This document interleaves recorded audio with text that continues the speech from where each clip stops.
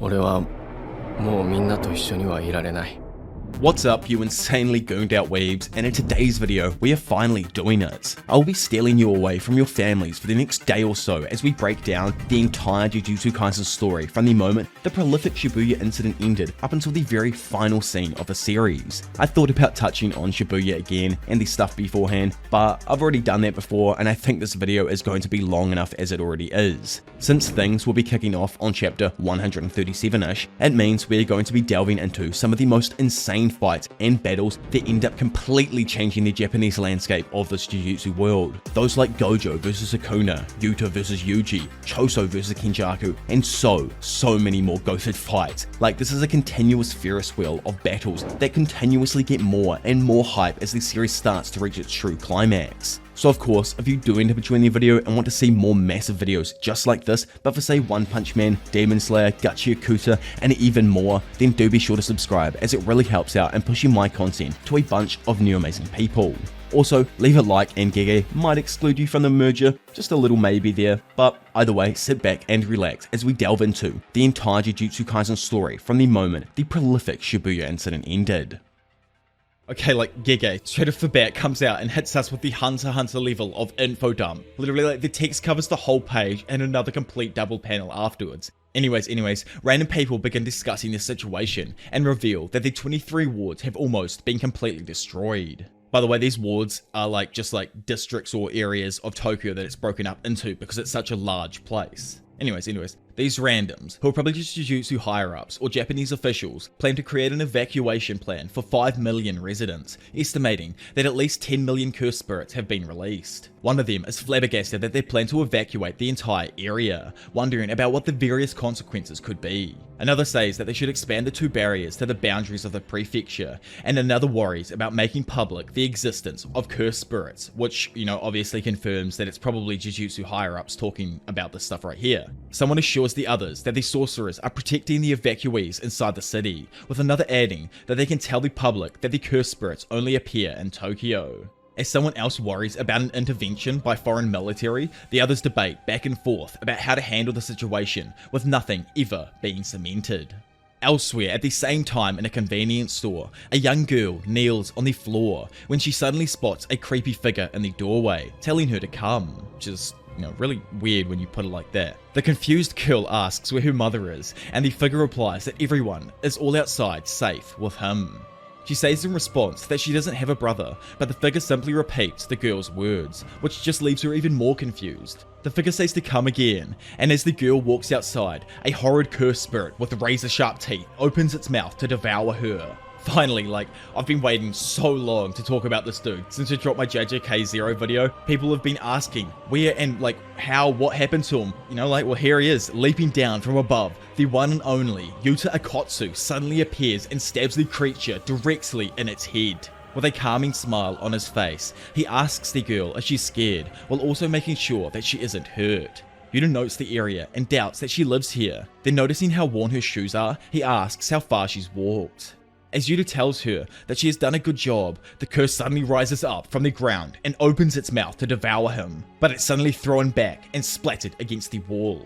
As the girl notices the attack, Yuta asks Rika to chill out a little, while also covering the girl's eyes and turning her away from the carnage.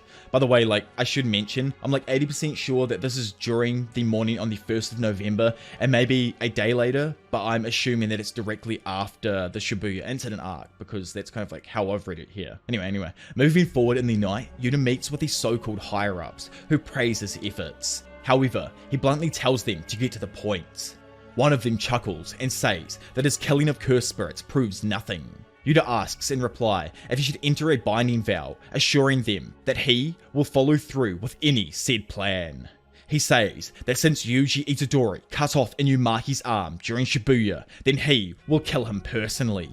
As the meeting ends, 5 notices are made known by the higher-ups. First, Geto is confirmed to be alive and has been sentenced to death again, which is, kind of funny, but obviously it's not Geto, and surely they know that at this point, or are trying not to believe it at this point. Secondly, Gojo is considered an accomplice in the incident and has been permanently exiled. Removing his seal will be considered a criminal act. This is obviously, something they want. They don't want someone who can threaten their power to come back and actually kill them, like Gojo has threatened them in the past before. Third, Masamichi Yaga is to be freaking executed for inciting Gojo and Geto and causing the incident at Shibuya. Pretty much their thought behind this is that he's their teacher. He gets killed because, he should have taught them better, pretty much. Or at least, there is another reason, but we'll get to that later on and not in this arc. So we will wait for that. Fourth, Yuji's execution will resume now and be carried out immediately. And lastly, Yuta Akotsu is appointed as Yuji's executioner.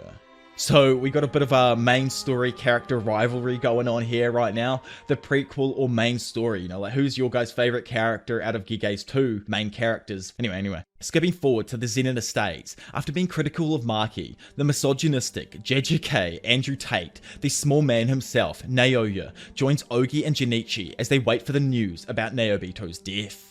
Naoya criticizes his 2 relatives, which causes them to get aggravated. After Naoya, like the sly mofo he is, diffuses the entire situation that he created, which is more than Andrew Tate could ever achieve, a man named Furadati, I hope I got that right, I probably didn't, enters and informs the 3 that the old man Naobito has passed away due to his injuries. He reads Naobito's will and announces that Naoya will become the 27th head of the Zenin family and inherit all of his assets once he is approved by either Ogi or Junichi.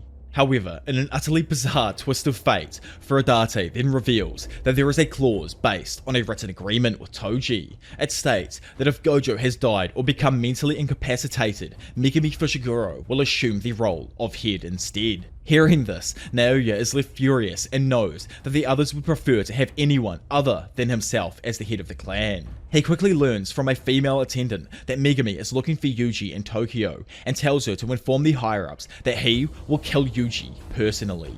In addition, he plans to take advantage of the chaos in Tokyo and kill Megumi to cement his role as the head of the family. Skipping away from probably my least favorite of the big 3 families, apart from, Maki and Mai, of course, but, those 2 babes come soon, probably in the next arc, I'm pretty sure. Anyway, flashing back, we find Yuki on the phone with someone who she apologizes to for not making a move sooner. She coyly remarks that she may not necessarily be on their side, adding that she just wants to rid the world of cursed spirits. She says that she and her comrades will take responsibility for delivering the kids who were present, finally revealing that she plans to confront Tengen herself. I'm guessing that she's probably on the phone to a bunch of higher-ups, like the same people that called her in. And, if you guys have any dope theories, let me know down below. It would be super interesting if she was actually talking or, in cahoots with, say, Arume or another of these, mysterious characters, because that's just how she feels to me right now. She's a little bit mysterious and still quite unknown, even now in the story. So finally, we make our way over to Yuji as he sits alone and despondent on a large staircase. Choso approaches him and asks about his injuries, but Yuji says that he is fine because of Sukuna, but can also tell that he is growing stronger inside of him. Choso says that he will be fine by himself while he collects the remains of his other family members and tells Yuji that he can return to Jujutsu High. However, Yuji replies that Sukuna has something planned for Megumi, and that he himself has killed too many people, which again reminds Choso of his murdered brothers. Calmly, he says that it was a misunderstanding, and that forgiveness isn't involved when it comes to brothers. Then as the 2 head out to deal with more cursed spirits, both Naoya and Yuta are seen moving out to track Yuji down and kill him. Standing alone on a bridge, Yuji claps his hands together multiple times to draw out several cursed spirits. He leads them down into an underpass where Choso appears, killing most of them with a single shot from his piercing blood. The one remaining cursed spirit leaps towards Choso, but Yuji easily crushes it against the wall, exorcising the cursed spirit. Having seen this, Choso was surprised by not only Yuji's power, but his agility and control of cursed energy, describing him as a demon god, even though he still hasn't fully recovered from the fights throughout Shibuya. Dude, literally is a demon god. He has the immortal king inside of him, brother Choso. You gotta realize that one, man. He calls Yuji impressive and addresses him as his little brother once again, which, I absolutely love. Yuji asks if he is going to continue doing that, and Choso answers that he will, adding that Yuji's father had stitches on his forehead, which is obviously implying that Yuji's father would have been Brain-kun, and oh my lord, I don't even want to talk about the crazy ass implications that this would throw into the story. If it is true, it's just mental. Suddenly, Naoya appears above them and notes that he doesn't see Megumi. As the 2 below notice him, Naoya asks if they plan to run. Hearing this though, just leaves Yuji slightly concerned, as he doesn't know why he would. To which Naoya reveals that Yuji's execution will now resume since Gojo is no longer around to protect him. Taking all this in, Yuji then remembers Ino's words about how there are many sorcerers Gojo has saved by protecting them from the higher-ups. Naoya tells Yuji that he doesn't care whether he lives or dies, since his business is with Megami, but states that he can't allow him to be moving around freely, so instead he'll incapacitate him and wait for Megami. Yuji asks what he wants with the sorcerer, to which Naoya replies that he plans for him to die, preferably after he writes something to help his cause. In that instant, Naoya leaps down, and although Yuji notices his technique, he is unable to avoid a punch to his face, which sends him sliding back. Before Yuji or Choso can move into land a hit of their own, Naoya quickly jumps away and tells Yuji that he is stronger than expected, and also wonders to himself about the identity of the random man with him. Naoya goes on to ask the two if he should increase his speed, but all three of them suddenly stop when they feel an overwhelming presence. Yuji initially thinks that it's Gojo, but then describes it as something far darker and creepier. He looks up and sees the big man himself, another of the extremely freaking rare special grade sorcerers, Yuta, who calmly prepares his katana while commenting on the fact that Yuji is not alone. As Yuta unsheaths his katana, Yuji asks who he is, and Choso seems to recognize his objective. Yuta jumps down from the balcony and destroys a portion of the wall on his way down, leaving both Choso and Yuji dumbfounded with the show of destruction. Slowly approaching them, he asks who the random is, to which Choso says to Yuji that Yuta must be his executioner. Naoya raises both his hands and assures Akotsu that he is on his side. Having heard the name, Yuji recognizes him as the student mentioned by Megami, and like Gojo, he's also a special grade sorcerer of unfathomable power. Naoya introduces himself as Maki's cousin, saying that his objective is to kill Yuji as well. He assures Yuta that he won't interfere, but goes to ask for something in return. While they do this, Choso whispers to Yuji that he needs to run away since they still don't know the trick to Naoya's speed. Yuji asks if he will be okay holding him off, and as he releases blood manipulation, Choso tells Yuji that he has to focus on getting away from Yuta, pointing out that if he tries to fight someone of that strength, he will be killed no matter what. On the other side, Naoya asks Yuta to hold off on telling the higher-ups if he does kill Yuji, revealing that he is bait for someone he intends to meet. Back with the brothers, Choso whispers to Yuji that he will meet him at yesterday's spot, to which Yuji agrees. Then quickly after Yuta agrees to Naoya's plan, leaving Choso to him, everyone suddenly makes their move, with Yuta instantly sprinting past Choso towards Yuji. Choso attempts to slow him down with a piercing bloodshot, but Naoya manages to interrupt the attack. Yuji sprints away from Yuta, each being caught by surprise at the other's speed. As Choso wonders if they guessed his last move, he readies up his blood manipulation once again, but Naoya quickly strikes him before he can use it. Although he is unsure as to why Choso has the blood manipulation ability, Naoya remains unfazed by it, with the exception of piercing blood. He ends his explanation since the rest is obvious to him, telling Choso that it's now time for him to die. However, Choso's mood changes as he becomes serious, and he asks Naoya if he thinks he will leave alive after he just tried to murder his little brother.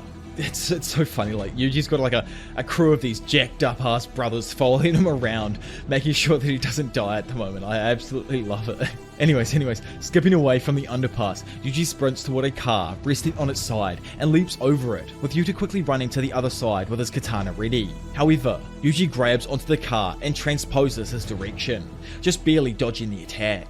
Yuta is left stunned since he thought he made contact, telling Yuji that he's just like Maki with his natural physical abilities.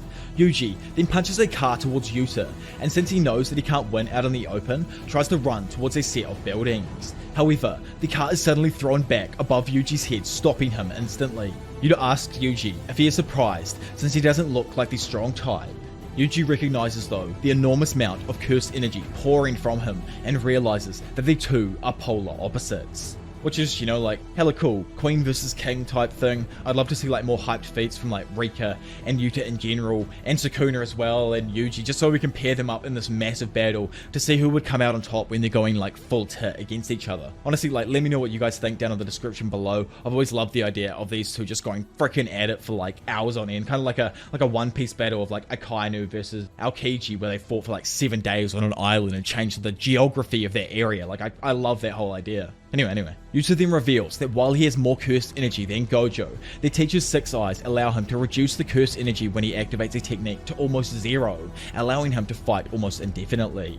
After Yuta says that he is done gassing up Big Gojo, he sprints towards Yuji, who while overwhelmed remembers Todo's words about an elite sorcerer's flow of cursed energy and it being difficult to read. Yuta then strikes and seems to make contact with the side of Yuji's head, but the student quickly recovers and recognizes that Yuta's body and katana are constantly surging with energy. He tells himself that the issue isn't his moves, but the fact that he is decisive with every strike and can reduce any damage he take to a minimum. He remembers Nanami's final words to him and tells Yuta that he can't die yet. However, Yuta keeps on the offensive, and although Yuji dodges almost all of his strikes, one of them grazes his cheek and opens up a cut. He realizes that he needs to do something about Yuta's katana. He tells himself that he doesn't need to fear blades if he reinforces his body with cursed energy, but also can't overthink the situation, otherwise he'll end up dead. As he dashes towards a large SUV, he jumps inside the open window and spots a knife on the seat. He quickly picks it up before jumping out the opposite window and continuing on running. Yuta leaps over the hood and attacks him with his katana though, but Yuji uses the survival knife that he'd just picked up to block the strike. Yuta is taken aback at first and wonders where in the world did Yuji get a knife from, but quickly realizes that it must have been inside of the car. Yuji then lunges forward to close the gap and imbues the knife with cursed energy, trying to fight back. He remembers Gojo's words about not relying on cursed tools to the detriment of his own cursed energy's control. As the clash continues, Yuji knows that he hasn't learned how to fight this way, and then in a quick flash, Yuta tells him that he is focusing too much on his katana, before raising it above his head and kicking him in the stomach, sending him reeling back. Yuji can't believe the power of his kick, but even still, he quickly recovers.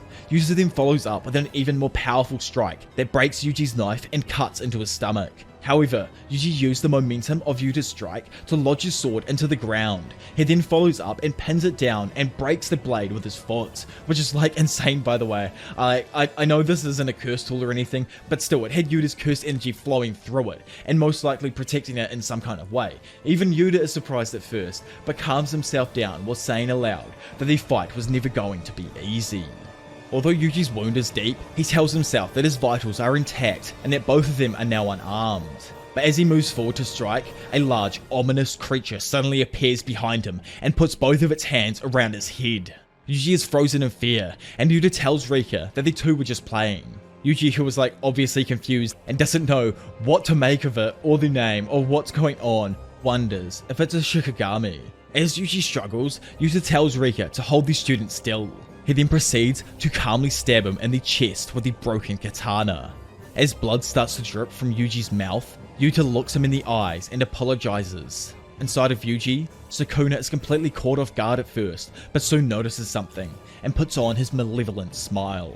Back in the underpass, with another of the parallels, just gonna add in some more of my own brain cells right here, but I don't know why it's taken me this long to realize both parties in this arc are like parallels or opposites of each other, in the regards that Choso loves his siblings while Naoya despises his. Yuta has Rika and Yuji has Sukuna. I find it pretty interesting how Gege always seems to have a bunch of differing themes going on throughout each arc, literally all at the same time. Anyways, Choso struggles to keep up with the speed of Naoya, who uses his basic pitch version of projection sorcery to dart around and hit Choso with a hard punch to his guts. Reeling from the attack, Choso tells himself that he has no clue what kind of curse technique Naoya is using, and that he most likely won't reveal it since he is winning so easily. Naoya continues to overwhelm our boy with strikes, while Choso comments that convergence isn't a viable option since he can't even control the blood outside of his own body. Mr. Big Bad Zenin then compliments him on his strength while asking exactly who he is. Choso, in typical Big Pro fashion, confidently says that he is the oldest of 10 siblings before suddenly using the awed over, flowing red scales stack, changing the markings on his face and causing new ones to appear. By the way, the reason this technique literally shits all over Kamo's new one is because Big Choso has improved on the basic version and pretty much made his own, kind of like what other characters do with barriers and their own abilities throughout the, world. After Choso says that he's the oldest of the 10 siblings, Naoya clarifies that he's asking about his curse technique and toughness, suddenly disappearing from Choso's view. Choso notices a blur beside him though, and quickly turns to face the incredibly fast Naoya, who realizes that Choso has focused flowing red scale in the muscle of his eyes to raise their sharpness so that he can adjust to his speed. However, Naoya easily counters Choso's counter, striking him in the stomach and saying that he always assumes someone will counter him first. As Choso recovers from the strike, blood suddenly begins to pour from an open wound in his chest. Naoya reveals that he decided to use a knife to effect his blood manipulation, asking him how long he can continue to fight in that condition. Oh boy, Naoya kinda messed up here with just one damn thing. He disrespected his younger siblings and doesn't even truly realize what Choso is as well. Like, I can't even believe that at this point. Choso looks like a pale zombie. Anyway, Choso commends his plan when Naoya continues talking about how using hidden weapons isn't considered cool. He adds that many do carry them around and are often dependent on them, saying that the way in which his older brothers show off their weapons is pathetic, and how he was always disgusted at the fact they feared Toji. Choso mentions Naoya's dislike for his brothers, and Naoya says that the older brothers who are weaker than their younger brothers should just hang themselves and die, since they are pointless. Which is so freaking wild, man. Like, this guy's mind is so damn broken at this point. He needs help, man. Someone help him. Choso replies that Naoya may be the way he is now because of his brothers and the way they treated him, to which Naoya scoffs at Choso's cliche reasoning. Big Bro Choso continues by saying that regardless of their strength, older brothers are role models and give their younger brothers the chance to avoid the mistakes that they make themselves or to follow behind them if they go down the right path. He asks Naoya to consider the possibility that he is strong only because his older brothers are weak. Choso then reveals that he is strong because he had no one older to guide him, forcing him to face his own mistakes and continue walking ahead of his younger brothers. As the blood from Choso's wound pools at his feet and begins to billow away from him, Naoya backs up and wonders how can he survive after so much blood loss. It's then finally explained that death paintings have blood mixed from cursed spirits and humans, allowing them to not die from blood loss since they can convert cursed energy back into blood. Choso then raises a wall of blood, which causes Naoya to lose sight of him. However, a slower, slicing exorcism attack comes shooting out of the blood, which Naoya easily ducks below, and comes to the conclusion that Choso is finally dying from the blood loss. However, Choso suddenly appears several feet to the left of Mr. Misogyny and fires a piercing blood shot, which he barely dodges, but quickly understands that he can't make contact with. With the wall of blood still flowing toward him, Naoya barely blocks a kick from Choso and finds that some of the blood has actually stained his Akama. He wonders if the blood now covering him is also affecting his movement. Opposite him, and standing tall, Choso prepares to fire another piercing blood shot as blood hovers around him, almost mimicking the Wing King ability that Iso had possessed. He tells Naoya that he knows what comes next and that now it's checkmate. Naoya remains confident and tells himself that he can still move despite the binding effect. He tells Choso to go ahead and fire, but as he dashes towards him, he has a moment of hesitation where he wonders why Choso isn't releasing the attack. It's then explained in a typical cutaway anime manga style that the move Choso would use was his own. So you all know a fuck off ability is about to go off, created after he honed his technique for 150 years. Choso then releases a supernova attack, causing a large orb of blood to shoot out in several directions and strike all over the entirety of Naoya's body, leaving him utterly finished. Choso apologizes and says that he lost because he didn't love his brothers. However, behind Choso, Yuta suddenly appears dragging an unconscious Yuji by his hoodie. Choso tries to react, but Yuta effortlessly strikes him in the side of the face, which in turn knocks him straight to the ground. As Naoya looks up, Yuta says in what feels like a damn degrading tone that he seems to be hurt. Like, oh, you okay down there, little Naoya, man? You seem a little bit hurt. As Yuta looks down on the wounded Naota, the latter glares back at him before vomiting up blood. He worries that Choso's blood manipulation poisoned him, but assures himself that it isn't the effect of a curse technique. He then realizes that Choso must be a full-on curse because of how much blood he used, then guesses that his own body is rejecting the non-human blood.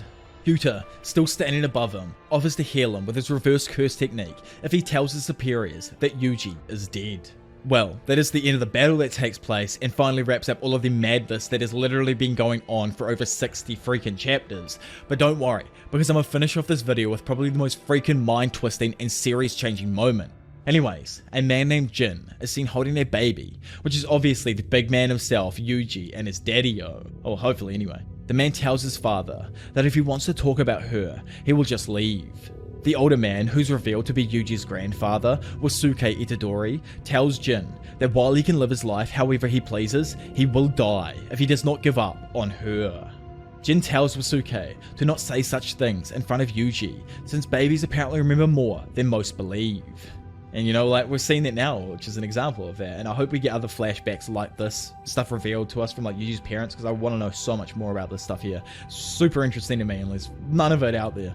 Wasuke mentions the fact that Jin wanted a child with a normal woman named Kaori, but before Wasuke can continue on about her death, a woman with stitches on her forehead interrupts him and addresses him as her father-in-law, asking what he's talking about. Okay, so the flashback ends there, but well, that's insanity. Did she have the child before Brainkun took over, or was it after? Is Brainkun even in her head, or is it a tattoo? Like, I'm obviously assuming that it's Brainkun in there and that it's taken over during the pregnancy or before Yuji got pregnant. She came back from the dead and then bonked with Daddy-O, and now Yuji's here, and that's why he has the blood relation with Choso. And that's like kind of my thoughts on that in real short, but let me know yours down below.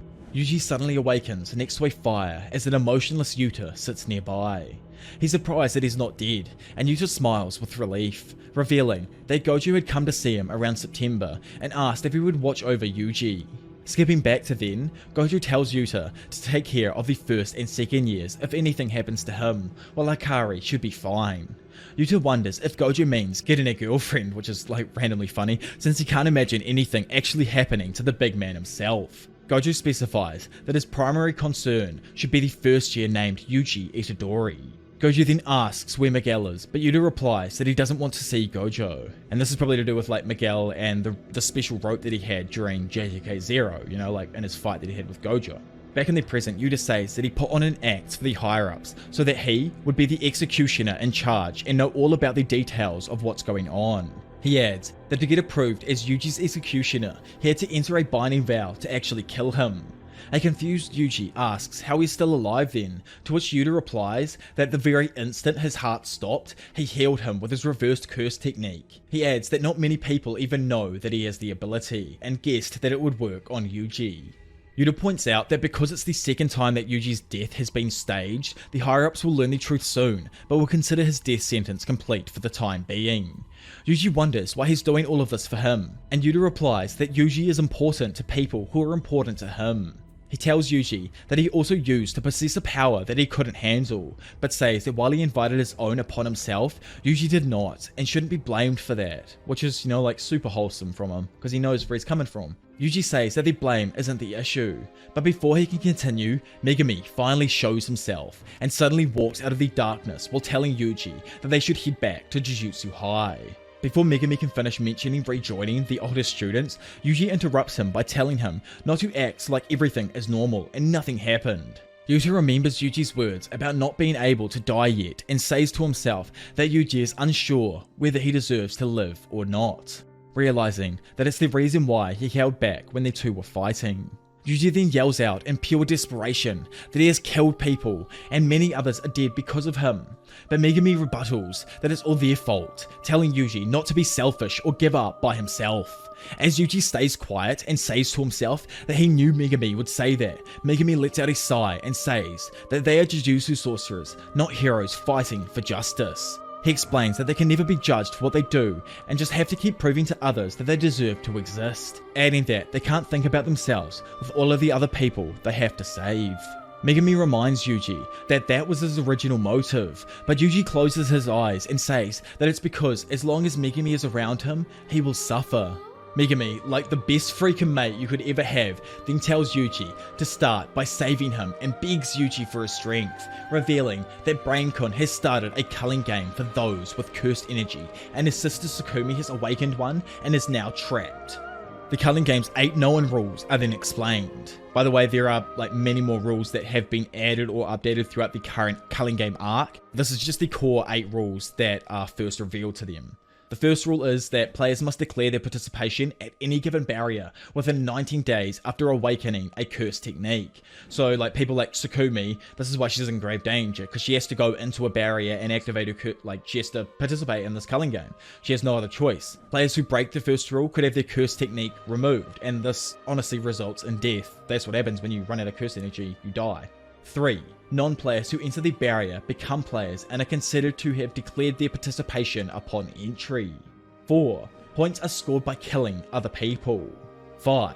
Points are determined by the Game Master, with sorcerers worth 5 points and non-sorcerers worth 1 point. Players may spend 100 points, excluding the value of their own life, with the Game Master to add 1 new rule. 7.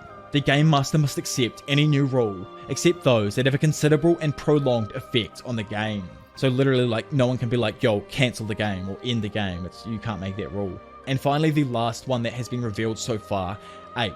Players have their curse technique removed if their score stays the same for 19 days.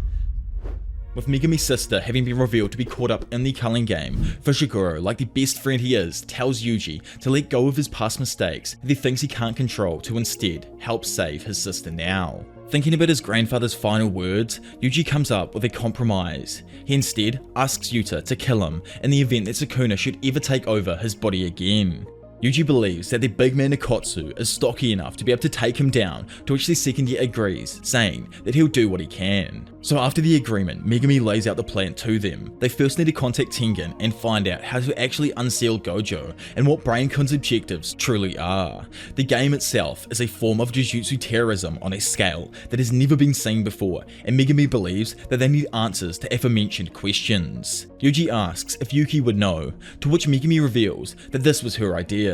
And obviously this goes to prove that instead of the higher-ups, like I said in the previous video, it was actually Megami that she was, in contact with. It's shown that Yuki is hiding at Jujutsu High currently and waiting for them while trying to avoid the higher-ups there. Yuta goes on to say that there is a problem with contacting Tengen. Due to the recent events back in the Gojo past arc, Tengen's concealing barrier is active and shuffles over 1,000 doors continuously, with only one leading to him.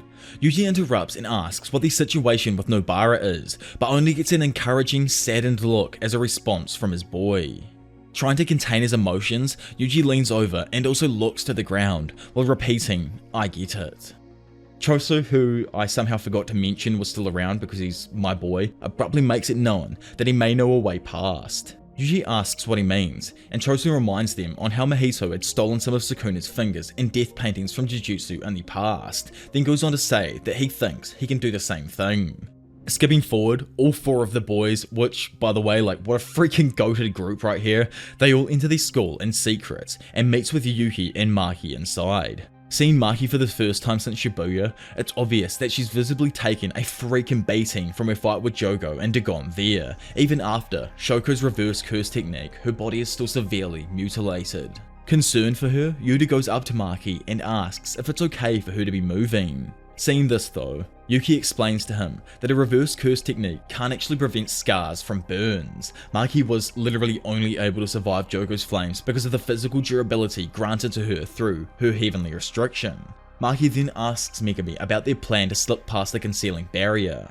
Choso, like the big pro he is, volunteers to inform the group and explains that between the correct door and the tomb is a cursed warehouse where his brothers are currently being stored. His connection to them will allow him to guide everyone to the correct door. Maki is satisfied with the plan, but she needs clarification on who exactly Choso is. After a brief silence, Yuji reluctantly tells everyone just to think of Choso as his big brother for now. Which, like, oh my lord, Choso must have had like fireworks go off inside of his head or something. Like, even in reality, he's visibly shocked and excited to finally hear that Yuji is saying his name. Skipping forward, Choso guides the group to the correct door, confident that his brothers sleep beyond it.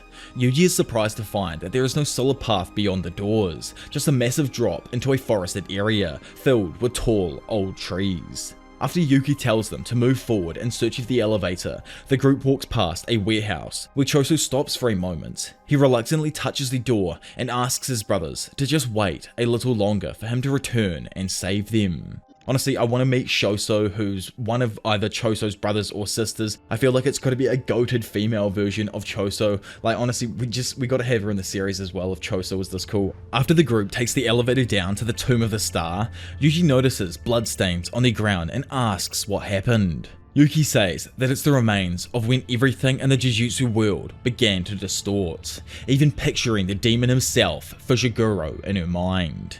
After a moment, Yuki moves on and leads them directly to the main shrine, and once there, they walk into nothing but a completely stark white void. With everyone confused, Yuki says Tengen is currently rejecting them. Normally, the entity doesn't interact with the world, but Yuki thought contact may have been possible now that Gojo has been sealed. She also considers the possibility that Tengen isn't rejecting everyone and instead just her. This is, obviously just due to the fact that she has her own agenda and in some ways wouldn't mind knocking off all of the higher ups just like Gojo. Unsure of what to do, Yuta tells everyone that they should head back since Megami's sister doesn't have time to waste. Suddenly, a voice rings out and asks, why are they all leaving so soon? The thumb of an entity then appears. Master Tengen finally reveals himself while saying it's a pleasure to meet the children of the Zenin family, Michizane's descendant, which I really hope I didn't botch because it always sounds so freaking weird in my head, the death painting womb, and finally, Sukuna's vessel. While everyone else is surprised by Tengen's thumb-like shape, Yuki asks why Tengen didn't address her in their greeting. Tengen replies that this isn't the first time they've met. Yuki's next question is why the Tomb of the Star was closed, to which it's revealed Tengen is unable to see into the human heart and feared that Yuki was aligned with Kenjaku. Finally, oh my god, I can stop calling him by the 900 names I keep giving him, as it's explained through Tengen here that Kenjaku is the real name of the body-switching entity that was once known as Noritoshi Keimo and now inhabits the body of Suguru Geto. Yuji, like the absolute melonhead he is, cuts in on the conversation to ask why Tengen looks so freaking weird. While Megami stands there surprised with Yuji, Tengen explains that even though his curse technique grants a form of immortality, it's not anti-aging.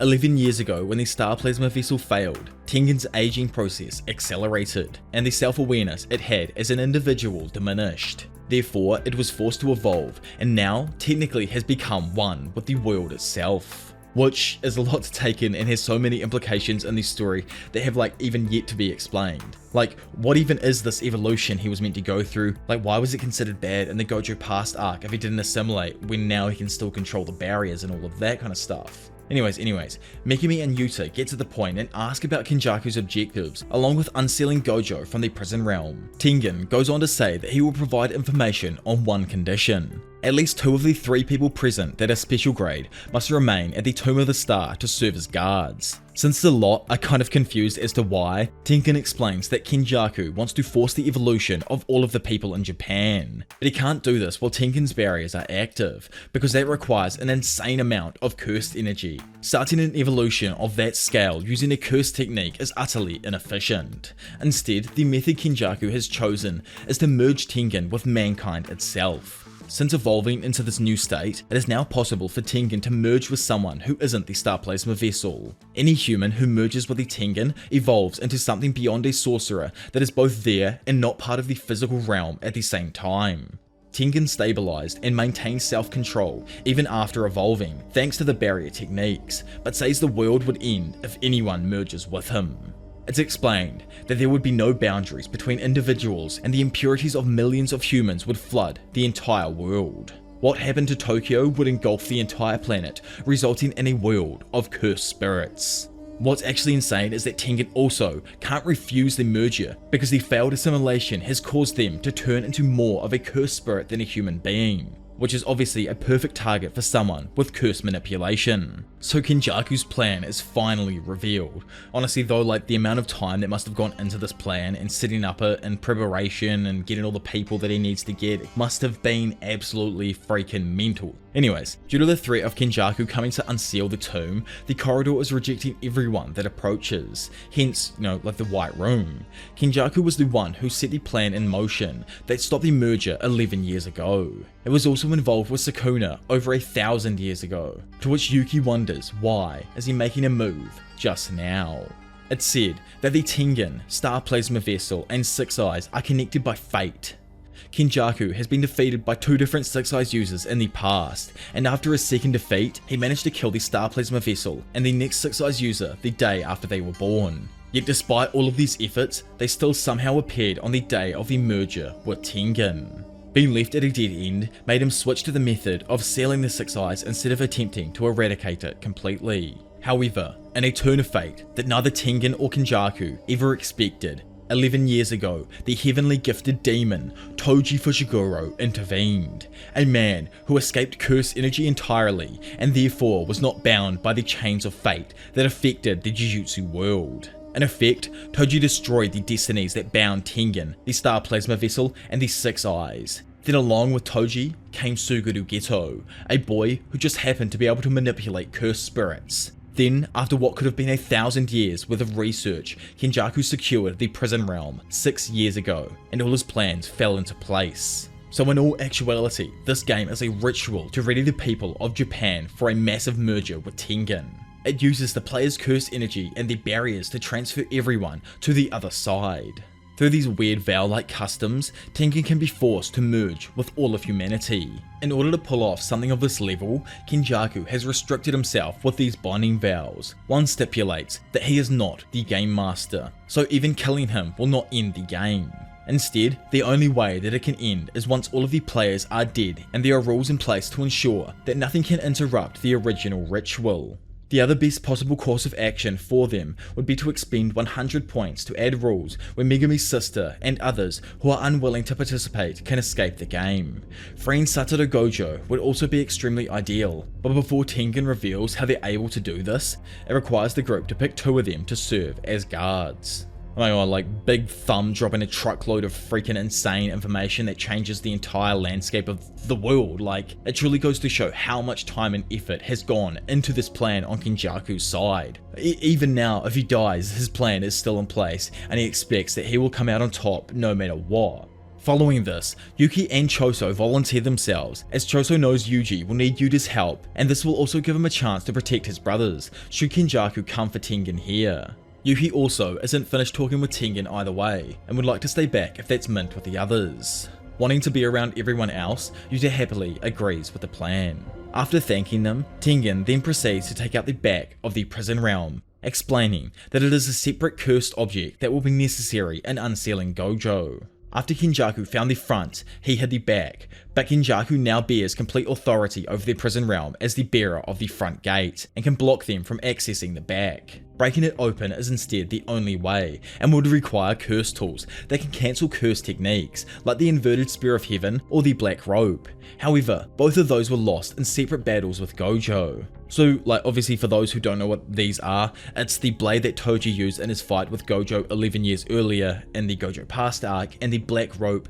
that Miguel used against Gojo during the night parade of 100 demons in Jujutsu Kaisen 0. But you know, anyways, in an attempt to look for more of like that rope, Yuta had already been searching in Africa with Miguel, but sadly to no avail, as it takes centuries for them to create something like it. However, there is still one way to get into the back of the prison realm. 1,000 years ago, there was a female sorcerer who called herself Angel. She possessed a curse technique that could extinguish others' curse techniques, pretty much nullifying them. Her name is Hanakurasu, and she's been incarnated as a culling game player. Honestly, this character poses so much of like a curveball to the game. Why has Kenjaku decided to also revive or bring back this sorcerer? What's the specifications around her coming back and being a part of this game? There has to be some like reasoning behind it, allowing someone who would like pose a threat to the integrity of the game to come back and participate in the first place. Seems kind of whack, you know? Tengen repeats that Angel's technique will be necessary to open the back of the prison realm. With everyone confused, Megami asks where Angel is, and Tengen can only say that she is in the colony on the east side of Tokyo. It is then shown that there are 10 colonies that are connected by barriers that form a line down Japan. This line of barriers will merge everyone in Japan with the Tengen and transfer them to the other side. Hokkaido isn't actually included because it's already been established as a sacred area that has been assimilated. Which is like, what do you mean by that? Is Hokkaido reminiscent of ancient Japan in regards to the cursed spirits and fights that are currently going on there? Anyways. This whole mental idea of evolving humanity by merging them with Tengen's current state is extremely complex and sounds somewhat exaggerated. However, this is only a testament to how serious the situation actually is. Tengen then reveals that a curse had in secret merged with every single person in Japan in preparation for the merger, and believes it will now only take about 2 months to fully complete the ritual. The group then goes over the rules of the culling game once again. The first rule states that players must declare their participation at any colony of their choice within 19 days. Currently, it's 9 AM on the 9th of November, and all players have awakened their curse techniques around midnight on the 31st of October, which was when Kenjaku initiated the countrywide idol transfiguration. This only gives Megami's sister 10 days and 15 hours to declare participation in the killing game. The second rule states that anyone who breaks the first rule will be subject to curse technique removal. Maki had previously talked with Shoko about this rule of the game, believing that curse technique removal implies that it's not through idle transfiguration or a binding vow, but instead she thinks that it must be something that must happen to the user's brain, which would in turn kill them. As if it was a vow, all players could simply refuse participation. Tengen confirms Shoko's theory, meaning that people like Maki, who currently don't even possess cursed energy, aren't actually at a risk of dying.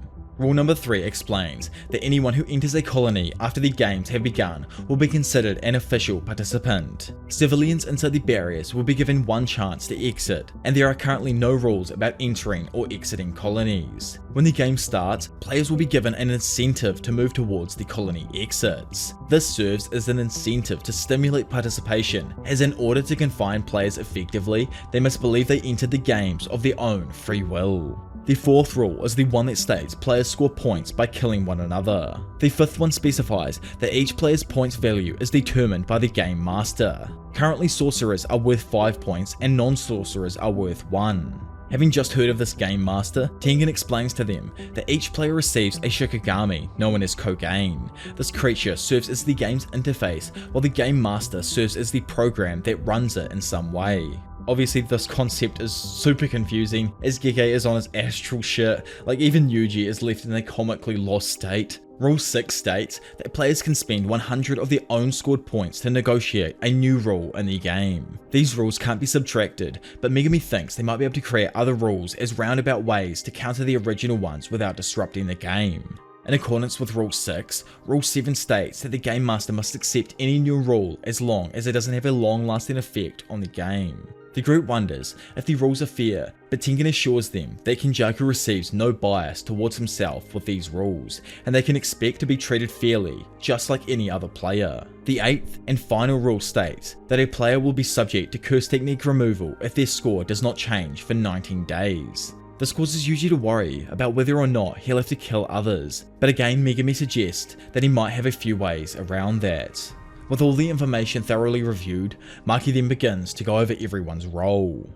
Yuki and Choso will remain at the Tomb of the Star, while our girl Maki will return to the Zenin clan to collect the missing cursed tools. Now that Megami is the Zenin clan's leader, Maki will be able to use this to her advantage to get them. Maki then inquires about the location of Juzo Kamiya's workshop, which she will go to before recruiting Panda to the group. This Juzo dude in his workshop is the guy that Gakuganji fought, and the one that Gojo later absolutely mangled, like broke all his limbs. They must have interrogated him for the location of his workshop where he made all his weird ass tools and stuff. Anyway, Yuta will instantly take part in the culling game to gather information long before Megami's sister and the others have to join. Yuji will try to avoid nearby colonies to prevent collateral damage in case something happens, but because of this he might be out of touch since the barriers likely block phone reception. He quickly realizes this presents an issue, as Yuji asks Yuta to kill him should Sukuna ever appear again.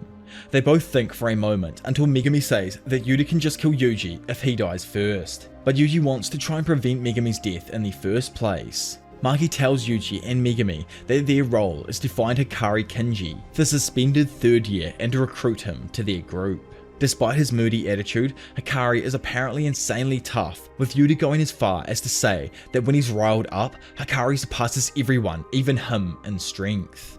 After this, everyone finally moves out, but not before Yuji thanks Choso for everything he has done so far. And while he waves goodbye, his big bro tells him to not go dying on him out there. Meanwhile, at probably a similar time in a random comedy club called The Public Stand, everyone sits around bored with an act that's obviously bombing on stage, like the man visibly sucks ass at comedy. His name anyway turns out to be Fumihiko Takaba. His mate tells the 35-year-old Takaba to quit because he's simply not cut out for the job. This massive Japanese dude, who just happens to be in the corner, says he doesn't mind his dumb jokes. He thinks there are 2 types of comedians who will always be in demand: comics who are funny, and comics who wholeheartedly believe that they are funny. Ken, who's the massive Japanese dude, asks Takaba which of the 2 he believes he is. Takaba says it's 50-50 at first, before receiving a strange impulse, then deciding to change his answer to 70-30. Well, has Nanami's technique revived itself in someone else? I don't know, just a thought. I love the idea that it could possibly be the reincarnation of Nanami's technique, or at least I hope it is anyway. Skipping back to a moment shortly after Panda's birth, Masamichi is seen confined in his cell, with both of his hands bound. It's explained through Gakuganji that it's normal for a cursed corpse to operate independently, as they usually consume cursed energy provided by its user. In comparison, Panda is a self-supporting cursed corpse that can generate his own cursed energy, pretty much like the man literally created life itself. Because of this, the higher-ups were in the process of designating him as a special grade and actually imposing him with an indefinite restraint. After stating this to him, Gakuganji asked how Panda was made, but Masamichi insisted that he didn't know. Now in the present, Yaga is on the run, but chilling in the forest with one of his dolls. The cursed corpse is able to talk and calls out to Masamichi, saying everyone is worried about how gloomy he's become. Masamichi pats his head and reveals that he won't be able to return anytime soon, adding that Master Tengen protects the forest they are currently hiding in. After saying he'll be fine on his own, they head over to a tree where Yaga opens a small door. Inside, many of his small, harmless, independent cursed corpses reside. Knowing that they will never see him again, they tell him they will all miss him. Meanwhile, inside the isolation holding chamber at Jujutsu High, Kusakabe uses his katana to cut Panda free. He goes on to say that he is doing this as a favour to repay Masamichi, but makes sure to tell Panda to not reveal who helped him. Flashing back to the past once again, we learn that Masamichi created an independent cursed corpse with Kusakabe's nephew's soul information. Kusakabe's sister had lost her son and couldn't live on without the support that he was providing her. One day, when she was brought to Yaga, a small, dog-like doll asked if that woman was his mother, then goes on to say he's a genius after being confirmed right by Yaga. Kusakabe's sister immediately recognizes her son's mannerisms and instantly darts out of her catatonic state to embrace him. After the two console each other, Masamichi explains that he couldn't allow Takeru, which is the real child's name, like not the doll but like the real child, to live with his mother, as he couldn't risk it getting out that a fully independent cursed corpse existed. Even still, Kusakabe apologized and emotionally expressed his gratitude towards Masamichi for doing so. By the way, this whole moment that just happened was actually before Panda was even born. I forgot to mention that, but it probably makes a bit more sense on how the fact that no one knew an independent cursed corpse existed at the time. Back in the present day, Yaga is confronted by an unknown sorcerer. He asks where Masamichi is going without any of his cursed corpses to back him up. While removing his jacket, like the freaking absolute beast he is, the principal simply replies that he is going to see his son. The sorcerer is left slightly confused, as he doesn't know what Masamichi means, but goes on to explain the severity of the current situation the principal finds himself in. He says the only way to save himself now is to reveal how to create independent cursed corpses immediately. Masamichi says that his adversaries have gotten comfortable getting pushy without Gojo around, to which the sorcerer agrees, especially as he's been accompanied by a veteran sorcerer. On cue, Gakuganji suddenly steps out of the shadows and deals Masamichi a fatal blow to his chest, shattering the electric guitar and leaving him mortally wounded, with 2 deep cuts across his front forming an X shape that also splatters blood alongside the wall. Gakuganji tells the sorcerer accompanying him to leave the two principals alone, then with his last words, Masamichi suddenly begins explaining exactly how to create independent cursed corpses. He states that his soul's information can be replicated from physical information and inputted into cursed corpses' cores. These cores must contain 3 highly compatible souls, which are always observing each other. This is the only way souls will stabilize and give rise to self-awareness and self-sustaining cursed energy. Confused and shocked by all of this, Gakuganji asks why Masamichi would tell him now instead of trying to live by revealing this earlier. Just then, before passing away, Masamichi replies that it's a curse being passed on from him to Gakuganji. Instantly after, Panda arrives only moments too late, just as Masamichi dies. Gakuganji throws down the broken remains of his weapon in anticipation for Panda to retaliate. However, Panda simply walks straight past him towards Masamichi without so much as ever glancing at Gakuganji.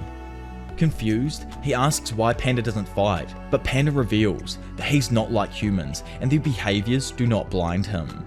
He understands that Gakuganji was on good terms with Masamichi, and these orders probably came from the higher-ups. Even so, Panda sheds a tear for his father and tells Gakuganji to remember that even pandas cry. which is just like too damn sad, man. Rest in peace, Big Masumichi, you absolute goat. Anyway, now we skip away to the absolute brutality that happens over at the Zenin household. Like, oh my lord, you guys are not ready for what is about to happen. If you have not seen this moment, you are going to literally freak. It is so good. Our girl, oh, let's get into it. So in order to fulfill her role in helping with the culling game, Maki returns to a place where she's never felt welcome. As she enters the Zenin household to collect the curse tools, she is immediately greeted by the misogynistic Naoya. Seeing how scarred she is now, he taunts her as he believes all Maki had was her attractiveness, and now that it's gone, he asks if he should mercilessly bully her like he used to in the past. He continues to throw abuse towards our girl, however, she just ignores his crude ass and heads on underground. After descending some of the stairs into the underground corridor, Maki finds her mother awaiting her there. She reminds her daughter that they cannot enter the warehouse, to which Maki, like the boss she is, nonchalantly holds up their keys while saying that Megumi is the new head of the clan and gave her permission. In a flashback, we find out that Maki was actually the person who revealed to Megumi that he had become the head of the clan.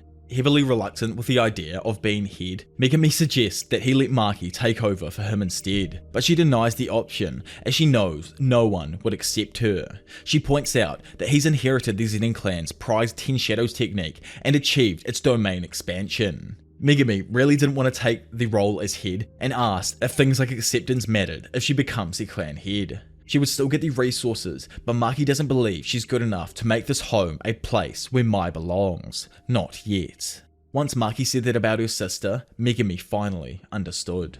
In the present, as Maki cruises past her mother, she's suddenly screamed at by her to stop and instead come back. Maki's mother asks why her daughter is always like this and tells her to at least make her mother proud once for giving birth to her. However, Maki just completely ignores her pleas and continues on until she finds a door that seals the cursed warehouse. After using the key to unseal the chains holding their doors together, Maki finally enters. However, she's instantly shocked to see her father unexpectedly sitting inside of the room without a single curse tool in sight. Maki's father, who was another of the misogynistic lot, reveals that he anticipated Maki's move and emptied out all of the curse tools beforehand. He stands up and reveals Mai's injured body behind him. Mai, seeing Maki there for the first time, calls her an idiot for coming, which is really random when you put it in that context. Meanwhile, Junichi meets with Naoya to fill him in on the circumstances. Junichi explains to Naoya that Megumi is the better choice for the clan head because of his good relationship with Satoru Gojo and Noritoshi Keimo. At the same time, Junichi refuses to allow an outsider to inherit the entire fortune. Naoya asks why they don't just get rid of him, but then Junichi explains that they can't do that. Killing Megumi outright will hurt the Zenin clan standings with the other Gojo and Keimo clans, and they would fall behind in the power vacuum left behind by Satoru. Naoya asks why they're doing it now, if that's the case, and Junichi explains that they're going to take advantage of the notice from Jujutsu headquarters. It's explained there through them that it's been deemed a crime to unseal Satoru Gojo, so the Zenin clan is going to execute Megumi, Maki, and Mai as rebels plotting to do so. Naoya is amused by the plan, and while killing his own daughters will boost Ogi's credibility, Naoya wonders if he is actually okay with the idea. To which, as the battle begins between father and daughter, Junichi reveals to Naoya that this plan was originally Ogi's idea. Which just goes to show like how fucked up the Zenin clan is and how old all of their thoughts are. Like, look at the house, the woman, the men, the clothes, like literally everything. It's time to move forward, Zenin clan. You guys just do not get it. Like, don't get me wrong, I actually love it because that's the whole point of the sect in a way, to make you hate the group while still wanting to know more about all of them. Especially Naoya, like that dude is just written absolutely perfectly. Back as the battle starts off, Ogi activates his Falling Blossom emotion. He explains that he kept Mai alive as a bargaining chip in case Maki arrived with any unknown curse tools that caused an emergency situation. Maki wields Juzo's masterpiece, the goated curse tool, Dragon Bone. Its effect, or ability I guess, is that after accumulating cursed energy, the user can inject it out the back of the blade to increase its cutting power. Maki plans to take advantage of Ogi's ignorance and bait entering a single strike duel while actually intending to hit back multiple times. Just before ending the standoff, Ogi asks why Maki thinks Naobito was chosen over him as head of the clan. Maki asks if it's because he's a terrible person, willing to kill his own children, which instantly prompts Ogi to start the fight. As Ogi darts forward, she blocks his first slash and follows up with an attack of her own, utilizing the momentum granted by curse energy shooting out the back of the blade. Ogi tries to parry but quickly notices his katana blade is actually broken, allowing Maki to get behind him and go for the finishing blow. However, with some unrealistically fast timing from an old timer, Ogi quickly spins around and counters with his blazing curse technique, momentarily solidifying his blade before he cuts Maki down. Maki's already busted eye is again hit and cut open along with her lower abdomen, which was sliced through from the attack. Left with deathly injuries, Maki doesn't understand what happened until she realizes that Ogi's blade has been replaced by the flames of his cursed energy. As she falls defeated, Ogi sheds a tear and reveals he couldn't become head of the clan because his children are indeed worthless. Man, like I said, I hate the Zen family's ideology and like Jujutsu in general. Like if you wanted your kids to improve, you would teach them techniques and not treat them like absolute arse all the time. It's not Maki who's the failure in this like situation, Mr. Ogi-san. It was your failure as a parent to teach your children correctly and guide them. And now, it is time to pay the consequences. As Ogi drags his twin daughters' bleeding bodies down a corridor, leaving a trail of their blood behind him, he explains why Maki lost. He says that she stepped in close and treated her opponent like a swordsman and not a sorcerer. He repeats that he did not become head of the clan because of the quality of his children. Naobito's projection sorcery technique doesn't have much of a history outside of passing it down to Naoya, so this was not a determining factor in the choice. The only difference between them was how strong their children turned out to be. Ogi states that children must not hold back their parents and tosses his daughter down a flight of stairs like the trash he thinks they are into an empty, large room. He explains this area is for training and discipline. A plethora of cursed spirits are kept there that will eat the twins as soon as Ogi leaves. He mocks Maki and claims her heavenly restriction is nothing compared to other sorcerers who trained and reinforced their muscles with cursed energy every single day for years on end. Her father then turns his back on his daughters and says farewell to the stains of his life one final time. Before the curses move in, Mai is able to sit up and puts Maki's head on her lap. As she feels Maki's heart beating, she notes how tough her twin truly is. Okay, I used to hate Mai, but like really in this moment right here, it fully changed my total outlook on her. I always thought that she was just another of the Zenin household, content with the way things are, and that's why she was always a bitch towards Maki. But right now, we find out that Mai suspected that this would happen someday and is ready to do what is necessary to save her sister. She opens Maki's mouth and says, "This sucks," before breathing the life back into her. Suddenly, Maki awakens somewhere on a beach as if she's been rescued from drowning. It's just like so cute. Literally like she breathed the air back into her after drowning in the crap from her family. Like it's such a great analogy right here from Gege. She's laying next to Mai, who explains that she's going to use her construction technique to make something, but will then die from the strain due to the injury she's already sustained. Mai gets up from the sand and walks into the water while saying goodbye and wishing her twin good luck in life. This greatly confuses Maki, who gets up and begs her sister to come back. Mai explains that she knew for a while that twins are a bad omen for sorcerers. To gain, one must give. However, that rule doesn't always apply to twins because cursed energy treats them as one singular entity. Even if Maki wants to get stronger, she can't because Mai doesn't. So as sad and as messed up as it is, as long as Mai is around, Maki can never fully develop. In an attempt to get her sister to stop, Maki tells her that she understands, but she still doesn't want to lose her sister and runs after her, asking for her to come home again. Mai extends her hand to Maki, telling her that she is only going to leave her one thing, so make sure to throw the rest away. Mai will take away all of their cursed energy when she dies, so in return, she asks Maki to promise her just one thing: destroy everything. Maki takes a small reed from her sister's hand and reflects on the time they were happy as children. In the next moment, hell itself has returned as Maki awakens in reality, noticing that she's holding a sword handle instead of a reed.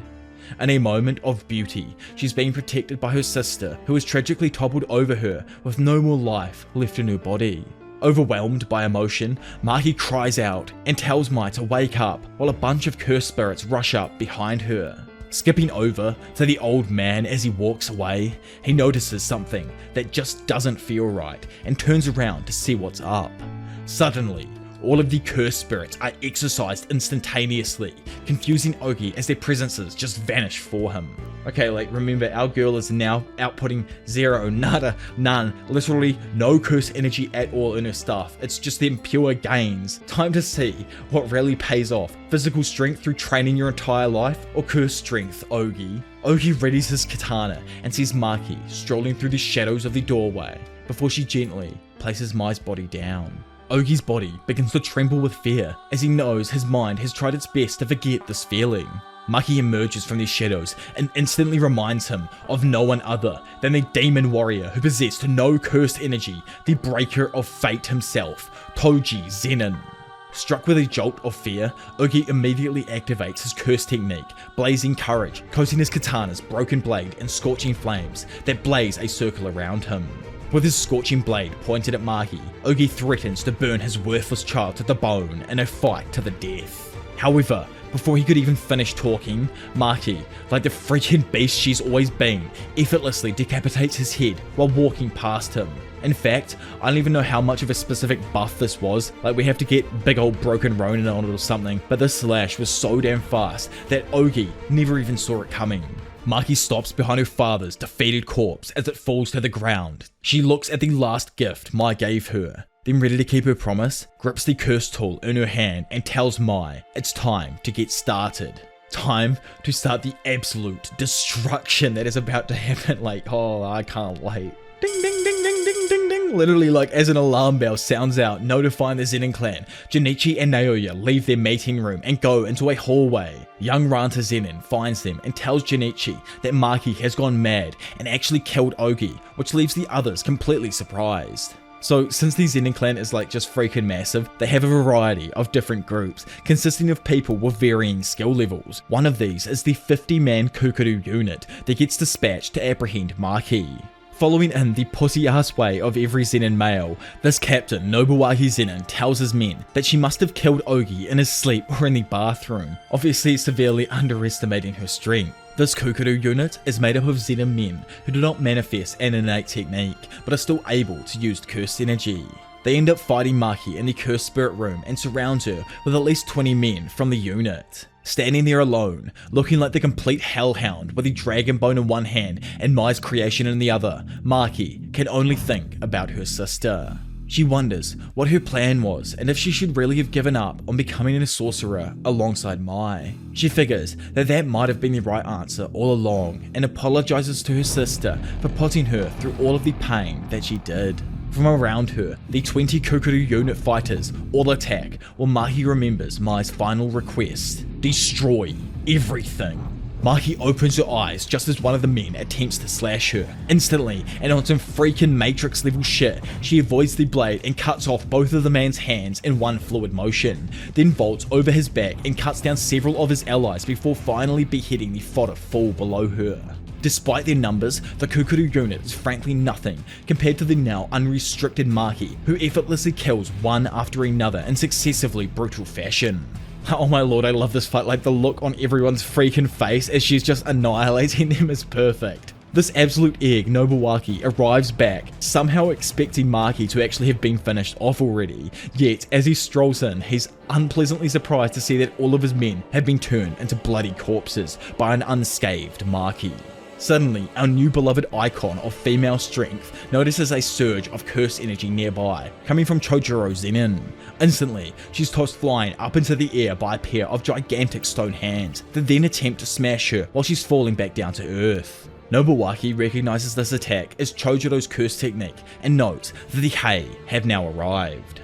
Which, by the way, is a group made up of only the strongest, comprised of everyone in the family with a semi-grade 1 or higher ranking. So now the proper fight begins. The stone hands aren't enough to hold Maki as she tears her way back out. Nobuaki and Chojuro attempt to stop her, but she jams her hands into their throats at blinding speed, literally killing them both before they could even react. Ranta, watching this, uses his paralyzing technique to try and hold Maki in place while yelling for Junichi to hurry up and finish her off. While Junichi sprints in to kill her, Maki fights back and forcibly breaks out of Ranta's technique. This literally sends his technique back at him or something similar to that, inflicting a horrendous amount of damage to his face. Still, despite bleeding profusely, Ranta makes sure to tell Junichi that Maki has indeed become just like Toji.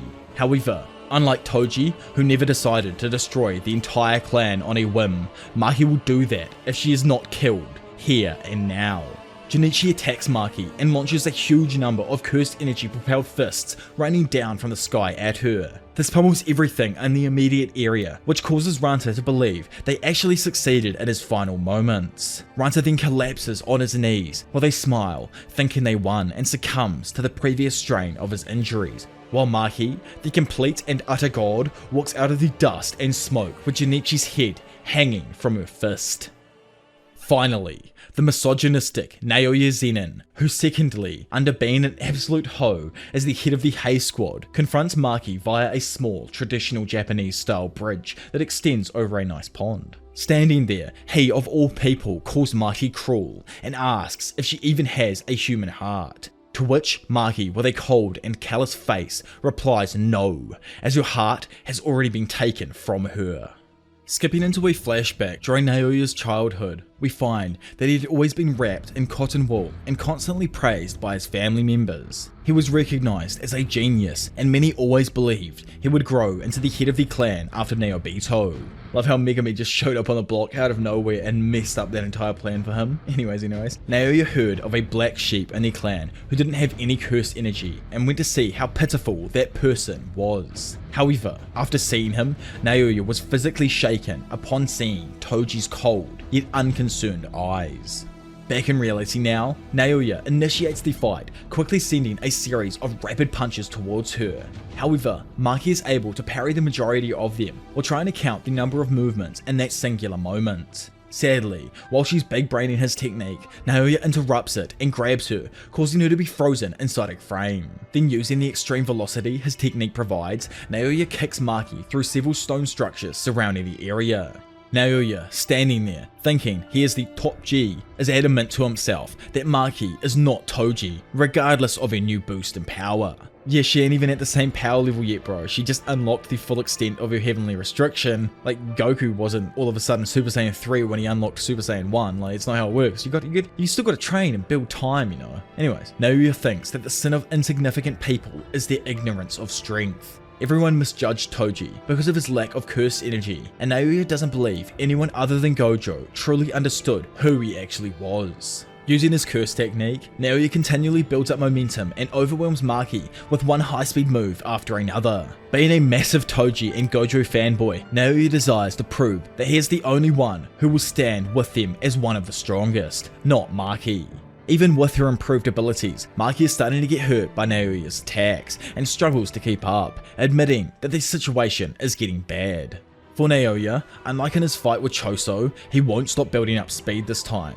He understands that strength equals weight and speed, and plans to pierce Maki at max velocity, having already gone supersonic. Maki gained a steel body that is broken away from cursed energy in exchange for Mai's life. She welcomes a head-on collision and takes the stance of the Shiranui Gata, which, for all of my Japanese lovers out there, is a specific form that sumo wrestlers take.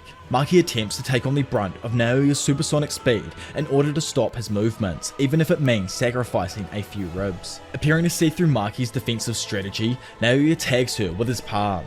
In doing so, it forces Maki to follow the 24 frames per second rule of projection sorcery.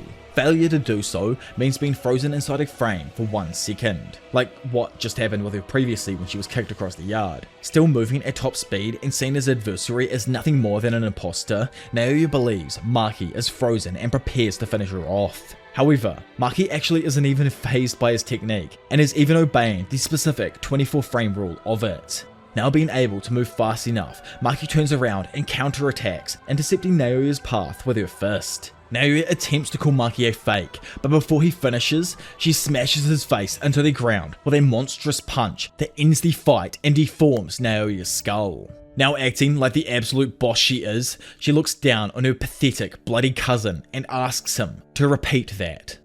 So I guess all of the action in regards to the Zenin clan mutilation ends there, but we still have just one more massive moment I probably should chuck in here for all of you guys, because oh my lord, it wraps everything up just perfectly. Having left the battlefield now, Maki finds her mother in a kitchen area. Of course, where else would she be in a Zenin household? It's just so freaking sexist of them. Maki's mother tells her to stay back, but Maki wants to know why she screamed at her to come back earlier in the corridor.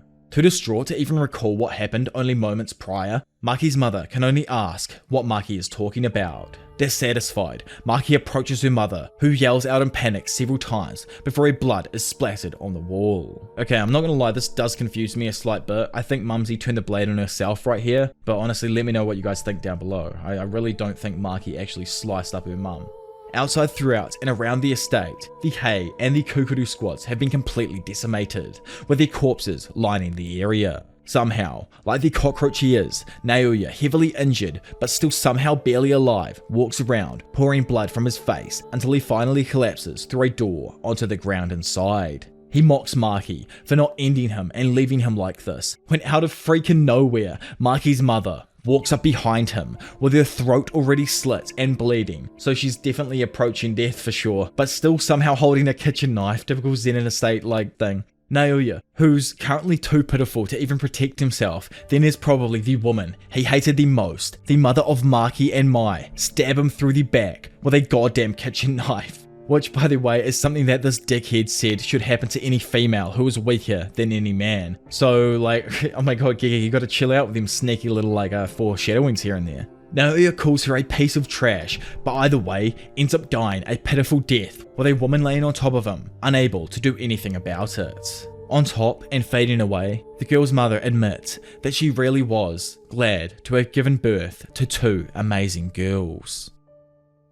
After absolutely ruining the entire Zenin family tree, Maki exits the property with Mai's body. Momo arrives just moments later, having been chasing behind Mai in concern. Seeing now that Mai has died as a result of not being there to help, Momo cries and sobs over her regret. Silently, Maki hands over Mai's body, to which Momo asks Maki what she's going to do now. But our girl, still obviously shaken, remains completely silent as she walks away with the blade in her hand. Later on, it is explained that the Zenin clan members who were not even present at the estate that day also died violent deaths. Maki literally hunted them all down in one day and killed them all, it's crazy. No residuals were found other than trace amounts from a cursed tool. Skipping back now to the moments before leaving Tengen, Yuji and Megumi were given their third and final third year's location, that being the gambling madman Hikari Kinji. It is explained that Hikari is currently just chilling out while being suspended and makes money as a bookie for an underground fighting club. This Brad Pitt level fight club pits sorcerers against one another in hand-to-hand combats. The spectators are mostly non-sorcerers, which just goes to show that Hikari literally doesn't care about the Jujutsu regulations. Now arriving at a parking garage, the two sorcerers remove their Jujutsu uniforms in an attempt to try and trick Hikari into thinking they aren't associated with the school. Megumi goes on to say that he may not associate with them if he realizes they're also students from Jujutsu Tech. It's a grey area for them, but to Hikari, they might as well be with the higher-ups if he finds out who they truly are. Yuji wonders though if Hikari will actually help, to which Megumi is unsure. Regardless of the situation though, they need his strength for the culling game and will do their best to recruit him.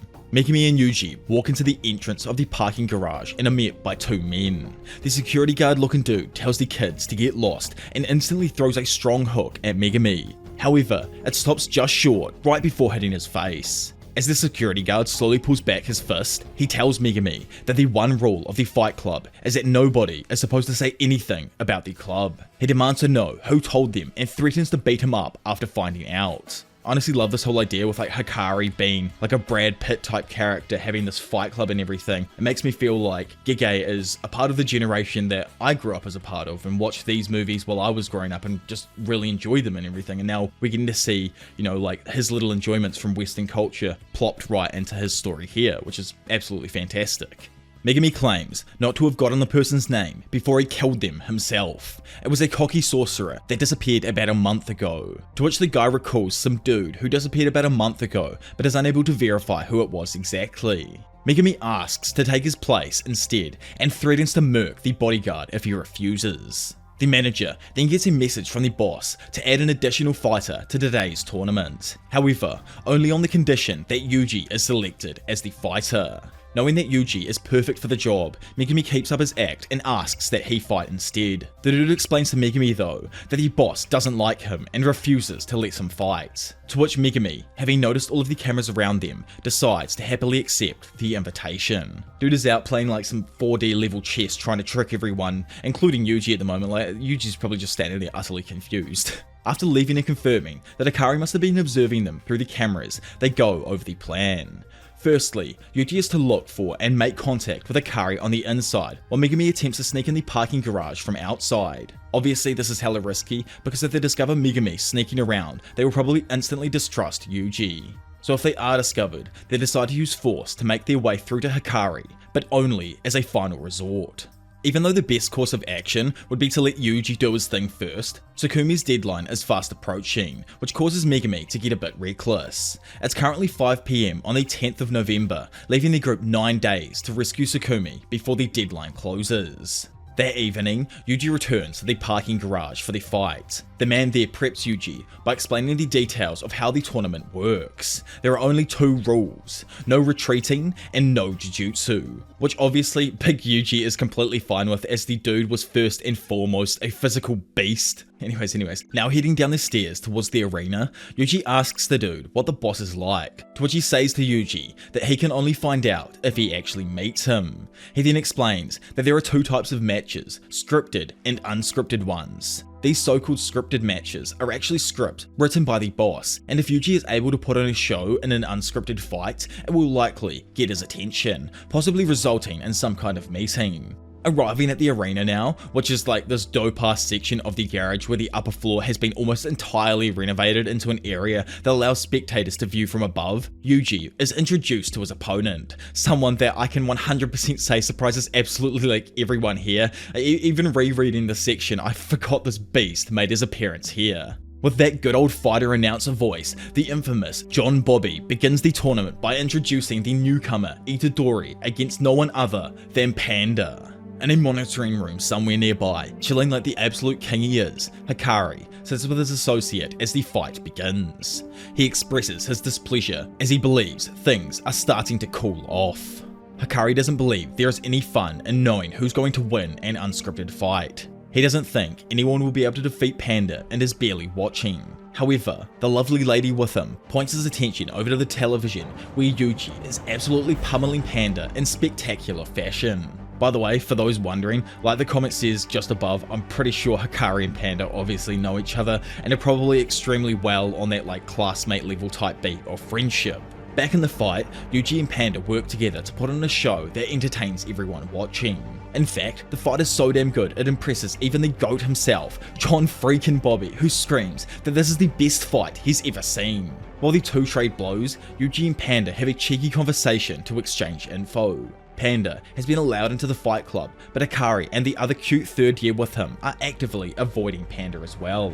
After finishing their small conversation and agreeing to end the fight, Yuji lands a powerful fake body shot that Panda sells with a way over the top reaction to convince everyone that he's been defeated. Big Bobby announces Yuji as the winner, leaving a lasting impression on everyone watching. Even Akari upstairs in his little content box admits that he's impressed with Yuji's ability to fight in 3 dimensions while still dazzling the spectators. He calls one of his managers and gets him to bring Yuji up to his office. He wants to strike a deal with him while the iron is hot and write scripts for Yuji's future fights. This chick chilling nearby, who turns out to be another of Jujutsu High's third years, called Karara Hoshi, tells Akari that it all just sounds boring to her.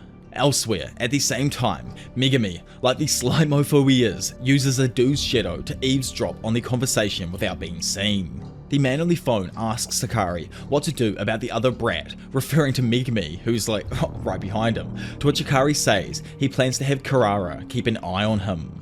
After leaving the area, Panda finds Megumi in a nearby forest. He asks Megumi if he thinks that Yuji will be able to contact Hikari, to which Megumi thinks that he will, but asks Panda why he actually hasn't seen Hikari himself. Panda knows where Hikari is and says that he's in the monitoring room on the roof, but can't get close to the door because of the Hoshi girl's curse technique. It doesn't matter what he seems to do, walk or run, he cannot approach the door. Megumi asks if it's only active when Kurara is in the monitoring room, but Panda is unsure since she's always with Hikari. Rather than forcing the issue, Panda attracted spectators to avoid getting on Hikari's bad side. He goes on to say that he thinks Yuji's charm will work on Hikari, but is also apprehensive because Yuji is an extremely bad liar, as we all know from literally every time this dude has had to lie about like anything. So in an attempt to save his ass, Panda gave him some tips beforehand, just in case something random happens. Worst case scenario would be for Hikari to discover Yuji is with Jujutsu High and boot him out. Panda wants to secure the area and monitor the door to prevent this, meaning that they'll need to murk a few of the fodder security guards to get up there. He knows where all the cameras are and their blind spots, as well as the positions of all of their lookouts. Megumi acknowledges that they might have a solid plan, but Kurara's technique remains a random factor in everything that they do. So if Hikari and Kurara do end up getting Yuji outside the door, Megumi says that they'll just have to give up on their objective altogether. Later on, and after winning another match in the Fight Club, Yuji sends Megumi a text at 12:58 saying that he's meeting with Hikari at 1 PM. While each of the 5 lookouts maintain their positions, Kurara nicknames him Yu and shares that Hikari had to repeat a year in junior high. Yuji notes how cheerful Kurara is, to which she replies it's because Hikari is starting to feel hot again. Having received the text, Megumi sneaks into the first guard's shadow and mounts him from behind. He chokes the man unconscious, tapes his mouth and zip ties his hands together, all done extremely quickly. The second guard then walks in without noticing a single thing is amiss. Megumi quickly slides into his shadow, then continuing on the UFC style takedowns, he knocks him out with a perfect triangle choke. At the same time, 2 other guards notice Panda playing with a tire. Initially confused, one of them wonders if he eats fish sausage, while the other recognizes Panda from the tournament. Suddenly, Panda switches on them and knocks them both out before taking the sausage, then heading up the emergency stairs. Panda regroups with Megumi on the roof and moves with him to guard the monitoring room door, when suddenly and unexpectedly, Kurara walks out of the room just below them.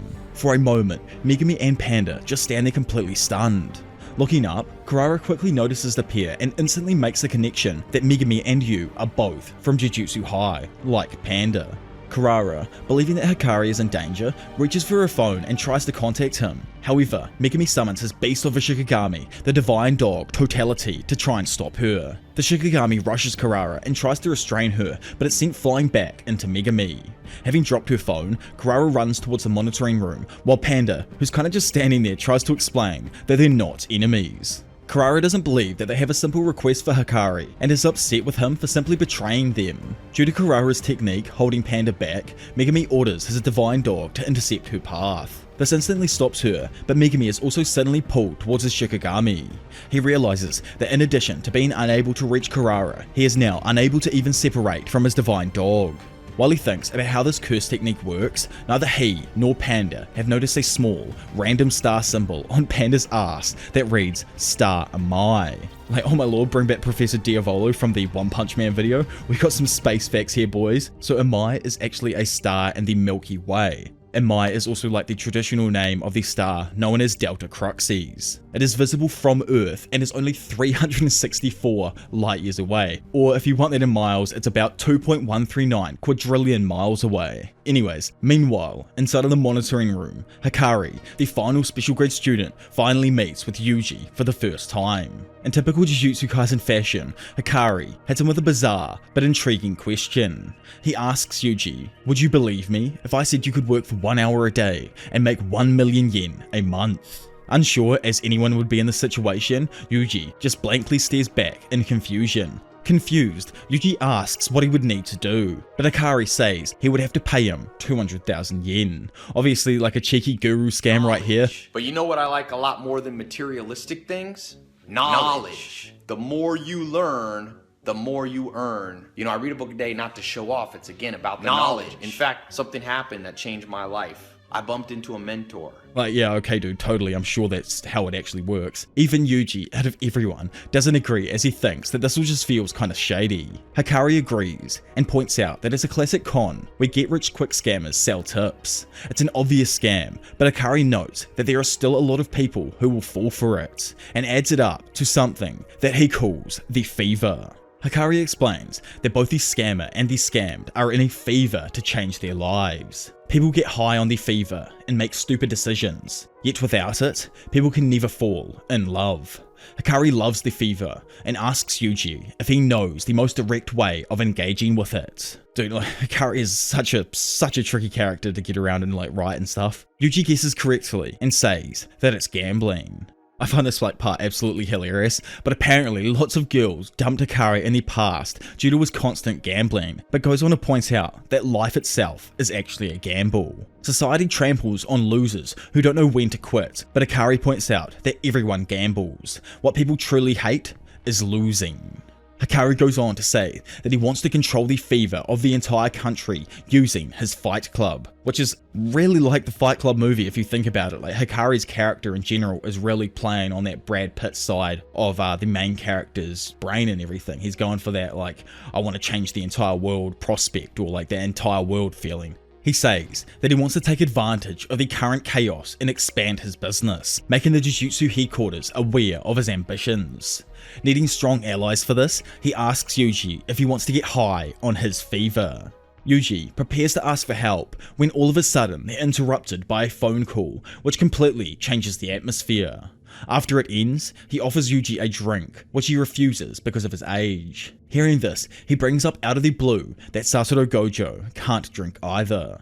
Yuji pretends not to know who Gojo is, but Hikari, who finds this suspicious, finishes his drink and asks if Yuji is a spy from Jujutsu Tech. Before Yuji can speak up to defend his case, Hikari tosses the drink glass right at his face. Yuji deflects the cup, but Hikari quickly activates his curse technique, summoning two tall sliding doors that attempt to close Yuji between them. Yuji jumps above the horizontal doors and tries to speak up, but Hikari continues his attack, trapping him with his doors and kicking him in the face, while revealing that a call from Kurara means something bad has happened. Yuji recalls what Megumi said about only asking for cooperation, and headbutts Hikari in an attempt to get him to listen. However, the third year doesn't give up and refuses because now his fever is running cold. Meanwhile, outside the room, Kurara is in a deadlock with Panda and Megumi. Since they are stuck, Megumi tries to explain that they're not on the Jujutsu High side and they need Hikari's help, but Kurara just doesn't listen. Confused as to what happened between them and the higher-ups, Panda explains to Megumi that conservative members of the community prefer traditional Jujutsu, while Hikari has blended his with technology. So just think of the moment during the Shibuya Incident where Mimiko and Nanako got absolutely murked by Sukuna, and he was like, ooh, a cursed camera technique, cool. That was a blended technique, as it had been like blended with the camera and the cell phone. Kurara points out that Jujutsu High lost because they have their priorities backwards, but adds that they always have Gojo to clean up their messes, so why are they even here, asking for help? Megumi reveals to her that Satoru Gojo was sealed during Shibuya, but Kurara makes a face of comic disbelief as she obviously just can't believe that that could ever happen. Realizing this, Megumi decides to activate his rabbit escape, summoning dozens of his rabbit Shikigami. As a large swarm of rabbit Shikigami cover the roof, he notices that each of the rabbits are marked with a symbol saying a crux. None of the rabbits can actually get near the monitor room, where Megumi notices another symbol, Star Gat Crux, has been placed. The rabbits quickly spread across the entire roof so that Megumi can see where and where they can't go. Seeing this, Kurara repels them, but is still confused at the whole point of it. Kurara's innate technique marks Shikigami the same as sorcerers, so just like with the divine dog, Kurara believes that Megumi will attract all of the rabbits and suffocate inside of them. However, he suddenly dispels them all. Megumi asks Panda how rabbit escape was, to which Panda confirms that the Shikigami were attracted to him and the second floor, but they couldn't reach Kurara or the monitor room door. Panda finally figures out that he has been marked with the symbol Amai, and Megumi has been marked with a crux. Megumi isn't sure what's going on, but he knows that Kurara's curse technique is very likely based on a constellation of stars. Kurara notices that Megumi is figuring out how her technique works and puts her attention on him. Megumi turns to Kurara and says that it might be based on the Southern Cross constellation. Kurara is surprised that he guessed correctly, but gives it away that he got it correct with her reaction, which continues to add to her frustration. Kurara knows that if Megumi continues to figure out how the technique works, then he'll eventually reach the monitor room. Kurara resolves to hold him off and try to prevent that no matter what. Megumi thanks Sukumi for teaching him about the Southern Cross, but is still confused because he knows it should have 4 specific points. Megumi and Panda get close to one another and discuss Kurara's curse technique. He initially thought that it assigned them each a point on the Southern Cross to maintain distance between each point. However, this can't be the case because Kurara can approach the door and Megumi can approach Panda. Megumi realizes that it's more likely that the curse technique has a determined route where there is a sequential order for who can go near what depending on what point they've been marked with. Panda considers that the technique doesn't affect the user, but Megumi debunks this because the Divine Dog Totality couldn't approach Kurara earlier. If Kurara and the door both had stars that repel Megumi and Panda, then Kurara could simply flee. Megumi and Panda surmise that this must mean the Southern Cross has 5 or more points, as if there were only 4 stars, one of them should be able to approach the enemy sorcerer. Since that isn't the case here, there must be a 5th star between them that they must go through in order to reach her and the door.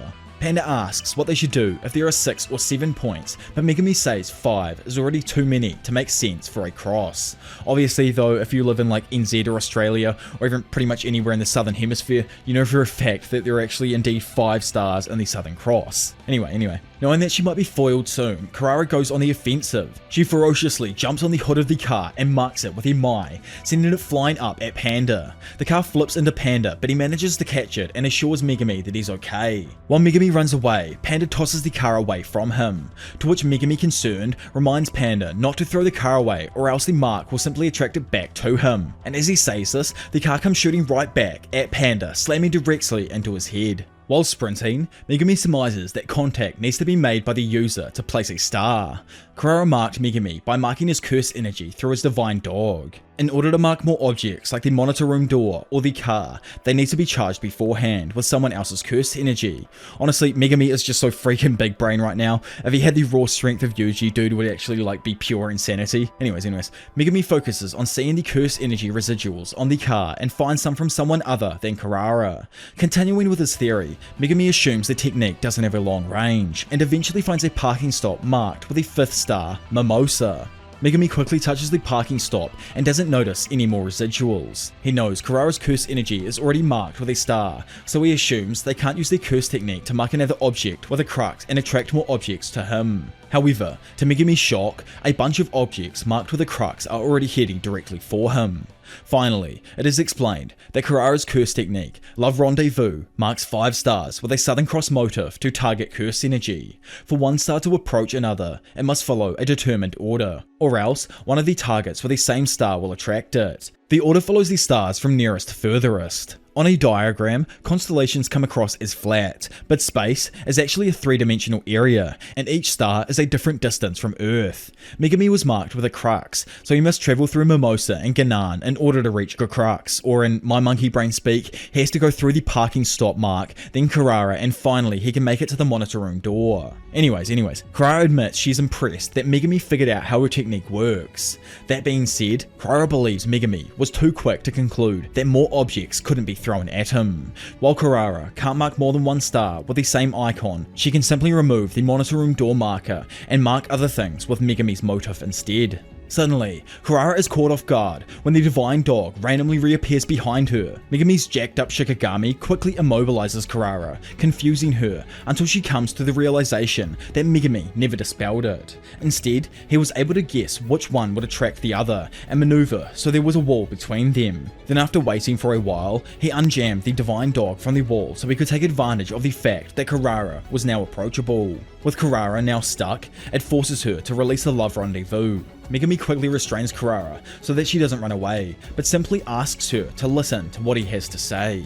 He then dispels his Divine Dog Totality while simply asking her to listen. Still skeptical, Kurara doesn't think Megumi could have known whether he or the Shikigami would have been pulled. Megumi admits that he took a gamble, but now he knows that the one with the higher curse energy output does the attracting. Initially, the Divine Dog pulled Megumi, but the opposite occurred when Megumi reinforced his body with cursed energy. Megumi then lets Kurara go and begs her to listen, because there's frankly just no time. Confused as to why he would release her, Kurara decides to believe him. However, the monitor room door is suddenly sent flying off its hinges with Yuji bursting out. Megumi quickly realizes that Yuji has been hid outside the room, and right on cue, the fighting fiend Hikari walks outside, visibly irritated with the whole situation. Yuji tells Megumi and Panda to stay out of it, prompting Hikari to believe that he's being underestimated. He immediately throws a devastating punch that smashes Yuji's face and sends him flipping across the roof. Hikari eventually notices that Yuji isn't even resisting, and in that moment, the first year springs back to his feet. Standing there, Yuji spurts blood out of his nose, while Hikari is just blown away, noting that his adversary doesn't even intend to dodge. To him, Yuji's lack of resistance all but confirms he's not a spy, so Hikari says that he'll hear Yuji out on the condition that he can remain standing, and flares up his curse energy. Kurara urges him to listen, but Hikari claims that he just said he would, before asking Yuji why he's asking him for help specifically. Yuji says that all of his seniors have confirmed Hikari is strong, annoying him. Hikari punches Yuji again, and while he's reeling through the air, Yuji compares Hikari's reinforced punches to getting hit with a serrated bat. Which, like, oh my lord, the cheese grater level of curse energy right here. Irritated, Hikari yells at Yuji, stating that sorcerers understand asking one another for a favor is equal to asking someone to put their life on the line. In order for Hikari to take such a risk, he needs Yuji to prove here and now that he has the fever to convince him. Yuji claims that he doesn't have a fever and is just a cog in a machine that sorcerers need to eliminate cursed spirits. Typical depresso Yuji right here. Like, even Hikari finds his answer extremely boring, so he decides to wind up another punch, prompting Megumi to express his concern. Hikari strikes Yuji with the hardest blow yet, sending him flying across the roof into a wall and appearing to finally knock him out. Hikari begins to tell them to leave, but Yuji suddenly reappears behind him. Hikari is genuinely surprised and backs up, wondering how he's still standing after suffering 3 literally mind-altering blows. He asks Yuji what he is, to which he replies with the same answer as before. He believes his function is getting rid of curses, and since Hikari is necessary for that, Yuji decides he won't stop till he agrees. Yuji then gets up all in Hikari's face and asks him what his function is. Hikari, who's still surprised, asks himself if this is the look of a cog in fever. He goes to punch Yuji once again, but finally, Kurara interrupts and manages to get Hikari's attention.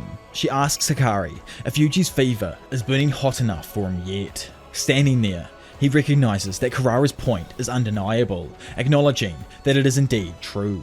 He then suddenly agrees to hear Yuji out and tells Megumi and Panda that he's willing to cut a deal. Honestly, if you're confused as to what happened, don't worry, because Megumi and Panda are like just as confused as everyone else as to what's just happened. He asks Kurara if what they said convinced him, to which she confirms. Skipping forward, Hikari finally sits down and listens to what they've got to say. He's completely surprised to hear that Gojo was sealed, and Panda adds that Masamichi also died in a fight with Gakuganji recently after Shibuya. Obviously, this is like the first that they've all heard of Yaga's death as well. Yuji and Megumi are concerned for Panda since Yaga was pretty much his dad. Hikari expresses that he's bummed out now that everyone who's ever taken care of him is out of the picture.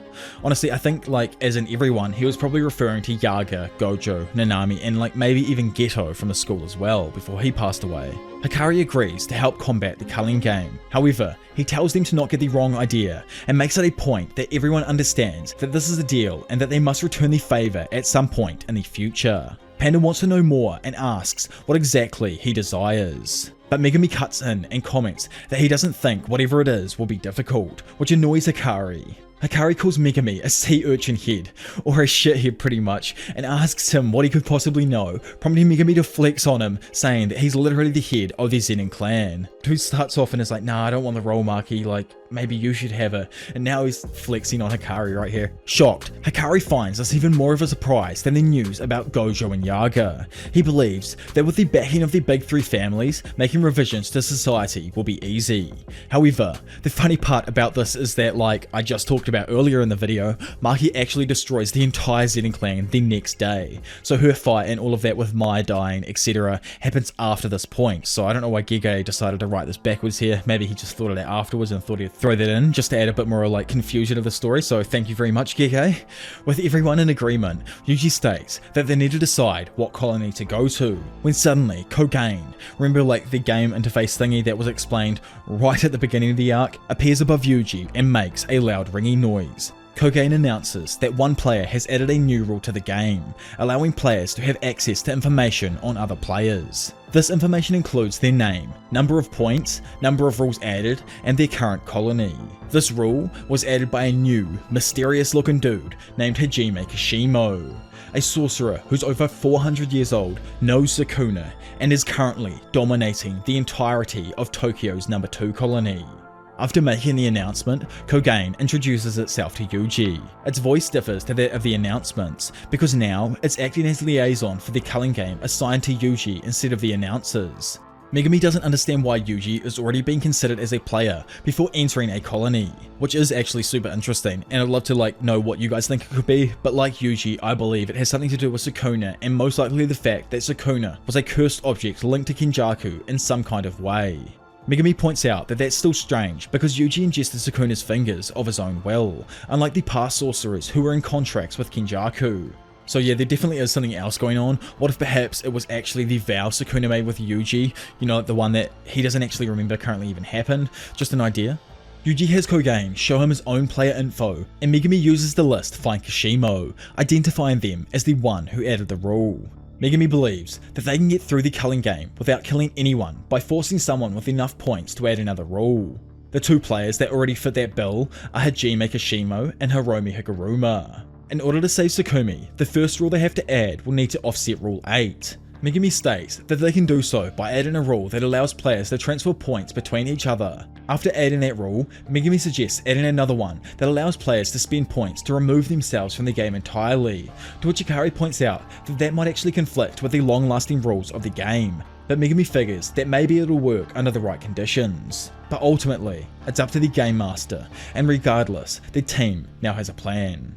While they look for the sorcerer known as Angel, they will also search for Hajime and Higuruma, then attempt to take them down for their points. So as we start back out, we find ourselves in the middle of a Japanese criminal trial. It's explained that in Japan, 99% of criminal trials end in a guilty verdict. A young man sitting opposite the newest Chi, Higuruma, who I introduced right at the end of the last video, explains that he had a cat who was lost, and while looking for it, he was confronted by the popos. Being struck with a difficult choice, the young man decided to flee because his cat would have died, as where he lives, it's a rule that he can't own any pets. We find that in March of 2016, a mother and daughter were both slain in Morioka City. This caused the prosecutors of the case to instantly suspect the young man. They arrested him and charged him with suspicion of murder and robbery. After Kita fled the initial questioning by police officers, they followed him to his home and found a bloody blade. Which is like, bro, why have you got this knife, dude? It ain't exactly looking good for you here. Anyway, once the lab analysis was completed, it confirmed that the blood on the knife was matched to the DNA of the two victims. Despite the outstanding evidence and practically being caught red-handed by the cops, Kita insisted that he was innocent.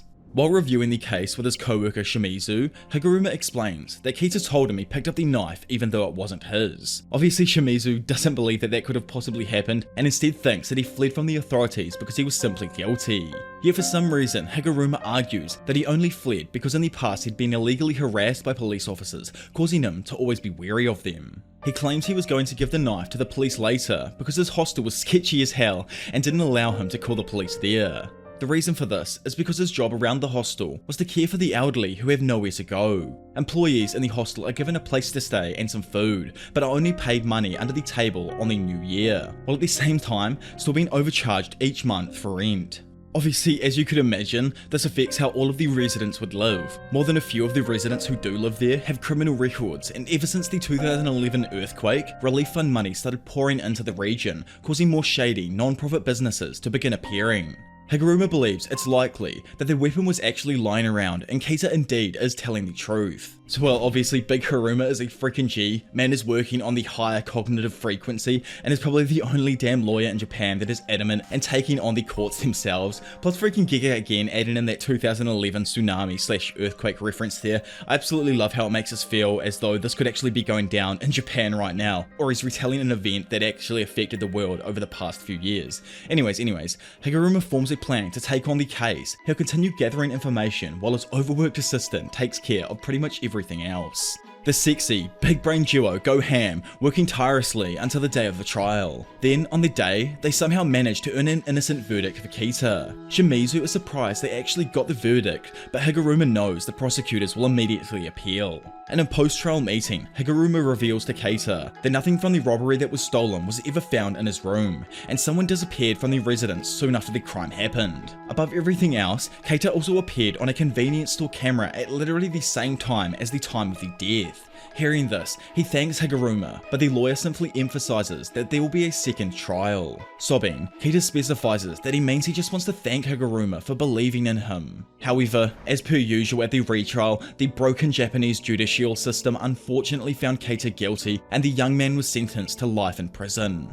It's explained that independent defense lawyers like Higuruma rely on limited funding and no workforce. Public prosecutors have access to tax money and much greater manpower. Because of this, no new evidence was ever presented at the second trial, and the court passed out his sentence on the shaky argument that there was no reason to suspect the random person who just happened to go missing straight after the murder. Which is like, nah dude, that guy straight up gapped it because he committed the murder, and now you're completely locking up an innocent person here. Again, anyway, because of this, a third trial before the highest court is unlikely, as they refuse to hear most cases. Getting a fair hearing is improbable, and the system itself unfairly branded Keita as guilty from the very beginning. And sadly, this is just the reality of the situation in most countries, from the US to New Zealand. As soon as you're like being sat in front of the jury, you already have somewhat of a bad connotation put over your head. So like, moral of the story obviously is just don't get yourself in a situation where you're going to be charged with something in court. Obviously you can't always do that, but anyway. Desperate and angry, Keita looks at Higuruma with sorrow and disappointment in his eyes. Standing there shocked, Higuruma just asks himself why his clients always look at him this way. Losing touch with reality for a moment, he thinks back to a conversation he had about his mental state. There, he replied that it was his intention to save the weak. He's always been the type of person who couldn't just ignore things. Justice is supposed to be blind, and people close their eyes to spare themselves from the harsh truths of reality. But even if he's the only one, Higuruma says that he wants to keep his eyes. Back in court now, the judge announces that if there are any objections, that they must be filed within 15 days. Not freaking happy though, and wanting to make a damn change, Higuruma abruptly interrupts and slams his table with a mallet that turns out to be a judge's gavel of his own. This leaves absolutely everyone in the courtroom surprised, and as Shizumu begins to move away, a large, dark curse begins to form behind Higuruma. Refusing to allow the trial to end in this unjust manner, Higuruma snaps and tells everybody that nobody is allowed to leave, because now they are having a retrial. As per usual with Father Gege, we're just skipping away from this straight away and going over elsewhere just before 6 AM back on the 1st of November, when we find ourselves with Kenjaku, who is legit like creeping on Sasaki. By the way, just gonna blow your minds if you guys haven't realized this as well, this is the freaking girl from the very first episode or chapter, Yuji's old friend, like the one that he saved right at the beginning. So what the actual hell does Kenjaku have in store here with her? Anyways, petrified as you would be with waking up and finding a man in your bed, Setsuko asks who this weirdo is. It's explained to her that he is a sorcerer who placed a barrier over Sendai, and that the region has been chosen to host a lethal contest where players will fight to the death. The remains of an execution site nearby serves as the center of the barrier, with a radius of around 5 to 6 kilometers, which is super interesting. I wonder if he had to set up a bunch of these execution sites throughout each barrier in his 1,000 years or so preceding this event. Those like Sasaki who are already inside of the barrier are given one chance to leave, so this explains the confusion on how they were going to be notified of the current situation with the barrier. He says that if she chooses to leave, she'll awaken outside of the barrier.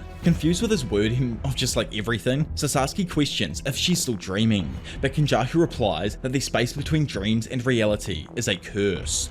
I don't know if this dude was the only one to show up personally to Sasaki, but he takes a hold of her hand and warns her to be careful. Then as he slowly guides her to the safety of the barrier exit, we get to witness the current carnage taking place across the battlefield. Then skipping back to the duo, just before they part ways for good, Kenjaku mysteriously thanks Sasaki for getting along with his son.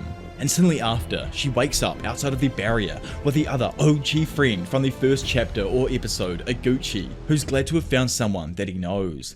So it's always good to see Iguchi doing well again, as we left on the note that he was in hospital and everything. Anyway, he points out the gigantic barrier wall and explains that everyone saw the same man during their dream. However, to further go into my point on him physically meeting her unlike the others, Sasaki asks if the man had mentioned his son, but that isn't the case with him. Skipping away from that now and back to the present day, which is the 11th of November, Yuji and Megumi continue planning for their part of the game. They're unable to find a player named Angel, but apparently they'll know who it is when they see them. Big Hikari decides that him and his boy Panda will go over to the Tokyo 2 colony, while Yuji and Megumi will head into the number 1, and Kurara stays outside of the barrier. By the way, it's recently come to my attention that apparently Kurara is neither a male or a female, so apologies for not realizing that in the last video, but it does go to show just how in touch Giga is. Dude just knows everything that's going on with our culture in today's generations and all, and I absolutely love it. Anyway, Hikari plans to handle this mysterious Hajime Kashimo himself, since they're the player with the most points and likely is the strongest. Yuji begins to bring up that perhaps he and Megumi shouldn't travel together due to how Sukuna has been acting hella sus with him recently. However, Megumi just tells Yuji to just shut up and stop being so self-centered because the others can't exactly change their roles. After a little squabble between the boys, it skips forth to 12 PM the next day when everyone all reaches their designated barriers inside of Tokyo. Before entering, Kogen explains to them that inside the barriers the lethal competition known as the Culling Game is taking place, and asks if the new players are willing to enter and declare their participation in the game. At probably the exact same time, Megumi, Yuji, Panda and Hikari don't hesitate and all agree to enter. Diving straight into Tokyo Colony number 1, we find this babe, Hanyu, asking for a signal from a dude she's forcing to work for her called Rin. He tells her that he can't do anything though if no one shows up, which leaves Hanyu annoyed. She activates her curse technique, snapping her hair into this real dope-ass looking jet on her back, and threatens to run Rin over if he mouths her off again. Outside and approaching the colony, Megumi explains to the absolutely confused Yuji that they just need to be wary of incarnated sorcerers that have lived throughout the past eras. Still somehow confused over this, Megumi says that some of the players are from over 1,000 years ago, and even those from only 100 or 200 years ago have a completely different mindset compared to the modern day ones. First and foremost, they are sorcerers who valued life differently, and fighting to the death was a normal thing for them. Some people even desire to achieve an honourable end in battle, and that's why Megumi thinks they've agreed to become players, to achieve the warrior-like deaths they couldn't before. Megumi doesn't believe that they'll be able to negotiate with past sorcerers, to which Yuji adds on that they need to be wary not of just people, but cursed spirits as well. They knock on the barrier wall of Tokyo Colony number 1, and immediately Kogen appears to greet them. It announces that the Culling Game is taking place inside, and anyone who enters will become a player in the deadly competition. Megumi declares his participation, but oddly, like maybe you guys all saw but Megumi doesn't exactly pick up on it here, Kogen never asks Yuji if he actually wants to join the game. Determined to save his sister though, Megumi reminds Yuji that the first move is to get information on Hiromi Higuruma. The duo steps inside the barrier, however, they're both suddenly separated, sent randomly to different locations inside of the colony. Yuji finds himself falling from the sky, confused by his circumstances, while also wondering where in the world Megumi is. It's then explained to us that when a player enters the game's barrier, they're transferred to one of 9 different locations. Certain individuals position themselves at those locations to literally spawn camp unsuspecting people who don't know this unspoken rule. Skipping back over to the simp who's actually just one of those spawn campers, he notices Yuji falling from the sky and uses a guiding light baton to signal Hanyu. Using her curse technique to propel herself, Hanyu bursts through the air, ramming directly into the chest of Yuji. She carries on and smashes him straight through 2 buildings with an attack that would have utterly pulverized most players. However, Yuji is just freaking built different, like man is constructed of a different material, and somehow he quickly recovers from the impact, surprising Hanyu. Sliding back across the roof of a building, Yuji manages to get some footing and takes his fighting stance. Recognizing her opponent's toughness, Hanyu calls her partner to her side, but Yuji quickly throws a rock he picked up in the previous attack that hits Hanyu in her stomach, seriously injuring her. Heavily injured, she slowly begins to lose altitude before falling into the building below her. Behind a surprised Yuji, Hanyu's partner, who's this bulky ass dude called Haba, appears using his helicopter-like curse technique to levitate. He angrily demands to know what Yuji has done to his woman. Over on a nearby building, Rin notices that Haba has appeared and that Hanyu was easily taken down. Thinking on this newcomer for a second, Rin thinks that he might know him, before remembering someone named Itadori. Meanwhile, Megumi, who I tell you ain't no simp, knocks down a female player and draws his curse tool. She asks him why he'd do that, but Megumi angrily replies that it's because she literally attacked him. He asks this hella cute girl, like, oh my lord, that hairstyle is too freaking fire. Like, chill, Giga. Anyways, he asks her for info on Higuruma, but she instantly starts acting difficult. She says that she'll only give him the information if he acts as her knight and protects her. Reluctantly, our knight agrees, but not in the way she wants, which annoys her. He tells her to walk in front of her and only promises to protect her if she's telling the truth. If this isn't the case, he implies that he'll literally go demon time on her ass and get some points. Unlike Yuji, Megumi literally does not care about racking up 100 points on his own if need be. Unintimidated though, the girl responds with a devious smirk and tells Megumi to instead call her Remy. Back over at the battle with Yuji, he begins his fight with Haba by tossing a stone charged with cursed energy directly at him. This doesn't pose much of a threat though, as he easily destroys it with his fast rotating propeller. Seeing this, Yuji uses the opening to close the distance. He runs across the roof of the building and uses his cracked physical strength to leap into the air, grabbing his enemy's leg. He then flings his ass directly down and drags him through the side of the building, utterly destroying it. Haba manages to get loose and tries counter-attacking, but Yuji sees it in time and decides to retreat. He realizes that Haba isn't taking advantage of the high ground and only attacks with the weapon on his head. By the way, I just noticed, but both of the people Yuji has fought here so far have had some like weird ass obsession with turning their heads into some sort of like military vehicle. Like Hanyu's got her jet here, and obviously this dude's got some kind of fetish for helicopters. Anyways, Yuji ends up leading this dude indoors where it's much more confined. However, Haba instantly drops down after Yuji, confident that his propellers can literally shred through everything in sight. Finding him, Haba spins towards his opponent head first like a drill, attempting to obliterate everything in his path. Thinking, Yuji believes that Hanyu was easily defeated because of her hair-based technique that left the rest of her body unguarded by cursed energy. But no matter how tough it is, the head will always remain a vital spot. So as long as he can hit them without touching the propellers, Yuji is confident that he'll be able to destroy his opponent. As his adversary finally closes in, Yuji goes pure demon mode and punches Haba directly in the top of the head, instantly stopping him in his tracks and leaving the bulked up dude bleeding from the top of his head. Still, despite his brain getting absolutely pinged around inside of his own skull, Haba remains standing. He begins laughing and overconfidently assumes that Yuji had broken his hand. Then, just as he says that Yuji is finished, our boy just doesn't even care and casually finishes Haba off with a kick, sending him flying back through the corridor. Standing there, shaking off the damage that he just took, Yuji realizes that he still needs to ask this man about Higuruma. Yet, as the confused Yuji goes to ask him, Rin suddenly appears behind him, saying that he knows about Higuruma and asks if Yuji actually remembers him. Rin, by the way, is just another random dude from like a sister school to Yuji's that Kenjaku has probably done the dirty with. He wasn't friends with Yuji, and Yuji, funnily enough, doesn't even recall who he is here. Rin notices that Yuji is obviously suspicious of him, so he says he really only knows him as the Tiger of West Junior High, which embarrasses Yuji. Back with Megumi, as he walks through the streets of Remy, he asks her if she's not a sorcerer from the past. She confirms she's from the modern day, prompting Megumi to question her reason for fighting. To which she explains that players who began inside the colony have been experiencing the culling game for 12 days already. She's not participating in the game to win. Most people like her are just trying to survive. Remy claims that she's seen players go mad with power and tells Megumi to stop thinking in terms of time periods as it's pointless now. Hearing this, Megumi realizes that he accidentally misled Yuji with their plans earlier. Due to this, Megumi tells Remy to wait up and reveal where she's leading him. Instantly raging at him though, Remy refuses because Megumi could simply eliminate her after he gets this information, but he argues that he could lose Higuruma's location if Remy ends up dying.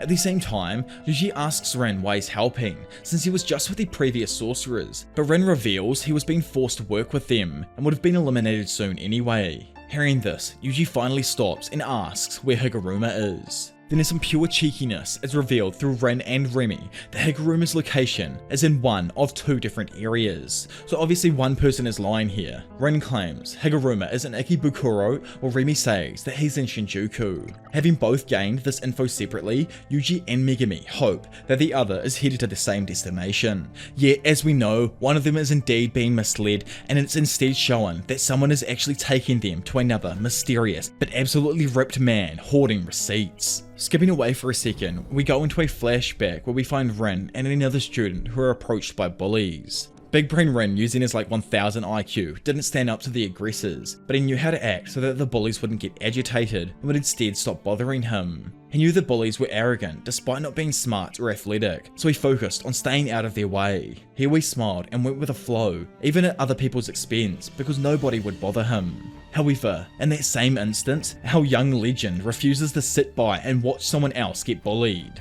Rin, who was just standing there, just assumed that another moron had showed up who didn't know like how to avoid trouble, but it turned out to be the infamous Tiger of West Junior High, big freakin' Yuji Itadori. The bullies attempted to beat on the newcomer, but all three of them are utterly fodderized and brutally knocked out just by a single hit each. Turning to Rin, Yuji asks if he's next, but Rin was just too shocked and could only stutter in response. Skipping back to reality and over with the two lovebirds as they head off at a station, Megumi immediately expresses some concerns about going through Ikebukuro. He believes that they should have taken a more direct route to Shinjuku instead, but Remy argues that the route is simple for her and she has a base nearby where she wants to rest and bathe.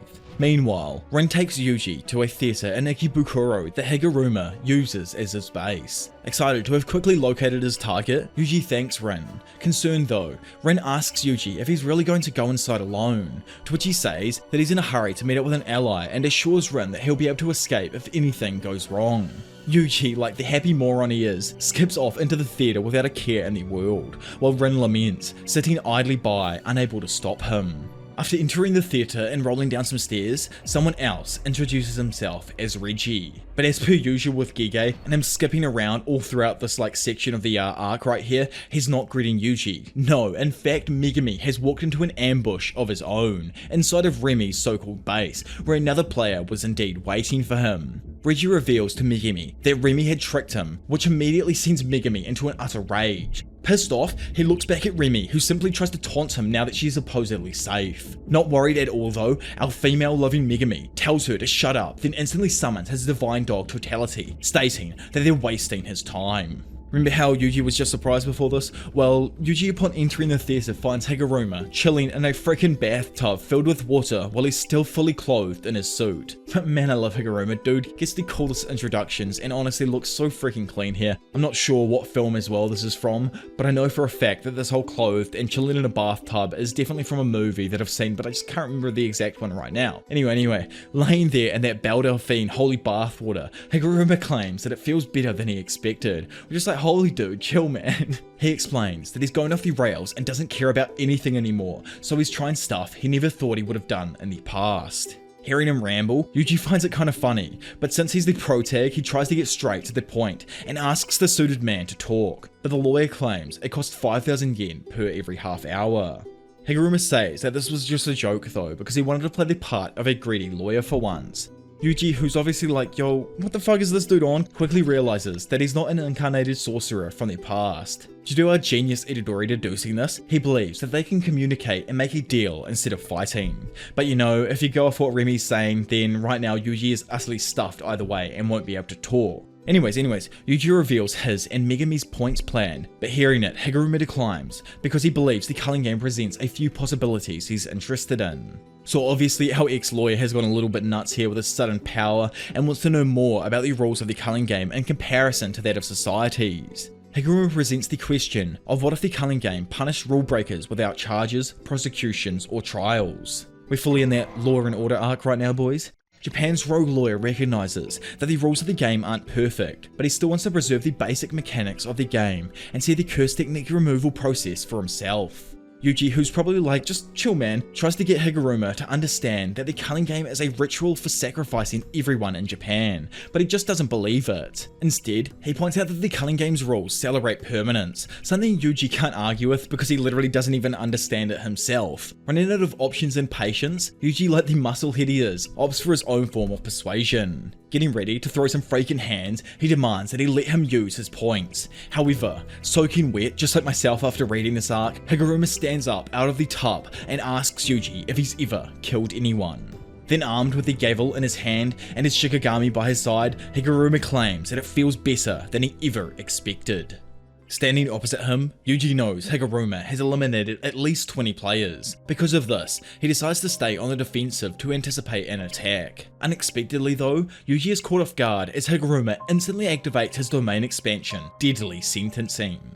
Noting the immediate danger, Yuji rushes the lawyer and tries to attack him before the curse technique can activate. Yuji throws a head kick, but his foot slows and stops right before it can reach his opponent. Higuruma explains to him that his domain forbids the use of physical violence on each other, which causes Yuji to be transported back to the other end of his courtroom. Judgment, which is the name of the Shikigami, begins stating that Yuji is under suspicion of entering the pachinko parlor on July 16, 2017 in Sendai City, despite being underage. Yuji isn't sure what's happening at first until he remembers the parlor the Judgment was referring to. As per usual, Yuji literally can't lie and makes it pretty obvious that he has been there. Higuruma explains that Judgment knows everything about everyone in the domain. It's explained that Higuruma isn't privy to all of this information beforehand, and the verdict is solely decided by the arguments presented in this courtroom. Additionally, as a confused Yuji reacts to this, some evidence in a folder randomly appears that's been submitted by Judgment to be looked over. It's not necessarily conclusive,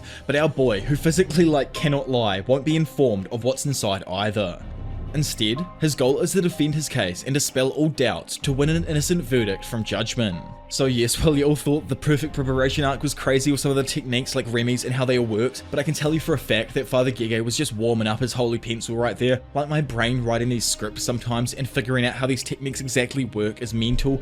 Everything just feels so well thought out with him. Anyways, this trial-based curse technique makes Yuji realize that he's being prosecuted by an actual lawyer.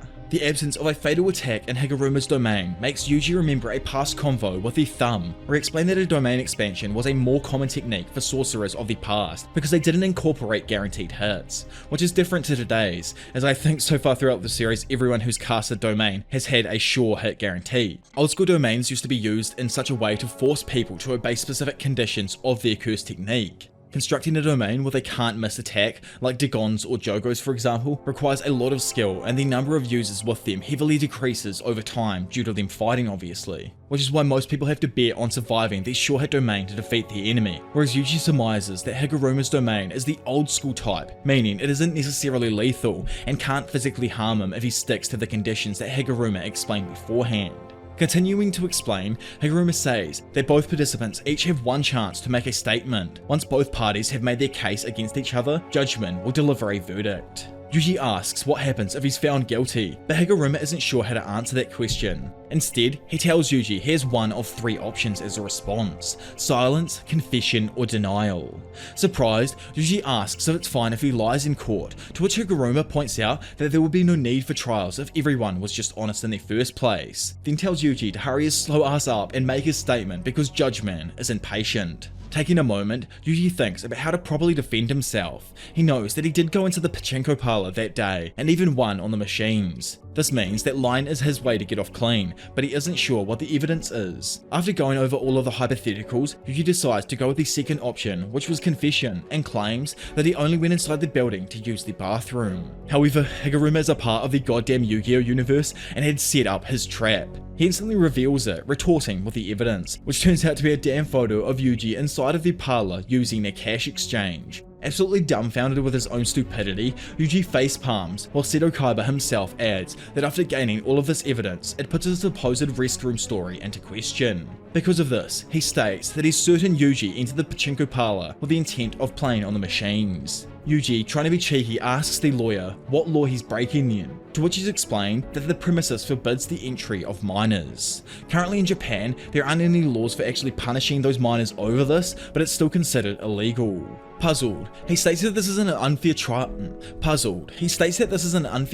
because there's nothing he could have said to win. However, Higuruma reveals that Japan only forbids minors to gamble, meaning cash exchanges are separate entities in themselves. Because of this, if Yuji wanted to win the verdict, all he actually needed to say was that he'd never seen the pachinko parlor before. Having come to a conclusion, Judgment finds Yuji guilty, sentencing him to confiscation. Finally, we can stop with all the yip yap and get to the proper beatdown material. And y'all don't realize this, but after this fight here, we don't see Yuji for an extremely long time, so savor this fight before we move on to some of the newest and coolest characters in manga. Anyways, so randomly, the domain is dispelled and Judgment disappears. As it does so, Higuruma immediately attacks by throwing his gavel, which connects with Yuji's arm, dealing way more damage than it should have. Smelling blood in the water, Higuruma closes the distance and summons his gavel back to his hand. He then charges it with cursed energy to increase its size and proceeds to smash through Yuji's defense, sending him crashing through several seats in the theater. Getting back up, Yuji realizes that he's in an even worse situation than originally thought. Now, he's completely lost the ability to manipulate curse energy.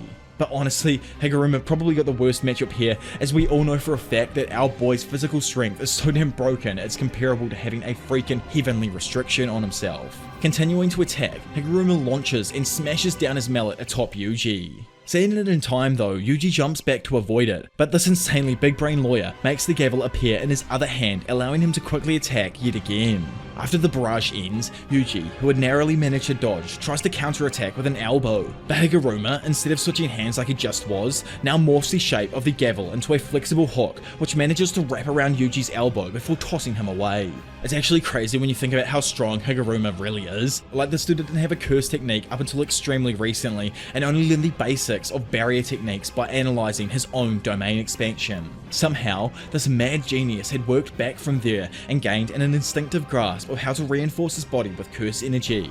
So somehow, within just 12 days of awakening, Higuruma managed to blossom into a fighter who's comparable to someone like freaking Nanami or even Mei Mei, but probably even stronger.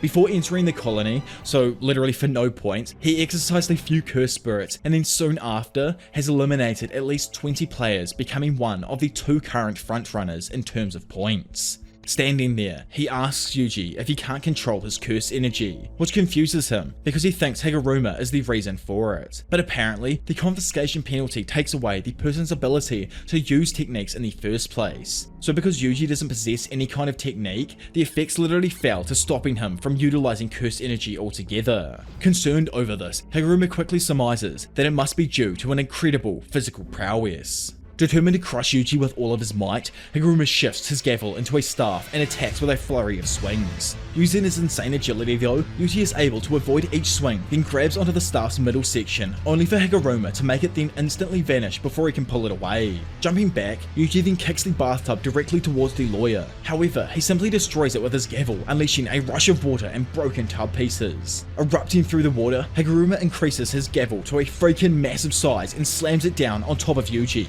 However, like, someone please explain to me how even this isn't enough to crush Yuji. It even freaking impresses Higuruma, who compares his experience to fighting an indestructible doll. Yuji, who realizes that he's in deep water though, considers Higuruma's technique to be exceptionally strong, and thinks that this must also mean that there's some sort of relative weakness. He frantically recalls his interactions beforehand, and remembers the mental notes he made about the trial-based curse technique. Then, in a moment that blows even me away every time I read it, Yuji calls out and demands a retrial. Like, how does he even know what this is in the first place? Because of this, it instantly transports them both inside of the domain to some sort of momentary safety. Due to what happened in the previous trial, if Yuji doesn't confess his guilt outright, he can request a retrial that can't be refused. Yet this play of his utterly backfires, as in this new trial, judgment announces that our boy is being accused of mass murder in Shibuya on October the 31st, 2018. Then, like last time, Higuruma receives some evidence to go over, but before he even has the chance to speak, Yuji immediately confesses his guilt. As we all know by now, he won't, let alone can't lie, and will refuse to deny what happened, shocking the lawyer. Bleeding from his eyes with rage, the irate judgment declares Yuji is guilty. He punishes Yuji with confiscation again, as well as an additional punishment, which turns out to be no other than the freaking death penalty. So for those of you who are wondering, yes, this is the 3rd time now that a boy has been sentenced to death in some kind of manner. After judgment gives Yuji his penalty, Higuruma's gavel transforms into an executioner's sword, which has the added effect of being able to kill its target with just one cut. Higuruma believes emphasizing with people means understanding all of their weaknesses, but he can't help but perceive that fragility itself as ugly. Including Yuji, everyone is weak and ugly to himself, regardless of their aspirations to improve in life. While Higuruma continues screaming, Yuji tries to keep him back by launching several theatre chairs in his direction. Then, being his cheeky old self, Yuji throws his Jujutsu hijacker to distract Higuruma, leaving him a moment to get in and behind him. Quickly, Higuruma turns, but in that moment, also notices Yuji, who now throws his hoodie and manages to block the lawyer's sight momentarily. Dropping to the floor, Yuji throws a sweeping kick, but Higuruma, who's somehow able to keep up, is able to just jump above it. As he floats there, Higuruma prepares to land his final blow with the Executioner's sword, while Yuji below prepares to land an uppercut. In usual manga fashion though, we get absolutely cucked as it goes away into a past conversation between Mr. Yoshikawa and our current mentally insane lawyer. There, Higuruma refuses to become a judge because he felt like his ambitions in life weren't good enough. It's explained that he's reminded of his memory because Yuji, for some bizarre reason, confessed to a crime he did not commit. The evidence in the retrial was about Sukuna's massacre, and Higuruma knows that Yuji wasn't the one who committed that crime, so he can't seem to understand why Yuji would confess to something that he didn't do. Because of his confusion over this, Higuruma willingly deactivates the Executioner's sword, allowing Yuji's insanely strong uppercut. Like, this is just pure physical strength, by the way. Like, look how ripped he is right now, boys. This punch directly hits him in the body, probably cracking a rib or two, and sending him crashing back into the seats. Before he even bothers to get up from the hit, Higuruma states to Yuji that the absence of reason or control signifies non-components. He adds that Sukuna was in possession of the body, and since Yuji didn't surrender control willingly, he is innocent. Yuji doesn't see it that way though, and he still claims responsibility for it, believing that death really only occurred because he's too weak. Yuji, who's still confused over why he deactivated his technique in the first place, asks him so. Getting back up now, Higuruma explains that he remembered why he got into law in the first place, as there are still other weak people out there who need his help.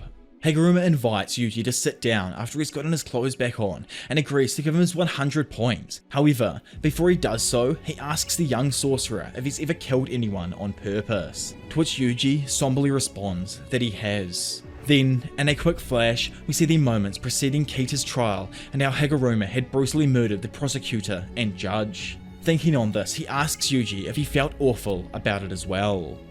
So, that there officially brings the first beatdown of this amazing colony to an end. But one thing I do want to say is I goddamn love Higuruma, and I really hope that he sticks around in the story after this point. Even after the Culling game ends, it would be nice to have him as a great addition to the Jujutsu tech staff. Honestly, I think he is just truly a good person who is blinded by just how shit society is and his insane increase in power that he just received from Kenjaku. Which makes me also wonder, are all these new techniques and modern day civilians have found themselves with actually just another reincarnation, and instead of a person being reincarnated, it's technically a curse technique itself that's being placed inside of an individual who meets the right conditions. Anyways, now that the two are just chilling out, Higuruma tells his Kogain to add a new rule to the Culling game that allows players to transfer points between one another.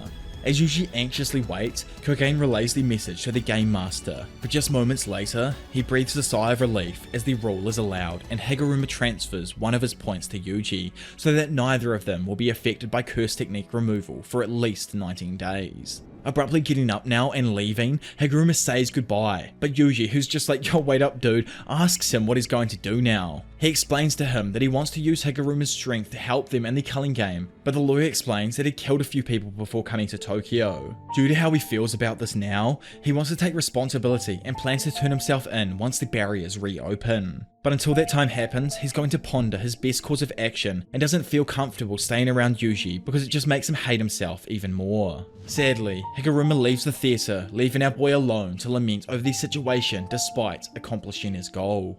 Now we move on to the next round of heat, boys. Second massive battle of this dope ass arc here. I don't know if you've seen Gege's recent post to do with Hana and him honoring Kakashi Sensei's ethereal level of writing, but dude said he hoped he could warm the pages to a similar degree to Kakashi Sensei's writing in years to come. I don't actually believe how humble this goat is.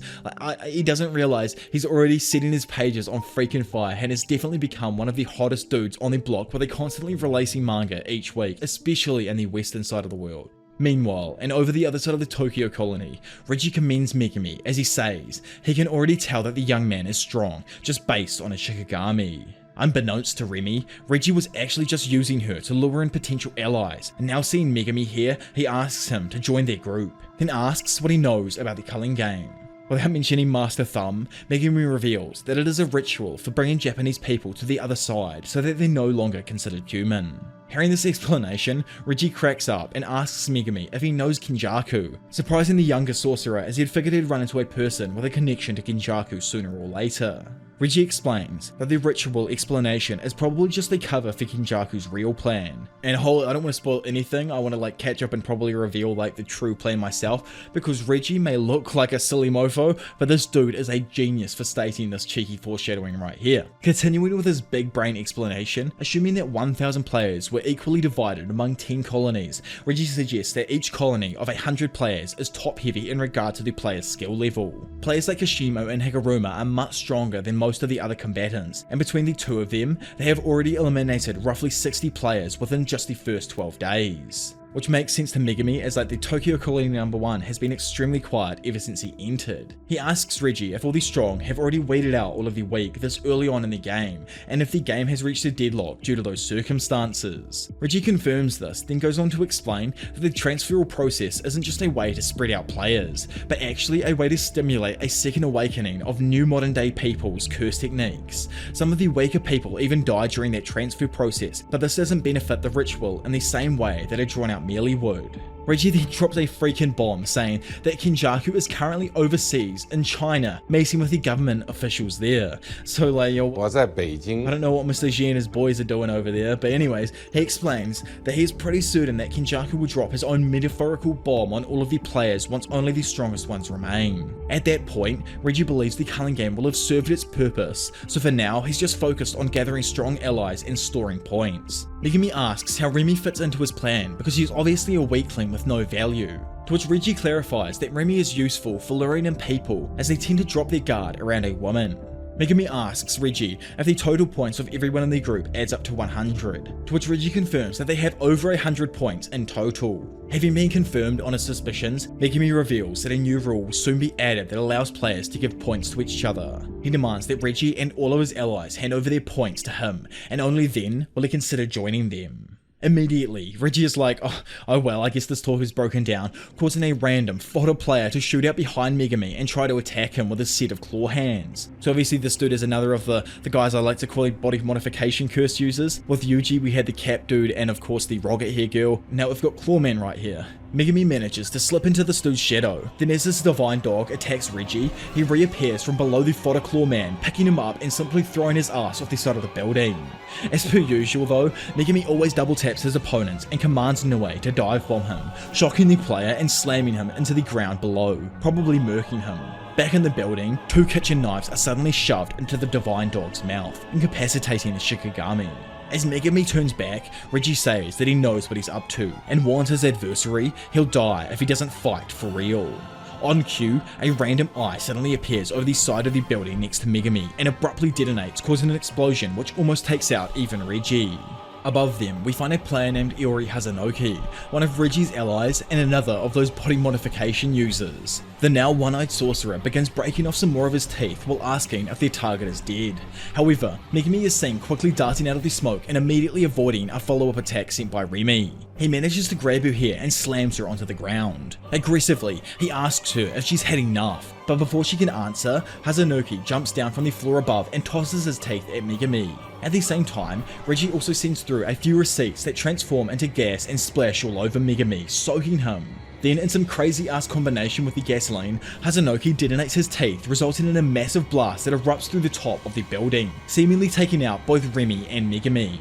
Exiting a room, Reggie asks if they're finished, but Hazunoki says he saw Megumi duck into another room to avoid taking damage. Inside of that said room, Megumi moves a door that he used to protect himself and Remy and asks her if she understands now, as the explosions could have easily killed her as well, proving that she's completely and utterly disposable. Megumi tries to leave her behind, but Remy attempts to stab him again with her hair. Then instantly switching up, she desperately begs Megumi to say that he likes her and that he will protect her.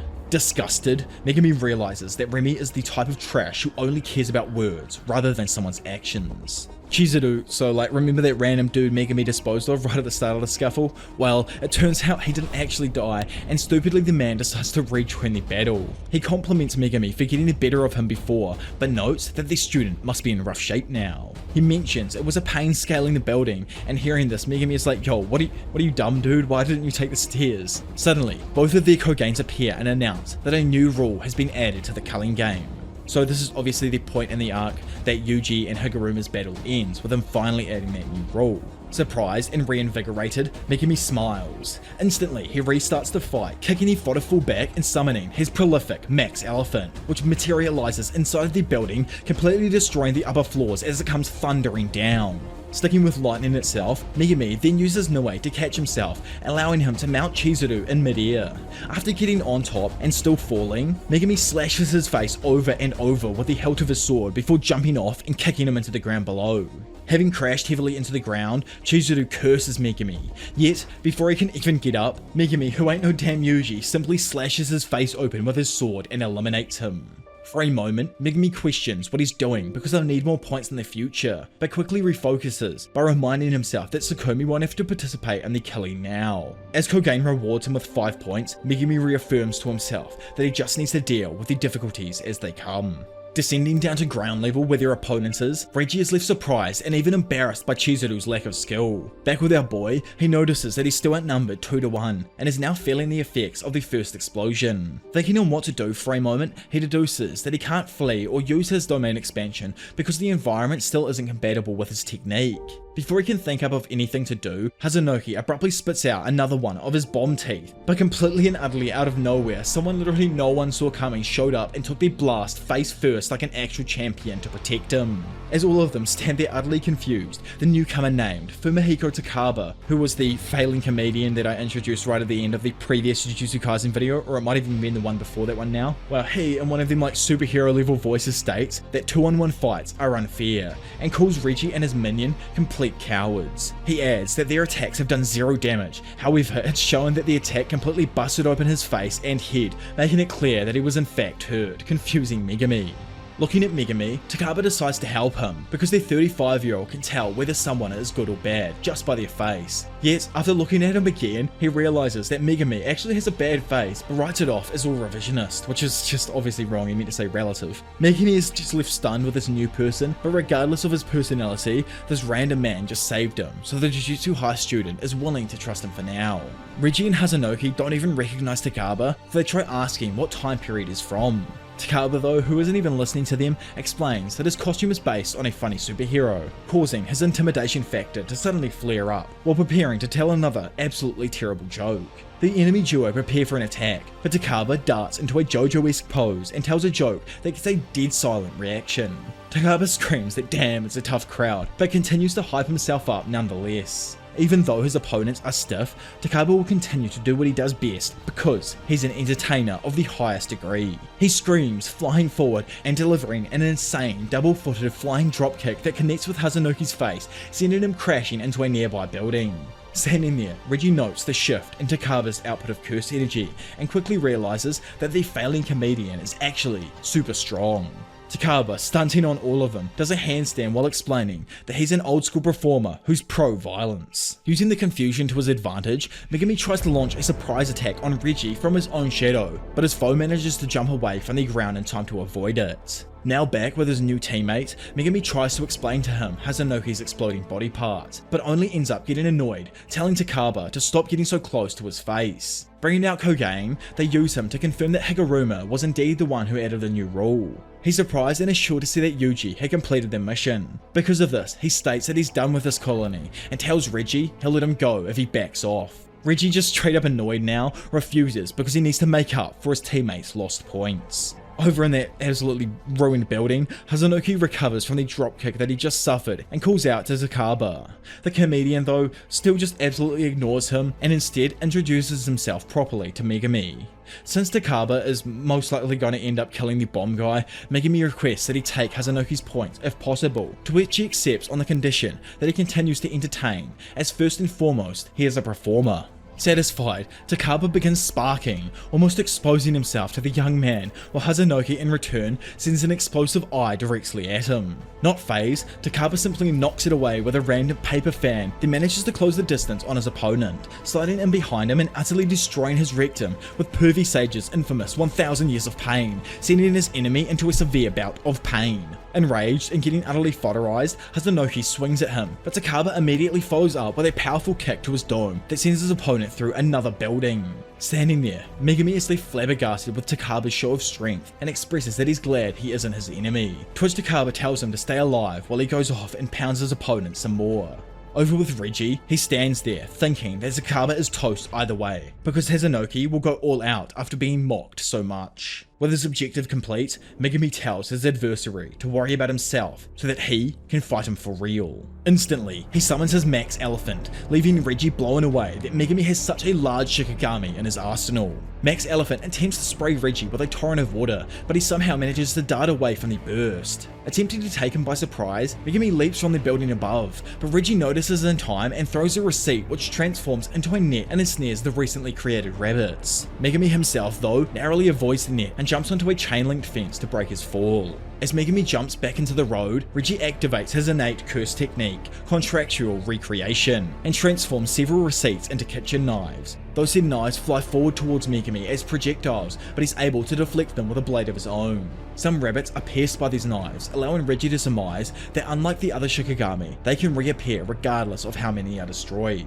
Reggie figures that Megumi has likely figured out how his curse technique works. Due to this, he uses a receipt to recreate the contract and endows himself with a relaxing 2-night stay at a 5-star Japanese inn. In contrast, Megumi is worn down from the constant fighting, on top of having used several Shikigami, lowering his overall capacity. Reggie surmises that Megumi can't reconjure his Shikigami after they're injured, and without the flexibility the Divine Dog provides him, he's limited in his options. The old schooler adds that both of them lack big finishing moves and will need to pick away at each other over time to achieve victory. To which Megumi is like, yeah nah bro, in that case I'm absolutely fucked, so I'ma run for now. Out of nowhere, Noe then swoops down, grabbing Megumi. However, Reggie quickly summons the Trash Taste Boys drones, equipped with the lost luggage cameras to follow his opponents through the sky while he watches on a phone. Then summoning a moped, Reggie begins to pursue his adversary through the streets and tracks Megumi's position to a gymnasium. Reggie questions whether he really tried escaping, or if he's in fact trying to lure the fight inside. Inside of the gym, Megumi is glad to see that the area is spacious. Looking up though, he suddenly sees Reggie appear on the balcony, who asks what his opponent is plotting. Megumi replies that Big Reggie is likely planning something as well, and the latter claims that it's hard to tell because sorcerers are nothing but con artists. Which is completely and utterly true, and I love the whole idea of Reggie's thoughts on sorcerers here. It's all about like conning your enemy into believing you've played your final move, but actually you've just laid a trap and conned him into a false sense of security. Anyways, let the main part of this absolutely insane battle begin. Suddenly, 2 trucks appear out of nowhere and come crashing through the walls of the building. Acting quickly, Megumi is just able to slip under the vehicles, yet as he watches them crash into the other wall, 2 potted plants are recreated above Megumi that drop down onto his head, cracking his skull open. Reggie follows up by repeatedly slicing Megumi's back and left arm with a small knife. Megumi tries to retreat, but gets distracted by the unorthodox projectile Reggie had just created. He's taken off guard when the silly old carrot begins to break apart and reveals a hidden kitchen knife inside. Shooting forth, the knife stabs directly into Megumi's elbow, while Reggie then follows up with a brutal front kick to his face. Having been knocked down, Megumi slides across the gym floor, thoroughly overpowered. It's explained that the things Reggie recreates behave like Shikigami. Obviously knives and other things like that can't normally fly through the air, but Reggie is able to get them to do so with a single command. Big freaking Megumi though, a man made of a much darker material, responds by stating that barrier techniques are difficult for him, and he's simply unable to make an artificial environment over a real one. However, Megumi doesn't need to physically create a barrier. No. Instead, he can use the entire gymnasium as a perfect space for his domain. As planned, Megumi casts his goddamn domain expansion, the insane Chimera Shadow Garden, and forcibly encloses the barrier around the gym to trap Reggie inside, sealing his fate. Reggie, who really didn't think Megumi was a sorcerer capable of using domain expansion, is utterly taken by surprise. Immediately though, he activates his special anti-domain technique called Hollow Wicker Basket, which if you see my video going over like all of the JJK barrier types, you know that this is the original form of the current simple domain. Reggie believes he successfully protected himself from the domain until 4 toads appear from the liquid below his feet and wrap up both his legs with their tongues. Confused, Reggie doesn't understand how he's been hit after using Hollow Wicker Basket. It's explained that technically Reggie's technique does nullify the said guaranteed hit from a domain, but because Big Old Megami's domain isn't complete and doesn't actually have a can't miss attack, it only serves as an extension to his Cursed Energy and 10 Shadows technique. That sole imperfection has taken Reggie off guard, and Megami notices his expression change. Before Reggie can finish berating Megami for getting cocky, he's ambushed by 2 shadow clones. Reggie is unable to avoid the barrage of hits due to the Toad's tongues preventing his movements. After getting pummeled over and over, Reggie falls back to the ground and summons combat knives to sever the Toad's tongues. Free to move again, he summons a machete and prepares to counter-attack. However, Megami's clone prevents Reggie from gaining any momentum by coming up from below to grab his leg. Then the clone throws Reggie towards Megami's main body, who's also armed with his sword and already bringing it down on Reggie. Somehow though, Reggie is able to block this attack, like his reflexes are literally insane here, but now the Uno Reverse card's been played by our boy, and it's a 3-on-1 with the other shadow clone appearing and elbowing him directly in the dome. Heavily damaged now, Reggie just narrowly defends a slash from Megami and commends the sorcerer for his increased function of the curse technique, considering it worse than a lethal domain. Reggie is aware that if Megami uses Max Elephant and showers him with water, he'll lose this fight. Refusing to allow that to happen, he activates his curse technique and releases a multitude of receipts into the air above his head. Megami tries to destroy the receipts using Nue, but it's just not quick enough to stop Reggie's contractual recreation from activating. 3 cars are suddenly generated from the receipts, which drop straight into the shadowy floor. Reggie understands that the entire domain is Megami's shadow, but noticed that Megami has only kept 1 curse tool on him for the length of this entire fight. He theorizes that this is because Megami has to bear the weight of anything kept within his shadow, and now Reggie is using the cars to turn the domain's conditions back on Megami. Having been forced to the ground under the immense weight, Reggie believes Megami might be able to summon Shikigami still, so he keeps his guard up and plans to keep on piling weight until his opponent is completely crushed. Megami though, like we all learned this throughout the first battle against that silly old cursed womb, he literally is insane and the dude does not care about life anymore, to the point that he tells Reggie he's forgotten something important. He reminds him that an incomplete domain is still a domain, and there is shadow all around the both of them. Megami, who doesn't care, suddenly conjures Max Elephant from the shadows above Reggie, causing the massive Shikigami to drop down directly on top of him. Having turned their fight into a 10 weightlifting competition, Megami remains confident as he asks Reggie which of the 2 of them will be crushed first. It's explained that the average human being can withstand about 5 to 6 units of G-force before losing consciousness. Megami weighs 60 kilograms and is currently carrying 2.4 tons of weight, which equates to 40 units of G-force. A fully matured elephant weighs 3 to 6 tons, and Megami's domain increases the precision of his curse technique, replicating Max Elephant's weight realistically. With that intense weight falling atop him, Reggie fractures his right fibula and heel bone due to the pressure alone. He then laments over not saving the trucks he used earlier for more weight at this moment. He's being soaked with water by Max Elephant, but there are still receipts he can release, including the special ace that he has up his sleeve. Reggie wonders if he can enter the shadow below him to release his ace and finish off Megami. He dismisses this idea though, because anything caught in the shadow after it's dispelled might be unable to escape. Furthermore, he's unsure of what it's actually like inside of this sticky shadowy substance. He decides this option is too risky and tries to withstand the elephant's weight while releasing his ace attack. Reggie attempts to hold up the elephant with one arm while taking out another receipt, but before he can fully activate his contractual recreation, Reggie succumbs to Max Elephant's immense weight and falls into the shadow below him. Without any buoyancy or resistance inside of the shadow, Reggie falls and begins to lose consciousness due to the lack of oxygen. Laying there above his likely defeated opponent, Megami waits until he's sure that Reggie is dead before dispelling the domain and emptying his shadow. Suddenly, and coming back like a damn king riding one of his cars, Reggie flies back, exploding through to the surface. Rescued from certain demise now, he commends Megami's strength and admits he's a strong sorcerer before immediately stating that he's even stronger though. He activates another contractual recreation and summons a small 2-story freaking wooden house that weighs at least 30 tons to crush Megami. In the next second, Megami makes an extremely drastic move. Despite using his ace, Reggie somehow abruptly finds himself underwater again and being strangled from behind. As explained now, Megami is using his extreme weight to drown Reggie, but because of just the immense force that's been placed on him, he has to deactivate the curse technique and unregister the weight of the objects before he does actually end up dying himself. Coming to, Reggie is able to swim back to the surface and realizes that he's inside of a pool on the basement level of the gymnasium. Megumi fled back into his shadow and entered the domain, making it so that the house broke the floor and forced Reggie into the pool below. It's unclear how Megumi was able to move despite the immense weight, but Reggie theorizes that he did so by ejecting himself from the shadow, kinda like a seesaw. Megumi strolls up on his opponent and tells Reggie his receipts are too wet to use now.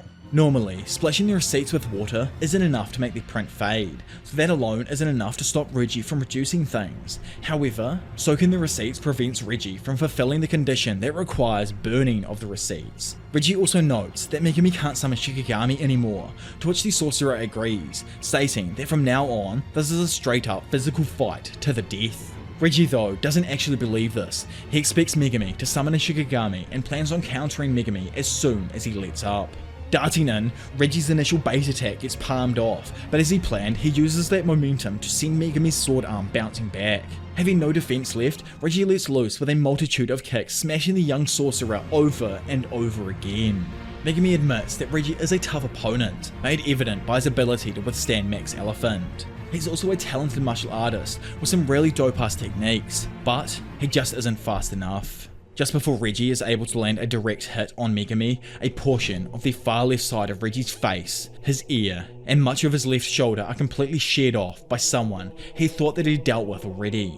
Having suffered a lethal blow at blinding speed, Reggie looks back to see no one other than the divine dog, Totality, which is just pissed at him. Like the dog even has 2 scars in its nose from the knives. It's explained that Megumi was waiting until Reggie had completely dismissed the dog, and hearing this, Reggie repeats that a sorcerer is indeed nothing but a con artist as he collapses to the ground in a pool of his own blood. Reggie lays bleeding out on the ground, looking up at Megumi, and realizes that the domain and the pool concealed that Megumi could still strike with his divine dog. Megumi didn't flee into the gym using Niue, instead he'd lured Reggie inside. Standing above him, Megumi inquires as to what Reggie's relationship to Master Tenkin is. It's shown that there really isn't much of a relationship. He only knows him as the hermit who is immortal and isn't surprised to find out he's still alive at this time. Defeated with dignity, Reggie tells his Kogain to transfer all 41 of his points to Megumi, which our boy is a little annoyed about, but Reggie tells him to just consider it a good deed before death. He adds that he's just a spectator and isn't close to Kenjaku at all. With his final words said, Reggie tells his executioner to let fate toy with him before he also dies like a fool. Moments later, Megumi receives 5 points for the death of Reggie Star. Damn, it's actually such a firefight. Like, I love how much foreshadowing for future events are peppered throughout the story here. Like, is that how Megumi is gonna end up dying? Having Sukuna, who is fate in this context, I guess, toy with him before he kills him like a fool. And again, those who are like past chapter 200 now also know Big Reggie was correct when it came to this just being the beginning of something even larger. Back to the fight over the other side of the city, a massive explosion is set off on the roof of a building. Hazunoki, who's still fighting with Takaba, wonders if he's finally hit his target, yet the comedian appears right beside him and comically encourages him to stay focused because his opponent is a tough one. Continuously irritated by Takaba's antics, Hazunoki tries to punch him, only for his fist to slide off this new dude's weird, saucy coating. Hazunoki is just frustrated by this fight as he doesn't understand why Takaba won't take any damage regardless of how many times he gets bombed. Kogen interrupts their battle for a moment to inform them both that Reggie has been eliminated. Surprised, Hazunoki decides to walk away from the fight entirely. Initially, Takaba is fine with this, telling his opponent to bathe and brush his teeth once he gets home, but after thinking for a moment and sticking with the original plan, Takaba starts to pester Hazunoki for his points, only to be repeatedly denied. As it skips away from them, it's explained that Big Fumihiko's curse technique is called Comedian. It's actually too broken of a technique, so broken in fact that it has the possibility to even rival that of Gojo's. Like anything that Takaba thinks is kind of funny or is funny in general becomes reality itself for him. But unfortunately, Takaba is a little bit mentally lacking and is completely unaware of how this even works. Elsewhere, she's distressed because she's always been told throughout her life that men are supposed to be wolves who would tear her up, but they've always come to take care of her. Which is, what do you mean by getting torn up? In New Zealand, that's some crazy ass slang. Anyways, she doesn't know how to go on and still thinks that wolves will continue to help her until she's cornered by a deadly hound, which turns out to be Megumi's divine dog. Before Megumi can make good on his threats, Tsukumi's voice randomly appears and tells her brother to stop before he kills someone in cold blood, causing his divine dog to disappear and Remy surprised that she's been let go. Annoyed and just completely exhausted now, Megumi tells his sister to just shut up before he collapses to the ground unconscious. Just as this happens though, like literally something I didn't even think like happened throughout this arc happens. No one other than the angel herself, Hana Kurisu, descends upon his body. So yes, just like I previously mentioned, we have now left the Tokyo Colony #1, where Yuji and Megumi are, to fly over to Gege's other main character. They no longer depress Yuta Akotsu, who's currently in the Sendai Colony. There are currently 4 powerhouses at the center of the conflict, and just like the Tokyo Colony, Sendai here has also reached a deadlock due to only the powerhouses being left over. Diavolo is a veteran of the Civil War of Wa, a war in which it was like literally him versus everyone else, so the dude must have been pure insanity. It's explained that he currently sits at 91 points and has the ability to use 2 kinds of independent Shikigami that can compose a domain with their like orbiting thingies. Somewhere else inside of the Sendai Colony, we find a damn JoJo character under the name of Ryu Ishigori. This man currently sits at 77 points and has the highest curse energy output of all of the players in the Culling game. So like, does he even surpass Yuta perhaps? Anyway, shooting over to another powerhouse called Takako Uro, it's explained that this babe of a character is the former captain of the Sun, Moon, and Star Squads, who are a group of deadly assassins directly affiliated with the Fujiwara clan. Which in our own world, the Fujiwara clan prospered for around 1200 years from the 600s, dominating the imperial court until 1868. So Gege being Gege has probably taken her directly from a specific time period throughout those 1200 years.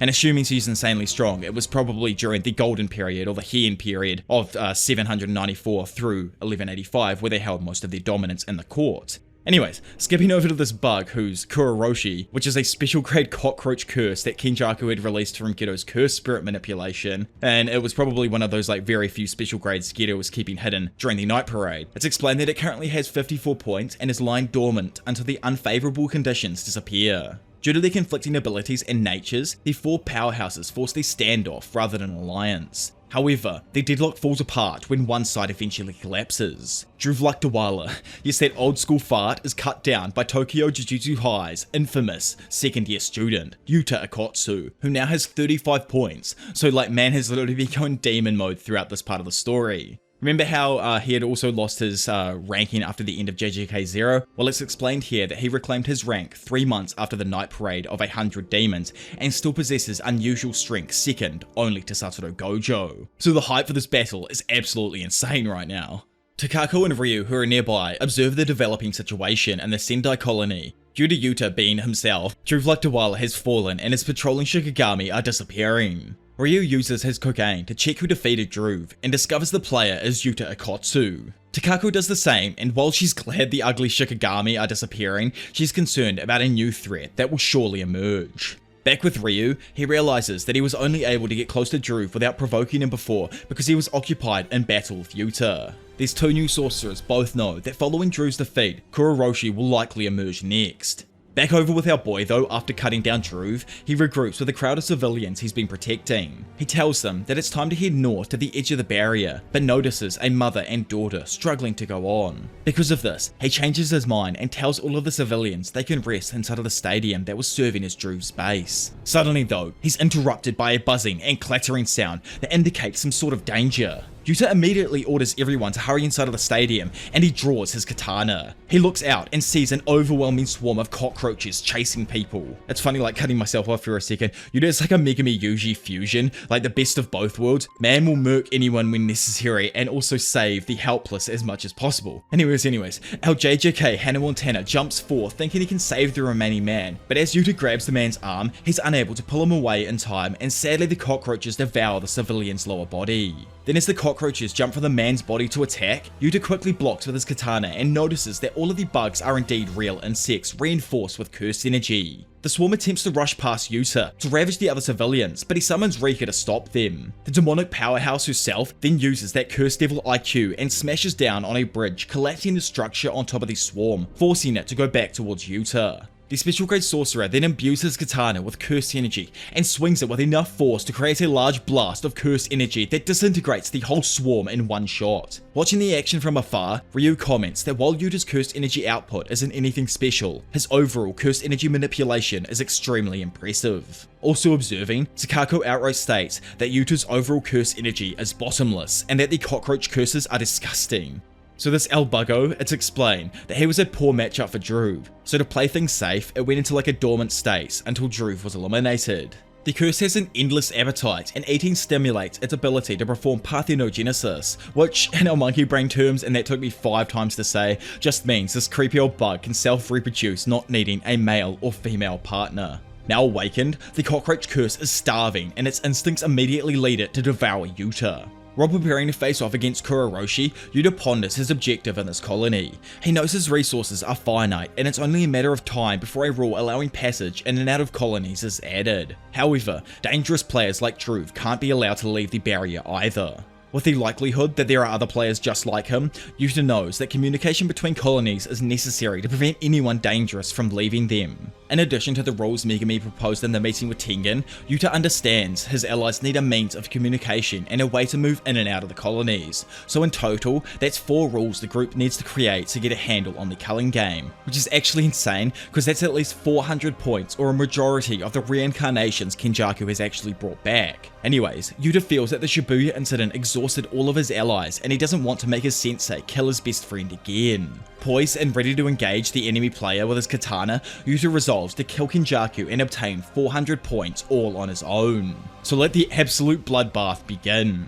Noticing Yuta's battle stance, Kuroshi bulks up and reveals a curse tool called the Festering Life Sword, an enchanted blade that mixes life and death itself. Armed with the Festering Life Sword, Kuroshi ferociously attacks, only to have his arm immediately cut off by Yuta. The sorcerer then uses his katana to pin the curse's arm to a rock, literally disarming it by turning the arm into a freaking barbecue sword skewer. Yuta then quickly follows up with a dad level backhand strike that sends Kuroshi skidding back across the water. The cockroach curse tries to fly up above the bridge, but Yuta, who's just too damn quick, jumps on top of the bridge first, then grabs and flings a piece of railing that hits Kuroshi in the chest. Taking this moment, Yuta capitalizes on the opening he created by sending Kuroshi down into the water below with a sick diving slash. As the water clears though, it's revealed that the curse managed to stop Yuta's blade by using a swarm of cockroaches. Yuta swipes the swarm away with a sword while Kuroshi manipulates his bugs into a twister of cockroaches to malevolently stand on. Below, Yuta is aware that he's been watched by the 2 other players with high scores. He knows he can easily exercise Kuroshi by driving reverse curse energy into his body in a similar fashion to how he revived Yuji in their fight. However, Yuta doesn't want the observing players to see that he can use a reverse curse technique. Additionally, he can't call on Rika because she's protecting everyone else at the stadium. Kuroshi is indeed a dangerous opponent, but Yuta wants to exercise it without relying on either of his 2 backup techniques. Out of nowhere though, this bug somehow manages to speak, which, actually makes sense as over time special grades can easily develop a language. Anyways, it asks Yuta why he's interfering with his feeding, referring to not letting him munch down on those civilians back there, to which Yuta responds by asking the curse why it kills people, and Kuroshi simply replies that it likes the taste of iron. Then going on to chant binding over and over again, Kuroshi uses its earthen insect trance technique to summon small insect-like curses that carry these unproportionate looking nutsacks with them. Instantly, a swarm of cockroaches shoot down and around Yuta, forcing him to stab the shallow water below him to create a shockwave allowing him to hide. Once the swarm dissipates, the curses from Kuroshi's previous technique attack Yuta from behind. Yuta slashes them apart, but sadly the toxins from their big ass sacks blind him for a moment, giving Kuroshi an opening. The cockroach curse retrieves the Festering Life Sword and slashes at his target. Yuta manages to block with his katana, but the Festering Life Sword shoots something into his shoulder. As her boy darts back, he figured that the curse tool might be able to shoot projectiles, but he instantly realizes something's wrong, and more insect-like curses suddenly grow out of his shoulder wound. Taken by surprise, Yuta tries to cut them off with his katana, but this gives Kuroshi another opening to attack. Closing in, the cockroach curse slashes Yuta across his abdomen, opening up another wound and causing more curses to spawn from it.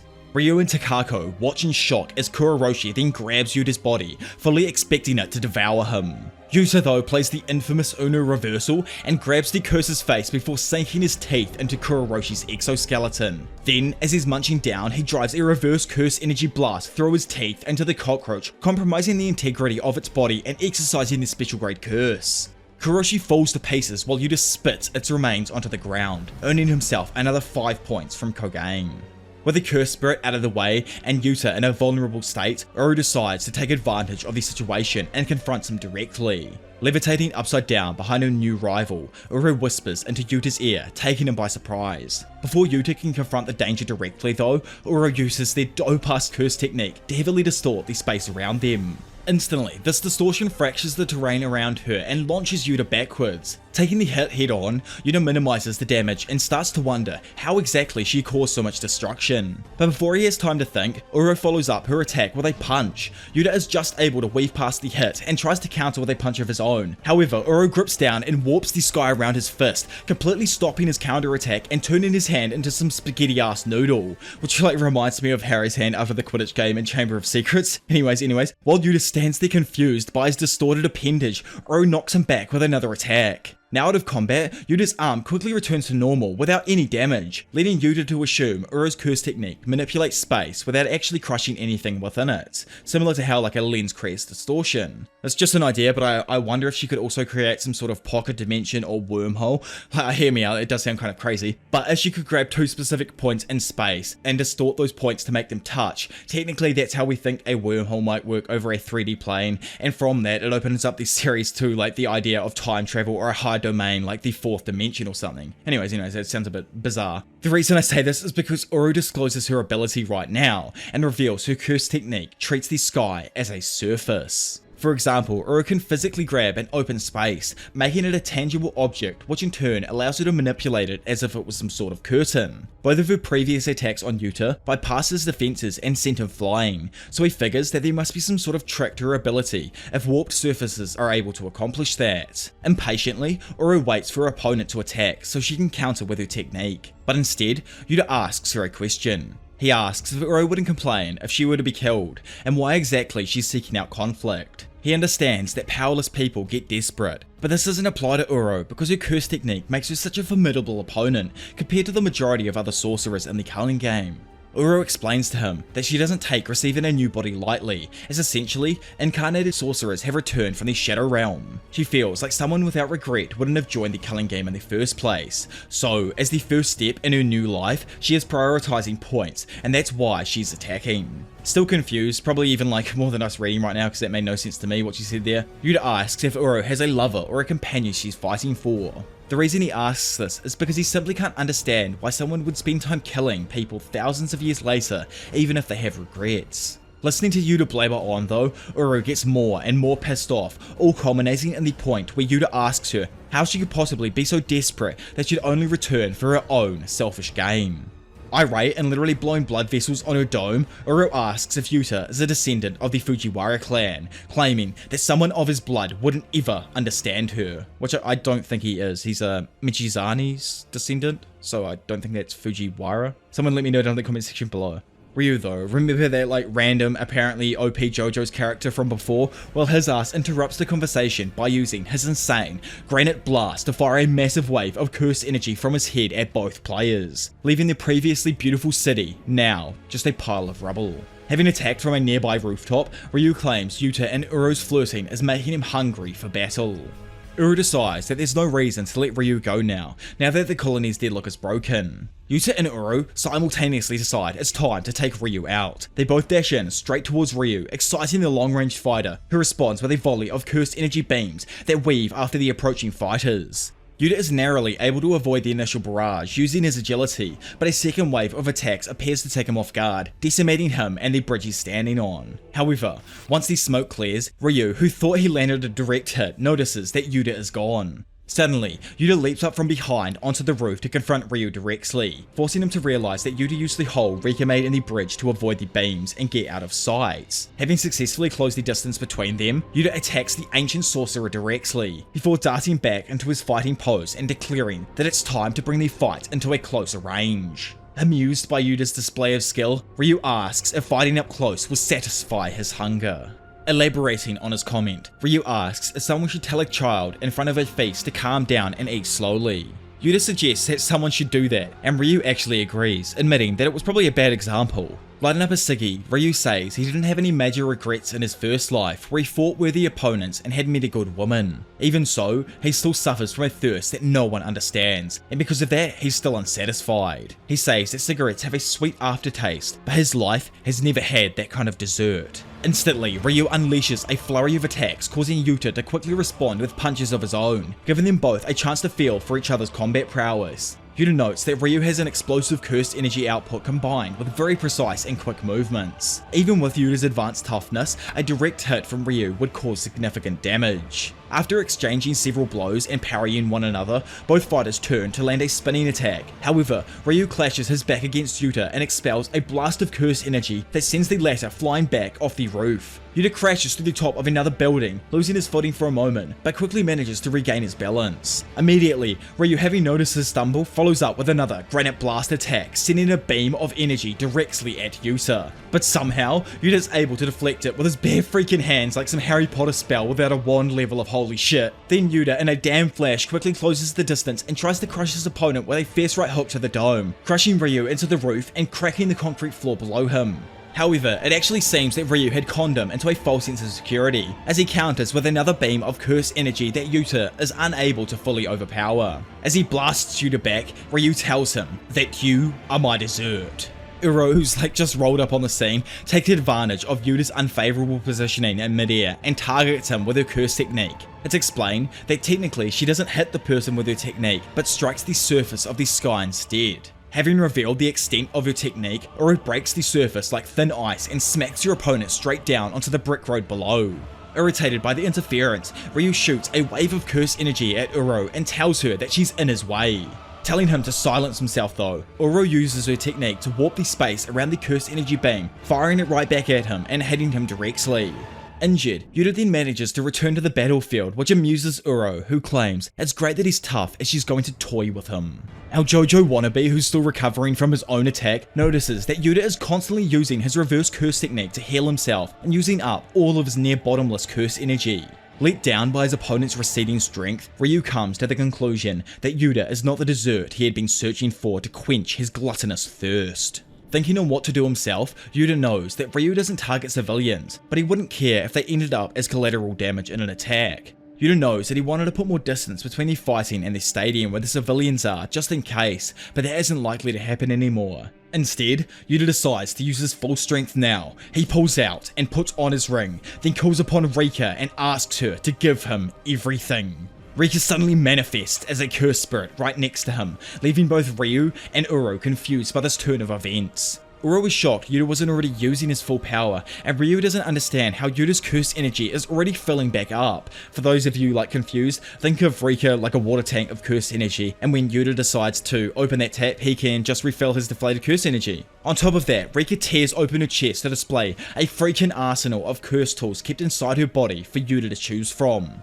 So Rika the Curse is technically different to Rika Orimoto, and once the young child's spirit peacefully passed away at the end of JJK 0, the cursed spirit itself stayed directly connected to Yuta's ring, and while the connection is active, Rika is capable of storing curse energy for Yuta, completing her full manifestation to aid him in battle, and can even supply curse tools for him, though he can only maintain the sustained connection for up to 5 minutes. Having chosen the metal arm, Rika attaches the casing around Yuta's right arm to improve his overall striking power. Ready to re-engage in the now 3-way battle, Yuta begins by having Rika soar through the air towards Uro, who now prepares her sky manipulation technique in response. However, Yuta suddenly creates the prolific Snake Eyes and Fang sigil of the Inumaki clan on his mouth and activates Curse Speech, commanding all of his opponents to not move. Uro tries to cover her ears, but she's just too late, and is immediately immobilized, which I wonder if that implies that the Inumaki clan had been around from the time that Uro was previously alive, as she reacted like she knew what the ability was. Anyways, unable to defend herself, Uro was pummeled by a large barrage of strikes from both Yuta and Rika,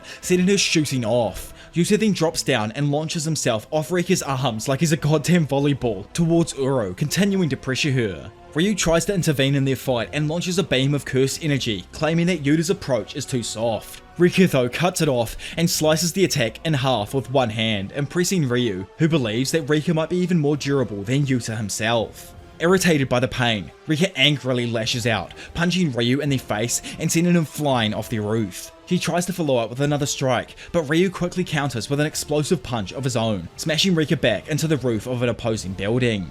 Excited with the potential to satisfy his hunger, Ryu fixes his hair and claims he has an appetite that calls for an extra large helping. Back with the other two though, Yuta summons a bunch of small flying Shikigami by using strands of his hair as an intermediary. Uru destroys one of them using her technique and claims that members of the Fujiwara only stand in her way because they fear her true potential. Going on that typical anime level spiel, she explains that she is the leader of the Sun, Moon and Star squads affiliated directly with the To of the Fujiwara clan. They were assassins that pursued lives of selfless devotion in the shadows and didn't even bear names. A particular sorcerer of the Fujiwara clan though gave Takako her name, only to execute her as a proxy to cover up his own crimes of killing someone else in the clan. Suddenly though, Uru was cut off mid-sentence and cut across her chest and hips by the Shikigami. The trajectories of the Shikigami constitute a domain, which Uru immediately recognizes as Drew's technique. Remember like that old man from the very beginning of the fight? She realizes that Yuta isn't a cursed speech user with the ability to summon Shikigami. Instead, he's a sorcerer with the ability to copy others' cursed techniques. Yuta proceeds to follow up and knocks Uru down to where Ryu and Rika are fighting. He tries to capitalize with a straight punch, but Uru manages to stop his attack and break his armored shell with the icebreaker effect of her technique. Uninjured by this exchange though, Yuta tells Uru that regardless of what his ancestors may have done, living for herself will only get her so far. Yet, those words just hit a complete block and only serve to further annoy Uru, who claims that saying things like live for others is something only those who have achieved something can do. Their conversation is interrupted though, when they both notice a massive surge in Ryu's curse energy. Ryu thinks his opponents need to shut up because words are utterly pointless at this stage of the fights. Are you guys all ready? As the three of them suddenly look at each other, prepared to bring the three-way battle to a climax, the trio of Sendai's strongest sorcerers all activate their domain expansion simultaneously. Instantly, and because of the three overlapping domains, they cancel each other's sure hit functions out. Without that advantage, Ryu and Uru know that they need to stop Yuta from taking the initiative by keeping Rika out of the barrier. Ryu knows that he had already knocked Rika over 20 meters away, so it was unlikely she would be able to reach the barrier in time. But outside, it's shown that the last vestiges of Rika Orimoto's will inside of Rika couldn't accept that she was unable to protect Yuta, causing her strength to ratchet up another notch. Suddenly, Kuroroshi, yes, remember that damn cockroach from back at the beginning of the video that just got murked by Yuta, randomly appears and infiltrates the freaking barrier while its cockroaches outside occupy Rika. So, remember how I said this dude was able to self-reproduce and all that kind of stuff? Well, before going dormant, Kuroroshi actually reproduced via his parthenogenesis. After Yuta exercised the parent roach, the country's cursed energy of fear was transferred into the new offspring. Kuroroshi, the player, is indeed perished, but Kuroroshi, the cursed spirit, is still completely active. 3 overlapping domains are more complex than 2, and the conditions imbued within their barriers complicate things even further. With the addition of an unexpected intruder, the barriers are completely compromised and begin to shatter, falling to pieces. Falling out themselves, Yuta notices that Uru is totally focused on Kuroroshi. Obviously, this is due to her technique being at a complete disadvantage with the roach. Because of this, Yuta takes the opportunity and literally kicks Uru in the back while she's distracted, sending her flying towards the ground, almost like cementing her death. Seeing her coming down, the cursed roach rushes towards her with the festering life sword. Uru tries to respond by activating her curse technique. However, as we all know from the past events with Mahito, curse techniques are difficult to use immediately after using a domain expansion, and Uru's ability to manipulate space burns away in her hands, leaving her open to Kuroroshi's assault. The roach curse slashes Uru's left arm, and quickly these disgusting insect-like curses spawn from the wound, severing her limb completely.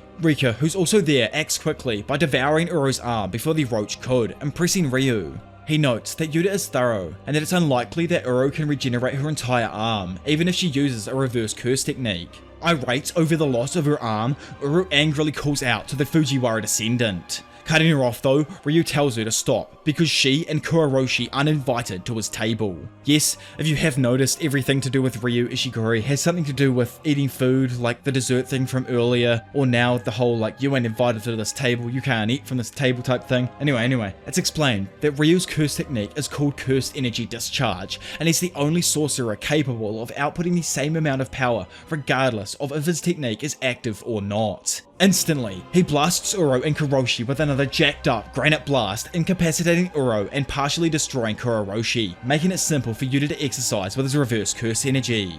Excited for his dessert now, Ryu fixes his drip and welcomes Yuta to the table.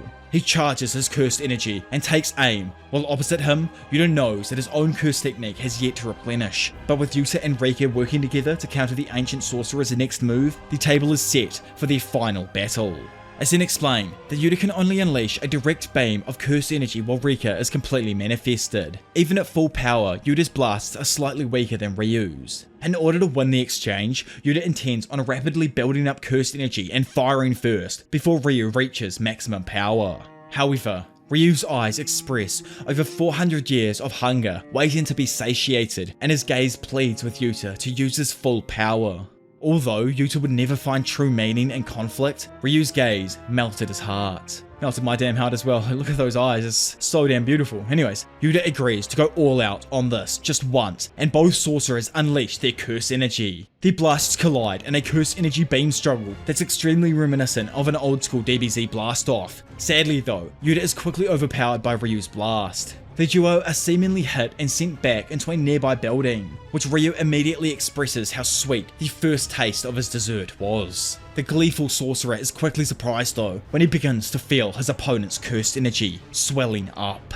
Wanting the meal he desires, he screams and asks for another beam struggle. In retaliation, Rika fires a blast of curse energy while Yuta simultaneously rushes forward. It's shown that Yuta actually jumped forward at the exact same time the blast hit, launching him at high speed towards the enemy sorcerer. Rika is also able to shoot completely on her own, but Ryu believes he's jacked enough and somehow he blocks the beam with his bare hands as well, claiming that he can do whatever Yuta can. He takes aim at Yuta and expects to finish him off with his next attack, due to the cursed energy he extended on top of just using a domain expansion. However, as his granite blast shoots out, and unbeknownst to Ryu, Yuta's curse technique had already replenished. He takes this moment and uses Uro's ability to warp space, redirecting Ryu's blast up into the air. Shocked, Ryu realizes that Yuta can actually copy people's curse techniques and tries to surmise what condition he must fulfill to do so.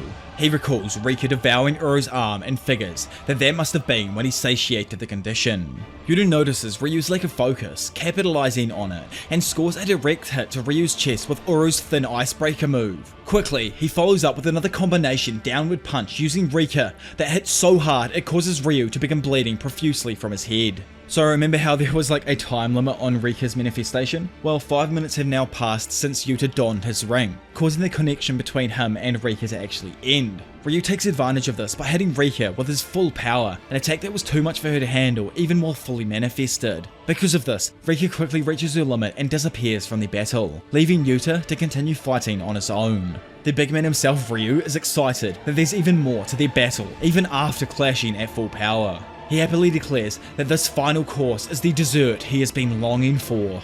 Standing there, Yuta surprises the Ancient One by grabbing him with both hands and pushing their weight down so hard that it cracks the ground beneath their feet. After effectively immobilizing them both, Yuta claims that the fight is over, confusing Ryu.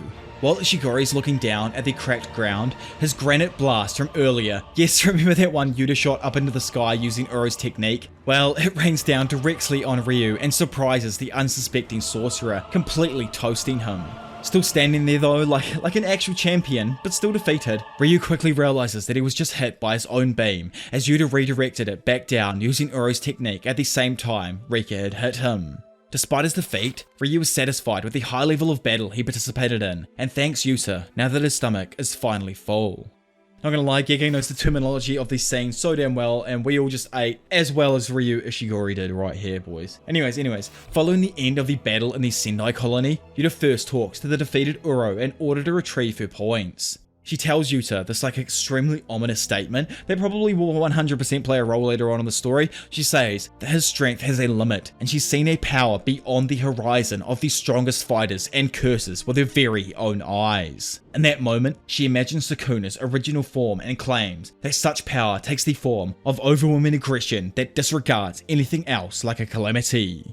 Yuta then moves on to Ryu, who tells him that he's too soft and he won't receive praise for his actions. Yuta replies to him though that Takako also told him something similar, that there was no value in sparing an opponent's life. Having heard this, Ryu is surprised to learn that Uru survived and believes his blast must have been weakened after using domain expansion. Which, like I brought up earlier, makes sense as most of the time after using a domain, someone's technique will slightly falter in comparison to before the domain was used. Anyways, Ryu sits up and asks what Uru kept getting upset about during the fight, and asks if it was a lover's quarrel. Yuta tries blowing him off, but after persisting, explains that anything he could have said to her would have just led to violence because he's blessed. Ryu doesn't really understand what Yuta meant by this, but still respects his words. After a brief break, our man decides to get back on his mission and asks Ryu to hand over all of his points. The ancient sorcerer is kind of initially confused by what he means about this, but Kogain explains that a new rule was added a while back that allows players to transfer points to one another. Ryu believes he understands that's why Yuta spared their lives now, but still asks if he would have killed them without that rule.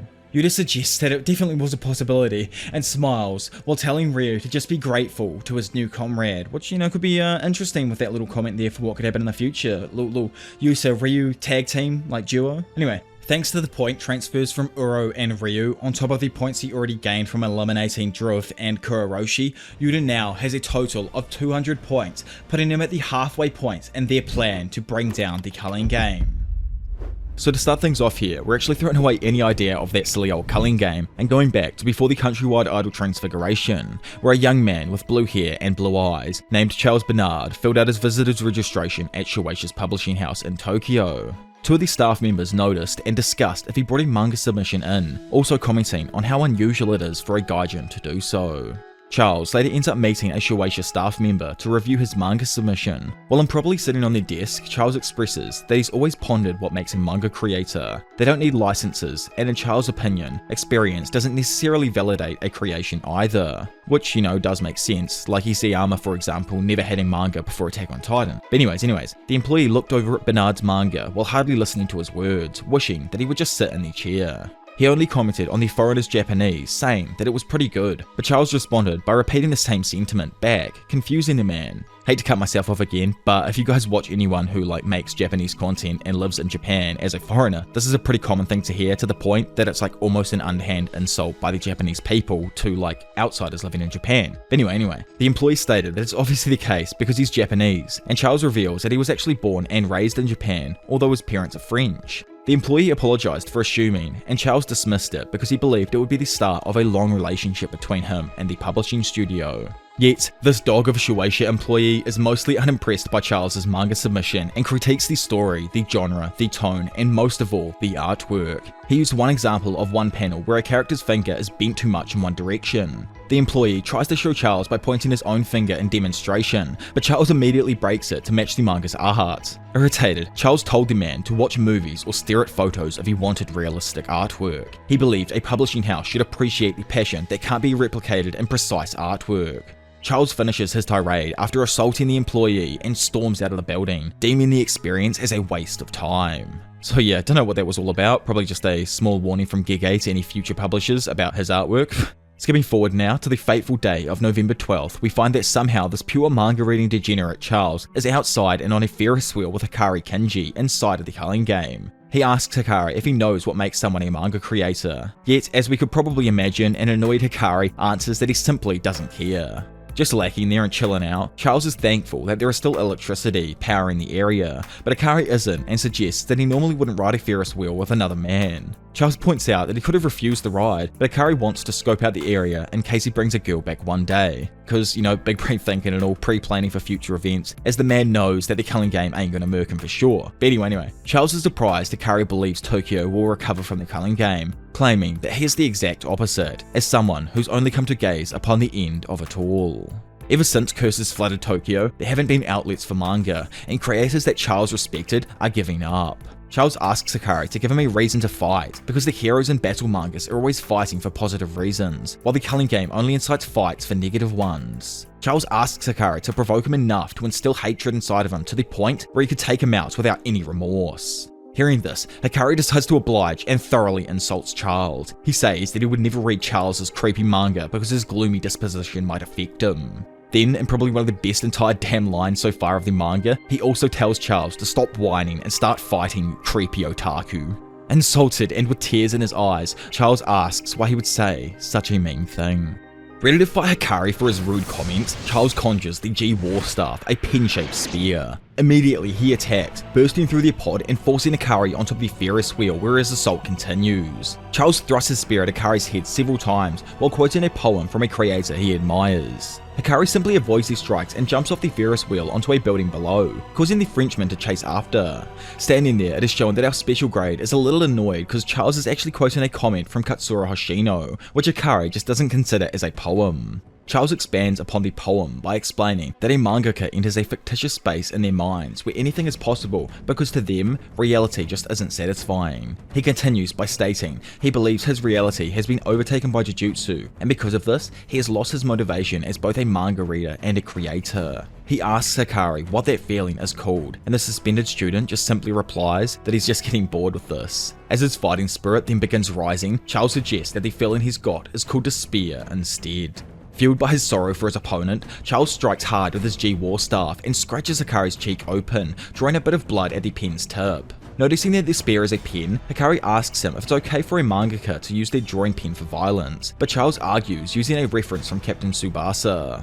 Following this, he activates the condition for his curse technique and marks Hakari with a glowing square. Curiously confused, Hakari asks what's going on as he throws a flying kick, but Charles is able to avoid it and immediately counterattacks with an attack, surprising the former.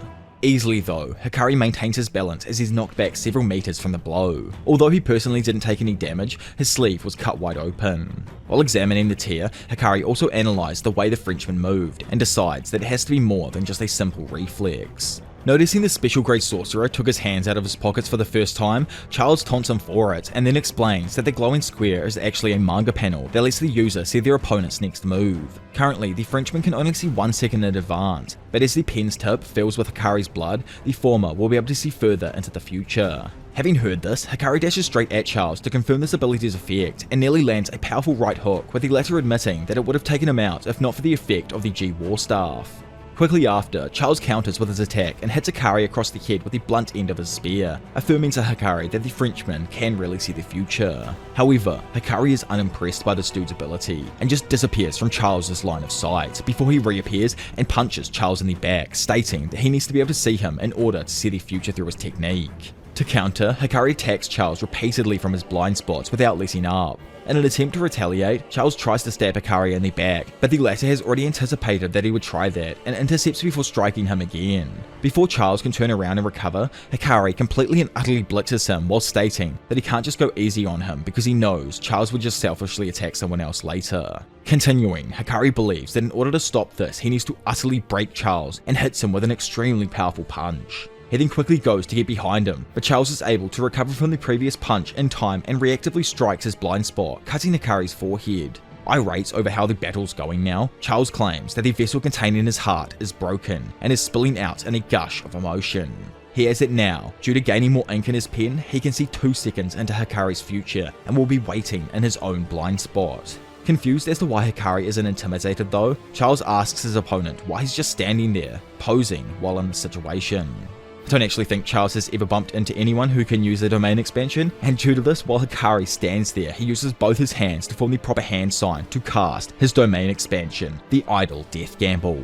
Due to his domain's guaranteed effect, its rules are instantly transmitted to Charles's brain. Instantly, the soon-to-be mangaka begins to understand the rules of Hakari's domain expansion. It's shown to us that the Idle Death Gamble is based on the Japanese pachinko machine inspired by the shoujo series CR Private Pure Love Train. During the domain's active phase, the user must hit the jackpot by getting 3 of the same symbol, which will allow them to get a bonus. There's a flow of 3 different levels that determines the percentage of increased probability, and also the probability of the jackpot through a visual effect, which Hikari can choose, though ultimately this depends on the so-called luck Hikari refers to. Also, certain Riichi scenarios can be activated at points throughout this process, and chance boosters allow for an increase in the chance of a jackpot. Having heard all of this, Charles yells out annoyed by the sudden info dump that was literally just implanted into his brain as the first stage of Hikari's domain begins. Quickly, Kenji releases a green and red visual effect attack, which Charles dodges out of the way, causing it to activate into a Riichi scenario, changing the scene around them.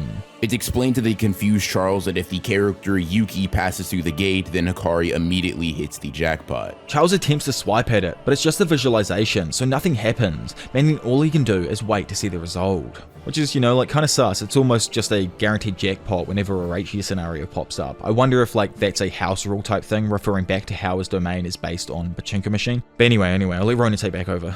Due to the indicator being weak, the Riichi scenario fails, causing them to reset back at the beginning of the domain's expansion. The sequence of events leading up to either the reset of the domain or a jackpot are considered one of Hikari's full rolls, giving Charles a very strict time limit to defeat the gambling sorcerer. Standing there, Charles thinks about how he can't use his manga curse technique to predict the outcome, meaning that the process will repeat continuously until he defeats him, or Kenji draws a winner, which he knows would result in a loss for him. However, to Kenji's surprise, what Charles is most infuriated at is the presentation, taking the beloved Private Pure Love Train manga and turning it into something bizarre for gambling. He continues to try and attack, questioning how long he will keep up with the jackpot rate being only 1 in 239. However, Hikari is still able to easily dodge each attack while confidently stating that he's never gone past 30 times. This time, Hikari activates a Riichi scenario with an 80% success rate, leaving the two anxiously watching as they continue to duke it out. He's unable to focus on Kenji's future attacks as he tries to pay attention to the Riichi scenario, calling on the Yume character to get on the train in hopes of preventing the jackpot. Sadly for him though, the train leaves and Yume disappears, allowing Charles to slice at Hikari's side. Charles explains while confidently standing there that if it was a game of skill rather than luck, Hikari might have won. But as he turns around, he is utterly shocked to find Yume is still standing there, saying that she missed the train, meaning that Hikari had actually indeed won the jackpot. Quickly, Hikari darts in and kicks Charles away, declaring that he uses skill to grab a hold of luck.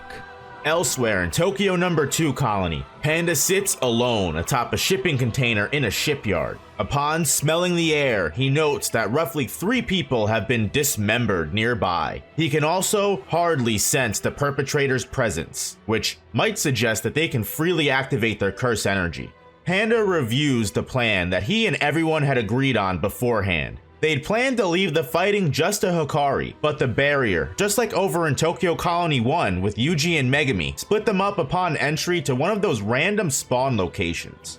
After a bit more thinking, Panda decides to take off and rolls his cute behind off the shipping container to go in search of Hana. Once he landed, he looks both ways and sighs a breath of relief. However, at that exact moment, Hajime Kashimo walks right around the corner. In a split-second reaction, Panda plays a real-life panda, and initially this does work. However, Hajime has an Omega-sized brain and summons Hisoka to his side to ask if that panda was actually a player, with the latter pretty much instantly confirming it. Witnessing this happen in front of his teddy bear eyes, Panda was surprised to learn that they have that function. Yet, before Panda really had any time to react, the ancient, god-level sorcerer Hajime had quickly charged at him and delivered a powerful blow to his torso, completely erupting a large portion of the stuffing holding him together before following up this brutal attack and completely electrifying him. Then, not done, Hajime, while insulting his strength, hits him with his staff and knocks Panda back into a container. Having been brutally beaten, Panda notes that Hajime's cursed energy is similar to Megami's Nue, where both have electrified cursed energy surging through their bodies. With his panda form destroyed, the puppeteer begins transforming into his gorilla mode and strikes Hajime with the prolific, unblockable drumming beat. Noticing a change, Hajime takes a defensive stance and endures the multitude of blows. He says that the attack wasn't too bad, but it wasn't great either, and follows up by using his staff to tear off the panda's right arm. Then continuing with his old school brutality, he throws Panda's own arm straight back into his face, completely blinding the defenseless bear, allowing the sneaky sorcerer to approach him for the puppet's right. it. Darting in, he delivers a flurry of absolutely brutal hits directly aimed at the panda's face, sending him shooting back into another container. As the broken sorcerer strolls up on the beaten panda, he calls him pathetic and weak before asking if he knows the current whereabouts of Sukuna. Taken by surprise, Panda doesn't know why he's interested in him, but quickly comes to the realization that he wouldn't be a good matchup with Yuji. So, while trying to think up an excuse, he says he doesn't know. Noticing the massive amount of stalling before answering his question though, Hajime realizes that he's indeed lying and demands that he spit it out, as he'll show mercy if he does. Having thought up an excuse now, Panda says that his uncle goes by the same name, so hearing it took him off guard initially.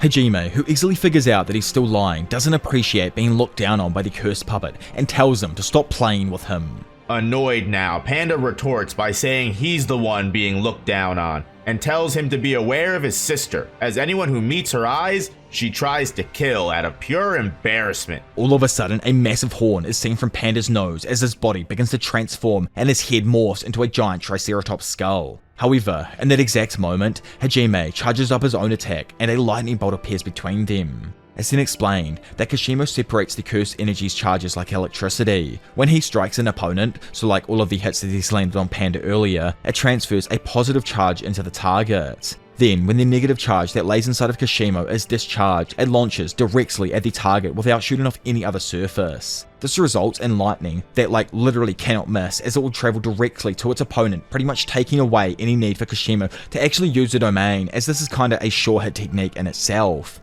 Sadly for Panda, as the transformation is still happening, that said lightning bolt strikes and absolutely decimates Panda, mortally wounding him.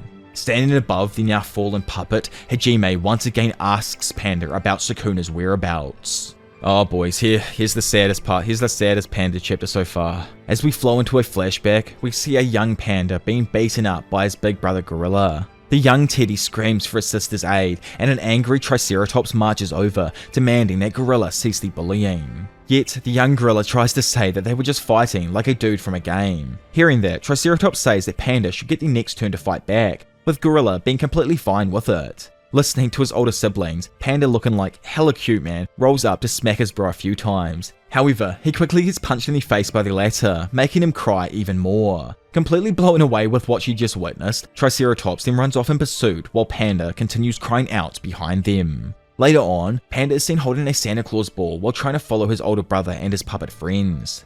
Not wanting him to follow because they find the training wheels absolutely lame, the fox whispers something in the raccoon's ear, and he tells Panda that he can actually join under the conditions that he throws his ball into the river. Initially, Panda hesitates, claiming that it was a gift from Santa, but after the two pressured him and seeing his older brother's grumpy stare, Panda tosses the ball into the river. Blown away with him actually doing it, the raccoon and the fox tell him that throwing stuff into the river is illegal, as it would harm the environment, before they ran off aiming to tell the police, which is like, who is Gorilla hanging out with? These are the worst puppets I've ever met. Gorilla rudely asks a saddened Panda why he threw his ball into the river, telling him that it was a precious gift from Santa. Breaking down in tears even more, Panda screams at him that he just wanted to play with his big brother. At night before bedtime, Triceratops berates Gorilla for bullying Panda, instead telling him that when other kids pick on him, he has to be the one to stand up for him. Gorilla counters this by stating that she plays with the other girls and wouldn't understand because of this. He says that he can never have fun with Panda around, as he holds him back and only ever seems to start crying when she shows up. Gorilla thinks that she's far too cushy on him, but Triceratops views this differently. She notes that no matter how mean Gorilla is to him, Panda shrugs off all the bad things and cheers up by the time it's time to eat. He literally doesn't have a bad bone in his body and believes that that's how brothers should always be. She belittles Gorilla by saying that maybe he's the spoiled one, as Panda always ends up forgiving him for his transgressions. Suddenly, interrupting the two of them, Panda then storms into the room with a beetle and shows it to Gorilla, who immediately points out that it's actually a Dorcas titana stag beetle and screams while throwing it out of the window in horror. Before going to bed, Gorilla and his sister open their piggy bank to see if they have enough change to buy a replacement ball for Panda. As he then begins trying to sleep, he just thinks that an idiot like Panda would be fine with any ball. Suddenly though, in the middle of the night, a voice tells him to wake up. Coming out of a daze, he notices that both he and Triceratops are being led by a strange ghost man, who's obviously like some puppet version of Masamichi, for real. But anyway, he quickly recognizes this figure as their father and asks where they're going and for how long, to which their father answers that there's no reason and that it's permanent. At that moment, a terrified panda bursts out of the house, desperately searching for his big bro and big sis. Gorilla screams back for Panda and tells his father to stop. However, the ghostly man just tells him that that's enough. Gorilla cuts in by saying that Panda can't survive without him, since he's literally terrible at everything he does and will get left behind because he's completely helpless by himself. Not understanding what's actually going on though, the father tells him that they're the ones being left behind and not Panda, so be a good big brother and say goodbye. A confused Gorilla gets defensive, wondering about how in the world he was going to buy a ball for him tomorrow and that he needed him there to talk to these shopkeepers instead of their sister. But sadly, after a second thought, he finally catches on and fully begins to break down in tears, not wanting to leave this world and his little brother's side. Back in the real world now, Hajime Kashimo stands over the bloodied mess of Panda's obliterated corpse. While prodding the bear, he notes that he didn't gain any points from him before realizing that he probably hasn't found the core of the panda yet. He picks up Panda's head with his staff and asks once again about the whereabouts of Sukuna. But Panda simply replies, like the true friend and legend he is, that pandas are very tight-lipped. Taking this as an insult, Hajime threatens to fully destroy the rest of Panda, yet, just as he raises bloodlust to do so, the legend himself, with his cursed energy already fully flared up, and with the anger of the entire Jujutsu tech on his back, drops in, completely destroying a shipping container in the process. Instantly, he screams at his boy, asking if Panda has lost some weight. Seeing his classmate arrive, Panda is happy and shouts out Hikari's name, while an initially confused Hajime begins to get riled up. Supercharged with an incredible volume of cursed energy, Hikari rushes in to rescue Panda from Kashimo. He delivers a right hook so powerful that it disarms Kashimo and sends the sorcerer crashing through several freight containers. Oh, like, this battle was going to be so insane, boys. And girls, of course. Anyways, instantly, Hikari follows up, not giving Kashimo any time to recover. Having closed the distance, the special grade does a sick 2-footed jump, throwing himself into the air and delivering a flying dropkick to his opponent's face that Hajime just narrowly avoids. While still in midair though, Hikari swings his leg straight back in an attempt to land a hit, with his opponent just barely having his nose grazed. As Hajime stands there in shock, Hikari's physical power is so overwhelming that his kick's excess cursed energy dents another shipping container and completely deforms it. Standing opposite Hajime, Hikari is electrified by the cursed energy protecting his opponent, but also barely feels the bad side effects from it. Kashimo is impressed that his opponent can ignore the electrification and asks his name. Hikari introduces himself while Kashimo is just completely fascinated by the insane cursed energy output and mysterious music surrounding his opponent. Moving into his fighting stance, Kashimo also introduces himself, and as Hikari hears his name, he realizes that he is the player with 100 points. Knowing that he needs them, he cheekily asks if he can use those points if he's victorious, with Kashimo agreeing and asking to know more about Sukuna if he's the victor. Feeling it coming in, Hikari is suddenly and orgasmically distracted as a large influx of curse energy received as a bonus from hitting his domain's jackpot envelops him. Noticing that something's up, Kashimo uses the opportunity to barrage his opponent with several hits, but quickly becomes displeased as Hikari isn't resisting at all. As he begins to tell Hikari to not disappoint him, the special grade sorcerer switches things up a little and rattles the ancient sorcerer with an abrupt right hook to the jaw that sends Kashimo absolutely flying. After posing, literally playing the air guitar to go along with his own damn theme song, Hikari instantaneously disappears from the spot he was in to follow up with a flying knee to Hajime's gut, prompting him to admit that his opponent isn't bad at all. Landing back on his feet, Hajime regains his balance, grabs onto the leg Hikari kneed him with, and counterattacks with a spinning elbow straight to the chin of the sorcerer. Overcoming it though, Hikari withstands the attack and forces Kashimo to release his grip by jumping down and completely smashing the ground beneath their feet with a straight punch. Jumping back out of Hikari's range, Kashimo, who's charged back up, discharges the same lightning attack that defeated Panda. Being able to see the approaching lightning, Hikari is able to avoid the direct hit to his head, but sadly his arm is blown off by the attack. Glad and confident that his opponent won't be able to recover in time after being hit, Kashimo rushes in to finish him off. However, Hikari is on his gone level of strength and literally does not care about his arm at all. Instead, he surprisingly counters with a kick straight to Hajime's face and follows up with a punch from the same arm that was supposedly just severed. Blown away by seeing Hikari's arm reappear, Kashimo just manages to block the attack and assumes Hikari used the reverse curse technique to quickly heal himself. It's then explained that when Hikari hit the jackpot with his domain expansion, it resulted in a bonus of unlimited curse energy throughout the round. Hikari himself never actually learned to use reverse curse technique, but the unlimited curse energy coursing throughout his body as a result of hitting the jackpot automatically heals his body with it. In other words, Hikari is pretty much damn immortal for 4 minutes and 11 seconds after hitting the jackpot. This time limit comes to an end as the ancient sorcerer notices the random music surrounding Hikari has stopped, causing his opponent's cursed energy to recede to normal. However, during the previous round, and due to how Hikari's curse technique works after he hits a jackpot, his curse energy and technique is replenished, allowing him to cast another domain immediately. So, for as long as Hikari continues to hit his jackpot, he can use his domain over and over and over again.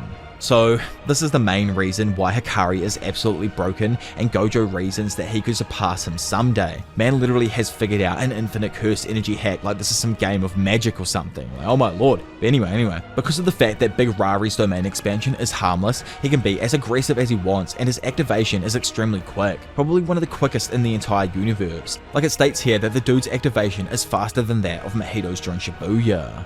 As the rules of the Idle Death game are sent to Hajime's mind, he notes that since he's aware the game is a probability loot type, it means he's likely to keep hitting the jackpot as he activates increased probability.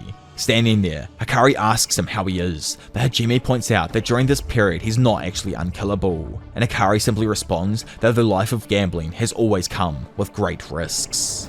Flashing in, the two monstrous sorcerers trade a flurry of brutal punches before Kenji spins away and activates his continuation effect, absolutely confusing Hajime with what's going on. It's then explained that currently Hikari is redoing one consecutive effect sequence. The normal percentage chance of hitting the jackpot is over 20% or 1 in 5 on its first activation, and because of that there is usually a high risk of drawing a dud, so typically he only uses this activation when he has increased probability. Igniting the fight once more, Hikari throws another punch, but Hajime blocks it and completely batters the bulked up high schooler, punching him in the side of the head and kneeing him in the stomach. Jumping back though, Hikari flexes while screaming renewal, leading the potty emergency Reichi scenario to occur. During this Reichi scenario, if the Denji wannabe who's stuck on a hypothetical train headed to Yoyogi doesn't have a bathroom, or more specifically as it implies here, doesn't have any accident at all, will result in a jackpot Reichi scenario for Hikari. As the train flies forward, it's shown that this fake chainsaw man named Hero just barely made it to a stop without accident, causing Hikari to once again hit his jackpot. Standing there with his eyes closed and just looking like the absolute king he is, Hikari suddenly reopens his eyes and screams for his music to begin once more. Sometimes, you know, like I really just personally wish I could make sound effects like with my mouth and everything, just like boom.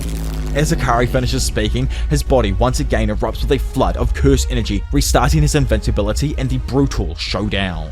Time to really kick things up a notch here, boys, so subscribe to please save my throat from the throat goat and push this video to like 5 or 10k likes, just so I know that you want a full 4-hour JJK video dropped, because, you know, I'll compile all these parts together and re-edit the Gojo past arc, and, you know, I'll do that, or I'll tell you, I will, don't make me. Anyway, moving forward. Standing opposite him, Hajime notes how this is the same form that will last for 4 minutes and 11 seconds, meaning that he currently has no restrictions on curse energy and can automatically activate a reverse curse technique. However, he also notes that this time the jackpot was not an even number, meaning that if he activates his domain expansion right after this, his increased probability will have actually ended, so he won't get another jackpot again as quickly after. He states to himself though, that if he can make it through the next 4 minutes and 11 seconds he will win.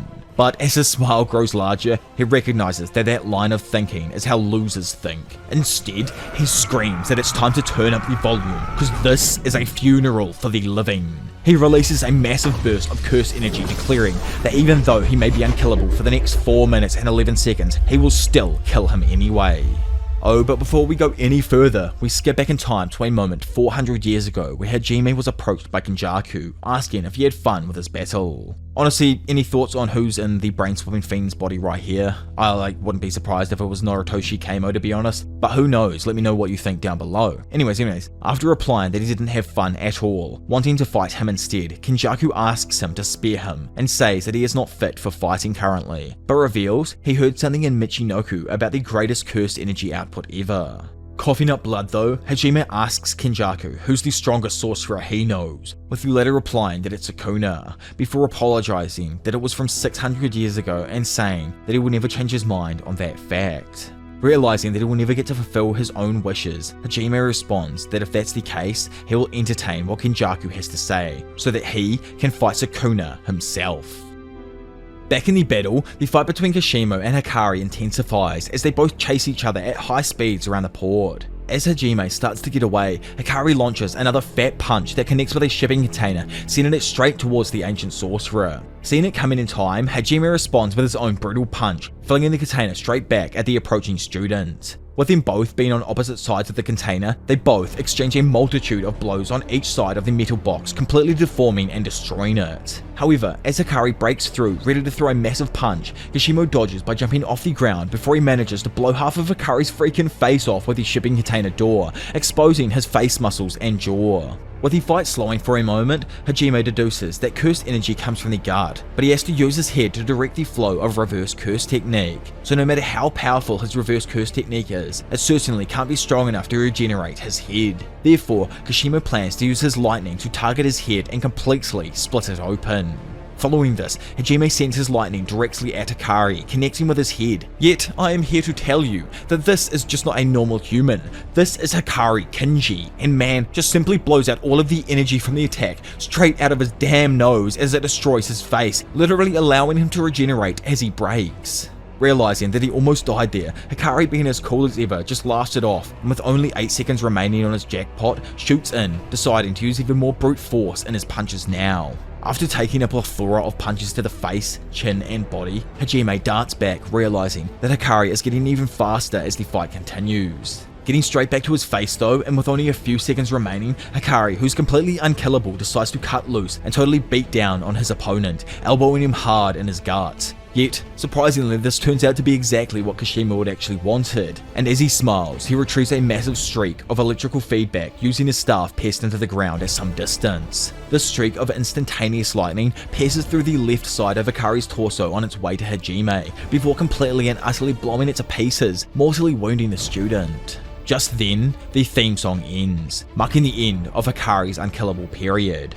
with Hajime then stating that it's finally over. However, to the perplexed surprise of the ancient sorcerer, Hikari is not done yet, instead moving his hands into placement and opening his domain once more.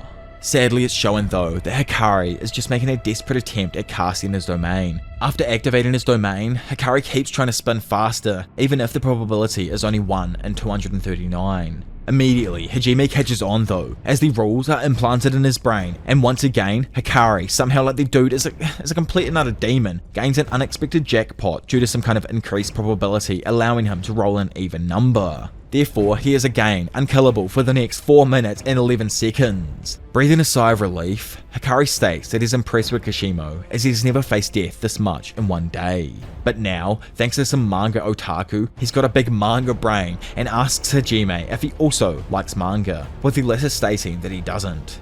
Getting the battle underway, Hikari flips things up a notch, figuratively and literally, as he changes his domain's polarities, making down up and also shifting the coordinates of his barrier over the sea. As Hajime falls back towards the sea below him, he states that because his cursed energy is like electricity, it won't stop discharging until it's fully depleted. He has one of 2 options in the coming water tussle. Either he can release his cursed energy until it's all gone, or shut it off until he's able to return to land. This obviously goes back to like what Panda said about someone having that amazing control over their cursed energy at the beginning of this battle. But anyway. However, to avoid falling into the water, Kashimo stands on the cursed spirits that burst out of the ocean in an attempt to devour him. On the other hand, Hikari, who's got his manga brain fully rolling, absolutely pummels a massive cursed spirit as it bursts out of the ocean, before shooting across at high speeds towards Hajime and sending him flying into the ocean below with a fat kick. Then floating above him on some like fat flying fish looking ass cursed spirit, he watches as Hajime slowly begins to burn away all of his cursed energy in the water.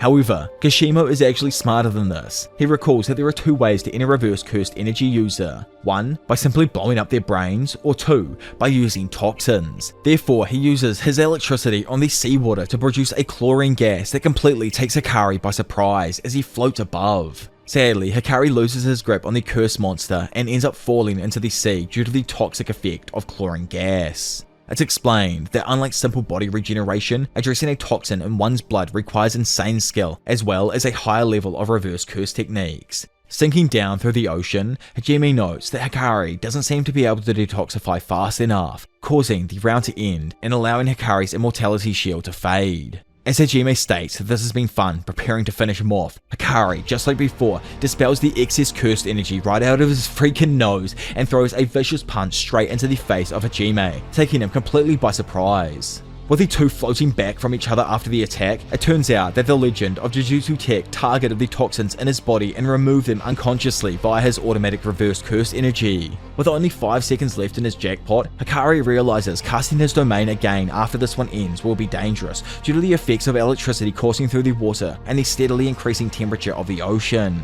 He ponders going up to the surface, but is like, nah, stuff that dude, I might instead just beat the absolute hell out of this dude here, and proceeds to throw a fat left hook to his opponent's face. Kashimo though, battered and bruised, but still excited to continue, drives forth and grabs a hold of Hikari's arm, before releasing a massive blast of electrified curse energy in an attempt to destroy Hikari's entire arm and prevent him from being able to cast his domain again. Back above the ocean's surface, as all the water rains down, we find a cute baby panda who's changed his form wandering around, as he then comes across Hikari's severed hand. As a previously lively battle now comes to a seemingly abrupt end, we see Kashimo plop out of the sea completely out of curse energy. However, right as he is about to consider himself the winner, Hikari emerges from the sea himself with one arm and punches him back to reality. It's explained that during the previous attack Hajime released, before the electricity could travel all the way through the water, it resulted in a massive thermal explosion of hot steam. Laying down on the ground completely exhausted, Hajime asks how he isn't ripped apart from this explosion, but Hikari explains that he knew what his opponent was up to, and purposely sacrificed his left arm through a binding vow so that the curse energy that usually protected it protected the rest of his body. Hearing this, Kashimo finally tells his enemy to end his life. However, Hikari offers him a deal instead, as he personally doesn't see this as a win. Hikari also brings up how Kashimo technically didn't use his technique, to which the Ancient One actually explains that he is saving his curse technique to use on Sukuna, as it is a single-use one, and all Kashimo wants is a fight with Sukuna. Therefore, the Ancient Sorcerer agrees to side with Hikari in exchange for a future duel with the King of Curses. Rolling onto the scene and seeing the two hanging out, Panda is quite shocked after hearing that Hajime is now on their side because he wants to have a future bout with Sukuna. Hikari discards Panda's concerns by casually asserting that a Kohai has to obey his senpai's wish, before randomly leaving the small panda with the Ancient Sorcerer to go in search of someone else. This is also where the announcement of a new rule being added to the game is made. The rule is that players can also give as many points as they want to another player, allowing Hajime to send his points over when needed, obviously. It's actually crazy when you think about it, how all of these battles are happening simultaneously. I love how Gege hasn't given us a timeline per se to go off, but it's more or less just this one kind of rule that we can refer back to, knowing that all of the fights have been in relation with it. But anyway, continuing. Shooting back over to the Ferris wheel, we find that Charles has been chilling out after his defeat. After seeing Hikari rolling up, he confusedly asks what happened to his arm, with the student stating that he'll fix it later. The two mates then bicker about their fight hilariously, like Hikari is actually abusing the dude in an attempt to get the name of his manga out of him because he'll buy and read it, which you know is very nice of him. Big plot twist that I'm going to chuck in here myself that me and No Operator were talking about for a sec. What if Gege is actually French himself, and this is a self-insert of him in the actual story? It'd be kind of funny to go back to after the story if Gege ever reveals himself and find out that this was just him self-inserting. I'd love to know what you guys think on that down in the comment section below. But anyway, continuing on. Big Momo then cruises on in, interrupting their banter and asking if he managed to get all their points necessary, with Hikari confirming that he indeed did. So quickly before the video ends, I guess I better go over their plan. So their plan is obviously to implement 4 new rules. The first was to make points transferable to new players, which was done. The second is to allow the use of 100 points to create a substitute player so individuals can actually leave the game. Third is to remove communication blocks on the zones. And then finally, the fourth is to allow people in and out of all of the barriers without consequence. Nishimaya states that she wants to forget Rule 3 for now in place of going to get 4 first. The reason they are doing this obviously is because Maki can actually pass through barriers, leaving Hikari shocked at this news that she can freely enter them. He asks how it's possible, with Momo stating that it's because she has turned into a complete monster. Well, after dispatching the toughest curse spirits and players, she runs into Noritoshi Keimo, who's undergone like a clean ass looking transformation. Man literally had to switch up his entire look after realizing he's named after the worst sorcerer in their family's history. But anyways, they both acknowledge the change in each other's look, with Noritoshi confessing that he's lost his position as the Keimo family's heir and has fallen from grace, while Maki has become formidable. Noritoshi asks Maki to meet with Yu once she leaves the colony, as remember, because of her recent transformation, she can freely travel between colonies. But suddenly, their plans are interrupted by the sudden appearance of a formidable curse spirit. As it enters, shooting in through the barrier, it disregards Kogane's request to become a new player, telling it to shut up. Anyway, skipping away from the action as per usual, and going into a moment that happened a few days prior, we find a hurried Noritoshi Keimo running through the house searching for people until he comes face to face with a senile Shino. By the way, has anyone noticed the dramatic change in Gege Akutami's art style from the beginning of the series till now? I feel like the Culling Game especially has changed into this darker arc where his art especially is a lot more scratchy and has this more of a horror style feel to it. But anyways, continuing on. The senile old dog asks how Keimo got in, claiming that ever since the guard was taken over, it's been completely useless. Noritoshi tells the old fart though that he doesn't have any time for jokes, but Shino eerily asks him if he's forgotten who's actually the next head of the family.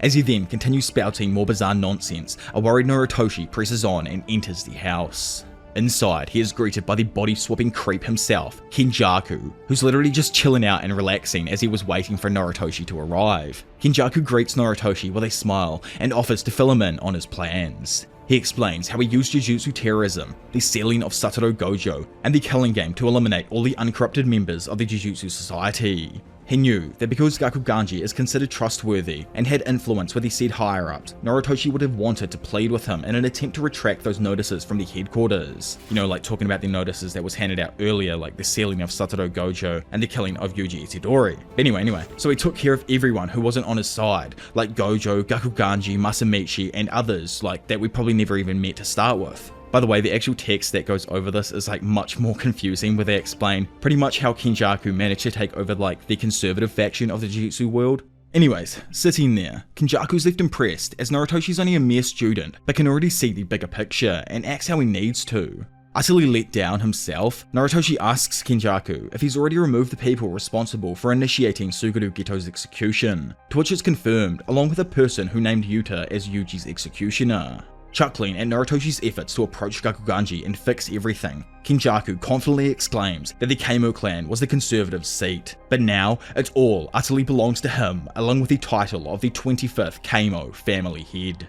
Feeling challenged, Noritoshi sparks up in preparation to battle, but Kenjaku quickly waves to dismiss him. Man literally laughs at him as nah bro, just chill out for one sec. Confused, Noritoshi asks what the hell he's on, but Kenjaku just tells him that it's fine, because even if he is alive, nothing is going to change. Plus, he doesn't want to mess up the new house. He tells him instead to get lost, allowing Noritoshi to eventually make his way to where we find him at the very beginning of this arc.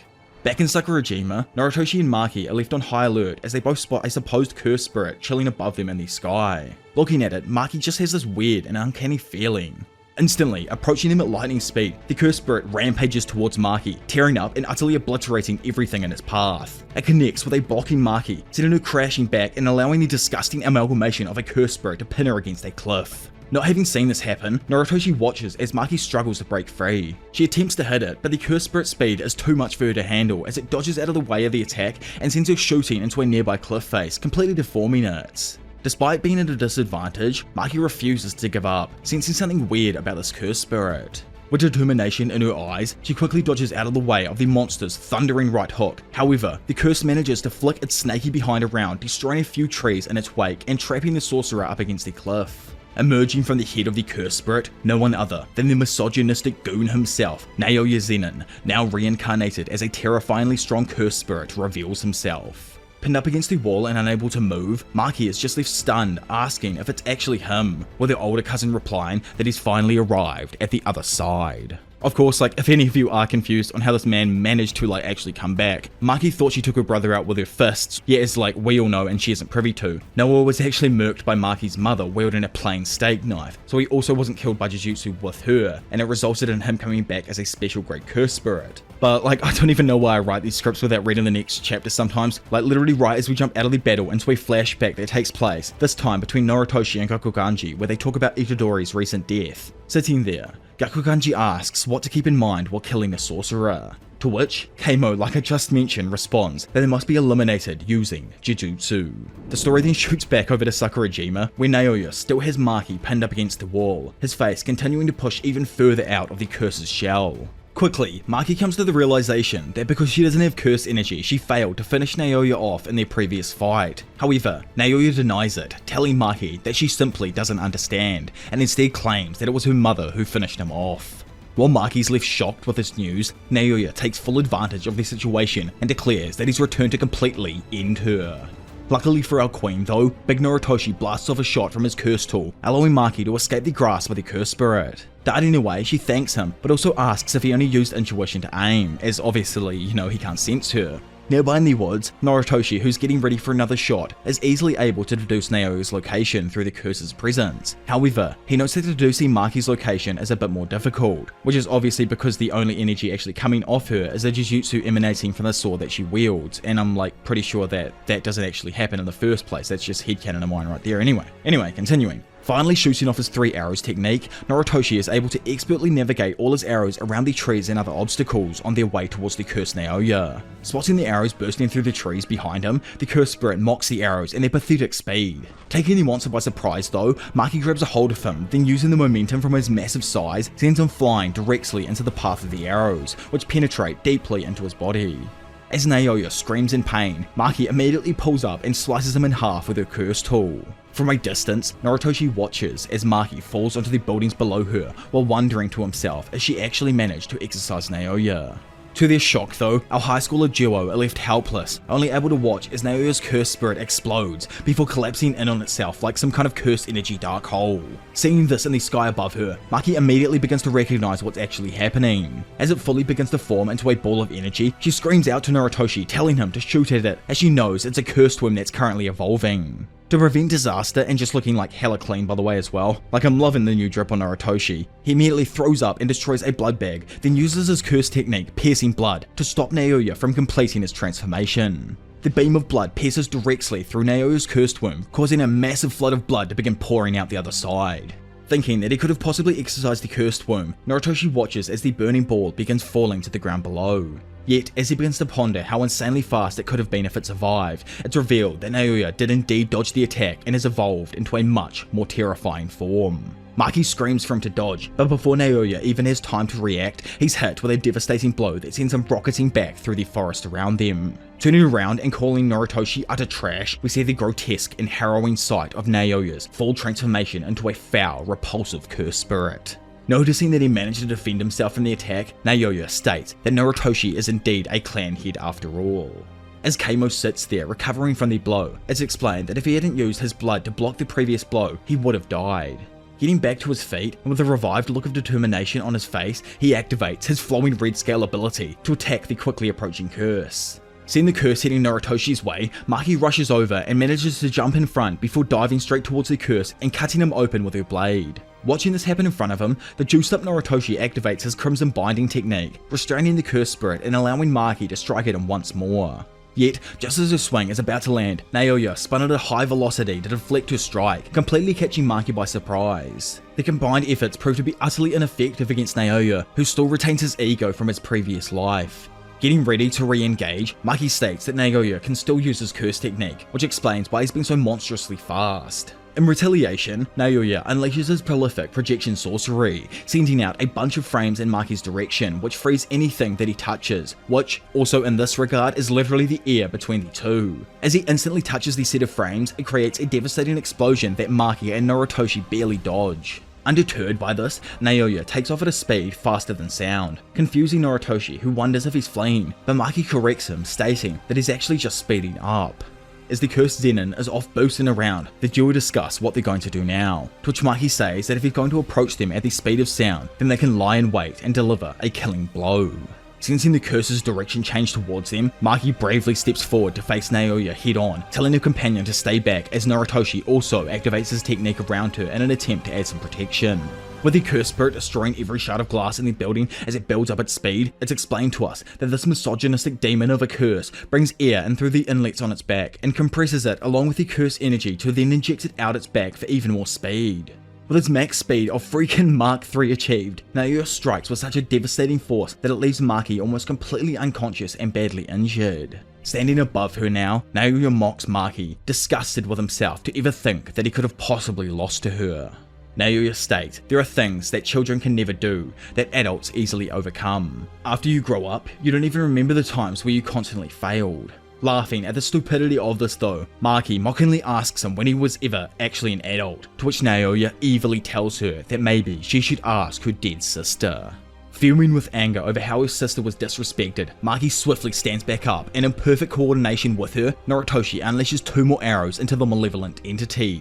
Darting him behind, Noritoshi then employs his own blood-bending technique, slicing into the curse and landing a devastating blow, leaving Naoya stunned with the amount of blood being expended by the sorcerer. Coming to though, he makes the connection that Noritoshi could possibly be circulating the blood outside of his body and then bringing it back in continuously, that way he won't die of blood loss. Knowing that only Maki can defeat him though, Noritoshi tells his companion that he'll hold off Naoya while she makes a run for it, but Maki refuses, just asking for 5 minutes. Noritoshi argues though that she's probably suffered internal damage and just a brief break won't be enough, yet still Maki denies it and tells him that she isn't bluffing and really does just need 5 minutes to fully heal her injuries. I don't know how she's like actually healing herself. I'm assuming that she's probably running over to one of the healers from Jujutsu High and getting healed there, but that's just a thought of mine. Either way, hearing this, he tells her that he won't make any promises, as honestly, it doesn't really matter whether he lives or dies. Reigniting the battle, Naoya blasts towards the duo, but Noritoshi uses another technique to form a blood fence before diving out of the way as Naoya effortlessly bursts through it. Noticing that Maki's vanished, and because of the fact that she's like Toji, he can't sense her, Naoya asks where she's gone. Noritoshi in this moment analyzes the situation and realizes that although Naoya's cursed body is incredibly fast, it's not durable. He also observes that Naoya has a binding valve that requires him to curl up at high speeds to avoid tearing, thus increasing his toughness, but due to that binding valve itself, when not moving at high speeds, he's extremely vulnerable. All of a sudden, striking faster than the speed of sound, Noritoshi is completely taken off guard and blown back through a bunch of defenseless trees by Naoya's blow. Immediately following up, the misogynistic demon speeds up and rams straight into the vulnerable sorcerer, causing him to start spewing up blood. With Noritoshi falling towards the ground below, Naoya gives chase and jokes that blowing blood into his inlet was a dirty move. However, Noritoshi refuses to give up and claps his hands together before delivering a powerful blood beam straight to Naoya's head. Despite his efforts though, Naoya remains completely unfazed and declares that the battle is over, causing Noritoshi to fall into a childhood flashback. So big man himself is having, his life flash before his eyes right now. He believes that honestly he's failed. He was never able to create a safe place for him and his broken family. Then coming back to reality, he now sees the malevolent figure that is Naoya leaning over him. Again, Noritoshi is hit by the shell of Naoya's curse, sending him shooting back a few feet, but this time the sorcerer quickly regains his footing. Thinking to himself and knowing that no one in his personal life needs him anymore, Noritoshi attempts to retaliate with a straight punch while proudly stating that now it's time to completely burn away his life, then one day in the future his comrades can do the same upon his fallen ashes. And honestly, Gege man, you gotta chill out, you turn into a bit of a poet with some of these lines right here. Just then, as Naoya is about to step forth and end Noritoshi's life, 2 brand new random ass players screaming sumo and katana arrive to join the fight. So that random man screaming for a katana is actually an old schooler who goes by the name of Daido Hagane. Like the sumo dude, he was summoned into the current time period, but right in the middle of the Kagoshima Sakurajima Colony. He searched far and wide, night and day, looking for a beloved katana, until one day, while searching through in an abandoned child's room, he finds a Kimetsu no Yaiba, first form, water surface slash sword hidden away in a box.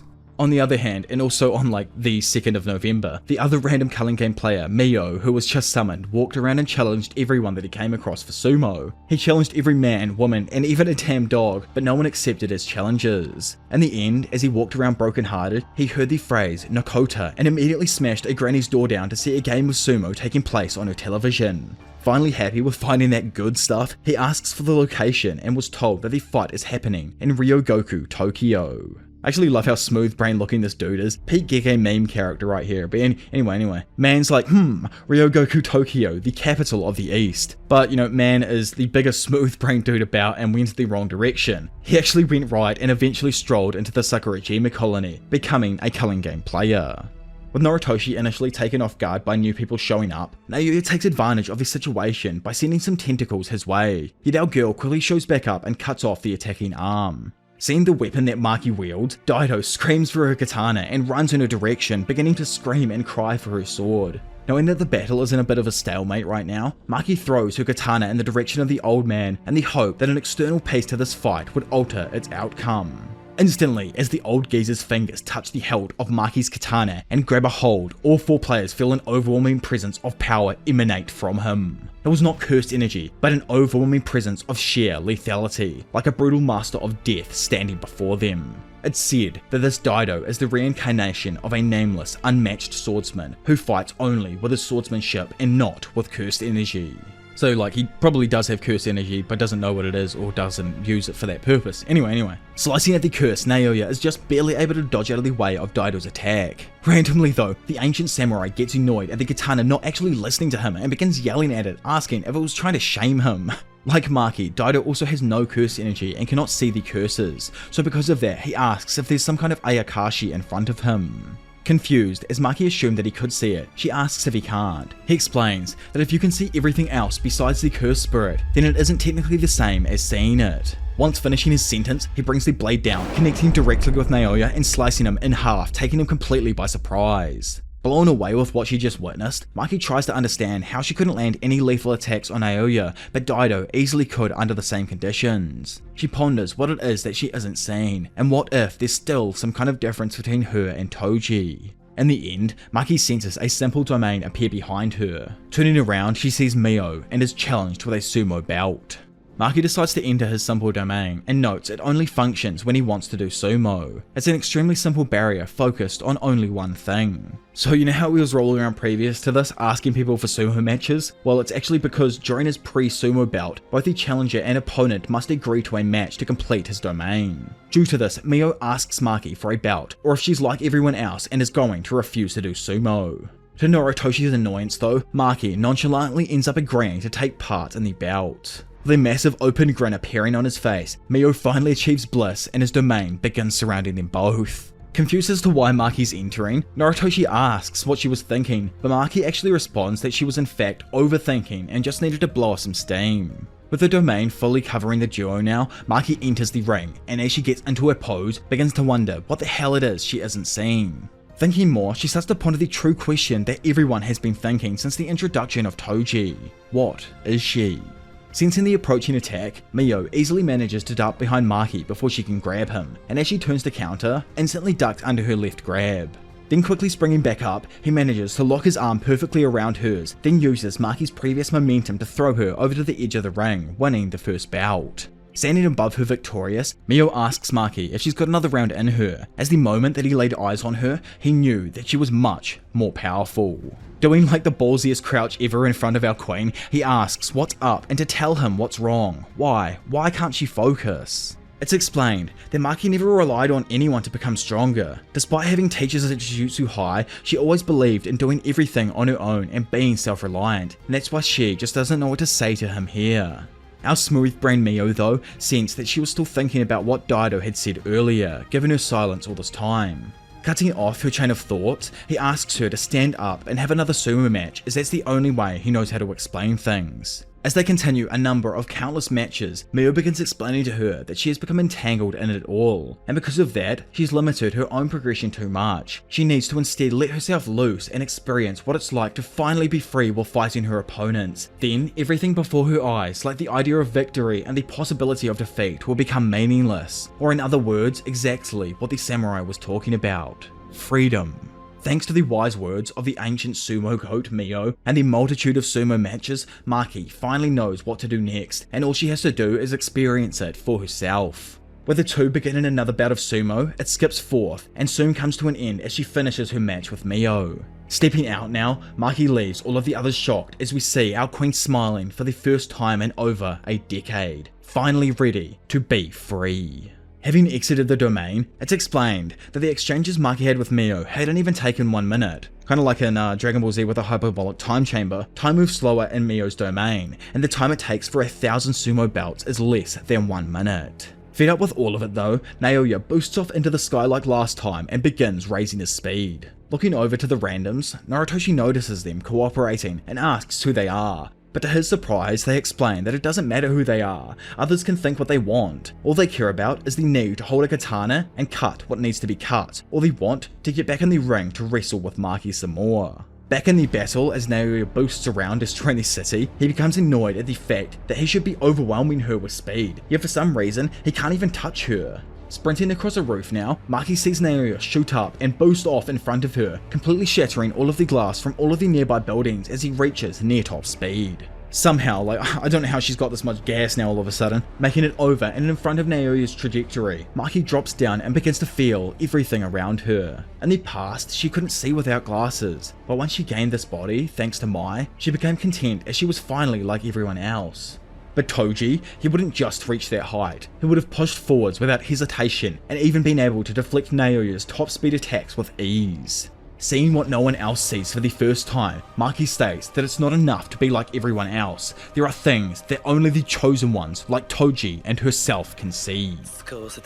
Boom! Instantly, as Naoya tears through the building directly in front of Maki, trying to hit her with his top speed once more, Maki quickly pulls herself into a ball and manages to dodge Naoya's top speed attack in midair without anything to actually move off. It's just freaking insane. A lot of the fights in the series play off like how you can catch a person off guard in the sky as they are unable to completely dodge because there's nothing to move off. The sky is like untangible. So this just goes to show how much of a beast Maki is right now. She's literally smoking on that Naoya pack for real. But anyway, moving on. Maki knows that the air around them may seem empty, but there are minute differences in the temperature and air density. All Maki needs to do is use them to her advantage. As Naoya then attempts to boost at her once again, Maki easily dodges and punches the curse down towards the ground below. Maki's also got that mega juiced up brain, as somehow she just knew that Mio was directly below her, allowing him to land a direct headbutt to the side of the curse's exoskeleton. Not done, Daido also reveals himself and slices at the curse, almost completely cutting through the entirety of Naoya and killing him.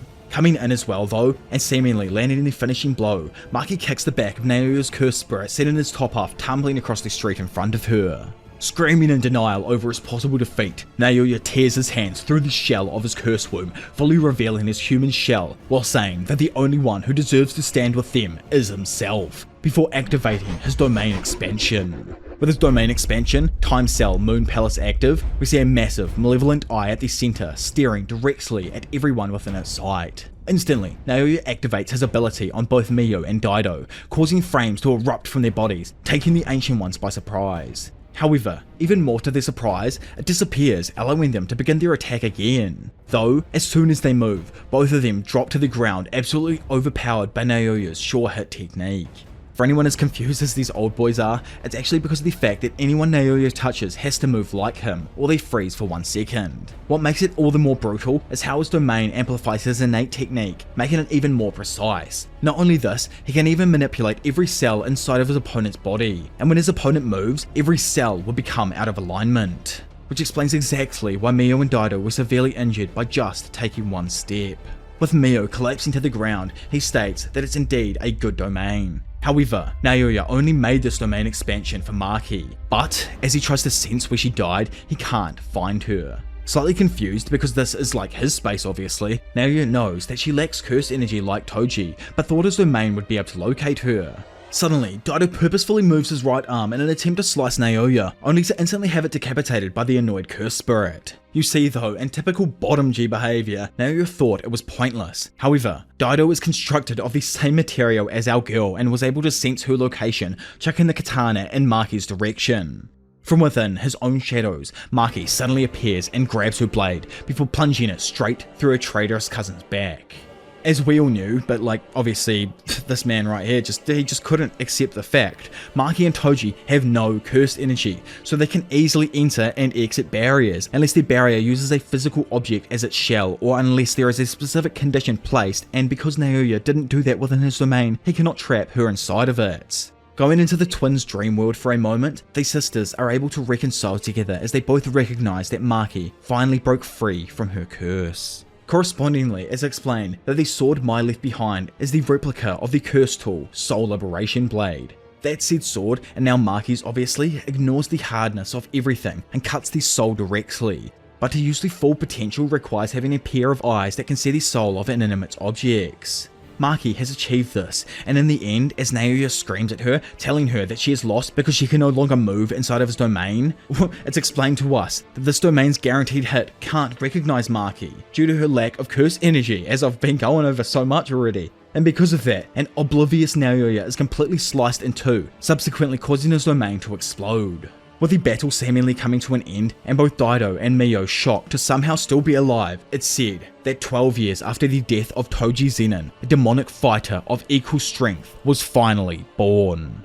Honestly, it's just so nice to see Maki having a smile on her face in each panel. Such a lovely change from the angry Maki, even though she looked gangster and was just ready to mess up anyone's day. It's nice to see her with a smile on her face for the first time, as like her mission technically has completely come to an end now. She's just here to be like a goated warrior in the coming battles, pretty much. Anyway, gotta move forwards, otherwise all the bottom G's out there can't take it, and I hate it when I build up amazing female characters, which is really cringe of them for some reason, but anyway. So with the aftermath of Maki and Naoya's fight, it's shown that she was fully successful in exercising him, as Kamo confirmed the win. Maki claims that the win was thanks to the randoms that had shown up, and hearing this, Noritoshi asks about their condition. Just like Kamo, Daido and Mio's conditions are also severe, but what Maki's most concerned about is how Noritoshi just nonchalantly decided to throw his life away. Noritoshi tells her though that he should know his situation. Because he's from one of the big families like her, he feels worthless as he's failed to become the head. There's also how he was named by his mother after the most evil sorcerer in history. He asks if Maki asked hers, to which she says that she did, but then she murked her. But now, after hearing what the curse Naoya told her, she doesn't know if it was the right decision, and honestly just wished they'd talked more.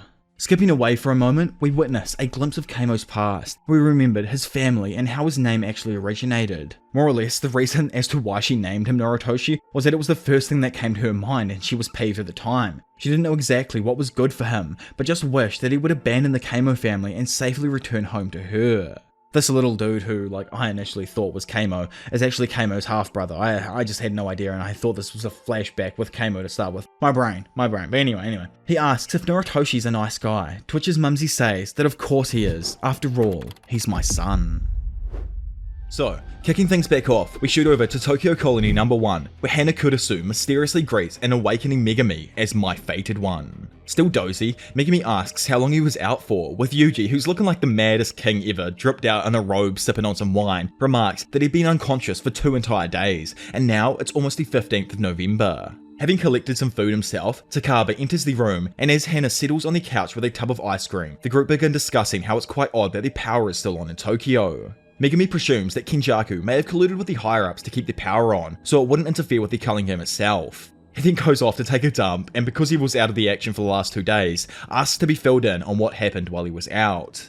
It's explained that Yuji bumped into Takaba and chose to join forces in an attempt to locate Megami. Eventually, Takaba was able to locate Hana, carrying Megami through the sky, and that's how they ended up all here together. Bringing him fully up to date, Yuji shows Megami how many points both Hikari and Yuta have, telling him that including his own and Takaba's points, they've met their quota. Now, all that's left is to figure out how many points are needed to actually leave the goddamn culling game. Curiously, Megami turns and asks Hana if she's the player named Angel that they were looking for, and asks also why she saved him in the first place.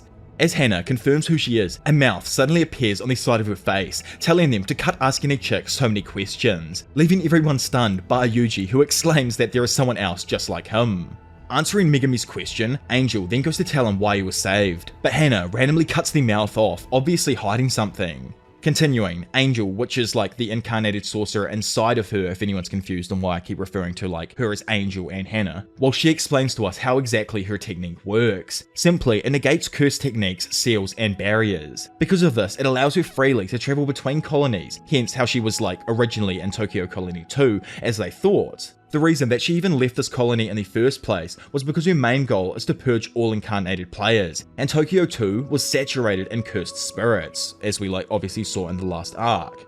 Her reasoning for this is because the vessels of incarnated players are usually suppressed and destroyed upon incarnation, which goes against the laws of God. Therefore, Angel chose to coexist with Hana. Sitting there, Megami asks if she could use her curse technique to free Gojo, to which she affirms it's possible, but first, wants something in return. The disgraced, or the fallen one. She promises to the boys that if they manage to take him down, she won't hesitate to help. Well, let me all tell you, things certainly take an interesting turn as Yuji is summoned into his or Sukuna's inner world right here. Stepping forth, both loathe each other's sight, yet there isn't any messing around this time, as no, Sukuna, the King of Curse, reveals himself to be the disgraced one. Which absolutely flips the series on its head, and let me tell you right now, you ain't ready for what's about to happen, and I still can't literally fathom what's just gone down in 213. But anyways, moving forward, noticing that something's up with his boy, Megumi calls out his name, asking if he's okay. Looking like he freaking died on the inside, Yuji says that he just ain't really feeling that well and asks Hana to switch places with him so that he can lie down. Man's actually suffering after realizing he's been hunted by yet another ancient sorcerer. Having moved out of Hana's point of view, Yuji then begins trying to gesture that the disgraced one is Sukuna. Man, I actually love Megumi's confused ass face right here. Eventually though, and after sitting down with Hana, he realizes what Yuji is trying to say. Megumi ponders on how they need her help to save Gojo, but now they're completely back at square one as her target is technically Yuji. Similarly, Yuji muses about why Sukuna told him to keep quiet and concludes that Angel must have some sort of ability that can completely obliterate Sukuna without any chance of return. Yuji, obviously being Yuji, thinks that this is a cheap price to pay to end the cursed spirit and decides that as soon as the others implement the rules required to save Sukumi, he will die. With the two comparatively overthinking everything, Angel speaks again, breaking their thoughts and remarking that it's odd how a large number of people are currently entering the colony. Quickly, the group command the Kogan to show the current Culling Game player base, with it revealing 807 active players with more joining every minute. So, right now in this story with Yuji and stuff, we're in November of 2018. Well, taking things back quite a few months until February, we find that Kenjaku and Sukuna's chef, Arume, are explaining to the US officials the existence of cursed energy and cursed spirits. So apparently, curses are usually only observable by the Japanese population, with some exceptions. This includes the fact that they are mostly invisible to the naked eye obviously. Curses and curse energy themselves live within specific wavelengths of visible light that the normal human brain can't pick up on, and man-made cameras don't actually capture the correct light to view what's really happening through their lens. Which, by the way, if you've watched Jelamoth's dope video going over Jujutsu Kaisen's iceberg, well, it goes into the theory that Jujutsu Kaisen's cursed realm is the same place as in Gege Akutami's first story called Number 9, in which the main character, who I think looks exactly like a mix of Sukuna, Gojo, and Megumi, uses weapons and Shikigami-like creatures that he summons from 9 different boxes that interact with a shadowy realm. Plus, remember that one time Sukuna told the black box to open just before he used a flame arrow to send Jogo to the cursed realm? Honestly, I just need to move on right now, otherwise I'm gonna just start dropping series-changing theories that I've headcanon right on the spot. So anyway, after having handed out the cursed glasses, Urame lets everyone know that they function as a screen and will allow them to see curses along with the manifestations made by cursed energy. Instantly after placing on the glasses, the US president along with his secretaries react in shock horror, asking what kind of disgusting trick this is. Cyrus, one of the US president's officials, speaks up, telling them that they all need to calm down as they'd already been able to confirm that this is all reality, and if they don't seize this opportunity, they'll fall behind as a global power. The two sorcerers then exorcise the cursed spirits, assuring the officials that they mean no harm. Elaborating some more on how curses don't appear on man-made cameras, Urame states that they have video footage recorded using Jujutsu technology that works by capturing a puppet's vision.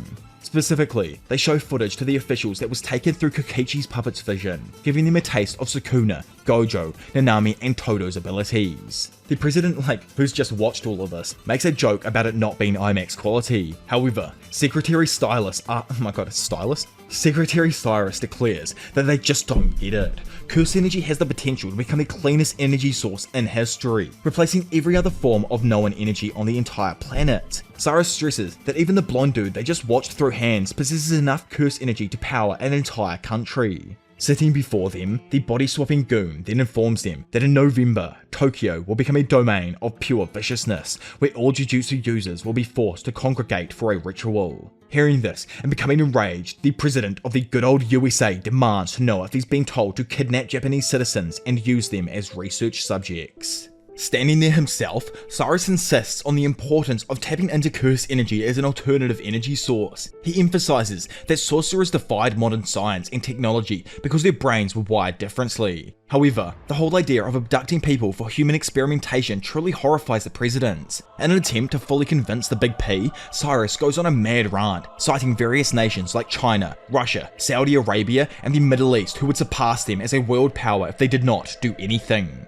Beginning to twist facts, he declares that their operation would be to form a protection for the Japanese people against other countries that could target them indiscriminately, sorcerer or not. His advisor also suspected that because this negotiation was being kept under wraps, their failure to comply would force Kenjaku to negotiate with other countries. Having overheard them, Kenjaku added that because sorcerers were a minority, even among Japanese citizens, the November gathering would be an excellent opportunity to collect specimens. Knowing that there are Japanese descendants in the US, the president orders them to be heavily guarded in order to protect them from attacks by foreign countries. Quickly following this up, he then turns and asks Big Gary K, the Special Operations Commander, how many soldiers they should deploy to Japan. Gary, who calls himself like a military man, like bro, we obviously all figured that one out, asks for more confirmation about the average strength of sorcerers. After learning that their main threat in Gojo would be locked away in November, Gary becomes confident that 1 battalion of 60 soldiers would suffice, given that all the sorcerers were amateurs. He declared that even with their supernatural abilities, they couldn't compete with the skill, weapons, and experience of trained US soldiers. Kenjaku casually agrees,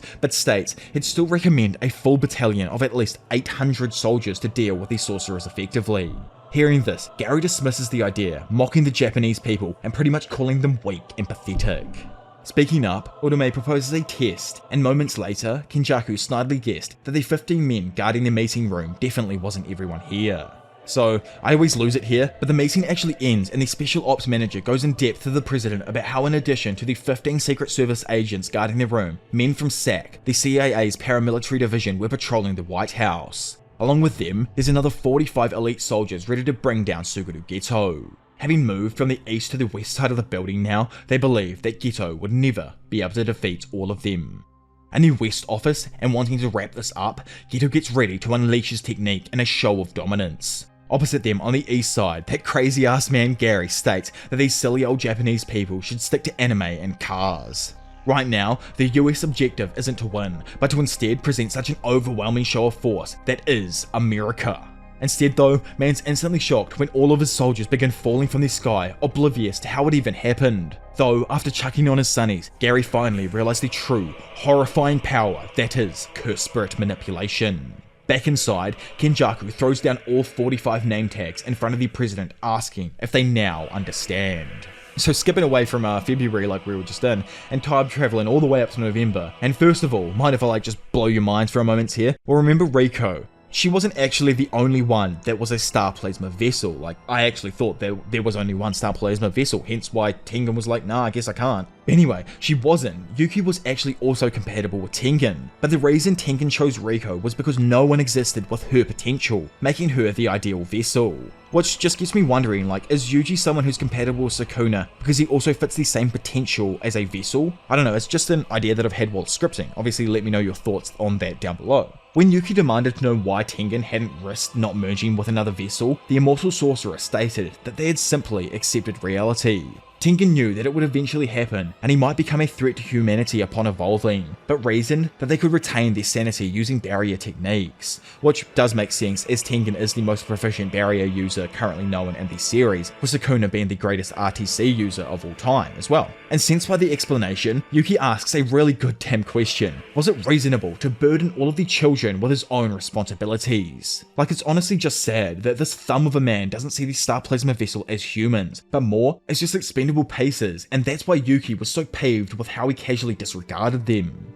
Thinking on the past now, Yuki grumbles that she could have helped the Star Organization if their aim was to simply prevent the merging instead of killing their vessels. It's then revealed that Yuki is able to hear the voices of past Star Plasma vessels, unlike Tengen itself. Tengen asked Yuki to tell them what the voices were saying, but Yuki refused, stating that the immortal sorcerer would only use those words to justify their decision to evolve. Sighing over not really getting anywhere, Tengen states that they would have liked to chat some more, yet they're unable to, as it's shown that the megalomaniac body-swapping fiend Kenjaku was able to break through and enter the area above the Tomb of the Star corridor.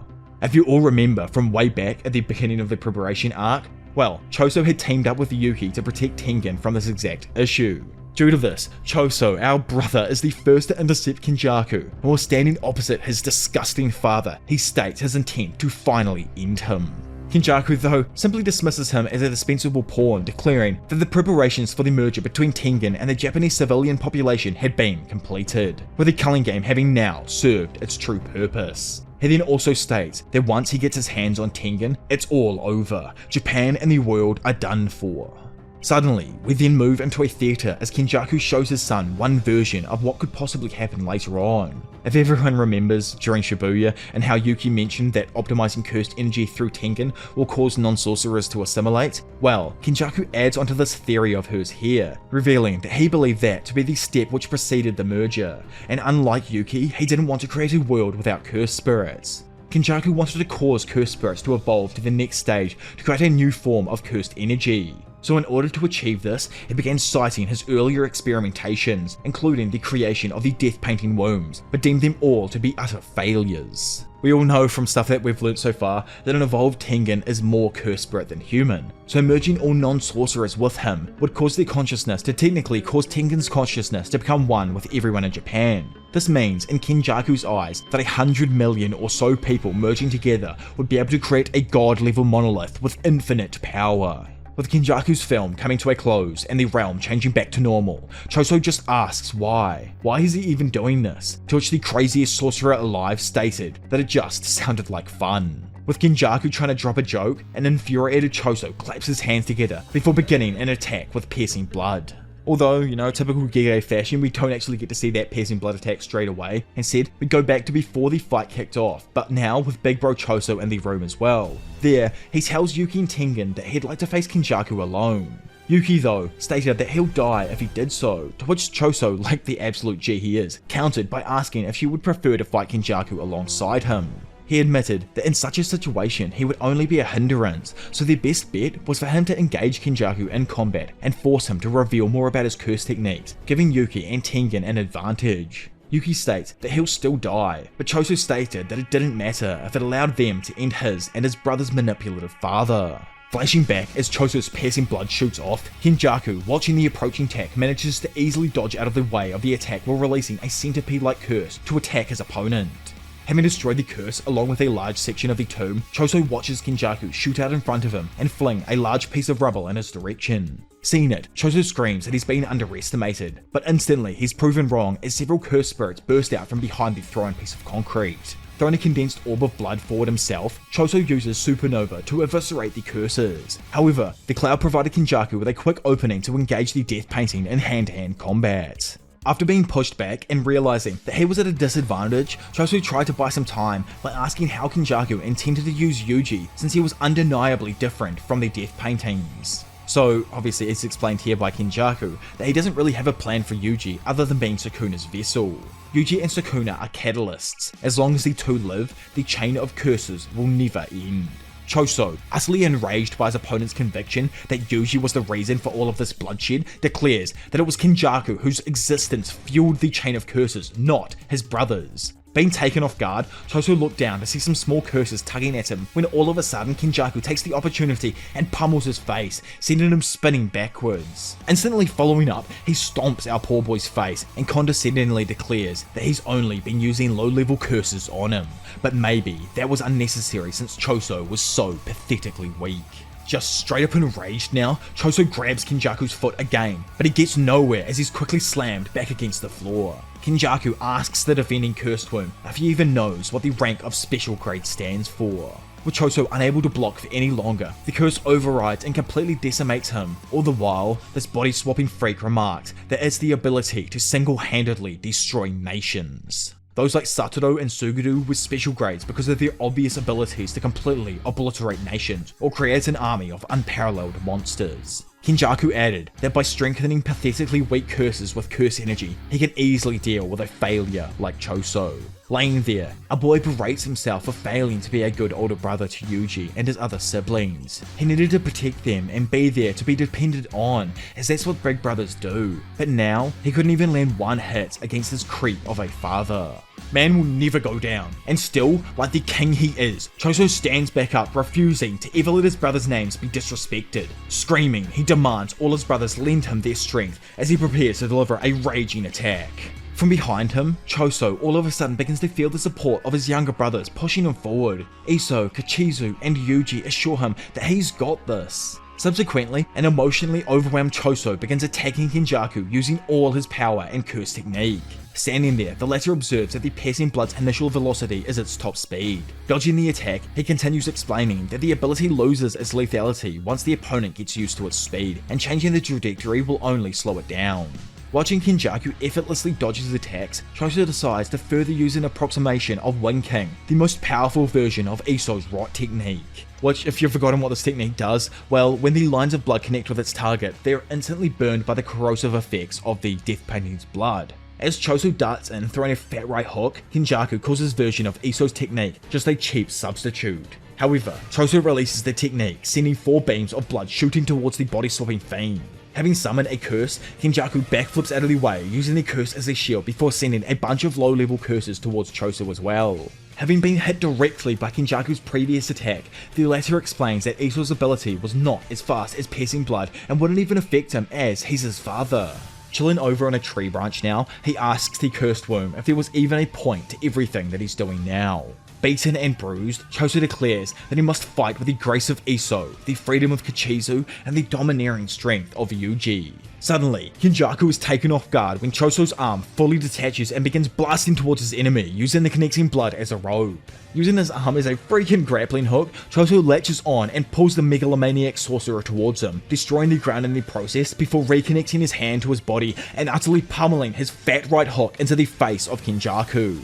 Still, bruh, man's way too quick somehow. Big Brain Kenjaku managed to use a curse shield to protect himself, and lying there unharmed, he asks if his son is done. Choso, with just the fattest grin on his face, like man's entire purpose has been for this moment right here, asks the dumbass what he thinks. Releasing another burst of Iso's ability, he does his best to attack the fleeing sorcerer. And if you just didn't catch on to what he's doing right now, our bro, Big Freaking Choso, is actually Omega third eye level of pre-planning and uses his brother's technique to create a funnel to purposefully trap Kenjaku within, giving him utterly nowhere to run, as he releases a few supernovas on either side of the malevolent entity.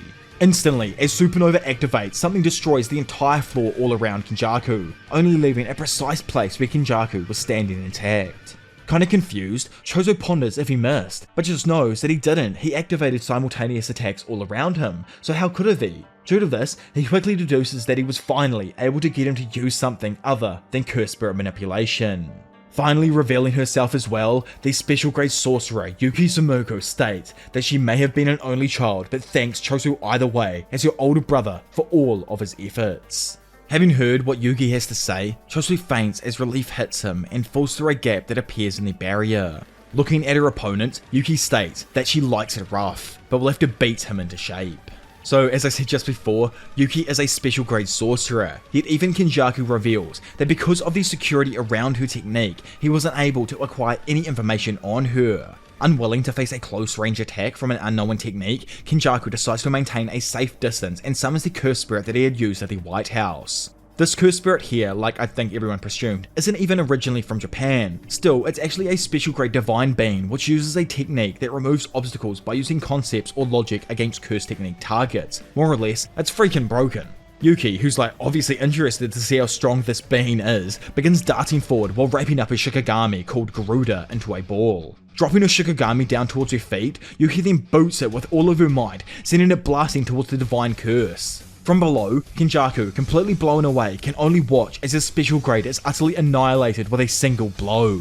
Quickly following up, Yuki taunts him for being cautious against an unknown technique, before revealing her ability revolves around the idea of mass, which, like we all learnt in school, mass is the true weight of something, and to figure out something's mass, all we gotta do is divide mass by gravity, so 30 kgs times 9.8 meters a second squared equals 294 newtons, but I don't even know if that actually matters to the story here, I just thought I'd chuck that in, because why not? Ferociously, she punches Kenjaku in the face, sending him shooting back across the room. In fact, the blow is so damn strong and not only rips off both of his arms, but also sends him flying across the empty space within Tengen's barrier, utterly pulverizing any generated structure in his path. It's actually shown that Kenjaku was hit so far that he completely exited the confines of the barrier itself. Sitting there, Kenjaku realizes that Yuki uses a specific concept to target a curse technique, creating mass overwhelming enough to obliterate anything in its path.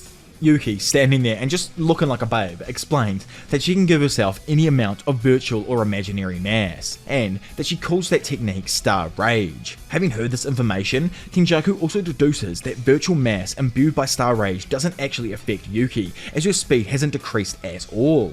Something super different about Yuki is the fact that she also defies concepts, meaning that Kenjaku is completely unable to use a high-grade curse spirit like he had in Shibuya. Looking at her, the body-swapping douche wonders if he really can take down this beast of a sorcerer. Recognizing that Kenjaku's previous ability involved gravity, it leaves Yuki convinced that Kenjaku has at least 3 other techniques beside Gedo's curse manipulation and body hopping technique. She doubts that he has many more as well, as without an external aid like Yuta Orakotsu's Rika, the user's brain would explode under such stress. She guessed that in the worst case scenario, Kenjaku has yet another 4th technique up his sleeve. Thinking as well, Kenjaku deduces that Yuki's special grade rank suggests that she probably has a high curse energy output extension technique, which she'll use as her trump card. Yuki's plan here though is that she's actually going to force Kenjaku to use his domain expansion, which, as we've learnt so far throughout the series, will make it more difficult for him to use multiple curse techniques afterwards. In the end, she decides to systematically weaken Kenjaku's domain before striking the final blow. But that isn't actually what's going to happen. If you think our guy's plans ever worked out in Jujutsu Kaisen, you are smoking on the wrong pack. This is Kenjaku's world. Man has the plan planned out, alright? Like, you guys need to get that in your mind. Nothing goes anyone's way in the series. He knows that they find each other tricky, but unlike Yuki, he doesn't lack the confidence to unleash pure dominance. Having moved his hands together, Kenjaku releases his domain expansion, the barrierless womb profusion. Instantly, Yuki screams out to Tengen, wondering if there's still enough time. So, good old Yiga again, taking things back a moment. Tengen explained that during the battle, they would confront Kenjaku in a labyrinthine barrier located directly below the cursed warehouse and just above the Tomb of the Star corridor. Each room inside of this labyrinthine barrier is empty. This allows a skilled sorcerer, for say like this example Kenjaku, to be able to alter its structure, or at least that's what they would want him to think, as if that's the case then he'll most likely feel comfortable and lower his guard. The reason they need him to feel comfortable is so that he'll nonchalantly use the domain expansion within Tengen's empty barrier. And if this is the case, Tengen, who's extremely proficient at barrier control, obviously from what we've seen, would under the condition that Yuki can hold off Kenjaku for 10 seconds, be able to manipulate and dispel the fiend's domain. So obviously Yuki could have also used the domain expansion here, but using it during that time would also cause her domain to be dispelled, as that's literally their plan here with Tengen. Instead, to protect herself from Tengen, she had planned to use a simple domain. Yuki pondered if using her domain would be a more efficient way of forcing their opponent to open his domain. However, Tengen reasoned that her domain would be dispelled first, as it's technically the outer layer, and might also give Kenjaku the opportunity to counter with a simple domain or hollow wicker basket. Lastly, he warned her that Kenjaku is one of the very few people who can equal him in barrier usage, so don't assume that his domain is like everyone else's, which was the biggest foreshadowing to what we've just freaking seen. Yet, Kenjaku's true potential was even higher than Tengen ever suspected, as just like the GOAT during Shibuya, the body-swapping genius cast a barrierless domain leaving no outer boundary for Tengen to remove at all. Instantly, in retaliation to the domain, Yuki cast her new Shadow-style simple domain. However, almost immediately, and due to Kenjaku not having a barrier on his domain, Tengen's technique actually begins stripping away Yuki's shell. With no other option, she sprints forth in an attempt to take Kenjaku down. Slowly, Tengen also begins stripping away the body swapper's structureless barrier.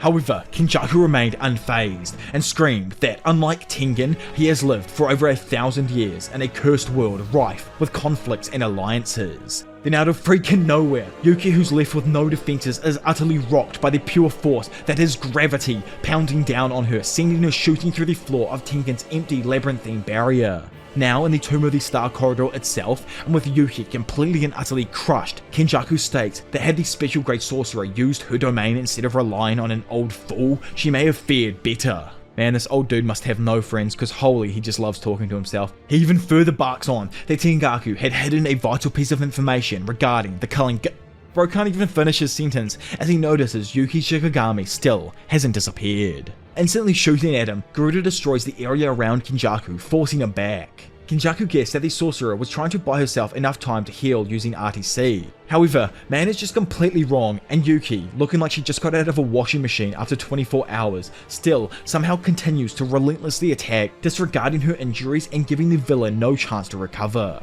Kenjaku, just blown away, asks why she isn't healing, but Yuki just utterly doesn't care. Continuing, like the pure demon she is, Yuki lashes out and kicks the ancient sorcerer until it seemed as if she may have finally reached her limit, dropping to the floor. Seeing this, Kenjaku asked her if that was it, leading Yuki to ask the villain if he had forgotten her declaration. She likes it, rough. Then right on freaking cue, the big man himself, Choso returns to the fight, entering the empty barrier from behind Kenjaku with his technique fully activated. Doing the Gege as per usual though, we skip back just before the battle broke out. The death painting reasoned that domains neutralize curse techniques, so he wouldn't open his domain if he expected Choso to join the fight later, meaning that he should, as he mentioned before, fight first. He suggested that he face off against the madman first, fooling him into believing that his only opponent for the rest of the fight was Yuki, then finally reappear. Back in the battle now and completely stunned, Kenjaku is immediately restrained by Garuda, laying him down. Firmly landing on the ground, Choso slaps his hands together and tells his brothers to watch as their big bro is about to commit patricide. Instantly, our boy uses piercing blood on his dad at a point blank range. Yet, bro, how did your brain even manage to dodge that? Yuki and Choso are also just like blown away as they get a glimpse of Kenjaku's true form. Yuki observed that the villain had spun his head deliberately to deflect the attack, which is just actually insane when you think about it. Man's got like his skull is literally just a cap at this moment, like he's wearing it around, like it's crazy. Can he interchange caps, change hairstyles and stuff is what I'm wondering right now. Anyway, I need to continue on. She concluded that Kenjaku was desperate enough to use such a move because he was also becoming troubled. Knowing this, the duo keep up their heated beatdown, attacking in tandem, laying fat kicks, punches and elbows on the sorcerer. Using her RTC, Yuki easily manages to fix her mangled arm and other injuries, but the momentary distraction weakens Star Rage just enough to allow Kenjaku to escape. Wielding Garuda like a whip now, Yuki swings at Kenjaku, only just missing, but the energy released from the attack utterly demolishes the floor and walls of the star corridor around them. With everyone falling down onto some water below, Choso takes the opportunity to attack through the smoke screen, while simultaneously, Yuki lets loose another attack using her Star Rage imbued curse tool. Caught off guard themselves though, both Choso and Garuda drop to the floor under the weight of Kenjaku's overwhelming gravity and replenished technique. Yuki's Shikigami lashes out trying to move, but it's unable under the gravity, and while Yuki runs in to collect it, she deduces how Kenjaku's technique works. She concludes that the ancient sorcerer's attacks have a radius of 2 or 3 meters, and remained active for at least 6 seconds. Swinging her Garuda at him, she knows that once he's caught something within his gravity trap, Kenjaku will then finish it off with a curse spirit, but doubts that will even work against her, as she's not going to stop until she beats him down and wins. Though she should have honestly just won and not internalized it, as Kenjaku was able to parry off a vicious head punch before grabbing Yuki's arm and directing a miniature Uzumaki at her face. With Yuki completely fried from the point blank blast, she begins to dart backwards, when all of a sudden Kenjaku follows up and forms another miniature Uzumaki while remarking that her density may have increased due to Star Rage, but her tensile strength didn't. Releasing the ability, Kenjaku leaves Choso screaming in horror as the attack tears straight through Yuki's abdomen. Really damn abruptly, we again fly into a flashback where our team is sitting at a bar. There, Yuki asked Choso if he didn't want to be there for Yuji, since it seemed like he was throwing his life away now. Not answering the question though, Choso asked if he's even human. He remembers thinking back to the time when his brothers took form, and realized that they would never be accepted by humans because of their deformed looks. So from this, Choso decided to live as a curse with his brothers, hence why he killed so many people in Shibuya, and why now he burdens himself with their deaths. Saddened with his choices, Big Bro Choso states that if he had chosen to live as a human, he wouldn't have lost them. Weeping, he wonders why he chose the easy path. Was it because he didn't want to see his brothers suffering as humans? However, a human then showed up who just happened to be suffering himself. Those 4 were meant to be brothers and fight together as one, but instead he took the easy road and left Yuji all alone.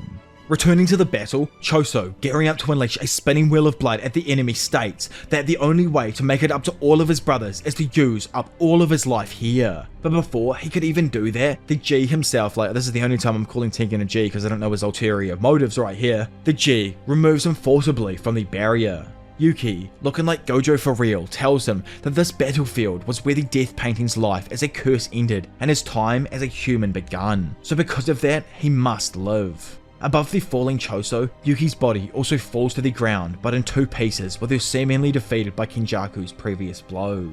Behind the two, Tengen then reveals themselves, causing Kenjaku to actually start laughing at their thumb's appearance, even comparing him to Sukuna's original form, which actually has to have some kind of freaking merit in the story right there.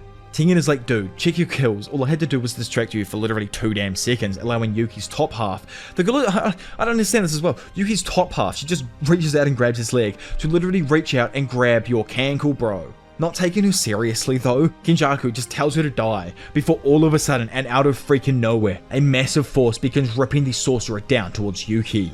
As I mentioned at some point earlier on, Yuki's techniques, alteration and mass doesn't actually affect her, up to a certain density that is. And you remember when Kenjaku asked Choso what makes a special grade? Well, nothing you've seen so far from Yuki would actually give our girl the ranking of special grade. Like, yeah, she's insane, her strength alone is mental, but this next technique is what makes her the threat to every freaking life form on this planet. When Yuki goes beyond her max density control point, the sorcerer can add an infinite amount of mass with her curse technique, and if you somehow haven't caught on yet, yes, she can create a goddamn black hole by just continuously just pushing more and more density into it. The end result of what she had just formed was the creation of a black hole, which not only consumed Yuki's entire body, but trapped all matter and even light within it. Right before disappearing, Yuki declared to Kenjaku that he should have seen this coming, as gravity, mass, and time all need to be wielded with extreme caution.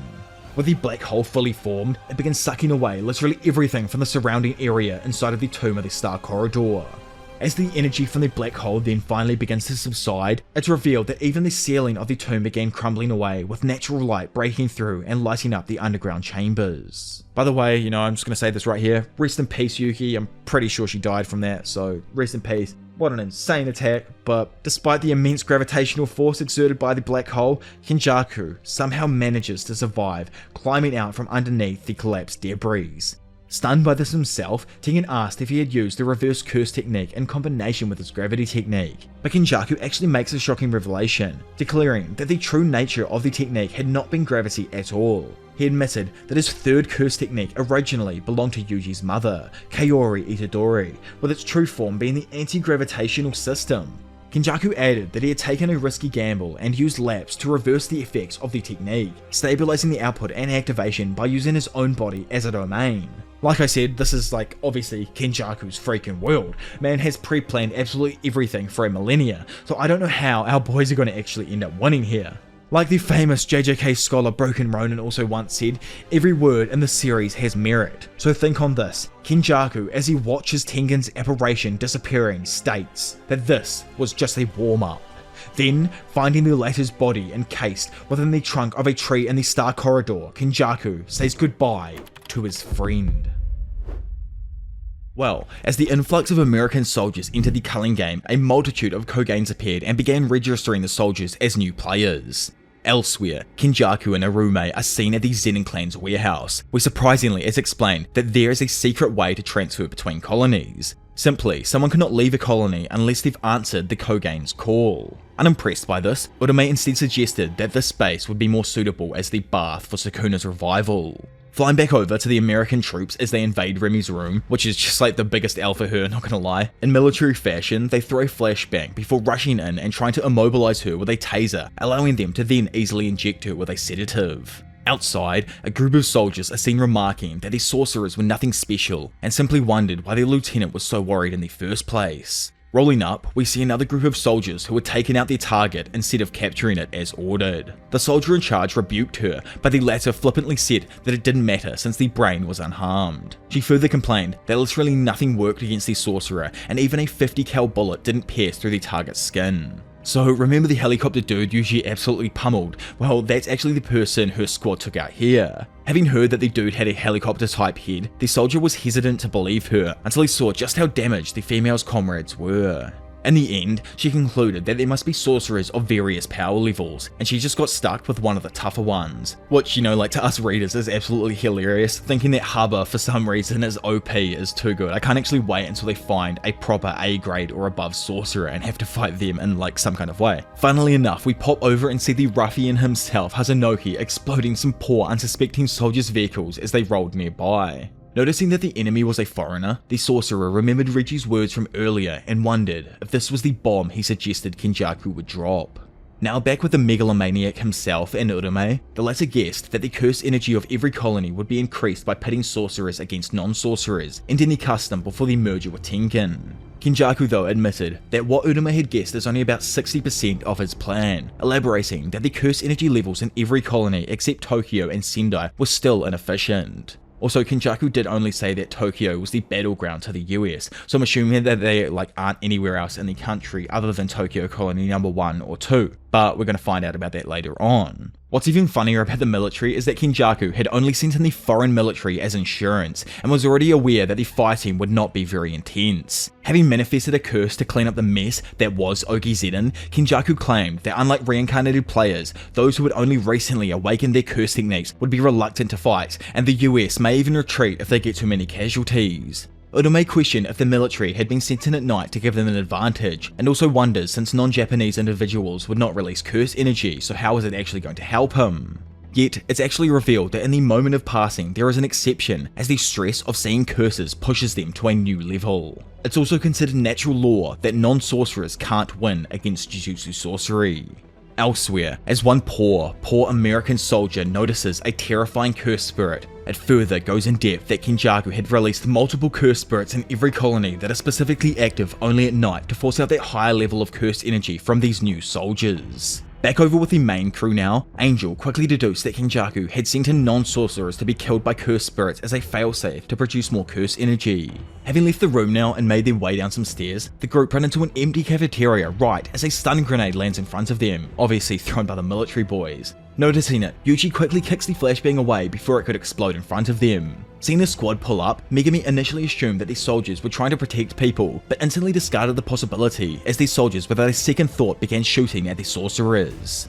Abruptly, we then seem to skip away and see what seems to be the past memory from a cursed spirit feeding 3 young children inside of an abandoned building. Then, back with the group all of a sudden, we see good old Megumi interrogating a Japanese soldier who is actually acting as a guide for the foreign military forces. When Hana asks why Japan had not taken the opportunity to become energy self-sufficient sooner, the soldier responds that Jujutsu headquarters controlling the country is too proud, and everyone here is obsessed with self-responsibility, so it would never have caught on like it would have in other countries. Megumi also realized that Kenjaku had only lured the military to the colonies under the false pretense that curse energy was up for grabs as another energy source. From this, Megumi then deduces that their soldiers' deaths would increase the curse energy in their colonies and complete the ritual preceding Tengen's merger with the wider Japanese population. Megumi, obviously is so damn big brain that the dude even suspects that Kenjaku has likely orchestrated the culling game as a distraction for his true plan. Stepping in, Yuji asks if they should help them, prompting Takaba to ask why they should even help people who wanted to abduct them for experiments. Megumi reasons that if they allow Kenjaku to fulfill the ritual, everyone would be caught up in the merger with Tengen. Yet Angel cuts in telling them that it's no use since Tokyo Colony 1 has already reached their required level of curse energy. Yuji challenges Angel's decision though, stating that it did not invalidate their saving of other people's lives. The latter tries explaining to Yuji though that it has a symbiotic relationship with its vessel, so putting Hana at unnecessary risk is akin to putting the curse living within her body at risk itself. Shooting over, we then see the true terror that some soldiers are being put through. After having fun with its first soldier, the predatory curse then picked up its next prey, which just happened to be the same Japanese soldier the group was interrogating before.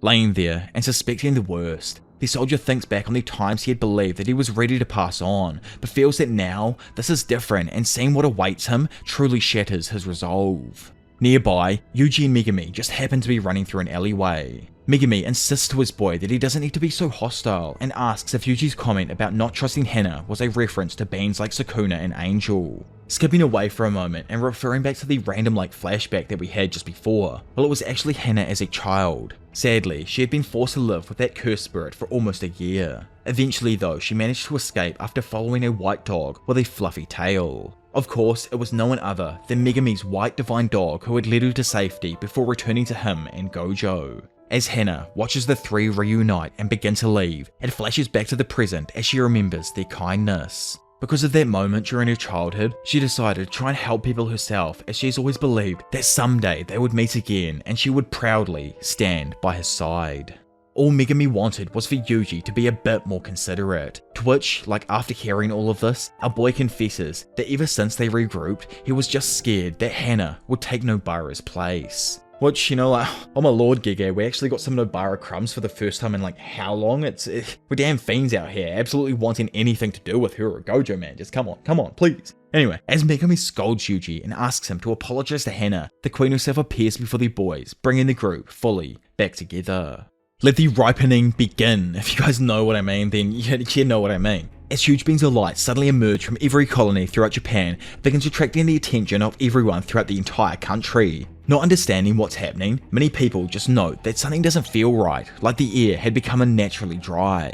Returning to our crew, Maki gives everyone a full rundown of everything that's happened up till this point. She explained that Choso had managed to protect the back of the prison realm, but relayed the news of Yuki's defeat and Tengen's capture. In another location, our boy Choso, clutching the Batgay, or literally Hope itself in this case here I guess, weeps as Kurara asked him about Yuki's whereabouts, pretty much to me at least confirming her demise. Maki further told the first 2 years that the ritual preceding the merger had already ended. Calmly, Maki concluded that taking down the villain would be a challenge, leading Yuji to wonder how the merger hadn't actually started yet. Angel points out to the group that the sorcerers inside of the colonies could probably reject the merger with Tengen because of their cursed energy, so because of that, nothing is going on around them. Being able to travel inside and out of the barriers herself though, Maki disagrees and informs them that apart from a few affected people, most of Japan's population is unaffected as of now. Megumi suspected that Kenjaku either couldn't start the merger yet or didn't want to. However, since there was no way to find out right now, they decided to focus on freeing Samiki first. Intervening in the conversation himself, Yuji decides to list off the 4 rules that they decided to implement. Megumi again clarifies that Rule 1 does indeed subject a player to curse technique removal or subsequently death through something messing with their brain. The purpose of this first rule was just to start fights with people, but now they can obviously circumvent that. Maki though remarked that it was actually rules 2 and 3 which were the tricky ones, as they involved somehow creating a form of movement and communication across colonies. Stepping forth herself, Hana declares that she could move across the colonies by virtue of Angel's curse technique. Maki asked if it's possible that she could use her curse technique on someone else to help them leave, but the voice of Angel replied that they could only extinguish a barrier technique by destroying the root of the barrier itself. If they can't locate the so-called root, they're only able to pass through the colonies without actually destroying them. With the group realizing that adding new rules might not actually allow them to move across colonies, they decide to add the 4th rule and focus on allowing players to withdraw from the game entirely. So earlier on, and I would say it was back while like Megumi was recovering, Yusa had transferred all of the accumulated points over to Megumi, bringing his total number of points up to 359. By the way, there is actually like a tiny mess up by Gege right here. Notice that it already says 1 rule. Well, Gege had messed up and spoiled everyone in some kind of way, letting them know that Megumi did indeed implement at least 1 rule. Speaking up himself, Megumi attempts to add a rule, allowing players to withdraw from the game, but Kogen rejects it, stating that it clashed against Rule 7. Megumi tried again, asking if the Game Master would allow players to withdraw if they invited a substitute into the colony to take their place, but still Kogen refused. However, out of nowhere it actually states that the Culling game has a suggestion. It says that it would indeed let players leave the game on the condition that they provided 1 substitute and spent 100 points. Unable to negotiate any further and utterly peeved with the result, Megumi agreed despite knowing that adding the new rule would require them to take out at least another 20 sorcerers to just leave. With all of the negotiations complete, Megumi created a new rule, Rule 11. A player can leave the game by expending 100 points to invite a new player into the colony as a substitute. Looking over to the clan killer herself, which they don't actually realize that Maki's even taken out her clan yet, Megumi asks if it's okay for her to transport Sukumi to Tokyo Colony number 1. Yuji asked though if it would be safer to transfer the points to her remotely since she was already outside the colonies. However, Megumi pointed out that since the rules illicitly stated that a player must declare their participation in a colony within 19 days, trying to circumvent it might lead to her sister being subject to curse technique removal when she tries to leave the game. Flashing forth now to the fateful day of November the 16th, we see that after reconnecting with Samiki, Maki led her and the assistant manager Ojichi to the outskirts of Tokyo Colony number 1. So, when it actually comes to who's going to be the substitute for Samiki here, Ojichi had previously agreed to take the role due to Maki's lack of curse energy, as it prevents the barrier from even recognizing her or allowing her to become a substitute. Samiki is visibly conflicted by the idea, but Ojichi reasoned that they didn't have enough time to find someone else, as it had literally been 16 days since everything begun, literally only giving her 3 days before like her brain goes poof. Standing there, Ojichi reminisces on past memories and how they always wanted to be a sorcerer that helps people. Yet, Gojo demanded that he get his license and become a manager instead. Back then, Ajichi had thought the sorcerer to be harsh, but now he realised that he would have been dead by now if he continued down that path he had previously chosen. So he thanks Gojo for putting him on the right track. So remember, like the spawn glitch Yuji and Megami previously went through back a little bit? Well, somehow, I don't even know how she managed to do this, but Sumiki hacked the game and got insanely lucky, appearing directly before Megami and Yuji upon entering the barrier, completely stunning the both of them. With no time to lose, like Megami not even speaking to her transferred 100 points to his sister, asking her to declare her withdrawal from the game. However, to their complete and utter shock, Sumiki used the points to instead add a new rule to the game. She immediately makes the 12th rule, granting players unrestricted entry and exit across colony borders. Mortified and literally just standing there unable to fathom what just happened, Megami asks his grinning sister who in the world she really was.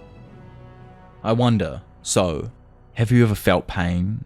In those few moments before what we now know as pain crawled its way out of the dark abyss itself, Yuji had just assumed everything was sweet. Now Sumiki was safe, Megami would be alright, Angel would follow up after and then kill Sukuna along with Yuji and release Gojo, who would in turn take care of Kenjaku. The plan literally had no faults, apart from the fact that they don't own the playing field that they're standing on. I'm honestly at the point right now that I think they just lose here. This story ends on a sad note and will be the first shonen to do so with all of the bad guys winning. Unless like somehow Gojo gets out and goes utterly god mode. That's the only way they win right now, in my eyes. It's utterly crazy. However, Sumiki was then revealed to be an imposter. Watching this thing in front of him cackle, Megami asks the imposter who they are, to which she hysterically gloats that she's definitely his big sister.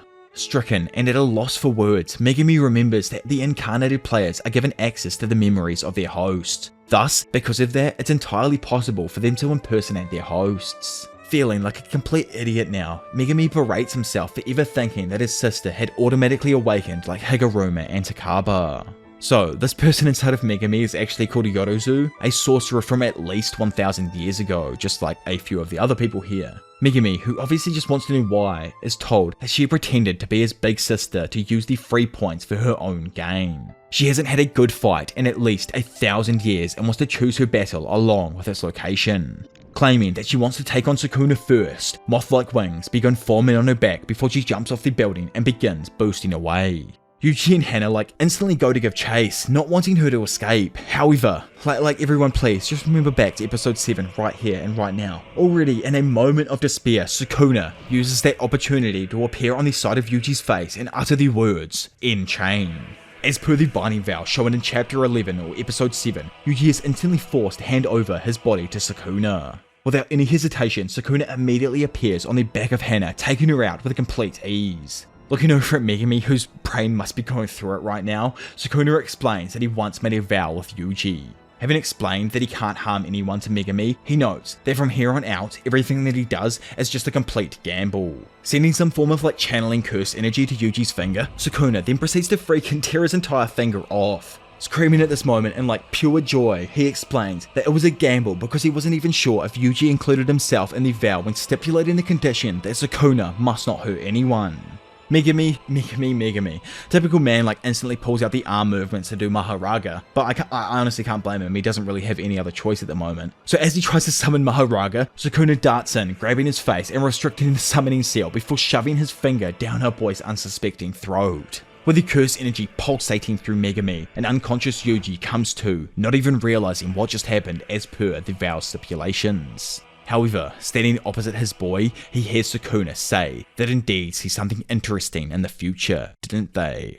Raising his head, we see that no one other than the King of Curses himself has supposedly fully reincarnated inside of Megami for Shigeru's body. Well, that just happened, boys, and at this moment we very possibly could have lost yet another of the original trio. Yet, in my eyes, we can't lose them. We can't lose them all unless the bad guys actually win in the series. So, if down the line it's confirmed and the bath is completed and everything is just turned to utter trash, remind me that hope itself was utterly sucked out of the series at this exact moment. Please, just come back and let me know down below. But anyway, going back, probably for a last time I would say, into the inner world of Sukuna's, we see him monologue about the intricacies of his plan for Megami. Back during the day when he confronted Megami as Yuji for the first time, he sensed unmatched potential from him, his curse techniques and his abilities. He knew that he could have forced Megami to eat his finger then and there that day, but had purposefully waited until he had built up enough strength inside of Yuji to initiate the vow.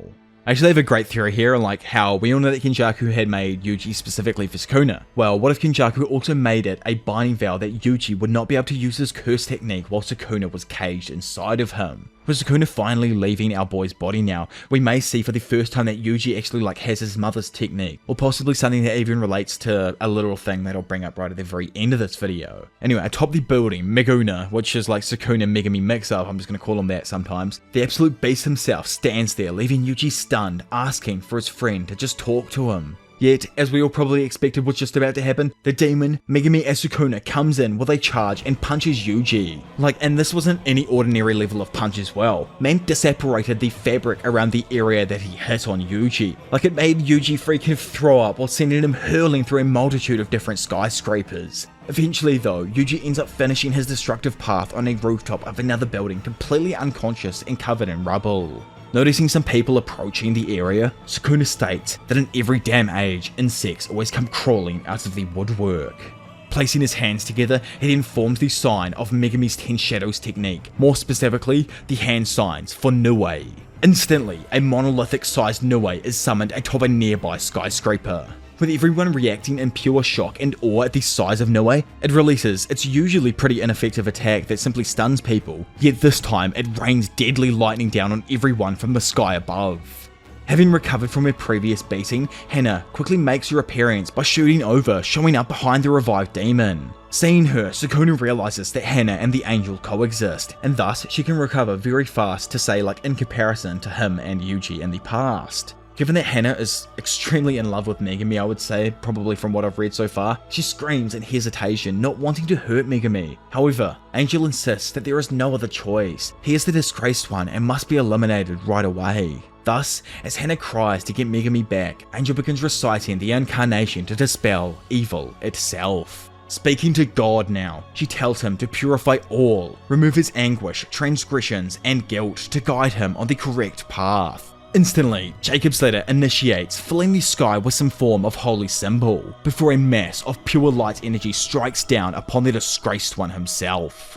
In another note, boys, just quickly cutting in here, and after browsing the interwebs myself, I discovered that Jacob's ladder is actually referring to a line from Genesis 28:10-19. I don't know if that's actually, I think that's how you say Bible lines. I should know, I was raised in the church. This part of the Bible narrates the story of Jacob dreaming of the angels descending from the heavens and the ladder appearing to take the souls from earth to heaven. So in other words, the attack simply dispels evil while sending the person's soul on the correct path, or at least that's how I've interpreted her attack as. With a mass of light bearing down on Meguna, it begins tearing at Sukuna's soul in an attempt to bring Megami back. As Hana is crying, screaming that Megami belongs to her, it appears as if her technique has actually managed to work, dispelling Sukuna's spirit from Megami's body. But remember, honestly, just how I said before, that incarnated sorcerers and people like Sukuna can mimic how the body used to behave, while Angel realizes that Sukuna is still in control and manipulating Hana with Megami's voice. Not paying attention though, Hana falls into Megami's arms, saying that she's always. Sadly though, she's unable to continue her sentence as Sukuna fully reveals himself before going to strike on an unsuspecting Hana.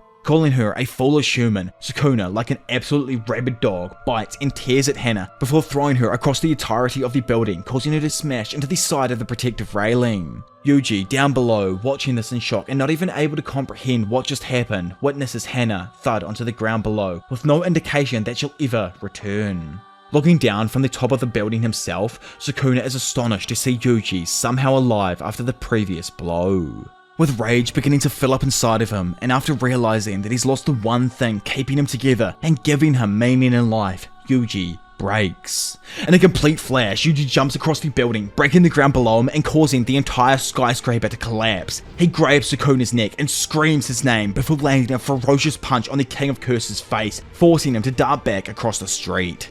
Regaining his footing, Sukuna wonders just how in the world Yuji's so strong all of a sudden. Then, in that freaking moment, Yuji takes him off guard, throwing a massive section of the previously collapsing building into the demon's face, sending him shooting back once again. Sprinting towards them himself, Yuji grabs a piece of rebar to beat down on Sukuna with. With him darting in behind the King of Curses, Sukuna remarks that he should have seen this coming. After all, Yuji is from back then. And what do you mean by that, Sukuna, right there, eh? Anyway, having blocked Yuji's strike with the bar, Sukuna counters by disarming and kicking him in the face while noting that Kenjaku's shore is twisted. I'll expand more on what this means in a moment, but honestly in my opinion this all relates back to Yuji and him having his curse technique suppressed, or it being suppressed while he was being used as a cage for Sukuna. So don't be surprised if our guy manages to manifest an inherited technique in the very near future. But yeah, as Yuji continues to approach Sukuna, trying to attack him, he screams, asking him why. Why is it that he just can't live normally like everyone else? Why can't he live a life without causing everyone to suffer? Yuji continues approaching when all of a sudden Sukuna uses his curse technique Slash to cut Yuji across the chest. Replying to his previous statements, Sukuna rebuttals him, asking him why he's so weak, continuously trying to cling to life. He continues by saying that their suffering is only natural and they are meant to live life with this misery. For a moment there, Yuji forgot that there is no reasoning with them, as they are and always will be curses. Yuji dares Sukuna to chew on his misery and suffering instead, while beginning to march towards the Demon Lord himself. Passing him off is just utterly pathetic. Sukuna uses his curse technique to continuously cut Yuji over and over and over and over again. Yet, our boy is just built different, and with a rage-filled heart, he puts the pain aside and stuns Sukuna by not slowing his approach at all. Standing there and actually confused now on what is going on, Sukuna wonders how in the world he's so tough. Then out of freaking nowhere, and just like during Shibuya, once again proving that the body and soul are one, Megumi holds Sukuna's movements, allowing his boy to follow up and pummel his face with a fat right hook. Elsewhere, and literally just boosting it over on the Blowfish Express, Urame and Kenjaku are seen travelling towards what I assume to be the current beatdown. Back in the battle and having smacked Sukuna in the face, Megumi remarks that Fushiguro is indeed stopping his curse energy output, which is allowing him to only use 10% of his maximum output, hence how Yuji has managed to survive the blow so far. Sukuna notes that it's probably expected when the job's only half done, but still considers it enough to easily take out Yuji. Interesting, so I wonder what the other half of this ritual to fully take over Megumi's body will be. Probably something to do with the bath, and that'll happen at the Zenit's household, which is fitting seeing that Megumi is actually from the Zenit's bloodline and all. Standing there, Megumi is completely taken by surprise as he couldn't sense Maki actually slowly moving towards the epicenter of the fight. Wanting to know what in the world caused Sukuna's body to switch into Megumi's, Maki asks to be brought up to date, with Yuji just completely battered and bruised, telling her to just kill him as he's not going to die either way. Boosting in, Maki attempts to land a fat head kick in collaboration with Yuji. However, Megumi's body is functioning extremely well, obviously from what we've seen so far, and he's comfortably able to counter his opponent. Still, Maki with her immense speed is able to break through his defenses and send him flying, smashing into some railing nearby. Taking the opportunity, Yuji then grabs the other side of the railing, beaming it around Sukuna, before Maki follows up in combination and kicks him into a building nearby. Seeing the unharmed demon waltz out though, Maki wonders if it's impossible to actually inflict damage with her soul liberation sword because Sukuna will use his reverse curse techniques to heal himself. Knowing that no matter what happens here, they'll have to kill Sukuna, Maki charges in, saying he'll have to keep up with her speed. Probably running at speeds faster than sound right now, Sukuna is surprisingly able to keep up with the attacks of Maki and Yuji, but notes that whenever he tries to attack them with curse energy, the pull from Megumi inside him is stronger, and thus, to get around Megumi, Sukuna, like the absolute big brain man he is, uses his curse technique, Cleave, spider threads on the ground below to utterly destroy the ground and disbalance Yuji and Maki. With the ground around them now falling to bits, Sukuna is able to easily dart in and lands a fat right hook, yet Maki simply spits out a tooth or two, leaving him completely impressed with how she's hardly even worried with taking damage. As Sukuna falls back a little, a mysterious foe then randomly appears from the side, and uses a maximum output technique called Dead Calm. The resulting aftermath from the attack not only freezes the entirety of the area, but also Maki and Yuji. So, that mysterious person happened to be no one other than the coldest woman out, Sukuna's right-hand woman, Urame, who apologizes for her grand entrance while saying that she's still waking the ice around Yuji just in case they need him. Sukuna though literally doesn't care for him anymore and instead just compliments her, stating that focusing her energy on Maki was a good idea. Believing that everything here is sweet now, Sukuna then summons Nue, saying that this body is still not complete, so they need to prepare for the bath immediately. In that moment though, our goat though, looking more beaten and bruised than ever after this escalade, bursts his way out of the ice. Noticing this, Urame proposes taking him out, but Sukuna says that they should just look at him and have a good laugh. Flying away for what seems like good in Yuji's eyes, Sukuna, having taken the body of Yuji's best friend, and Urame laugh at his face, noticing that he looks just like the person from the Harima province. which is exactly what I was referring to and goes back to Kenjaku using a binding vow on Yuji at birth or even beforehand. The vow would not allow him to use his technique in return for Yuji being used as a vessel for Sukuna, to help restore his strength obviously. We know that Kenjaku had purposely found a bloodline that has some form of durability as was seen in Yuji, possibly to just keep Sukuna safe during his time in Yuji, and now it's confirmed that Yuji actually has true heritage that originates from a family in the Harima province, and this Harima province was established in the 600s AD and ran up to the late 1800s, so definitely before the current time period. So, you all thought the arc ended here? Well, no. Sukuna as Megumi actually sped round this damn bath, and after having arrived at the Zenon's household, we see him falling deeper and deeper into evil itself. Outside the bath, Urume, dressed up in ritual robes, asks Kenjaku whether or not he plans to end the culling game. To which Kenjaku explains that his assimilation of the wider population can't actually happen until the game ends. The reason the culling game was even able to be constructed in the first place was because Kenjaku had shouldered the burden of an equally unreasonable binding vow. Yet, instead of getting on with ending it, currently, he's more interested in Sukuna's bath and how it works. Kenjaku himself knew that the bath was originally a ritual to transform vessels that had been treasured as family heirlooms into curse tools. To do this, the clan must make a solution of curse energy, which is created by straining organisms chosen in a Kodoku ritual. Once it is prepared, the vessels are soaked for 10 months and 10 days in the solution. So what's actually really cool about this ritual is it's actually something from real Japanese folklore. It's a derivative of the Chinese goo magic, and it's a type of poisonous ability. In our real life, to create Kodoku, sorcerers would mix several insects in a jar and let them kill one another until only one survived. The fluids of the insect that survived would be used to poison an individual with a curse that would control them, cause them misfortune or kill them. The remaining insects would also be used as a sort of luck charm, granting the one who performed the ritual great wealth. This ritual could also be used as a death curse by giving the riches to an ignorant individual. Perhaps like Kenjaku if he's ignorant enough in this example here, but I don't actually think he is. The term Kodoku can also be applied to the spirit, which is the incarnation of this particular magic. Funnily enough, this technique was even used in the Nara period in real life, which we now know as the era just before the golden age of sorcery in Jujutsu Kaisen.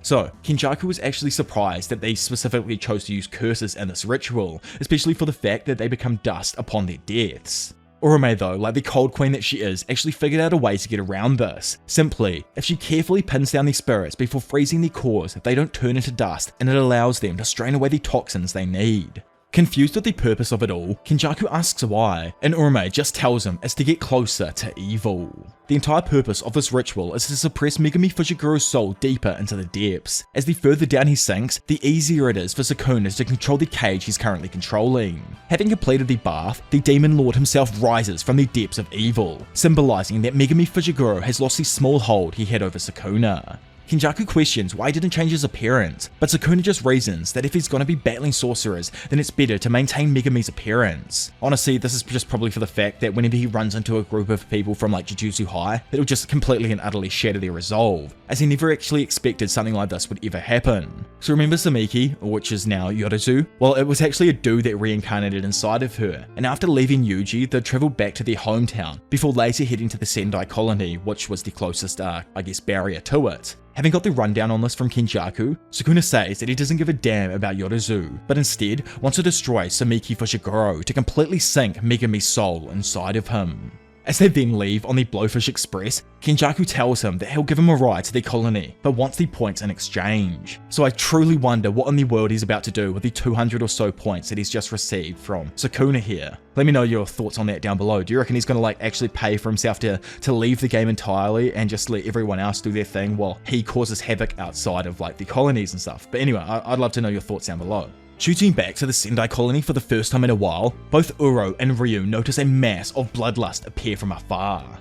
Uro utterly breaks down, muttering that here he comes, the king of curses. Instantly, Sukuna arrives in front of Ryu, and as he slowly begins walking up to him, he asks if he's gonna run or not. But before Ryu could even act, Sukuna activates his slash technique and slashes Ryu across the chest. Blown away though, because he obviously thought he was going to get cut into a multitude of pieces, Sukuna just laughs and apologizes, saying that he underestimated Ryu but won't hold back again.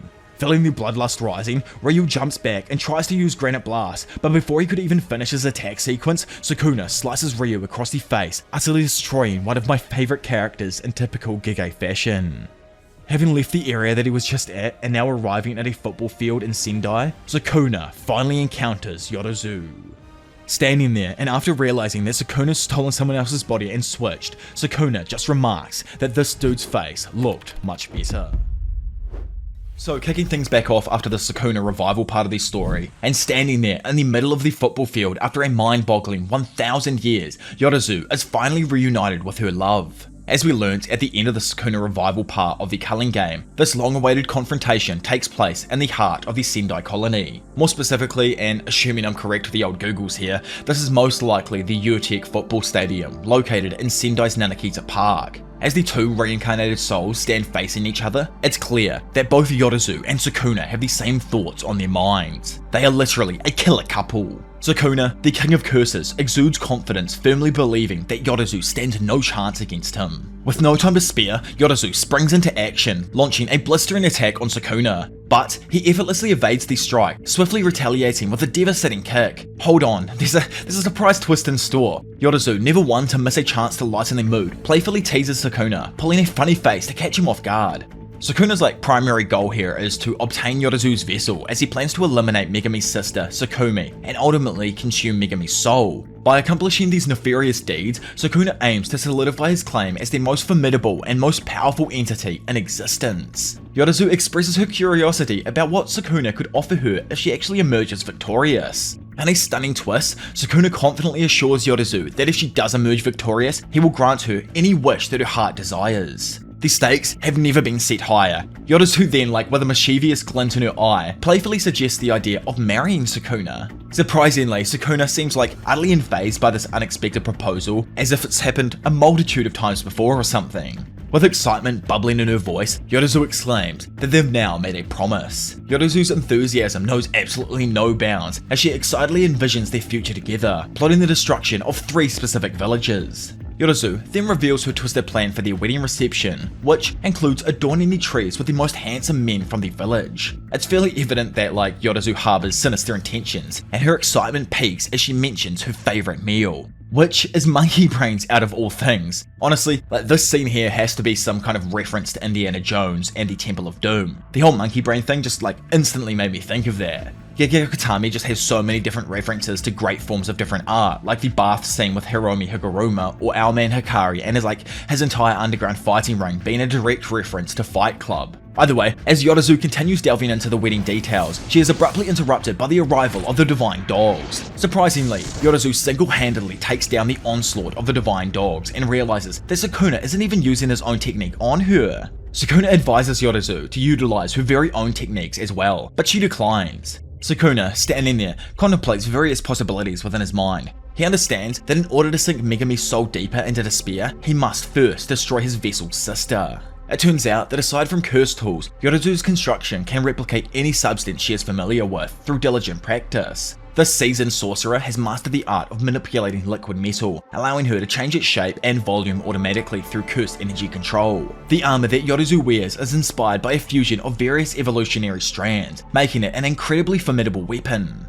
Skipping away though for a moment and transporting ourselves back to the Heian era, we find Yorozu lost in deep contemplation. So in a similar aspect to Ryu, when it comes to pure curse energy output, Yorozu was quite powerful and one of the strongest sorcerers of her time. However, her curse energy consumption rate posed quite a challenge. But then, out of nowhere, a rumour then reached Yorozu's ears about a legendary butterfly capable of crossing vast seas. And guess what? Yorozu saw a glimmer of hope in the efficiency and energy of those tiny insects. But her newfound revelation didn't end there. Turns out that these insects possess superhuman strength, capable of lifting objects hundreds of times their own weight, a strength befitting a formidable sorcerer like Yorozu.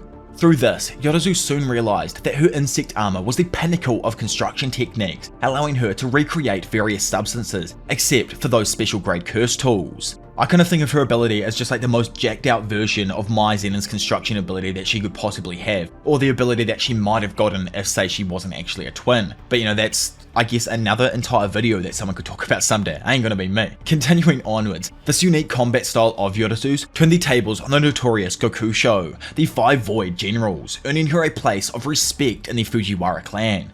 Back in the present, Yorozu unleashes her hardened armor, bursting up through the air before landing a powerful blow that connects directly with the King of Curse's face. Yorozu, determined to unravel Sukuna's plans, boldly questions him about his intentions regarding his shrine technique. However, the tide suddenly turns as Sukuna unveils his devastating Tranquil Dare technique, a formidable counter to any summoning. In a shocking twist of fate, Yorozu loses control over her liquid metal, making her realize that the Tranquil Dare has neutralized and nullified her curse energy within the metal. It's a game changer that leaves her reeling and something we never even saw Megami think about using. To make matters worse, fate can be cruel, and in a single brutal moment, Sukuna strikes Yorozu with his devastating piercing bull attack, inflicting a deep, agonizing wound to her abdomen. It's revealed that Sukuna intentionally used the 10 shadows to keep the Shikigami partially unstable, allowing for a larger effective range without them falling apart. Both the Tranquil Dare and the Piercing Bull were summoned using the original 10 Shadows technique, but their independent movement was restricted, resulting in reduced overall movement. However, since Sukuna's immense curse energy was reserved, their form remained stable. Despite enduring a life-threatening wound themselves, Yorozu holds on like a champ and warns Sukuna to not underestimate her. She tackles the Piercing Bull, grabbing its horns and landing a powerful blow to its head. Yorozu notices that Sukuna's Shikigami only moves in straight lines, and in exchange, its power dramatically increases. Out of nowhere though, a swarm of bunnies appear, blinding her vision and making it almost impossible for Yorozu to track down Sukuna. Sukuna, you know, like being the trickster that he is, hurls Max Elephant downwards while he floats in midair. In a surprising twist again, Yorozu transforms back into her original form, again looking like Sukumi, except like the Sukumi here just looks way more jacked up and cooler than she did in the past, where she also becomes determined to teach Sukuna love. Suddenly, a moment of realization hits Yorozu though, where she wonders if Sukuna already knows about love, which begins to actually make her mad. Man, Yorozu is actually one of the most random characters. She's cool, but like, oh my lord, she's like Shiba from Hell's Paradise if you know her, like in some aspects with that super out there personality. Anyway, skipping away from the current day and heading back to the golden age of Jujutsu, we see that a mesmerizing harvest ritual is taking place. Some individuals in the crowd can't help but question why they're offering prayers to a fearsome monster like Sukuna. Little do they know these folks belong to the Celestial Squad, the 5 Void Generals who seem to have conveniently forgotten Sukuna's previous atrocities against the esteemed Fujiwara clan. Amidst the hustle and bustle, a helper approaches Yorozu, addressing her as master and informing her about the upcoming Harvest Festival. Damn, Yorozu is a total baddie, man. She responds to the helper, demanding that they lower their voice. And if that wasn't enough, she gets even more annoyed when the helper has the audacity to suggest that she puts on some clothes in preparation for the festival. Like, how dare she? Yorozu, however, manages to find some form of excitement in the festival as it promises to offer delectable Chinese pastries to the gods. Out of the blue, Yorozu then spots a man calmly sitting down, also half naked. She approaches him with confidence and straight up hugs him, assuring him that he's not alone in this world. However, another meddlesome helper intervenes, urging Yorozu to step back. Undeterred, Yorozu boldly declares that she'll take the place of that man's helper and refuses to let him feel lonely. Yes, my friend, it was love at first sight, a once-in-a-lifetime encounter that made Yorozu's heart skip a beat. Yet, this wasn't the usual beat skip when it came to love. No, this time, as she proclaimed her right to be with Sukuna, a slash appeared on her body and she fell to the ground, finally proving that love does indeed kill. Honestly, what a turbulent backstory, and I wouldn't expect any less from such an out there character. Like, what are your thoughts on her right now? The ambitions are kind of random to me, like a little bit like Shija, I guess. Fast forward back to the present now, where the air is thicker with skeptical tension as Yorozu and Sukuna continue to engage in their fierce battle. Yorozu, more determined than ever to end Sukuna's existence, conjures up a sphere filled with darkness. Sukuna can't help but to notice the peculiar perfection of that sphere. Okay, so yeah, this chick is absolutely crazy, but you go and give her one of the most cracked abilities in the entire story so far. I don't even know what the sphere is considered in regards to like her technique. Like, is it a maximum technique or is it just an extension of her creation tech? I don't know, but like for a moment and just nerding out on this, thank you to Reddit Jujutsushi for like being the big brainery, because I would have never figured this out. But a perfect circle is a shape that has an infinite amount of points, all at an equal distance from its center. This means that no matter what angle of attack you come from, your first point of contact will always be a single, infinitesimally small point. Pressure is like defined as a force acting on a cross-section. If you keep the pressure the same but reduce the cross-section size, this means that any amount of force acting upon an infinitely small area will have infinite pressure.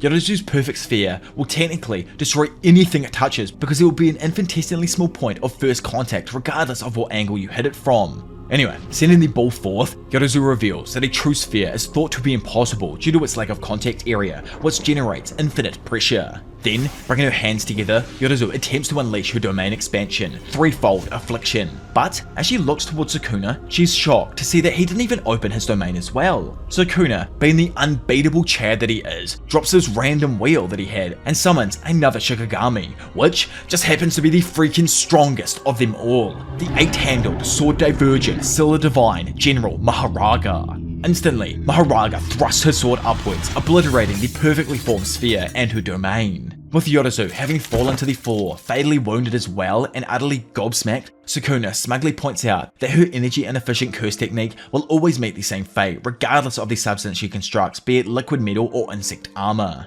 Sukuna, in his eyes, he has already adapted to it, rendering it ineffective against him. Lying there, seemingly fading away, and with a smile on her face though, Yoruzu utters some final words of happiness before gifting something to Daddy Sukuna. Flashing into the depths of Megami though, we see that as he lays there, curled up in a fetal position, some forms of light begin to break through. So what do you think? Do you think she gave something to Sukuna that helped with like subduing Megami and making him fall deeper into the darkness? Or was it something that like broke through and made that light appear perhaps? Or was that light already there and it was slowly starting to close and it was just my incorrect assumption on the scene?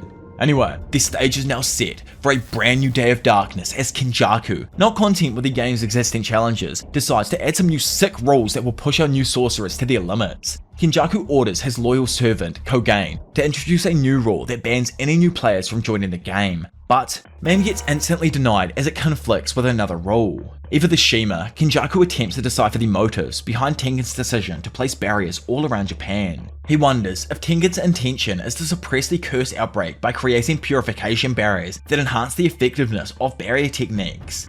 There are 4 particular barriers that hold great significance in this grand scheme of Tengen's. One such barrier surrounds the Imperial Palace, and the other around the Tomb of the Star. The third barrier is in the Kyoto Yamakuni Imperial Mausoleum, and the final barrier is situated at the sacred Hida Holy Mountain.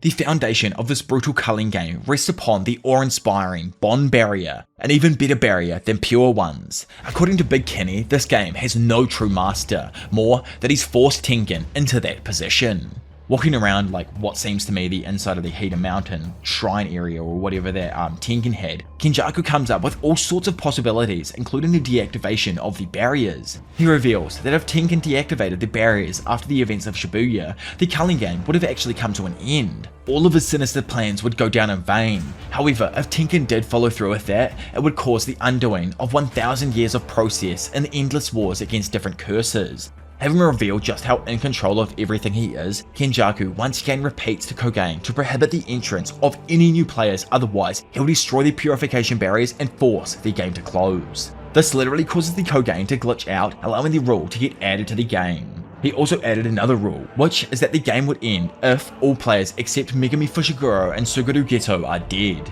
As Kenjaku and Tengen then venture forth throughout the area, Tengen questions the fact that if he truly wanted to end the game, why didn't he just remove the barriers like he threatened? But the reason for this is because he actually needs those barriers for Tengen's eventual merger with the Japanese population.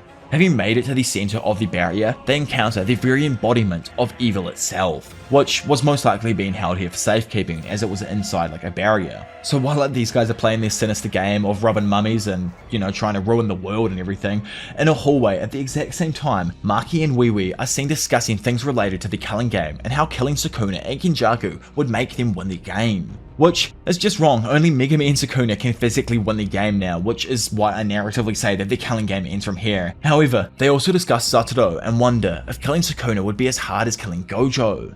In a flashback, and back after Sukuna sent like Hanakurasu flying freaking miles, she was luckily saved by Amai and cushioned from her fall, and then like the greatest sorcerer of them all in my opinion, Takaba stayed with her throughout the rest of that battle to keep her safe. When she wakes up at the hospital later on, she hears Shoko saying that she's definitely not in a good condition to participate in the game anymore. Yuta asks her if she's able to transform into another human form through a vessel like Sukuna. Angel herself explains though that one of the reasons she and the other sorcerers of ancient times took Kenjaku up on his offer was because none of them knew how to become cursed items after death. This fact still remains true to this very day, but the Fallen himself is completely different in the scenario. She also explains that after experiencing death once, Sukuna most likely stumbled on a way to split his soul as a cursed item, which I weirdly kind of think is like a Horcrux from Harry Potter, and how like Big V split his soul 7 times to escape death. Either way, Hana also reveals that her role will come to an end once she dispels the seal on Satoru Gojo.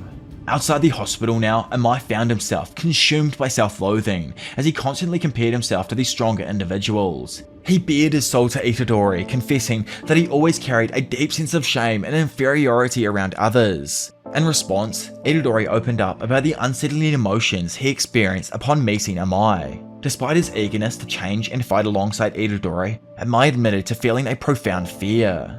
Knowing that Amai had managed to save Angel after Sukuna sent her hurling through some of the nearby buildings, Yuji thanks him as now they still actually have some kind of chance in this messed up situation. This confuses our like Jewish Japanese man, because from what he's heard, Yuji had no way of fighting without Sukuna's strength buff. However, our boy explains that just recently he was informed that his body is like a cursed object dipped in Sukuna's energy. Now, he's gonna eat anything to pummel that creep and save his mate.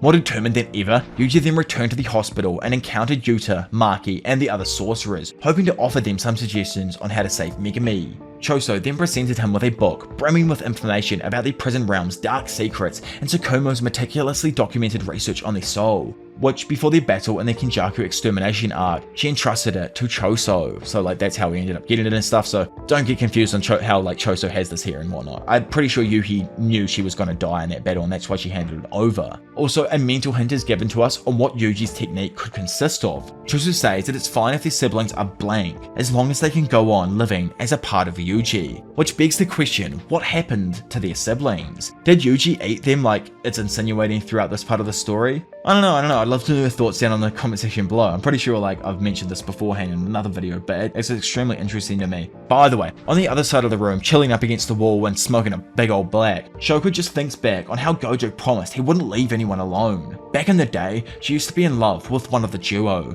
but that could never happen, and now they're idiots all alone and they're a bunch of monsters needing his help. Please Gojo, come back.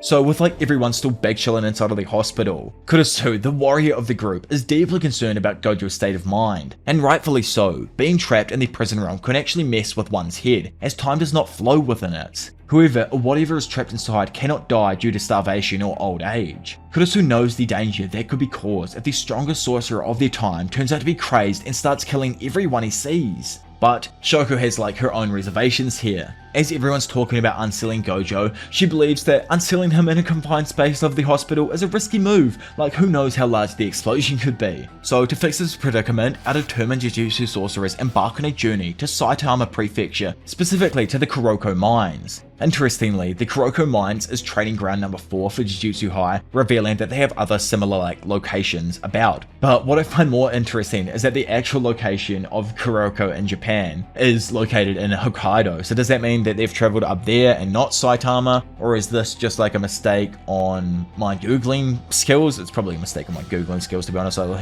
don't blame me boys, I'm sorry about that one. Either way, as Inumaki and Itadori huddled up together behind some makeshift barriers, Kurusu takes to the skies, soaring above and preparing to unleash a curse technique like no other, the legendary Jacob's Ladder. Kurusu takes aim and with one salmon directs the full force of Jacob's Ladder towards the prison realm itself and the hope to finally bring back Gojo. With the brightness of a nuclear blast, Kurusu's technique engulfs the prison realm, but a shocking revelation unfolds before the eyes, and the entire realm disappears into thin air. Yes, the prison realm, an extremely formidable presence if you ask me, is now nowhere to be found. Panic ensues as everyone rushes towards the spot where the realm once stood, only to be met with dispersing dust. Utterly confused, Yuji looks over to the vessel and Hana tries to explain to him that it isn't her fault. Like they had suspected earlier, Gojo might have just turned evil and the light from Jacob's Ladder could have made him disappear. Amidst the chaos, Kurusu's mind starts to wander, questioning whether Gojo is truly an evil spirit. Bringing her back to reality though, an earthquake suddenly shakes the entirety of the continent, taking the whole group by surprise. Back inside of the barrier and Also, I'd say Big Kenny here is in Tokyo Colony number 1, or the Aichi Colony as it's closest to where I assume the Heian Mountains are. If that's where Sukuna's body was. Either way, like, that's where they were last seen. As Kenjaku is having a discussion on the prison realm with a special someone, he reveals that currently, the prison realm is placed at the subduction zone, which is 8,000 meters below the surface of the ocean, in the deepest part of the Japan Trench. And, just to add an extra level of security, he placed extra cursed spirits to act as sensors beneath layers of extra seals that he created. The reason he went to such extreme lengths is because Tengen told him about the back of the prison realm, and this way he'd still be able to take Gojo down using the environment he's placed in. That depth is a crushing 800 atmospheres of pressure, like you'd literally be vaporized if you were naturally subject to that depth. But, well, Gojo is he's built completely and utterly differently, as all of a sudden he now appears, staring down, looking absolutely magnificent, and asking Kenjaku if he's ready to end everything. Kenjaku tries to irritate the greatest sorcerer to ever live, but Gojo tells the Fiend that he should be choosing his words carefully, as these are his final moments.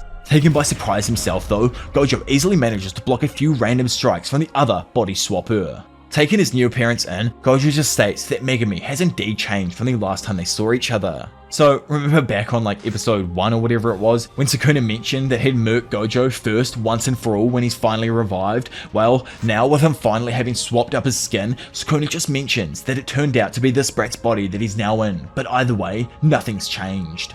After Arume shows up as well, and her along with the King of Curses continue to verbally abuse Gojo, Sukuna reveals his intentions of defeating the legendary Six Eyes user, but Gojo just calls him pathetic. Arume, witnessing this whole situation, gets mad and tries to attack Gojo, but in a fraction of a second, gets slammed with one punch, knocking her into a wall and causing the poor chick to start fading from reality. Standing there and seeing that the two beasts are about to throw hand, Kenjaku rushes towards Sukuna, urging him to fulfill their promise. Hearing that Sukuna is following orders, Gojo disses him some more. But here's the catch, Gojo has got more than just defeating Sukuna on his mind at the moment. Amidst the chaos of battle strategies swirling in his head, he had initially entered the barrier to retrieve Gedo's body from Kenjaku. Little did he expect the shocking twist that awaited him, Sukuna joining forces with Kenjaku via a binding vow. Continuing with Light Kenny's chat though, Gojo asks for the current date, and after hearing that it's like nearing the end of November, proposes that the entire battle takes place on December the 24th.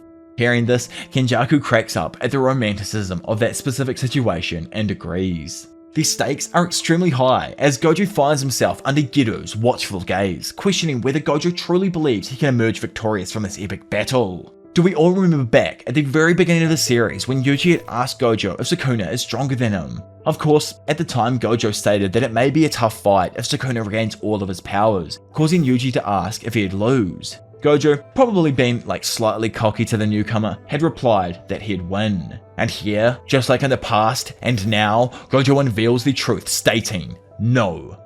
Before the two strongest characters in the entire verse face off, we're taken to Arume delivering Sukuna some fingers and apologizing for not being able to locate the final one. So somehow Arume managed to survive that punch to the gut that made her fade from reality for a bit. Sukuna reveals that the last finger may already be in Gojo's possession, causing Arume to get annoyed that Gojo for a second time managed to outdo her. Sukuna gets up and begins eating the Shinbutsu mummy, a cursed mummy that in his eyes can compensate for one finger's worth of cursed energy. The scene then shifts to Kenjaku, who's having a discussion with Kogain. They're discussing the killing game that still hasn't ended. Kogain reveals that there are a total of 61 players that died by curse technique removal because they never entered a colony. Wanting to know if they feared death or taking a life, Kogain reveals that those 61 players simply lacked intuition. After all, once Higuruma added his rule, they could have avoided both of those scenarios. He realizes that the people of Japan have convinced themselves they have no control over their reality, even when their lives are teetering on the brink.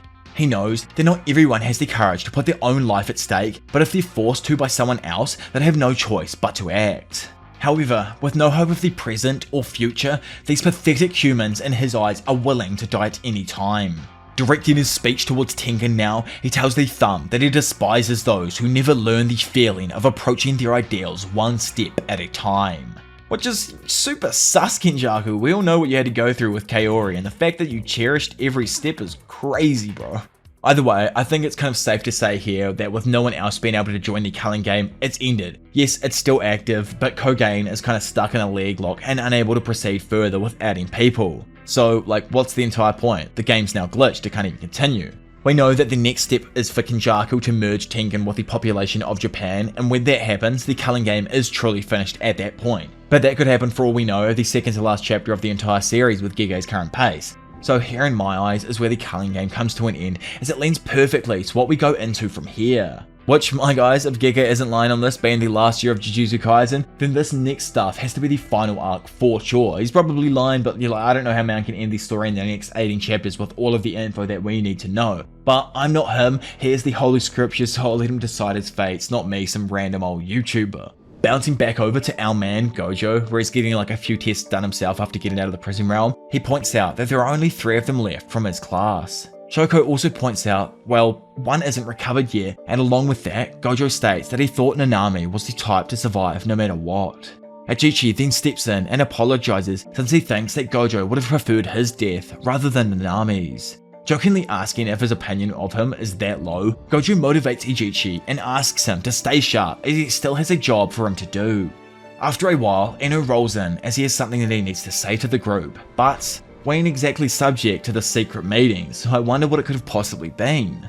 The scene then shifts over to Mei, who's actually set up an entire livestream pay-per-view to watch the Gojo fight, along with a full betting system intertwined within it. This woman just breathes money, like the fact that she already earned 5 bill just from selling pay-per-view broadcasts is insanity. Either way, in front of her, Yuji, using a judo throw, tosses Kusakabe over his shoulder and tells him that it is enough for now. Randomly though, it's shown that Kusakabe seems to have interchanged his soul with Yuji, and the bout that we just saw was fought with the 2 in opposing bodies. Which is like, what, does this mean Yuji can switch bodies with people, or does it actually have something to do with Kusakabe's true technique? There's just so much that we don't understand in this section, and it's all for a specific reason that I'll actually get to in a moment. A few moments later, we bounce over to the original duo of the series, where Yuta and Inumaki are having a yarn. Yuta explains to him that he didn't tell Yuji how he lost one of his arms, as it shouldn't be his burden to bear, which Inumaki is just super chill about. Man completely understands the situation when it comes to Yuji and Sukuna and the body swapping stuff and it not being actually Yuji's fault. And it's shown that him and Yuta might even have something set up for future battles, which is interesting. I wonder what it could possibly be. As I wanted to explain just before with Yuji, but I had to wait a moment and just explain the stuff before it, we seem to jump around all over the place. Like, we were on the, 19th of November, and now suddenly we're actually on the 24th of December. Did the stuff with Gojo in that room while he was getting checked up after getting out of the prison realm, was that straight after in November still, or was that the day before going away and he was getting checkups before leaving? Atop one of Shinjuku's skyscrapers though, Kenjaku reveals that he will take care of the rest of the participants of the game, while Urume and Sukuna fight Gojo. Urume, who's just annoyed with Kenjaku, asks him to stay away from Sukuna, but he's in no hurry to leave, as if he did leave Sukuna's side any earlier than now, then Gojo could have just wiped him off the map. If this battle goes well though, then the only defense for Jujutsu High will be if Yuta, Maki and Hikari take the opportunity to cut down Sukuna while he's weakened. If that fails, Kenjaku is left to do what he pleases, and he's willing to take that risk now. As all of the sorcerers were lacking out, discussing how to give Gojo a boost of confidence, as it's the first time they've ever really needed to do so, Gojo himself, accompanied by Gramps and Utahime, all with looks of determination, then roll up and get ready for battle. With everyone around feeling his aura, Yuji greets his sensei wholeheartedly and lets him know that he can't even get close because his technique's in the way. Gojo is slightly surprised by this, but after a moment ends up laughing while telling his boy to give it to him, causing Yuji to jump up and slap his sensei on the back. Then, following on the same path, every other sorcerer patted Gojo on the back as he rolled through the group on his way to the battlefield. Walking through a skyscraper with Gojo now, Ajichi notes that it feels like ages since he was last here, yet in reality it's only been just over a month now. Wanting to know what the realm felt like, Gojo explains to him that the prison realm was like when you're mad busy with work that it flashes in a week. However, the feeling's so draining that you'd never want to experience it again. After a few moments, Gojo inquires about the people in the basement of Shibuya's metro station, where all of that chaos had started back in the Shibuya Incident arc. If, we're being specific, that's where Gojo came across Choso, Hanami, and Joko, and they tried, teaming up on him and whatnot. Even though Gojo only fought them for a very short period of time, it left remnants of Gojo's cursed energy that made cursed spirits avoid the entire floor, which is actually insane when you think about it. This man is so strong, his residuals managed to scare off cursed spirits, which is, I just still can't fathom it. I don't think anyone else is on this level. Ajichi also reveals that the people who were affected by a 0.2 second domain are all fine, and those who were affected return to normal. Walking up behind Gramps and Utahime now atop the roof, Gojo and Ajichi arrive as the Day of Reckoning has begun. Elsewhere, Arume asks what time the fight is going to take place, to which Sukuna reveals that they didn't really specify a time, but as he says that, he's able to feel Gojo's aura emanating in his direction. Back in the hallway, and just moments before they made it up to the roof, Ajichi confronted Gojo on why he always wanted him to construct the barriers for him. Turning back and looking at his close friend, Gojo tells them that it's because he trusts him more than anyone else. Now, atop the roof and slamming his hands onto the ground in preparation for his barrier, Ajichi just thinks on how he's someone who's always fled. No, someone who didn't even have the courage to flee and was given the courage to run by a friend. Despite everything, Ajichi braces himself and knows that he must live up to Gojo's expectations, either that or die trying.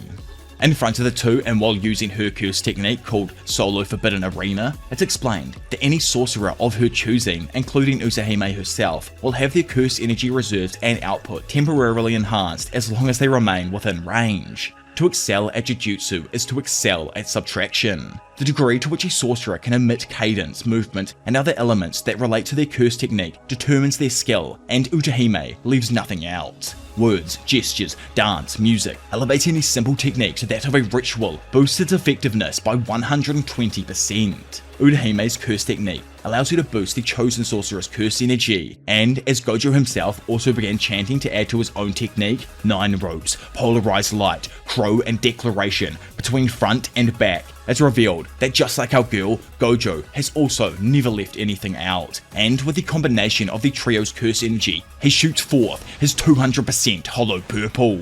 As Gojo's ability blasts forth, Sukuna manages to take notice of it and throws up his hands trying to block the entire attack. With the buildings all around him exploding due to hollow purple, Sukuna's defenses are undoubtedly breached as the building he was standing on is completely demolished, causing it to fall to the ground below. Urame, who was next to Sukuna at the time of the attack, has also not been seen since this moment. So correct me if I'm wrong on that or anything, but after this moment, she's seemingly vanished from reality. So she's either gone or she sneaked off, managing to survive that attack, probably healing up somewhere. Either way, as the smoke slowly fades, it's made evident that due to Ajichi's barrier, Sukuna actually misread Gojo's first move.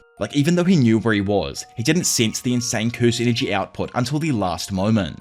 Bursting through the smoke, Sukuna, with one less hand, somehow managed to tank the first attack, leaving the true battle between history and today's strongest sorcerers to continue. So, skipping back just before the blast, Sukuna and Urame were located at the Shinjuku Center, which is around 4 to 5 kilometers away from the Shibuya building Gojo was currently on with his team. Having strolled or probably just teleported across that distance in a matter of moments, Gojo sets the record straight and tells the King of Curses that he's the challenger here. The challenger though, Sukuna standing there finds it utterly pathetic that Gojo would state that after landing a surprise attack. In his eyes, and as he brings his hands together, Gojo is no more than a fish atop his chopping board, one slightly fresher, but still a nameless fish. Flaring up his curse energy, Sukuna just remarked that it's time he starts peeling back Gojo's scales. Gojo asks him why he's still wearing that face, and guesses that Sukuna's original thought was to steal Megami's body so he'd hold back during the fight. Unfortunately for him, our man's been through a specific set of training that allows him to go all out on anyone who resembles any sort of resemblance to the great Toji Fushiguro. Considering that Gojo himself trained Megami, he probably knows exactly how many hits his student could take before he dies, and given that Sukuna had survived death while possessing Yuji's body, Gojo thought it would be prudent to only start worrying about Megami's welfare after he kills the person in control. Initiating the conflict, the duo dart at each other, both just narrowly dodging each successive strike. Dropping to the floor just out of range of Sukuna, Gojo flicks out his hand straight into his opponent's nuts, sending them shooting into the side of a nearby building, and out the other side crashing into some stairs behind it. Getting up, he's instantly harassed by Gojo, who, stomping in his direction, proceeds to kick him in the gut so he's perfectly placed in the middle of an overpass bridge platform. Continuing to stomp down, Gojo collapses the platform Sukuna was on, making his footing extremely unstable. Taking the opportunity to catch him off guard, Gojo activates his infinity and levitates the bridge into the sky, before tossing it directly at a large skyscraper. Resisting the force of the platform, Sukuna uses Dismantle, or what I assume to be Dismantle, to cause the structure to collapse. Then, making it over to a nearby roof in the flash of an eye, Sukuna pulls up his hand and sends a massive slice using Dismantle to cut the building directly behind Gojo in half. With our man turning around to look at it, Sukuna quickly rushes him, throwing a fat right hook that catches Gojo off guard. However, as the punch connects with his infinity, he decides to deactivate his technique in order to physically take Sukuna inside of the collapsing structure. Following him up the hallway, Gojo quickly opens a door for a moment that blinds the two from seeing exactly what ability they're about to throw at each other. Catching them both off guard though, the building crashes into the ground below, bringing their previously intense fight to a brief pause. Walking out of the debris while all of the smoke slowly starts to disperse, Gojo jokes that, well, he's just gonna pin all of this destruction on Sukuna once he gets out of here. Sukuna though points out that he really can't say anything, quickly making Gojo realize that Mei's actually streaming this entire fight to the world. When it comes down to Gojo's limitless technique, it allows him to be completely untouchable. To get around this, and in a similar way to what Hanami and Jogo did, Sukuna is using domain amplification to neutralize his curse technique. Confused slightly on what domain amplification is, Yuta explains to everyone while they watch the fight that he saw something similar in Mikamaru's footage. He pretty much said like what I exactly said before about Jogo and Hanami using domain amplification to nullify like Gojo's technique and everything. Hikari points out that it does seem like Gojo's domain has been neutralized, but he's still confused how. The old G, Kusakabe, lets them all know that it's more of a refined version of a simple domain. If one sheaths themselves in a domain without imbuing your own curse technique, you allow the opponent's technique to flow into that empty space, thereby neutralizing it. Angel points out that the main drawback to domain amplifications is that you can't simultaneously use your own innate technique. No one, not even Sukuna, is an exception to this rule. So, in her eyes, if Sukuna has another way to deal with Limitless other than domain amp, then Gojo will 100% lose. Confused on why they don't just use the domain expansion, Miwa inquires as to why. She knows that immediately following the domain, one's technique becomes unstable. So it would make sense for Sukuna to challenge a domain first. Karara notes that it is easy to say that, but depending on the outcome of that domain battle, the fight would be over, which in both of the girls' eyes is the correct battle strategy.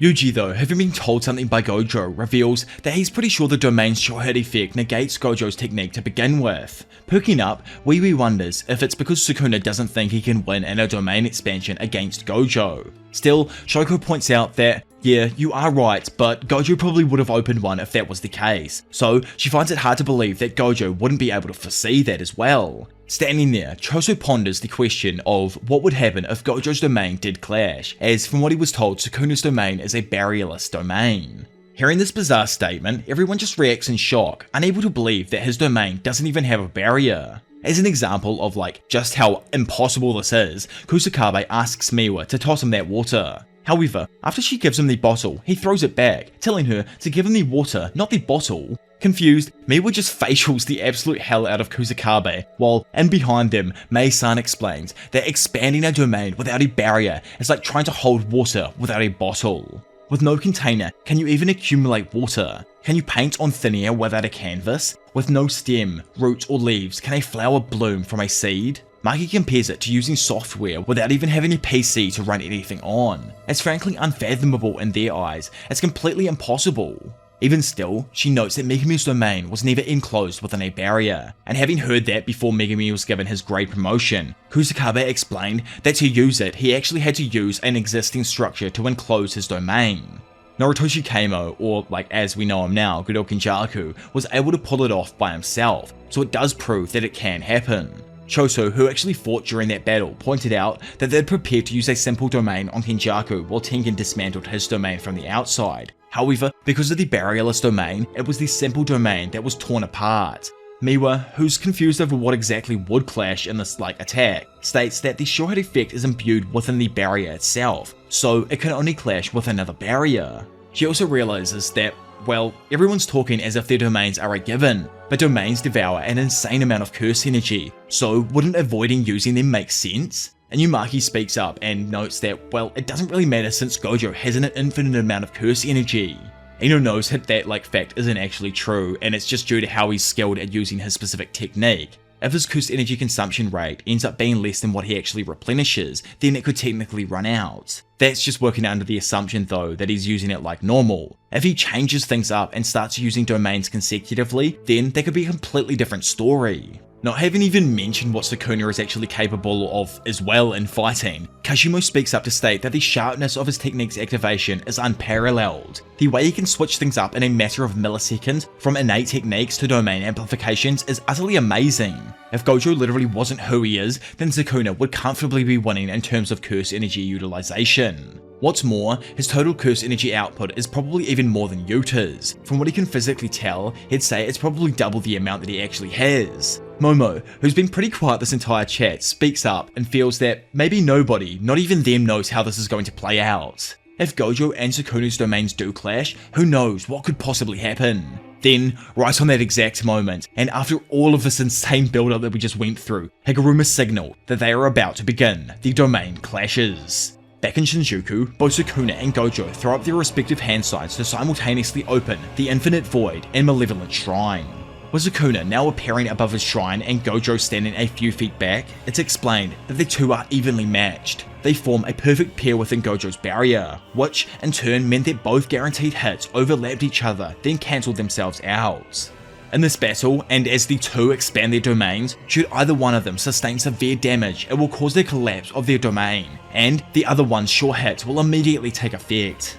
Back at the TV room, Kusakabe and Meimei both react in shock as somehow, even with their domains active, they're still evenly matched. In Shinjuku, the pure force of the two overlapping domains caused the surrounding area to start getting atomized. Sadly for Gojo, the effective range of Sukuna's domain reaches even beyond that of a barrier, and just as Yuji notes that a domain expansion is weak from the outside, Gojo's domain cracks and shatters as it's shown that below it, Sukuna's domain now sits perfectly fine. With no protection against Sukuna's sure hit technique, the effect immediately flies forth and seemingly cuts down the strongest sorcerer of today. Having taken the slash to the neck, Gojo nonchalantly activates his reverse curse technique, which everyone back at the lair reacts to. Higuruma states that as long as Gojo stays in range, the slashes will never stop coming. Choso, who assumes escaping is probably the port of call for Gojo, is backed up by Hikari, who somewhat agreed with him. However, it's more that Hikari assumes Gojo will make a dash for the exit, whereas Kusakabe realizes that teleporting is out of the question, since it's an application of the Limitless technique. Due to the use of his domain expansion and it being destroyed, it's plausible that for a moment he can't use his curse technique, which, like they state, means he's in store for one hell of a beatdown. Back inside of Sukuna's domain expansion, Gojo is relentlessly slashed over and over again by the sure hit effect of the domain. Somehow though, Gojo manages to calm himself as he knows for a fact that when it comes down to techniques, Limitless is far better. Having been able to consistently overpower Sukuna's sure hit effect with his use of reverse curse technique, Gojo, just like what everyone else had expected, makes a dash for the exit. Sukuna immediately makes a dash to keep up with him while remarking that he isn't going to just let him escape. Grabbing his leg though, Gojo, still while constantly getting slashed, pulls him in and knees Sukuna into the floor. Towering over him, Gojo attempts to land a curse energy infused overhand, but misses, only cracking the floor as Sukuna manages to quickly weasel his way out. Standing there and looking at his opponent, Sukuna remarks that Gojo's still moving pretty well, considering that he's been activating his reverse curse technique at full output in order to survive the constant slashing. Gojo on the other hand notices something extremely important. To him, it looks like Malevolent Shrine itself is the heart of the domain, not Sukuna. Back inside of the headquarters, Yuji ponders what would happen if someone did destroy the heart of the domain, or like the shrine specifically. The big brain Kusakabe brings up that objects inside of domains don't tend to hold any special meaning or significance, so think of it as like it wasn't even there to begin with. Mei-san thinks that if it is a symbol of the domain, then you wouldn't even be able to destroy it, and even considering Gojo's insane skills, it doesn't look like he's taken any measures to actually try to destroy it. Suddenly, Gojo activates the new Shadow style Simple Domain, taking Kusakabe by surprise as he probably didn't expect to see this one. Yuji though noted that Gojo said one time he could use it, but wasn't able to actually teach it. During the battle, he was able to use his Simple Domain to counter the sure hit effect while simultaneously using Reverse Curse technique to heal his body. Confused, Yuji wonders how one even manipulates their own curse energy while Reverse Curse technique is active. Again, Gojo activates another use of the Simple Domain before darting at Sukuna and attempting to strike him. In an instant, he's once again pounded by the sure hit effect, layering Gojo with a plethora of cuts though. Again, he activates another use of Simple Domain and Reverse Curse technique, causing Sukuna to call this all a little bit tedious right now. Randomly though, everyone back at the headquarters is taken by surprise when they see Gojo start attacking Sukuna once more without using Reverse Curse technique to heal himself. Someone wonders if he's running low on curse energy, but Yuta refutes this as it's frankly impossible. There's no limit to Gojo's curse energy, even though there totally is. Speaking up though, Eno mentions that, like he said before, the assumption rate could currently be off. Right after domain expansion, he started using reverse curse technique at maximum output, which uses up twice as much curse energy, and that's not even taking into account the fact that Sukuna is also rushing at Gojo himself. With the two powerhouses of the series also rushing at each other once again, and the cuts not stopping for Gojo, everyone wonders if Gojo is about to lose. Jumping on Sukuna though and wrapping his hands around the back of his head, Gojo activates his curse technique reversal, before leaning back and pulling his hands up in preparation to end the fight. Blown away with what he's just witnessed, Yuta wonders if it's even possible. In his mind, the reason he wasn't able to heal himself for a moment was because Gojo was using reverse curse technique to heal his exhausted curse technique. Unleashing Red, Gojo shoots forth a blast of reverse curse technique, propelling Sukuna back into the shrine that makes up the center of his domain. Noting that he somehow managed to survive the blast, Gojo activates reverse curse technique to heal, and jokes that damn, this dude is really turning into a pain on the ass. Going into more depth on the insane feat Gojo just did, Yuta explains that a curse technique which has been burned out by using domain expansion is an entirely different matter than physical damage. It's like when a machine overheats, if it isn't broken, you have to let it cool down or it won't work again. Interpreting this, Maki makes it easier to understand by saying that reverse curse technique can repair damage, but it can't help with the cooling effects of it. However, it looks as if this understanding of the ability is completely wrong. Back in Shinjuku, and having made it out of the effective range, Gojo asks if Sukuna is able to expand the size of his area. Not even giving Gojo a second to think, Sukuna instantly expands the size of a Malevolent Shrine's domain expansion to its maximum. In the same moment, Gojo, to the shock of everyone, also expanded his Infinite Void for a second time. With everyone watching, they wonder if Gojo's really dumb enough to just fall into the same trap as before. Mei notices it first though, and Higuruma, who, by the way, for a new sorcerer, is so big brain, states that Gojo switched conditions on the external and internal conditions of his barrier, which, in simple enough terms for myself and Yuji to understand, means that Gojo this time is able to protect himself against the attacks from outside of his domain. Reinitiating the battle once more, both Gojo and Sukuna trade hands back and forth, but not once do the hits actually end up landing on either side. Jumping back, Gojo is absolutely blown away as he understands that somehow Sukuna was able to use his domain expansion and amplification at the exact same time. On top of that, he's becoming more comfortable inside of his own Infinite Void, and his curse energy output is only increasing. So, in usual Jujutsu Kaisen combat, you cannot use an innate technique that is etched into your body while using a domain amp. But if you go and imbue your domain with a technique itself, then this is an entirely new situation. Throwing a punch, Sukuna manages to dodge back out of the way. However, as he pushes, trying to strike Gojo, the Six-Eyes Maniac manages to evade the strike and thump the side of Sukuna's body.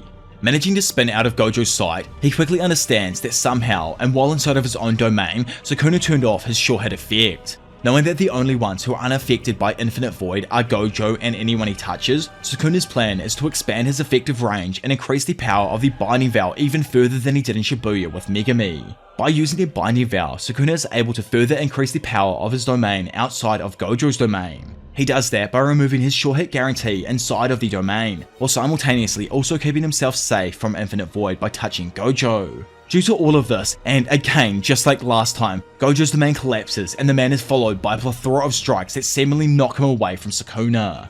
With everyone back at the TV station headquarters place, whatever it honestly is, I don't have a clue what to even call it, react in horror to what's going on in the current battle, Hajime states that if Gojo dies here, he's going out to fight next, so don't even try and stop him. Over in Shinjuku, Gojo activates another technique that he notes he hasn't used much since he mastered his domain. Seeing this, Kusakabe spits out a smoke in awe of just having seen Gojo use the Falling Blossom emotion. For those of you who forgot, because I think it's only been used maybe 2 or 3 times throughout the series, it's a secret art of the Big Three families, an anti-domain technique. All in all, it's an application of curse energy that automatically repels anything you touch. It wouldn't ever be able to do something against the complex domain like Infinite Void, but if you're up against something like simple slashes, it's pretty useful. Jumping in, Shoko says that he most likely used it so he can heal his burned out curse technique, or at the least buy some time. Again though, what is this, the 3rd time now? Gojo blows them all away as he activates another use of Infinite Void. Unlike all of the previous uses though, this time it's completely massive in comparison, and in Kashimo's eyes, it looks as if Gojo was trying to encapsulate all of Sukuna's domain within his own barrier. Mei thinks that it's a bad move trying to expand a domain to that size, as it'll drastically lower its effectiveness, and like Higuruma states, even if the domain isn't destroyed, it's still pointless unless he wins the battle inside of it. Suddenly, Gojo's domain cracks, putting everyone on edge and making them think that it's about to fail. Momo though quickly speaks up that no, it's not broken, in fact the barrier is quickly changing size and now it's only a fraction of the original size. With Gojo's domain only like the size of a basketball now, Kusakabe remarked that this is frankly impossible, causing Mei to joke about how many times they've said these words today. Maki curiously questions its outward appearance and if the inside is that of a similar size. Kusakabe agrees with her, as that's why when you're usually trapped inside one, you can't get out unless you find the edge of the barrier. Even if you find that edge, a normal domain is resistant to attacks from the outside, so escape is still extremely limited. What's most important when it comes to a barrier technique is a concrete image. Usually, if you try and envision a barrier too small enough to hold yourself and an opponent, it would just collapse. Just like the prison round though, and probably due to his time being confined in a small space there, is now allowing Gojo to take that and implement it into his domain during the battle. Still, Kusakabe can't grasp the process around how he's able to change the conditions of his domain each time he uses it. Barriers, particularly domain barriers, typically have a set of internal and external parameters. By discovering their own blend of these parameters, every sorcerer is able to establish their own domain. Confused and piping their heads up, as obviously this wasn't how Higuruma and Hikari figured out their domains, like they open their domains by default as a part of their curse technique. In any case, they aren't usually things that can be changed easily. Kusakabe ponders if he changed the size of his domain because it was too difficult to maintain the larger surface mass, so he had to compress it to make things easier, or maybe it was because he wanted to see if he could cover all of the Malevolent Shrine with an even larger barrier. With Gojo's domain beginning to shake back and forth at such a tremendous speed, the earth itself begins to rumble. Mei points out that even still, Gojo's domain has managed to hold, and Yuta states that Sukuna has also decreased his domain so he could increase the output of his curse technique. So pretty much now, if this version of Gojo's barrier does end up breaking, they'll enter a stalemate. However, Gojo will actually end up being on the back foot as he will run out of options technique-wise. Flashing back over to Shinjuku, sadly, once more, Gojo's domain is again shattered, and Sukuna emerges victorious for a third time in a domain struggle.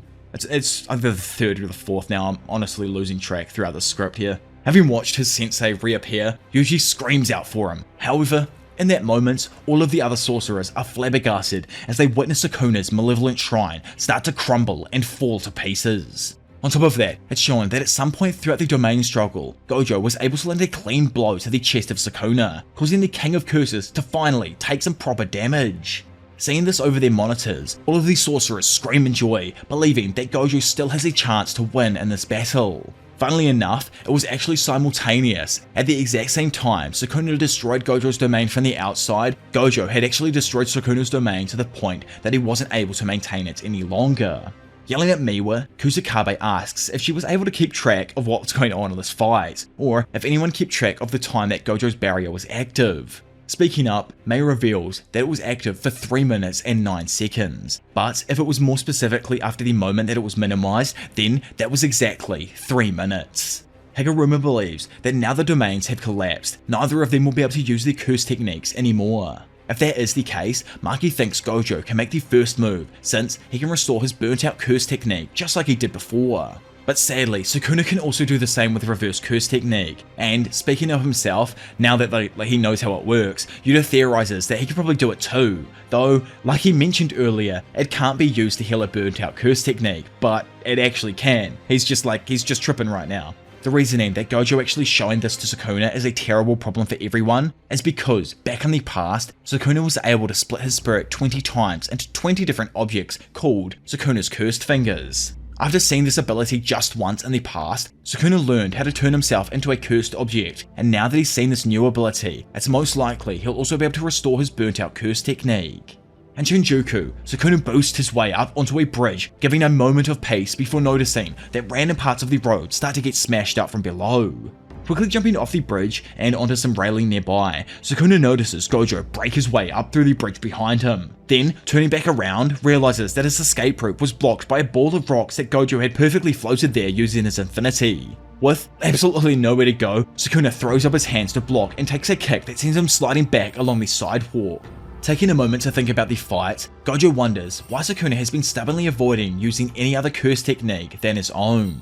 Even when the strength of the barrier was lowered and Gojo had flipped the conditions on it, he didn't try to destroy it from the inside. Instead, he took the riskier option. While they cancelled out each other's sure-hit effects from within the domain, Sukuna had no other choice but to use his domain amplification in order to beat his limitless curse technique, which was actually a massive advantage for our man. Still, as he saw earlier, within a domain, Sukuna is unable to use buildings to attack. In fact, until after Gojo's domain was destroyed, he technically had the upper hand for over 3 minutes. Yet, in spite of that, he can't seem to understand why Sukuna didn't ever attempt to make use of something from the 10 Shadows technique or Maharaga while in a domain. He has the memory of Megami and the conversation that happened between them, so he knows for a fact that someone of the exact same power died to a person like Megami. Gojo just ponders if he's scared he'll beat Maharaga in one shot. However, in that exact same moment, the wheel turns and blood begins to drip from his own nose. Fucking nosebleed though, Gojo was baiting our damn ass with that one, and in an instant, both him and Sukuna throw up their hands to perform another domain clash. Yuji points out that again they activated it at the exact same time, and Angel, who's right next to him, brings up that Sukuna can now restore his burnt out curse technique, or maybe just decided to hide the fact that he could until now. Kusakabe knows that within the next 3 minutes that it should take Sukuna to destroy Gojo's domain from the outside. Gojo will need to damage Sukuna to the point he can't maintain his domain from the inside. Shoko, joking that they probably shouldn't talk as if Gojo was on the back foot yet, brings up that if Sukuna is hit at all by Unlimited Void, then man is completely done for. Due to this, it's certain that if Gojo is able to destroy the Malevolent Shrine within the next 3 minutes, then he will win this battle. Inside of Shinjuku, and having flared up his curse energy fists, Gojo pounds Sukuna with a barrage of punches that really only bruise the King of Curse's arms. Jumping up, Sukuna tries to quickly get over his shrine, however, he's knocked into the floor, then, while incapacitated, is grabbed by Gojo's infinity and pulled towards himself. Having been flung towards Gojo, Sukuna just manages to block a devastating stomach punch. Randomly though, and I'm assuming man's used like Yuji's divergent punch to delay the hit of his curse energy, Sukuna's Malevolent Shrine is completely destroyed, while in the exact same moment, Gojo's domain also ends. Falling to the ground and looking up, it's evident that this time, Sukuna took a serious blow, as half of his face appears to be missing. With everyone believing that when it comes down to domain struggles, Gojo is stronger, they all hope deep within themselves that he can win. Back in the battle and throwing a fat right hook, Gojo sends Sukuna straight back into the side of a bridge pillar, breaking it in the process. I don't even know what we're at now, this is utterly insane. And in that moment, Gojo and Sukuna launch another set of domain struggles. Yet, unlike all of the previous battles, something is actually different here for the first time, and Yuta can't help but feel like maybe, just maybe, Gojo was able to expand his domain earlier. Inside of the domain struggle, it is revealed that Sukuna was indeed busy healing his body, and because of that, he was late restoring his curse technique. It was less than 0.01 seconds, but Unlimited Void landed on him. As an infinite set of infinite information rushes into the cerebral cortex of history's strongest sorcerer and the King of Curses, our man, today's current demon, rushes forth and pierces the chest of Darkness Incarnate. Only 2 minutes and 40 seconds after they expanded their domains, Gojo was able to collapse Malevolent Shrine within his innate compound. With nothing, not even the friction in the air available for Sukuna to use now, he stands there dumbfounded as the full effects of Satoru Gojo's Infinite Void connects with his brain. Not done yet himself, Gojo lets everyone know that crushing his heart was only the beginning. Now, he's gonna take everything from him. However, before he's able to even connect with Sukuna, a set of prolific words are spoken. With this treasure I summon, 8-handled, sword divergent, Scylla Divine, General, Maharaga. Skitting out with the fact that, Sukuna managed to summon him in that moment, Gojo just assumes that it hasn't had time to adapt to Unlimited Void yet, so surely he can destroy it in one shot. Activating Curse Technique Reversal, Gojo is just baffled when he witnesses Maharaga literally not care, and instead with his Sword of Extermination slashes down, completely destroying Gojo's Infinite Void. Falling to the ground now, Gojo can only gasp as he realizes that somehow Maharaga had already adapted to his domain expansion, allowing him to freely attack from the inside. Realizing that Maharaga had been summoned, Choso points out that it has the ability to adapt to any attack, even unlimited void. Using reverse curse technique, and with Maharaga by his side, Sukuna knows that Gojo was well aware of the Shikigami's abilities. In the battles so far, both of the guys have had their domains cancel each other's out a total of 5 times. Gojo's sure hit effect targeted everything within their domain, whereas Sukuna's sure hit effect targeted everything inside the domain with the exception of himself. This means that the sure hit effect targeting Sukuna was still in place. Crazily enough, one of the duo was able to take on Unlimited Void a total of 5 times while shouldering the burden of Maharaga's adaptation. This person wasn't Sukuna though. No, it was someone else entirely.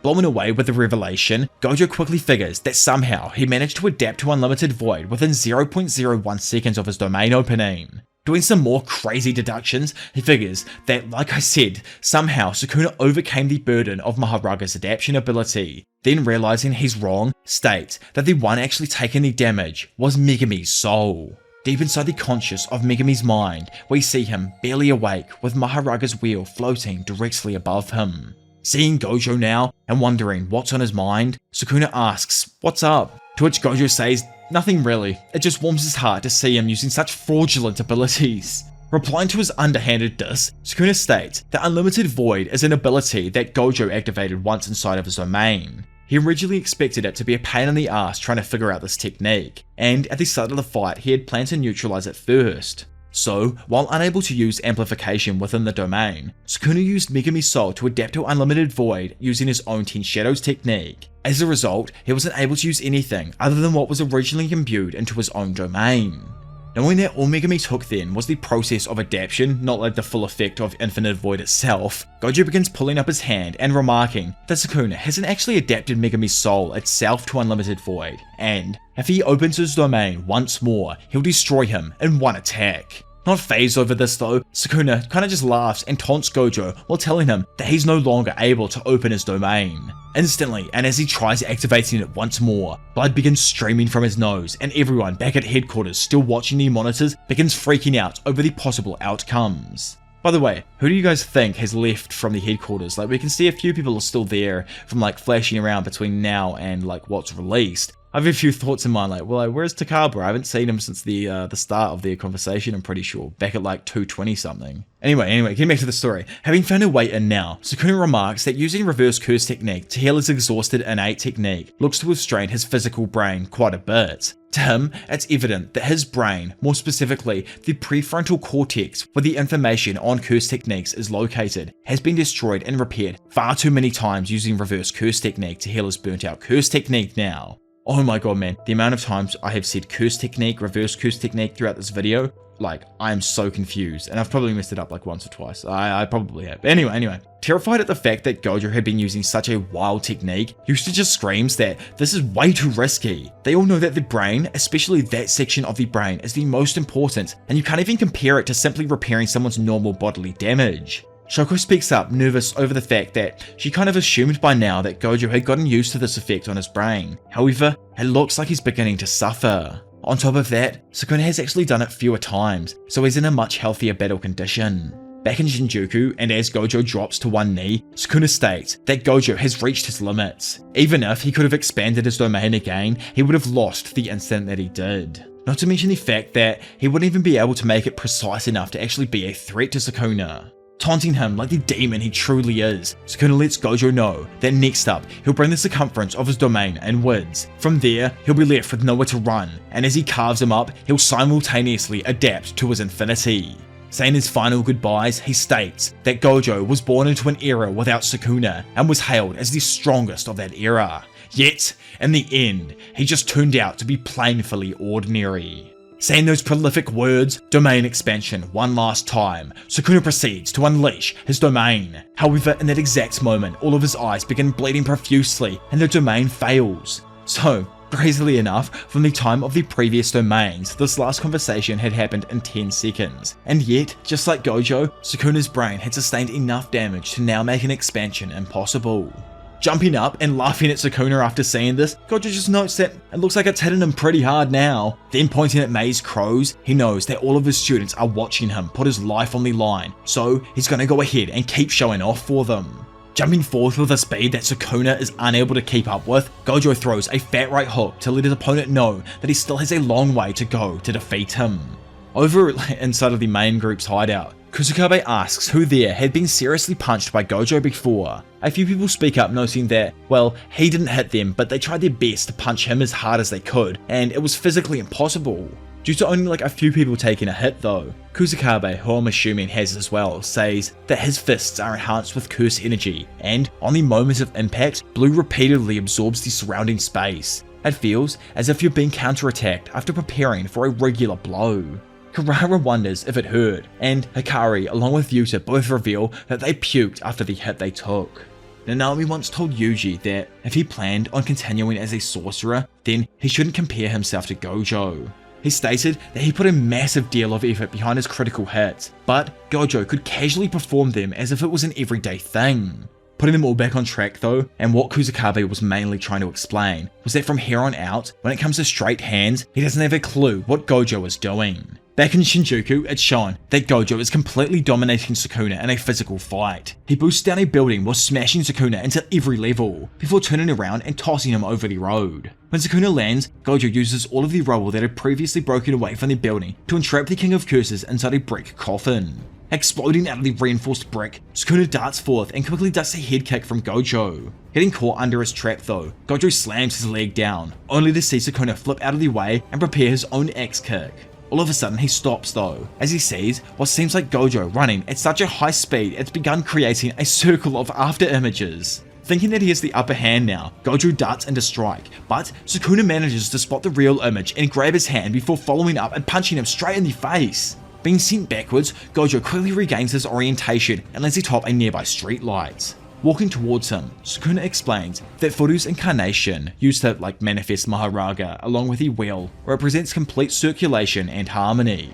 Once Maharaga has been attacked, the wheel turns and the adaptation begins. With that said, the wheel turns and Maharaga seemingly adapts.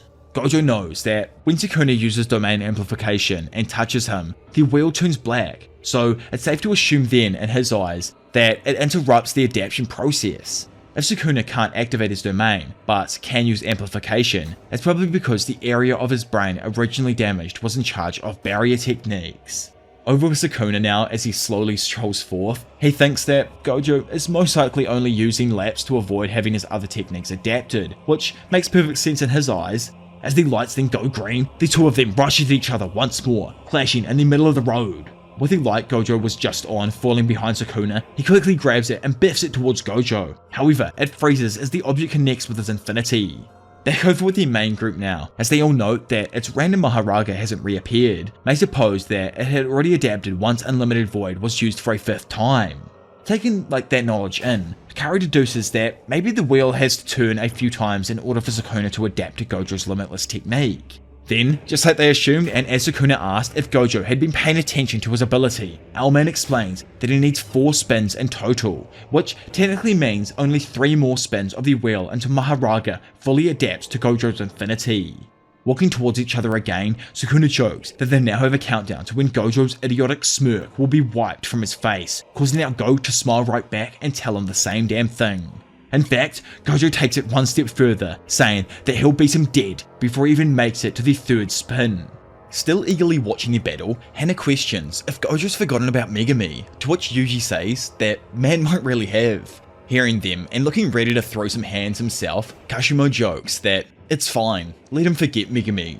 Needing to forget Megumi because man's in a slightly tight spot right now, Yuji watches as Maharaga's wheel spins for the 2nd time, meaning that there's only 2 more spins until Gojo's infinity will be fully adapted to. Turning his hands into perfectly constructed orbs of blue curse energy, Gojo flings them at Sukuna, making him acrobatically flip out of the way as the ability burns the bridge from existence. Capturing Sukuna within his range, Gojo sticks both of his hands forth and creates more curse energy orbs that circle his target, leaving them with nowhere to escape. Somehow escaping though, Sukuna manages to duck down before darting off, causing all of the orbs to immediately change direction and start tracking his new position. Boosting it around one of the nearby pillars, Gojo flies up and quickly blocks Sukuna's kick. Having gained the advantage now, he follows up by kicking his opponent down towards the road below. While falling, the wheel spins for the third time, making everyone back at the TV room get more and more nervous over the impending adaptation. Yuji curiously wonders if it's time that's needed for the wheel to adapt, or if it was battle experience. Realizing what Yuji was trying to say, Kusakabe solidifies his question by also pondering if A. Does it take one attack, then time for the wheel to understand, then adapt, or B. Is it adapting after taking multiple blows? Still not even sure himself, he points out that Gojo hasn't used anything other than laps, so he doesn't even know, and compounding that, Kashimo states that either option is actually possible. That's the reality of the situation. Following the King of Curses through one of the nearby building's windows, Gojo remarks that from now on, he's gonna give him hell. In his eyes, he's convinced Sukuna that all he's using is blue, so with this timing, he won't be able to react. Pulling up his hand and firing a point-blank shot of Curse Technique Reversal Red, Gojo just watches as the wheel turns black, signifying that Sukuna had activated his domain amplification.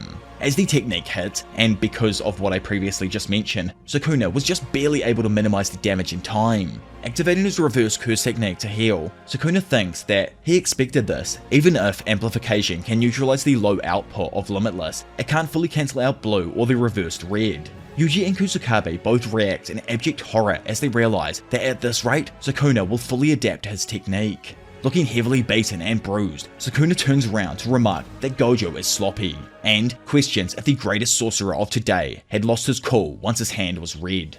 Randomly though, Gojo doesn't attack, and instead, he just tells his opponent that, you know, like the red he shot back before, well, it hasn't actually exploded yet. Suddenly, taking one of the hardest back shots in the figurative world that is Jujutsu Kaisen, Sukuna gasps in pain as he realizes that he, the King of Curses, was taken from behind.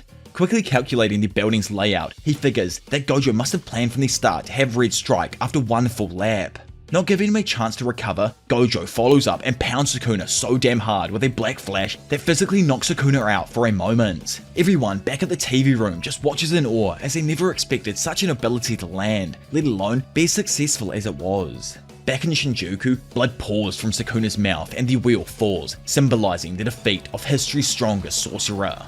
Randomly though, the wheel picks up speed and spins for the final time, while at the exact same time, a stunned Gojo falls into a pool of darkness and Maharaga's demonic hands reach out for him. With nowhere to go, Maharaga grabs Gojo and slices his chest with the Sword of Extermination, leaving everyone's hope of survival on the brink of death.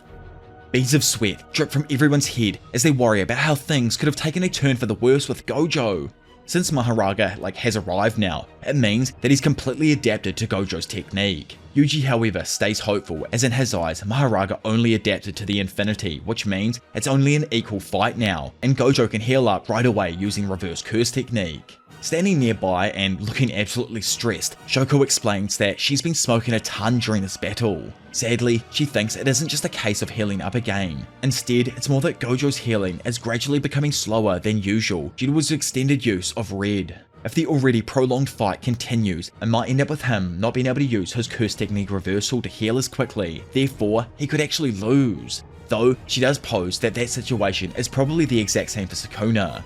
Gojo's opponent is the King of Curses. Initially when the battle kicked off, everyone thought that it would be impossible for Gojo to win, and now, with what they've seen, that thought is slowly creeping back in. Even Gojo himself has begun thinking the same thing.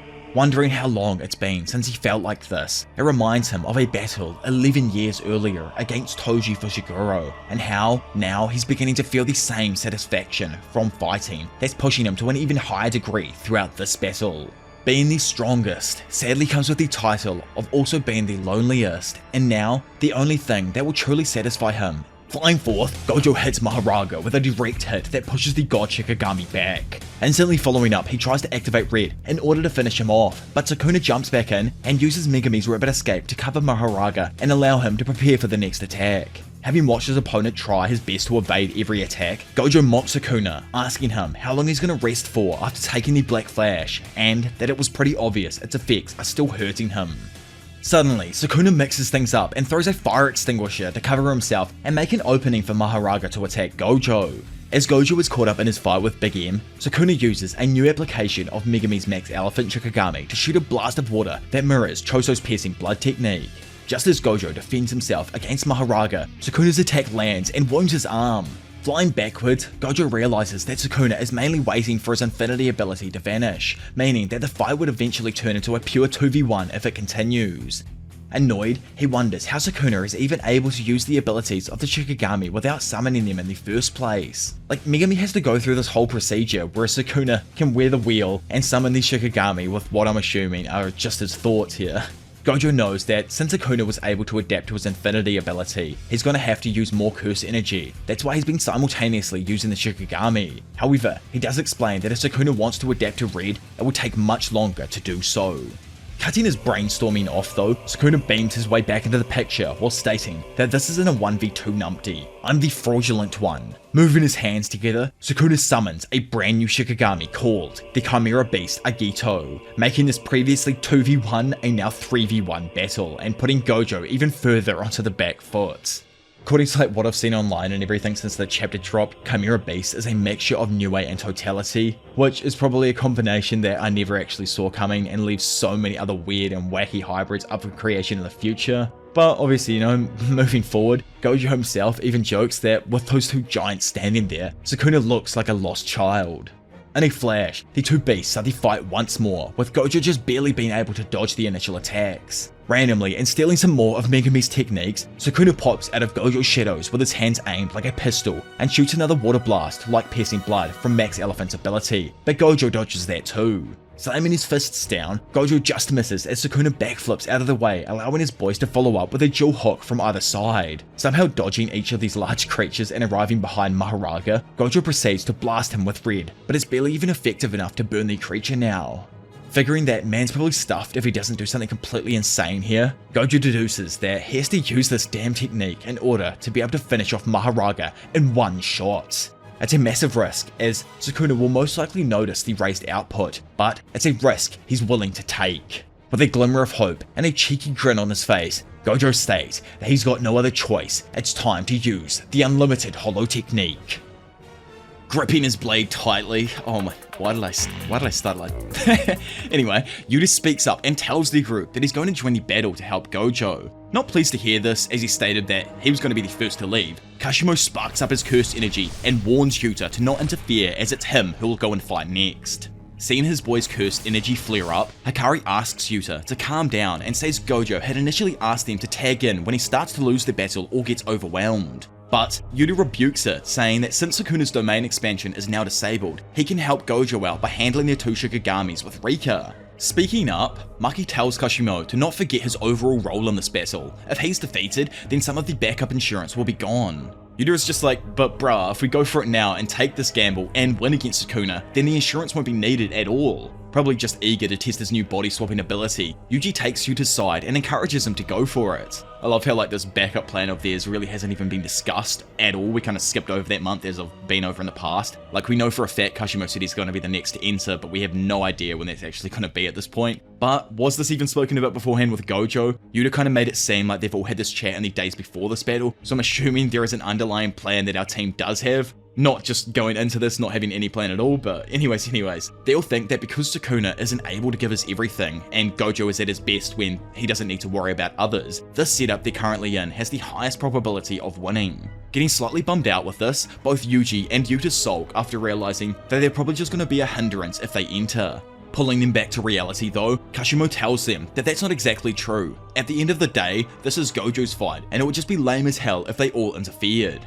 Kari himself suspects that Sukuna might actually have a trump card and is preserving it for later. So if the sorcerers do act too quickly and reveal their hand, Sukuna might end up using that trap card on them.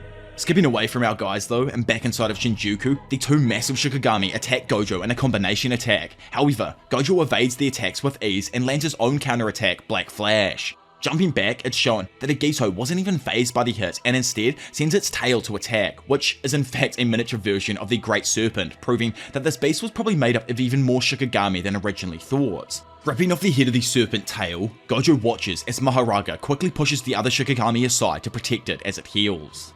Pondering on this new beast some more, Gojo thinks that Agito is most likely made up of Niue, which firstly inherited the Great Serpent, then the Morn Tiger and Round Deer. Still, none of that even matters in the larger scheme of things. Since Agito hasn't adapted to Limitless, like Maharaga has, Gojo plans to destroy it in one shot. Stepping away for the second time now, another random reveal that I almost completely missed the first time around. But what even is this Morn Tiger? Surely that's the 10th Shikigami from the 10 Shadows technique that we haven't actually seen yet. The lines across Agito's chest could resemble the tiger's markings. I initially thought it was something to do with Sukuna. Love to know what you guys all think, and if we'll ever actually get an explanation on the Shikigami in the future. Placing his blade on the floor, Mahoraga flicks it at Gojo, causing a line of rubble to get thrown up into his face. Blocking the rocks with his infinity, Gojo then proceeds to dodge out of the way of the Shikigami's follow-up attack. Continuing, Dad then launches a fat head kick that pushes the creature back. Turning around, Gojo quickly activates his infinity and brings the second Shikigami in closer.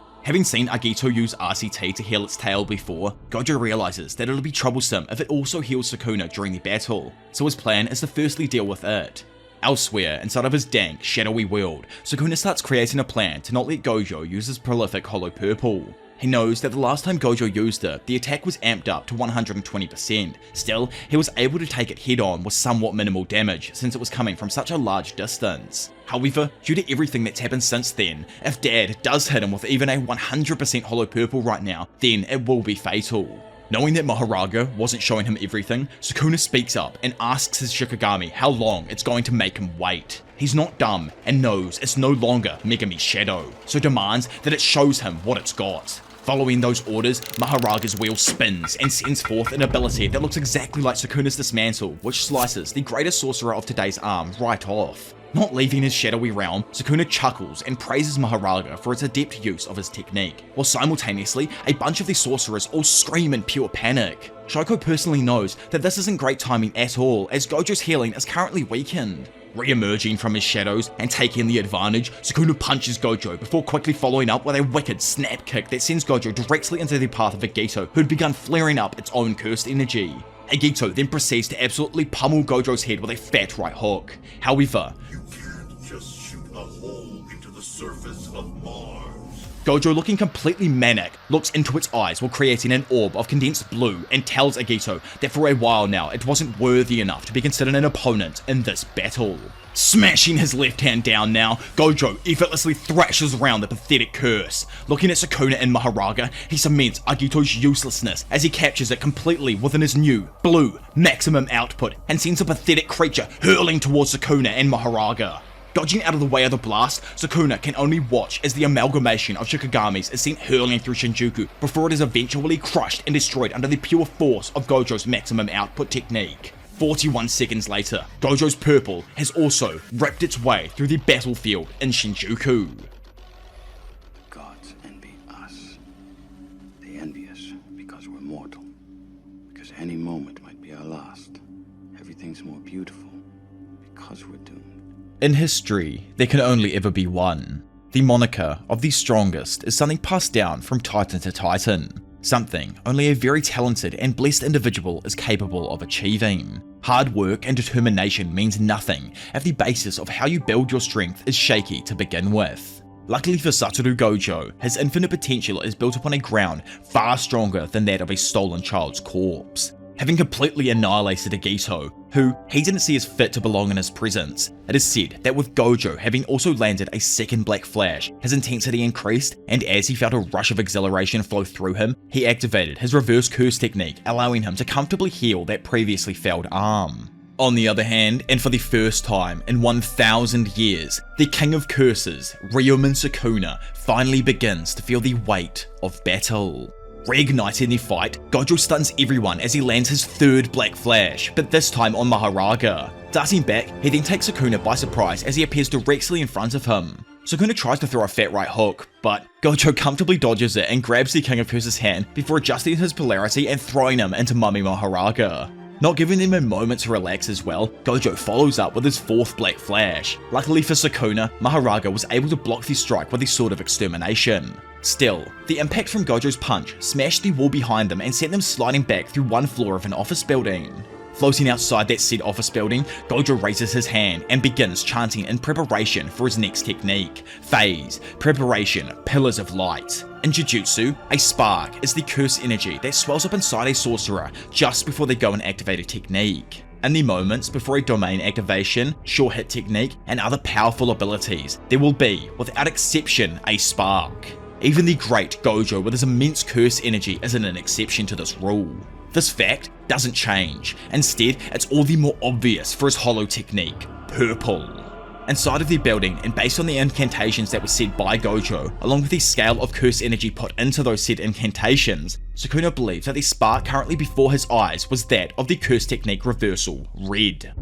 So, what Sukuna's plans are in preparation for the attack is to have Mahoraga tank it, then on top of that adapt to red to put Gojo in his place. However, Sukuna's judgment on this next attack was by no means incorrect. Activating curse technique reversal, red, Gojo blasts his ability straight upwards into the sky, completely confusing Sukuna as he obviously thought he was going to shoot it at him. After a second thought though, he quickly comes to realise the magnitude of what's happening and calls forth Mahoraga.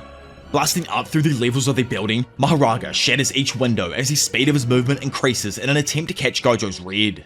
Moments after red was fired, Sukuna figured that by merging the lapse of blue and the reversal of red, holo technique purple is formed, producing an imaginary mass that rushes forth.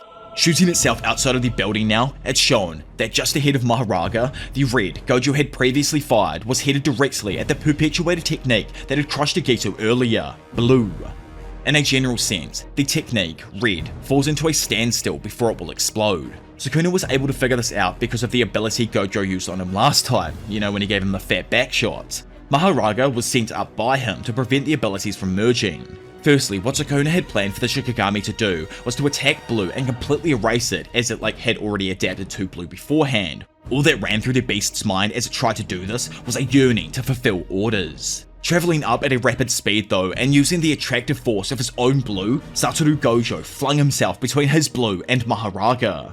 Blue chooses its targets without bias, and because its attraction isn't affecting the adapted Mahoraga, as a side effect, it causes his adaptation to actually backfire. Lunging forth, Gojo lands a fat uppercut on the Shikigami that leaves Sukuna with no one to defend him as he prepares his own last-ditch attack. Pulling up his hands to perform another use of his piercing blood-like ability, Sukuna plans to disrupt the merging by causing the explosion of red first before it can merge. Shooting off his ability, Gojo quickly follows up and punches the King of Curses in his side. Looking up and seeing that his ability was able to shoot forth and that it was about to clash with Gojo's, Sukuna confidently remarked that he was too slow. Unfazed by this all, Gojo quickly rattles off the incarnation for Blue, Phase, Twilight, Eyes of Pranja in such a short period of time that it utterly stuns Sukuna. Glancing at his attack again, he watches as it pierces into Gojo's steadily merging technique, not affecting it in the slightest. The reason that it didn't actually disrupt red right there is because Gojo, in those last milliseconds before the technique was about to hit, reactivated and restored his output following the incarnations that he just previously said. Which is actually insane when you think about it, I don't even know how man did that. Anyway, floating there with both foes on each side of him, Gojo starts his incantations for the legendary holo technique, purple. 9 ropes, polarized light, crow and shomyo, the gap between within and without. Witnessing the battle of the century back at the TV room, Yuta apologizes to Kusakabe for what he had said previously. As to him, it's pretty obvious that if a burden such as himself entered the battle, then Gojo wouldn't have been able to do this. With both colours fully combining and the purple light of the gods themselves getting ever brighter, Gojo looks upon both of his terrified opponents' faces and finishes the incantation. Purple. Instantly, following the implosion of the two techniques, an imaginary force of unstoppable curse energy exploded outwards, destroying Mahoraga along with anything in its path and completely burying all of Shinjuku under a carpeted layer of rebar and rubble. Barefoot and barely able to stand now, Sukuna, having survived the blast, holds himself up against a broken wall. In front of him, Gojo states that, well, this was an unlimited purple, not bound by any specific target, so it even damaged him. However, as we can see, it's obvious that there's a difference in the level of their damage. Gojo assumes that it's just because his curse energy pool is just that large. So in the end, all's well that ends well in his eyes. He even jokes that he totally crushed Sukuna in the improvisation department with that use of remote purple, and that it's the first time he's ever had to actually blow himself up and then repair himself, which again is mental. How do you even do that? I know you can already see, but as long as you keep that part of the brain there. So I'm imagining right now Gojo blew his entire body up apart from that one section of the brain and then completely re-healed his body. I don't know, man, that's actually insane when you think about it. If you're confused like I kind of am right here and how in the world Gojo was able to start using curse energy again, well, it's like Kusakabe says here, and how we all learned earlier on back in the series when our boy Yuji landed 4 of them. Gojo was able to regain his reverse curse technique because of his use of black flashes. So, you know, like, miracles happen when people start landing these black flashes pretty much, you know, they reach their true potential and stuff. So now, with Sukuna, who has slowed healing, no Maharaga, and an inability to do any more damage, it means that for sure, 100% Gojo wins the battle of the strongest sorcerer and the history of the Jujutsu Kaisen universe. Suddenly, it all goes dark. Breaking through the unsettling quiet, Geto yells out to a familiar someone, saying yo. Looking up with like a stupefied look on his face, Gojo groans, confused with his current predicament. Leaning back in his chair, Gojo tells his man that this is probably the worst he could have got. Hearing this, Geto moans, obviously not happy with his best mate's initial reaction to seeing him again, before telling him that he's been a bit rude. Kind of annoyed, Gojo says he told his students that when you die, that's it, you are alone. So he hopes this is all just a part of his current imagination. Unconcerned even if it is, Geto asks why it even matters to him, but Gojo replies that it does matter because of his father. However, he also realizes that things are all set up for Shoko to handle either way, so it's actually okay. Curious on what the battle was like, Geto asked how strong the King of Curses was. Remembering the tough fought battle, Gojo answers that Sukuna was damn strong and he didn't even go all out for the win. In fact, he's not even sure he could have won even if Sukuna didn't have Megami's curse technique, meaning that even without Maharaga, Sukuna would have somehow won. Blown away with this information, Geto was surprised that Sukuna made Gojo of all people admit that he was truly weaker and feels sorry for him. Gojo says that he used to think that him, more than anyone else, would be able to empathize with Sukuna about the loneliness of being the strongest. However, he still loved everyone and wasn't ever truly feeling loneliness. Somewhere along the way though, a line was drawn between himself and other people, or rather, living beings.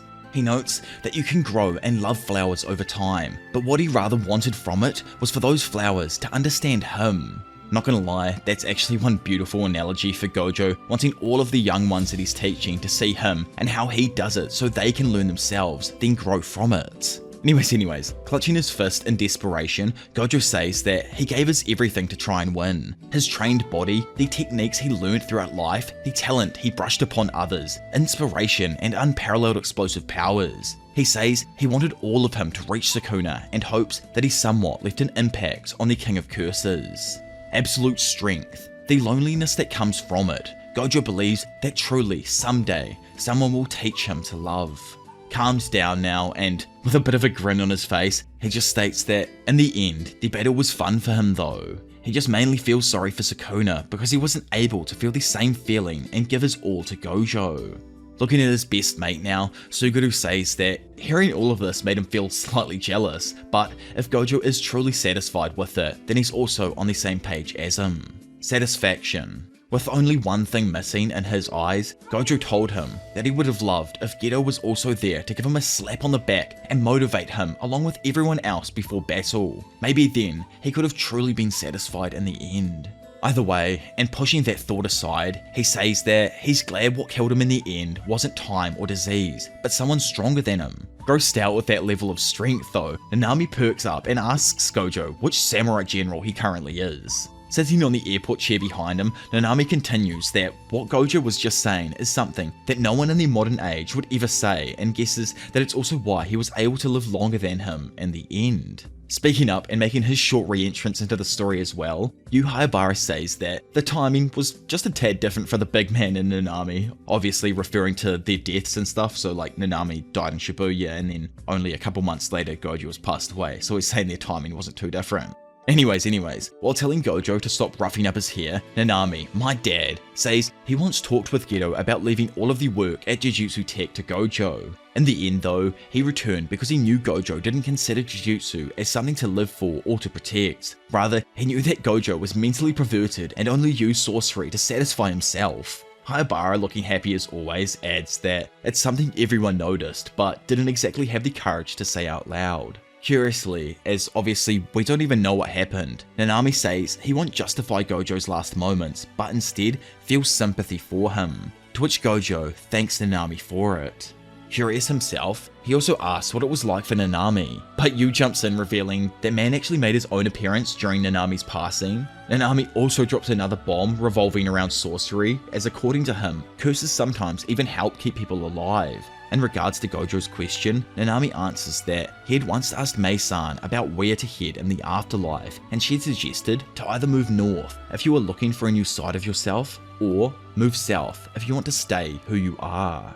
I think it's fairly evident, just looking at all the other vengeful curses we've seen, that Naoya probably took the northern path, and this also finally lets us know that it's a bit more straightforward if someone does actually want to achieve vengeful curse state. I'd imagine the consequences that come with it though are probably reprehensible, like no afterlife or a cursed one that they have to exist in when they do go back to it. Anyways, back to the sadness. Obviously, and I never expected any otherwise from my dad, Nanami says he chose south without any doubt when the time came, but for a moment even gambled on a better future. His last moments in his eyes weren't bad at all though, thanks to his best mate making his reappearance and telling him what way to go.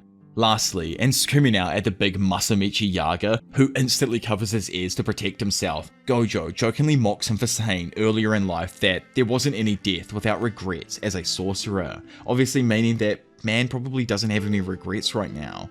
Looking around at everyone else gathered with him inside of the airport, Nanami, Yu, Misato, who Toji must have sadly also killed, plus, you know, there is that little ghostly figure in the back that might actually be Toji, so that is hilarious. Riko as well, who's there chilling with Misato, and finally, his best mate, Suguru.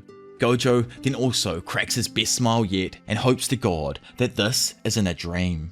In reality, Gojo, who was just deemed the strongest sorcerer in Jujutsu Kaisen history, is shown to be in half and no longer capable of breathing. With his eyes' movement stopping and the beat of his heart ceasing, Satoru Gojo loses. And rest in peace, big man. It had to happen at some point, but thank you, Giga. It was absolutely amazing the way it did happen. As dust particles then fall from above, blanketing the entire battlefield, Sukuna, the King of Curses, explains what truly happened under Maharaga's adaptation. Once Maharaga receives an attack from someone, it'll gradually adapt to it over time. As we saw with Gojo's technique, some took more spins than others, but the more attacks Maharaga takes, the faster it'll adapt to that set ability. Even after it adapts, it will further analyze the technique and continue to do even more adaptations. Sukuna says he expected Maharaga to be an example to him, an example which passed through Gojo's infinity and showed him how to do it himself. Throughout the battle, Maharaga was first adapting to Gojo's infinity, then it would change its own curse energy over time so that it could neutralize Gojo's infinity. The second time Maharaga adapted was exactly what he expected. It wasn't the same as Sukuna's slash technique, instead it expanded the target for the curse technique. More specifically, expanded the target of the slash to not just Gojo, but the space, the world, and then cut it. In front of Sukuna now, it's evident that there is no physical way Gojo is going to be able to recover, as he has been completely disembodied by Sukuna's technique, slash. Sukuna explains that infinity doesn't matter as a technique. If the world exists, the world will be divided. It doesn't matter if Gojo or even his infinity exists, they will be sliced. Sukuna notes that it was difficult for him to pull off, but a great example for him to work on. Bringing Gojo's wish to fruition, Sukuna, with a fat smile on his face, then thanks him for the magnificent battle, while saying that he will never ever forget about him. Turning and seeing someone approaching him at a high speed now, Sukuna tells them that he better not let him down. Flashing into the sky, we see that without any time for anyone to mourn or feel sorry for Gojo's death, the one that came in to take his place against the King of Curses was no one other than the Thunder God, Hajime Kashimo. Flashing up into the sky, we see that without any time for anyone to mourn or feel sorry for Gojo's death, the one that came in to take his place against the King of Curses was no one other than the Thunder God, Hajime Kashimo. Hovering 203 meters off the ground, Kashimo himself is surprised when he notices an object falling from even further up. Atop that meteor-sized piece of ice was none other than the Frozen Queen herself. Getting surprised herself though, above Urame appeared Hikari, yelling out that she won't be going anywhere. Not interested at all in taking on the special grade sorcerer, Urame prepares her ice formation, while simultaneously Hikari pulls up his hands and activates his domain expansion. Even though Hikari was able to trap the Ice Queen within his own domain, the large block of ice that she stood on kept plummeting towards the earth below.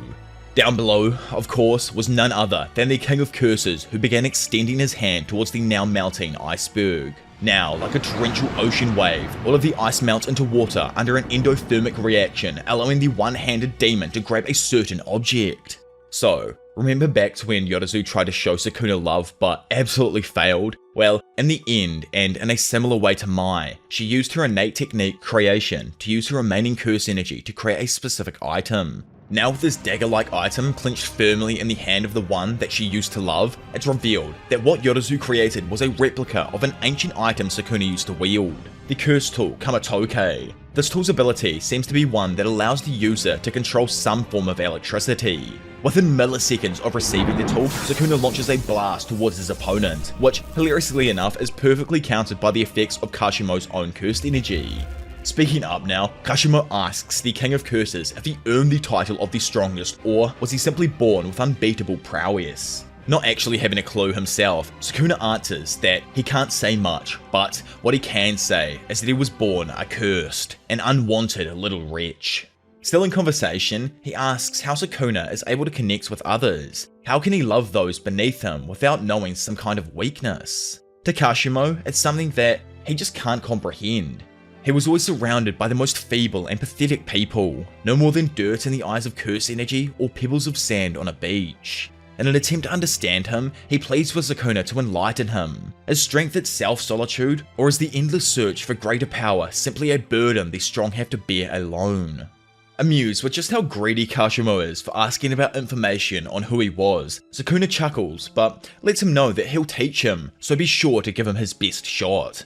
Absolutely stoked for the chance of a lifetime, and something he has personally waited hundreds of years for, Kashimo bursts forth. Jumping up, he slams his staff down atop Sukuna, only for him to comfortably block with an electric burst before darting out of striking range. Activating his one-time use innate technique, Kashimo releases his awed-over mythic beast Amber and proceeds to sock a shock Sukuna with a flurry of punches, sending him sliding back. Warping his body into an otherworldly form, Kashimo directs his face at his opponent and sends a blast of electricity that explodes upon contact with him. Joking that this form of his is far too loud, it's explained that Mythic Beast Amber transforms Kashimo's body into something else. I kind of think of it like Ino's Auspicious Beast technique, but instead of being an intermediary, Kashimo literally becomes one of these mythic beasts, warping his body with curse energy to resemble it, in this example, the Amber version. During the time this ability is active, Kashimo can use any phenomena that can be created by electricity, until his curse energy runs out. I just want to mention that this means it's possible Kashimo can travel at 90% the speed of light, or over 250,000 kilometers per second, at this, point for a limited amount of time. Using this speed increase to his advantage, Kashimo takes Sukuna somewhat by surprise and sends a blast of sonic electricity into the ground directly below him. Instantly following this, Kashimo throws a fat right hook, connecting with Sukuna's face and setting him back, leaving him flattened upon the ground.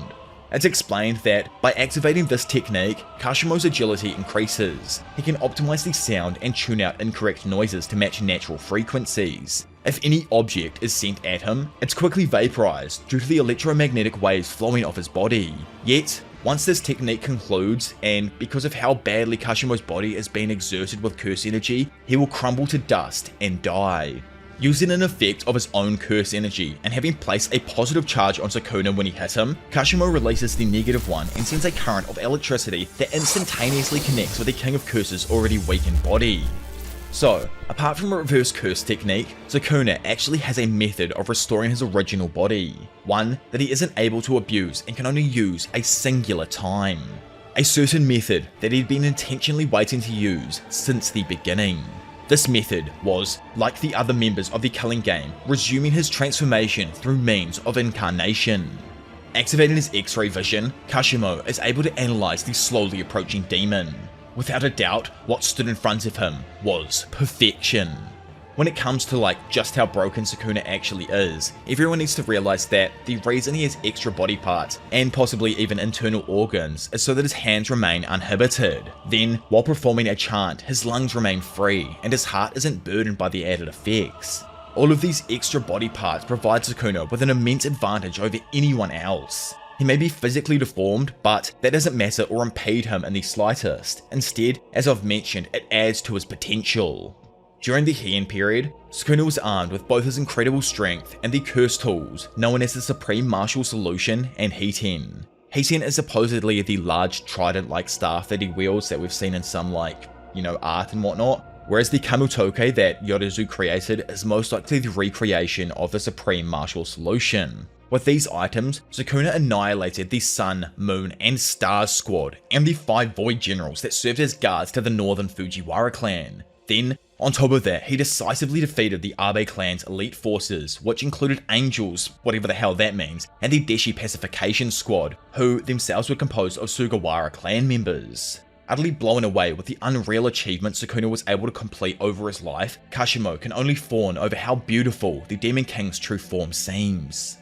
Taking the offensive now, Sukuna rushes at Kashimo and manages to land a double right-handed body strike that launches the sorcerer up into the sky. Using the height to his advantage now, Kashimo shoots a blast of condensed electricity directly at his foe.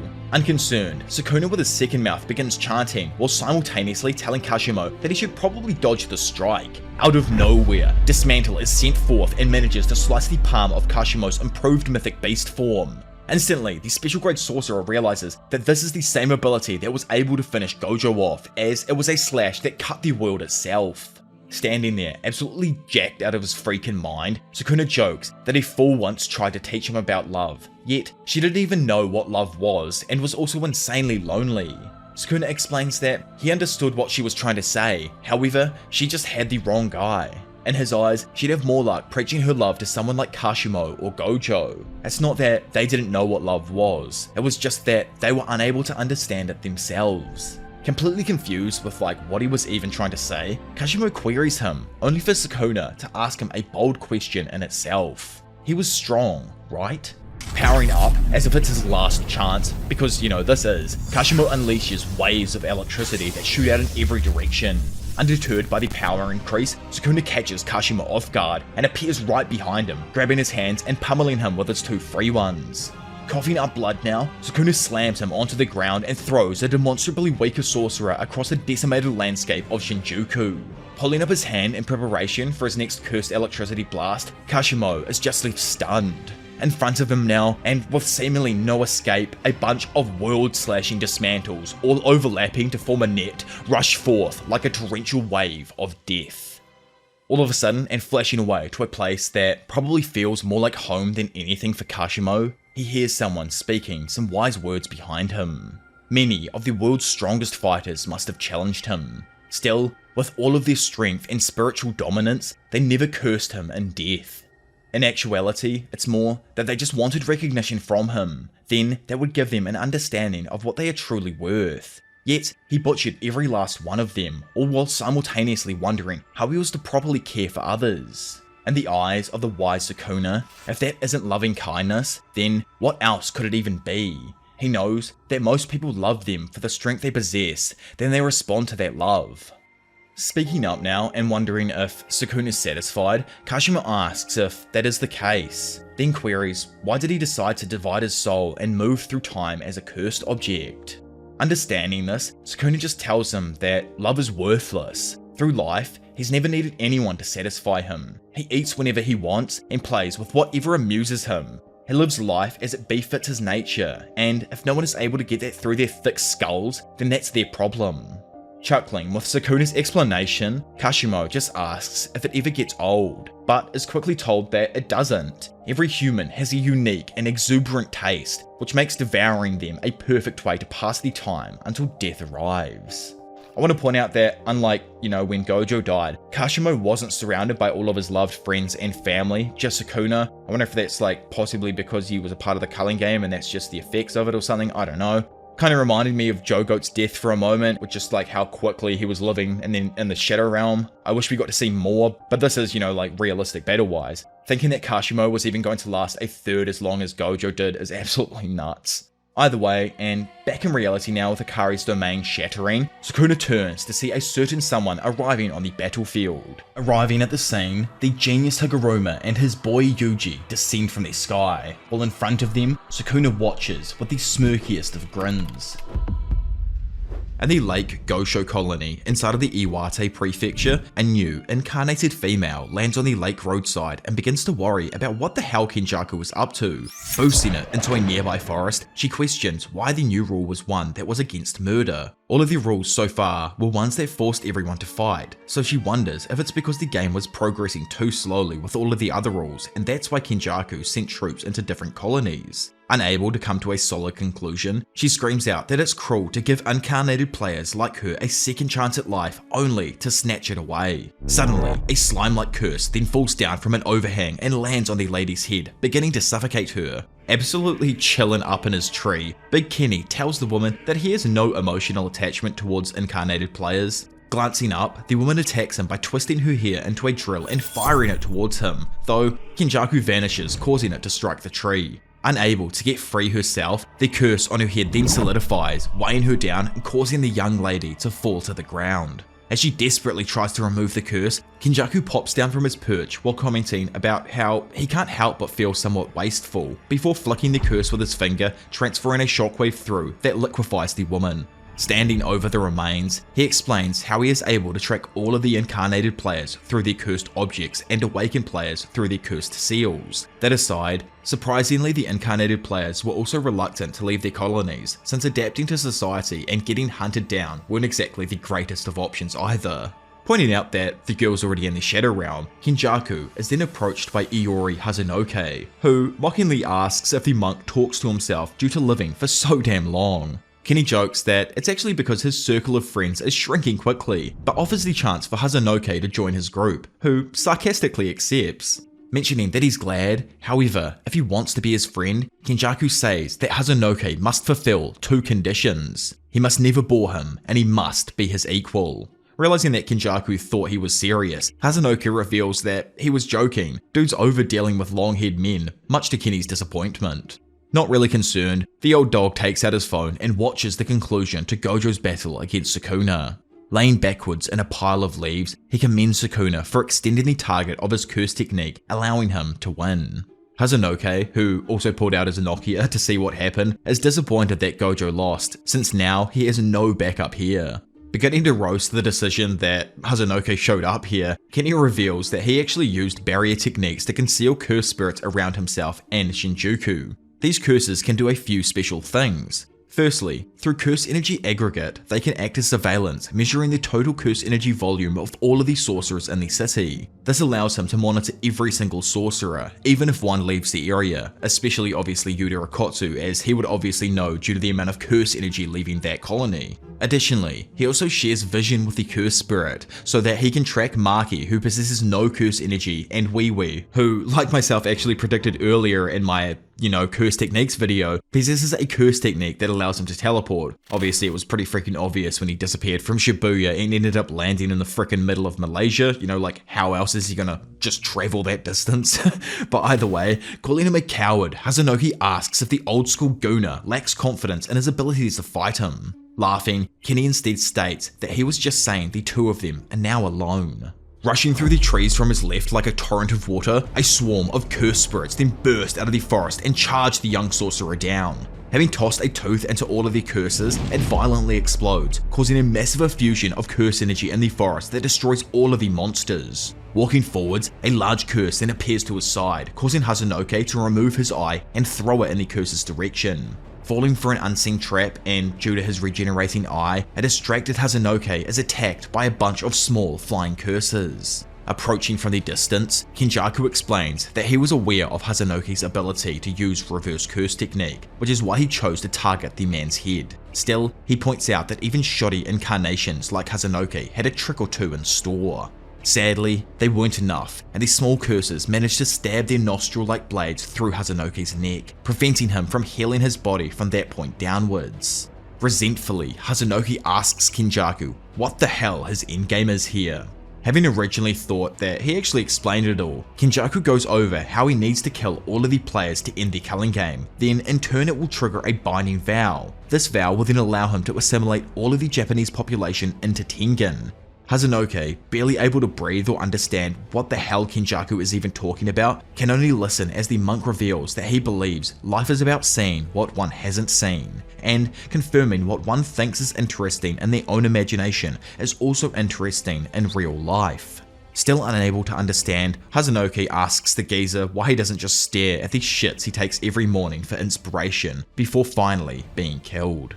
Sometime later, Kenjaku notices a certain sorcerer leaving Shinjuku. Moments after that, our GOAT. Don't know how he lasts longer than Kashimo here, but he's the GOAT for sure. Fumihiko Takaba is seen running down the road towards Kenjaku while expressing his relief for finally arriving in Hakodate. Pointing out that it's actually Awate that they're in, Kenjaku then summons curses to attack Takaba, all while wondering why the sorcerer sent the comedian of all people to fight him alone.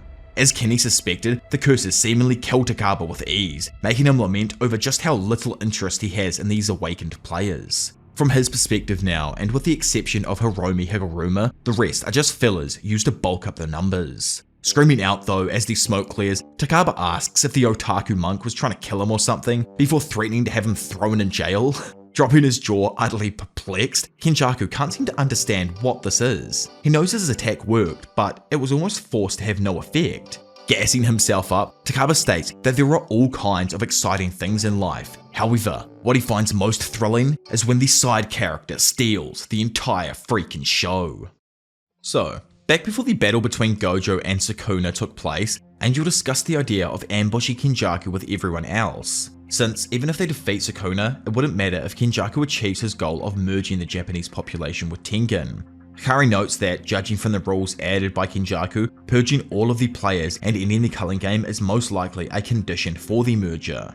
Wondering why they need to even worry then, Yuta points out that since him and Hikari are also players, it'll prevent Kenjaku from achieving his goals, so long as they are fighting Sukuna. Internally thinking himself, Kusakabe instead suggests the possibility that defeating Sukuna comes at the costs of all of their lives, and there are also other sorcerers like Miwa who were just too weak to participate in this fight. Rest in peace, Miwa, and her legendary strength that Ronin thought she might have had, but either way, playing devil's advocate, Angel suggests the possibility of Gojo losing his fight and Kenjaku ambushing them right after, which Hikari admits would suck since they'll be stuck fighting Sukuna. Continuing, she adds that even if Kenny doesn't ambush them and they achieve a narrow victory against Sukuna, they would be wide open to an attack at any time. Due to this, Kusakabe thinks it's best if they send Maki on a surprise visit, but adds that it would be unwise to divide their forces before fighting Sukuna. Additionally, the sorcerer they end up choosing would have to be more competent than a grade 1 in order to even stand a chance against Kenjaku.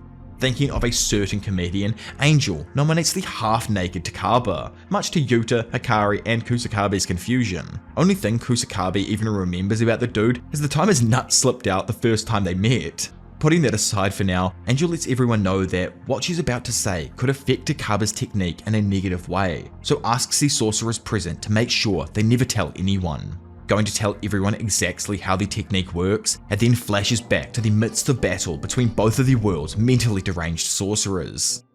Smirking and telling Mullet Boy to listen to him, Takaba manifests an American flag bandana and a pair of sunglasses on Kenny's head. Goated Gege throwback to Bandit Keith from Yu-Gi-Oh right there. Mess with Michael Bay and you mess with America. I want you guys out of my country by tomorrow morning. Brains. Every country in the world belongs to America. Baffled, the ancient sorcerer rips off his new attire and concludes that Takaba's curse technique is probably one that allows him to manifest his imagination into reality. Kenny is able to understand that if he does not take extreme care, then this half-naked dude could render the vast amount of knowledge he obtained over the past 1,000 years void.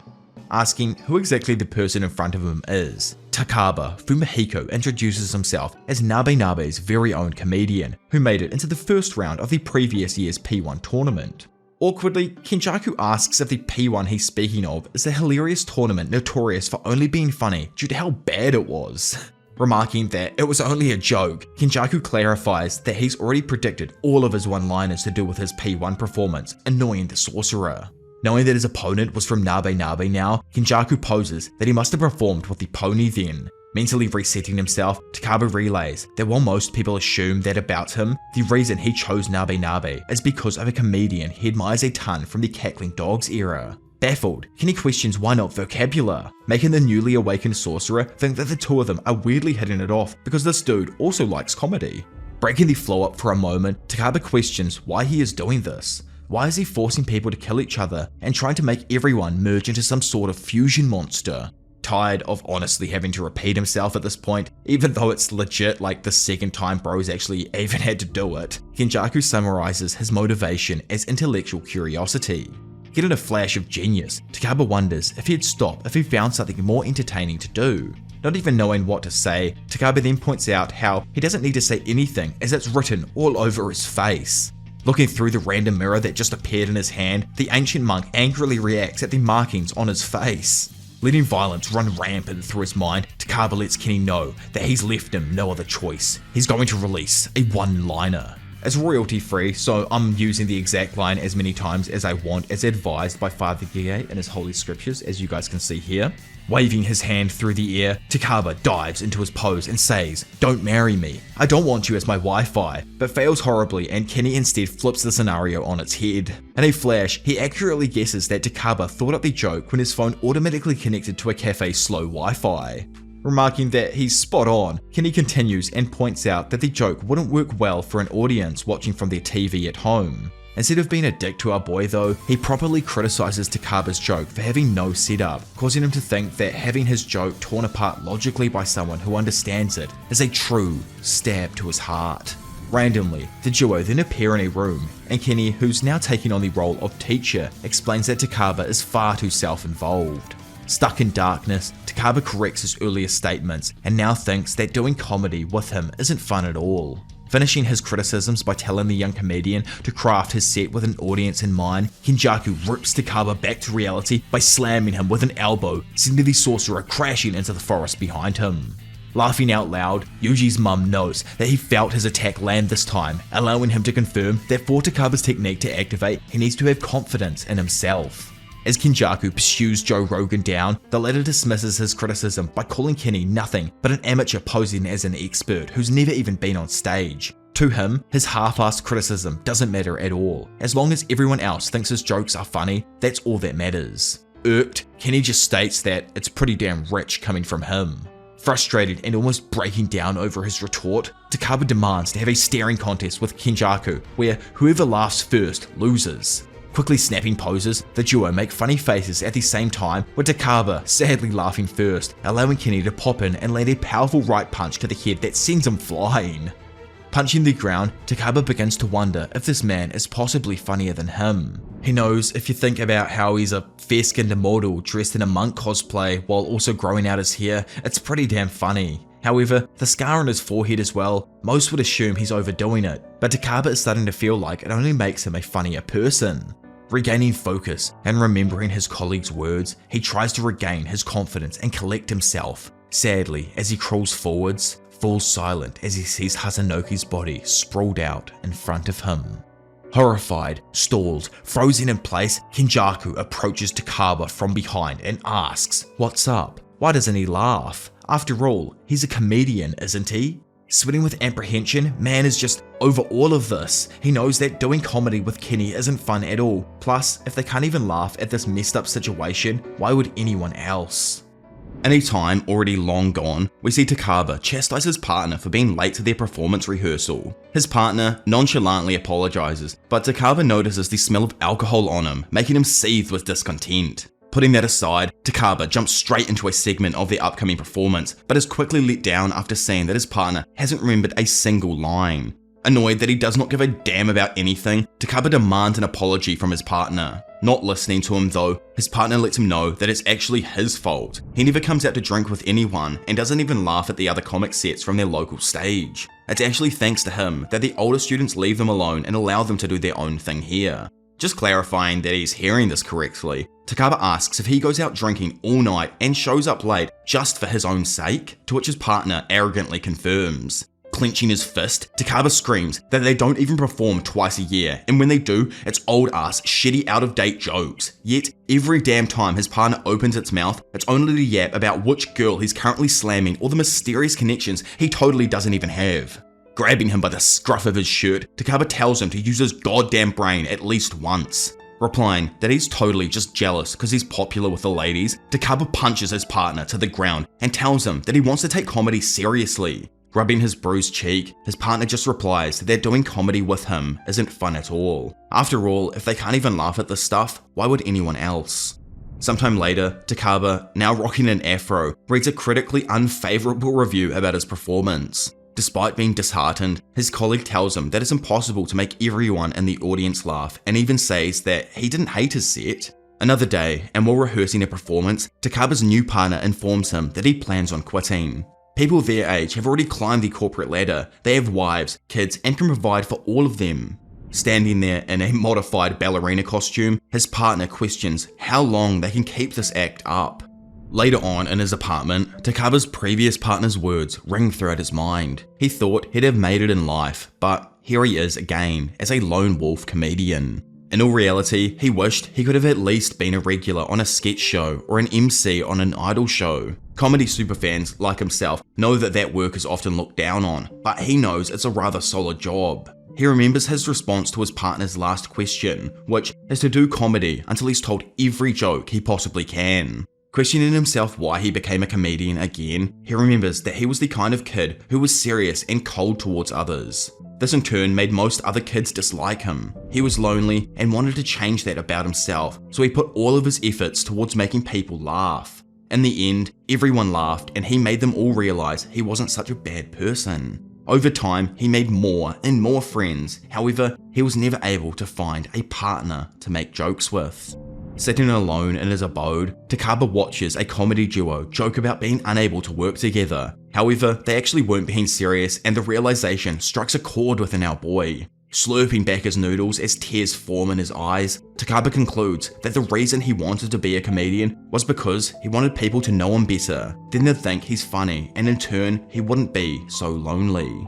Sitting in front of his younger self at school now, he hears him ask what taking comedy seriously even is. He's pretty sure people just want to see him get all goofy, but the current Takaba states that he doesn't think that's what's important, as it really has nothing to do with an audience. A little bummed out, his younger version then asks if doing comedy seriously is fun, and why is he even a comedian in the first place. With a smile, Takaba explains that he became a comedian because he wanted everyone to get to know him better, yet he internally questions why he dismissed Kenny for not laughing at his joke, and realizes that his colleague's advice about not needing to make everyone laugh was not telling him to give up. However, in order to protect himself, he chose to interpret it that way. In doing so, he stopped confronting the laughs head on, and somewhere along the way, stopped taking comedy seriously because he didn't want to get hurt. Flashing back to the forest, Kenjaku rushes towards Takaba when all of a sudden he stops dead in his tracks. In front of him, Fumihiko Takaba bows down, blowing Kenny away with his perfect form, a true prostration. The form is impeccable. Kenny himself took years upon years, and not until his late 20s did he achieve a similar level. Stopping himself though upon realizing that he's getting caught up in the moment, Kenny then watches as Takaba profusely apologizes and exposes all of his insecurities. He doesn't think it's fine that Kenny didn't find his jokes funny, even if everyone else did. He just didn't want to feel pain, so he put him down to protect himself. Even if 99 out of 100 people are laughing, Takaba still won't be satisfied. He no longer cares if he's a stubborn loser, he just wants to make that last person laugh, which is why, with his newfound resolve, Takaba screams to make Kenny laugh so damn hard he pukes his guts out, as that's his brand of comedy. Taking things up a notch, Kenjaku summons the special grade rebel spirit, Okuro o Otake, but it is instantly killed as Truck-kun comes flying out of absolutely nowhere, flattening the monster. Acting as a drunk driver, Takaba blames Kenjaku for jumping into the middle of the road and getting struck by the vehicle. Reappearing as a police officer now, Kenny strolls up to the scene with a few men and asks if he happens to be under the influence. Proposing that he take a breathalyzer test, the officer insists he go ahead and huff into the bag. Unlike a normal test, the bag used here actually has a freaking goldfish inside, and if it dies, Takaba will be arrested. Noticing something fishy though, Takaba explains that the goldfish is already half dead. Now dressed as doctors, the two rush the goldfish to the hospital operating room. Kenjaku immediately attempts to resuscitate it with a defibrillator. Sadly, man's aim is worse than Miwa's, and he connected with Takaba, electrifying him. Ultimately, the duo, along with all of the planet's modern medicine, was unable to make it in time, leaving behind only the fish's skeleton. Takaba asks Kenjaku, now dressed as Kaori Itadori wearing a nurse's outfit, to gather all of the nurses who are madly in love with him since he is now depressed. Fumi refuses and even slashes at Takaba despite the doctor's insistence that he is totally depressed. Screaming and asking what the hell is wrong with him, Takaba knows that this isn't how you're meant to treat a mentally broken person. Deciding to settle their differences with rock, paper, scissors, the two get out of their hospital fit and return to their original outfit, while simultaneously singing the rock, paper, scissors song. What am I even talking about right now? Snapping around, the two attack each other with their fingers, inserting them into each of their noses. Driven back and bleeding from his nose, Kenjaku realizes that Takaba's innate technique, comedian, does not only manifest things and force him to compel according to the user's imagination, but also integrates his own thoughts to create a feedback loop, essentially causing their souls to resonate. Moving to another location, the two then appear in a mountainous area, already in the middle of a game show. Looking at his opponent, Takaba warns him that he won't do any lame bits, like getting quiz show questions wrong, much to Kenjaku's glee as he dislikes foolish idiots who act like complete fools. The host of the game show then starts with the first question, asking which historical figure created the phrase, "It might be interesting, it might not." Who can say? Kenjaku hurriedly hits the buzzer and answers Takasugi Shinsaku. However, the host fakes out Kenjaku by continuing the question with an unrelated second part, asking what is the term for a group of subatomic particles held together by a strong interaction. Not having a freaking clue when it comes to this shit, Takaba is unable to answer. Kenny though, in all his years of knowledge, is able to correctly answer with a hadron. Yet, he is also quickly told he hit the buzzer too quickly. Pulling a face, Kenny mocks Takaba, asking if he's the son of an optometrist or something. Cutting them off, the host then announces the second question, which one is harder to speak to others about? Being formally endorsed by a university or writing your own university recommendation letter? In a flash, the two sorcerers confidently rush towards the doors. Snapping his head to the right, Takaba suddenly hears someone crying for help. Crossing the road in front of him, he sees a cat making the dash, even though the signal's still red. Putting his life on the line, he rushes to save it from an oncoming car. Even more bizarrely though, the cat morphs into freaking Kenjaku, surprising Takaba, who is subsequently hit by that car.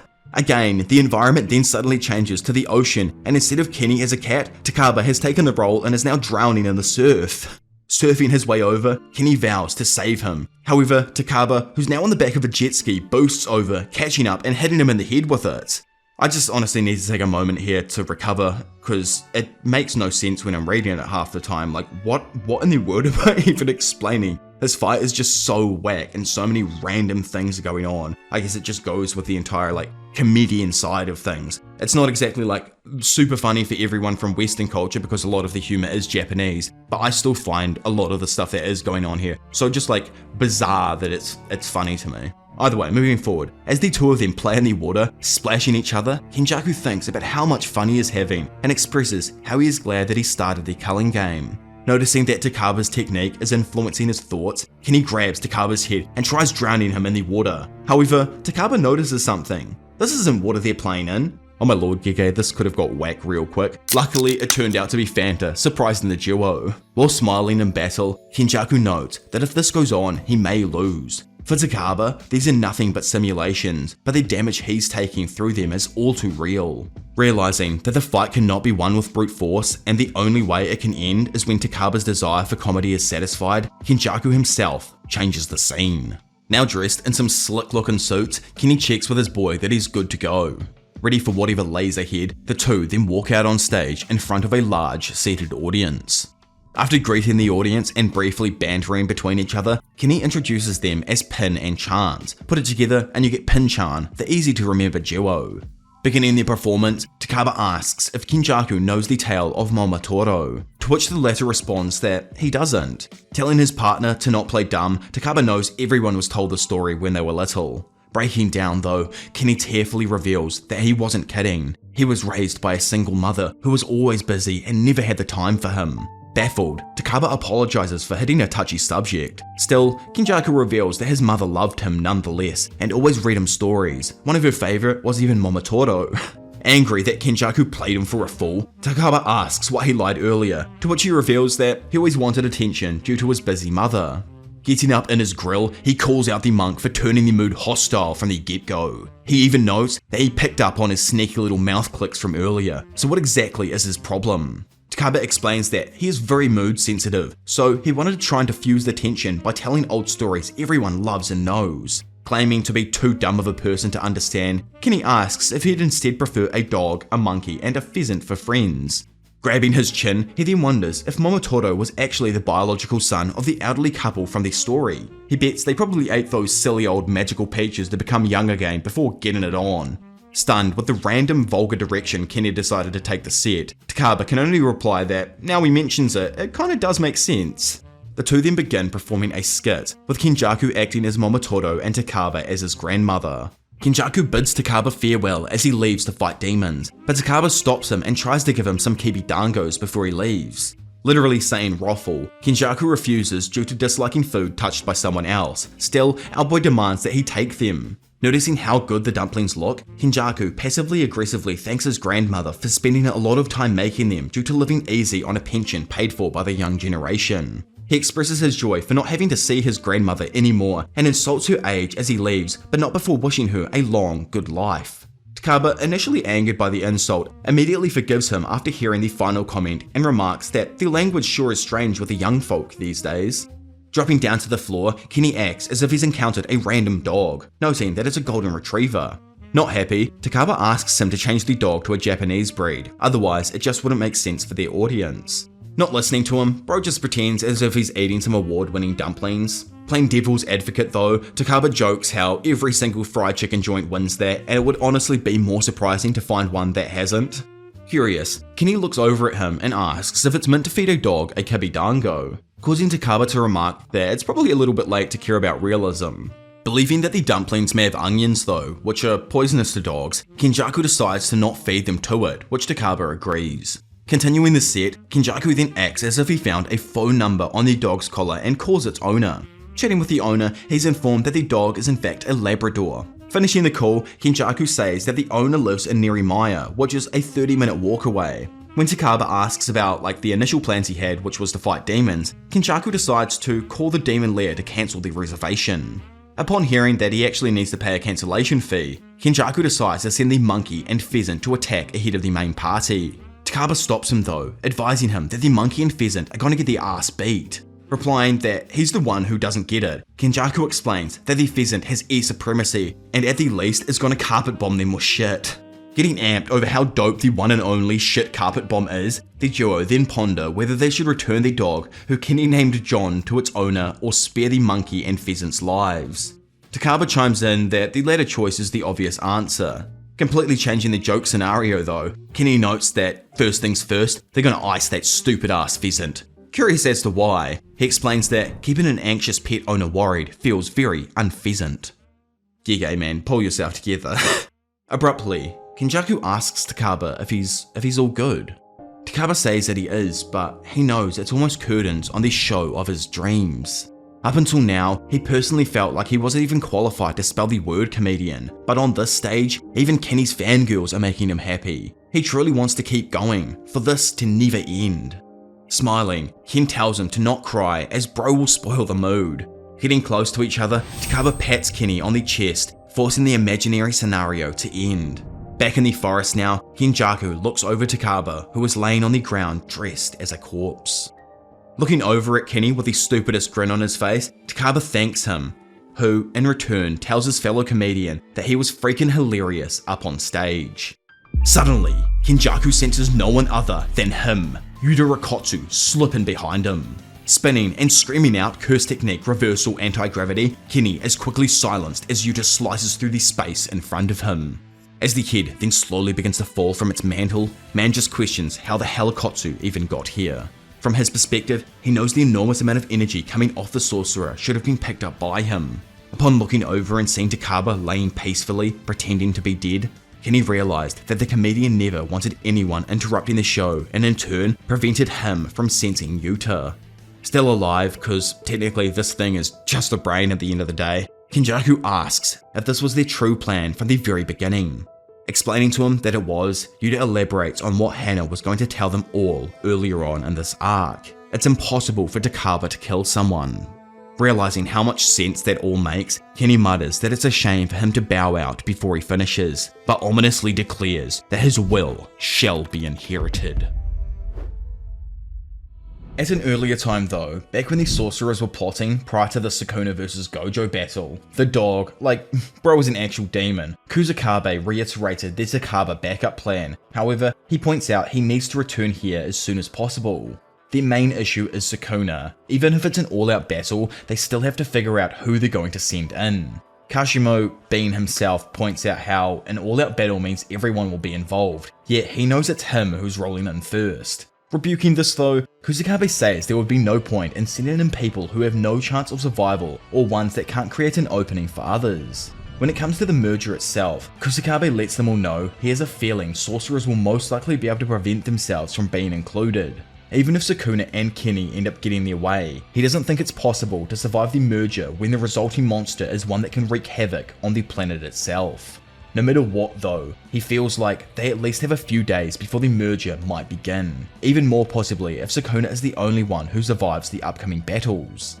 Suddenly, Noritoshi Kamo stands up and informs everyone that he won't be able to join them. He doesn't think he'll be of any assistance and would instead like to watch over his family, even if only for a short while. Going to apologize for this, Kusakabe cuts him off and reminds the group that this isn't a public execution and doesn't need to hear everyone's explanations for taking part. Bringing up the conditions needed for those who want to take part, Kusakabe simply lists that they must be able to use reverse Kus technique and or don't mind dying. Anyone else will be backup or sit out of the bouts entirely. Raising his hand, the gloomy looking Higuruma offers to go in after Kashimo as his curse technique Confiscate might be able to seal his ability. On top of this, he elaborates that if Sukuna received the death penalty from his deadly sentencing, he could battle him with the Executioner's sword. While he acknowledged that the sword is a fantastic idea, Kusakabe was skeptical of whether a verdict for confiscation or death could be ruled. Knowing how the technique somewhat works himself, Yuji confirms that Higuruma cannot control what charges Judgment is able to pin on Sukuna. Given Sukuna's actions that led to deaths at the detention center and in Shibuya, as well as possibly more crimes committed while possessing Megami, Yuji believes that it's more than likely Judgment would give Sukuna a death sentence. However, Higuruma doesn't agree. In short, Sukuna's crimes so far were bodily injury to Yuji, attempted murder of Gojo at Yuji's high school, attempted murder of Yuji and Megami at the detention center, the murders of Mimiko, Nanako, and Haruta, attempted murder of numerous civilians, arson of inhabited buildings throughout Shibuya, and finally, my favourite, grievous bodily harm, attempted murder or illegal possession of a dead body due to him taking over Megami. It's kind of unknown what exactly that last one is, it mainly depends on Megami's current condition and everything, but you know, either way, Yuji brings up how the circumstances of the detention center were far worse than those. Still, Higuruma believed it would be hard to accuse Sukuna of crimes committed by his cursed objects. He did commit these crimes, albeit indirectly, so it wouldn't exactly fall under aiding and abetting. In a similar vein, it would be difficult to charge him with the murder of Junpei's mother. Listing out the varying punishments for a guilty verdict under the charge of murder, a singular kill will typically result in imprisonment with hard labour for 10 to 15 years. For 2 deaths, life in prison or even the death penalty is actually possible. For the murder of 3 or more people though, the death penalty is the most common outcome. Higuruma believed that, according to the Nagayama standard, Sukuna would be completely impossible to rehabilitate, based on the dangers he posed to society.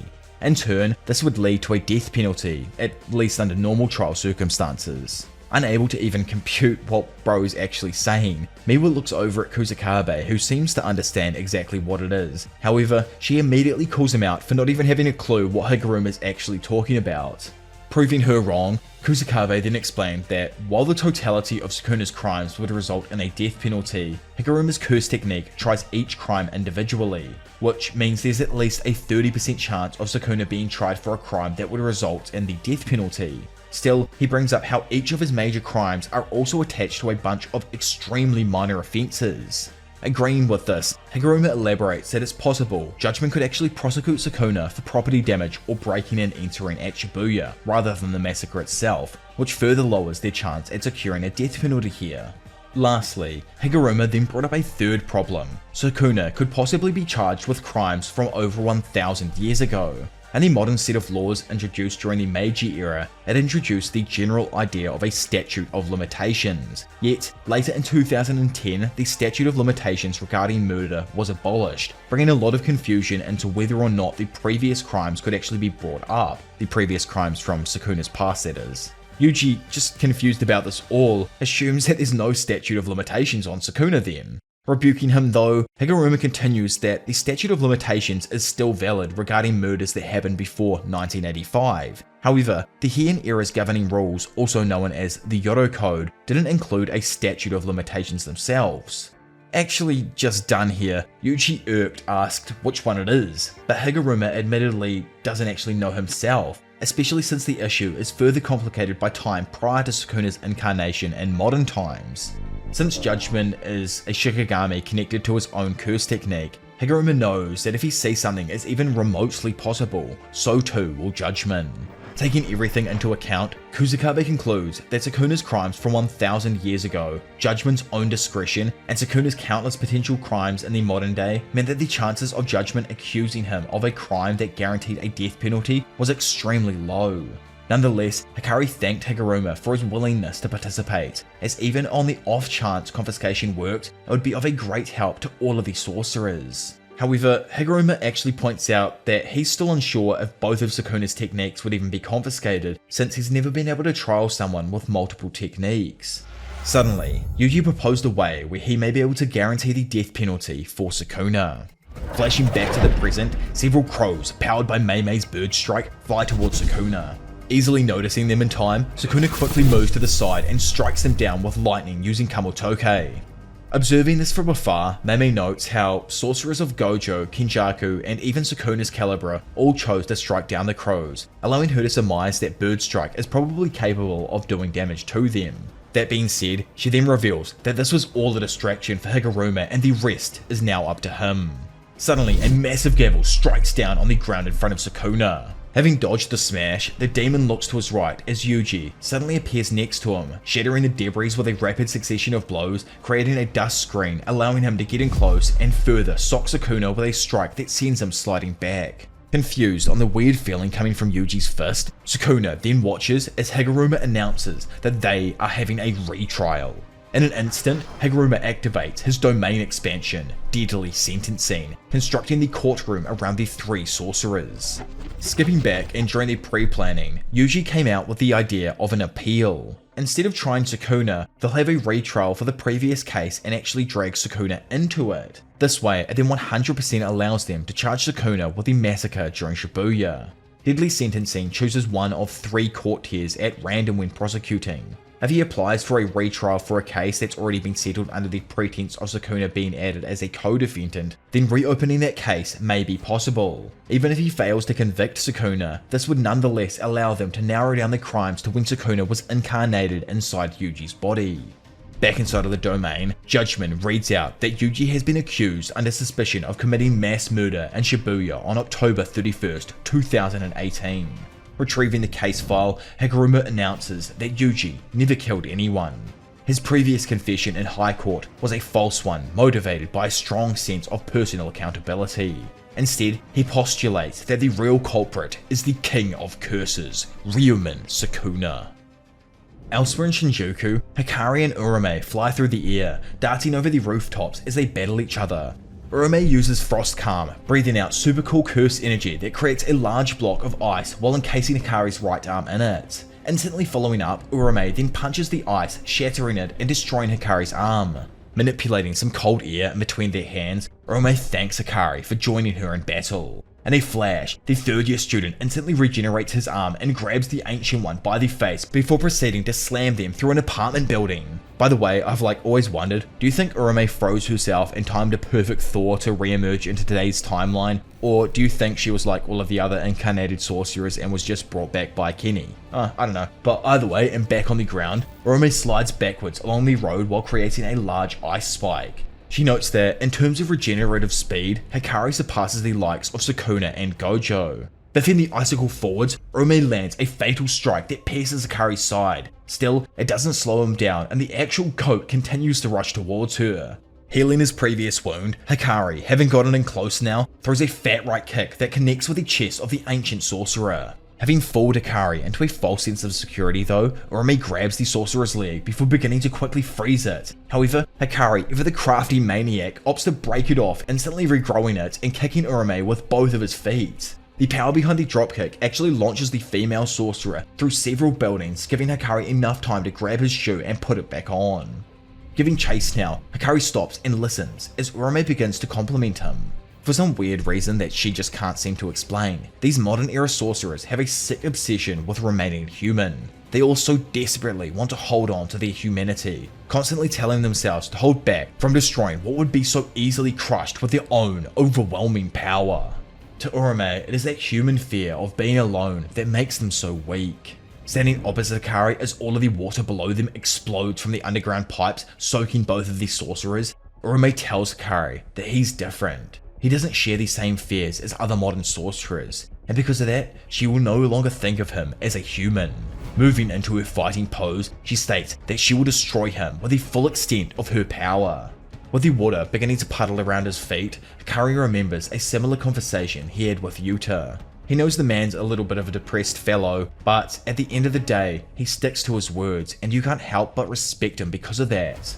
Throwing his hands to the side, Hikari screams that he's getting real hyped up here and demands that the woman in front of him bring him an ice cold beer.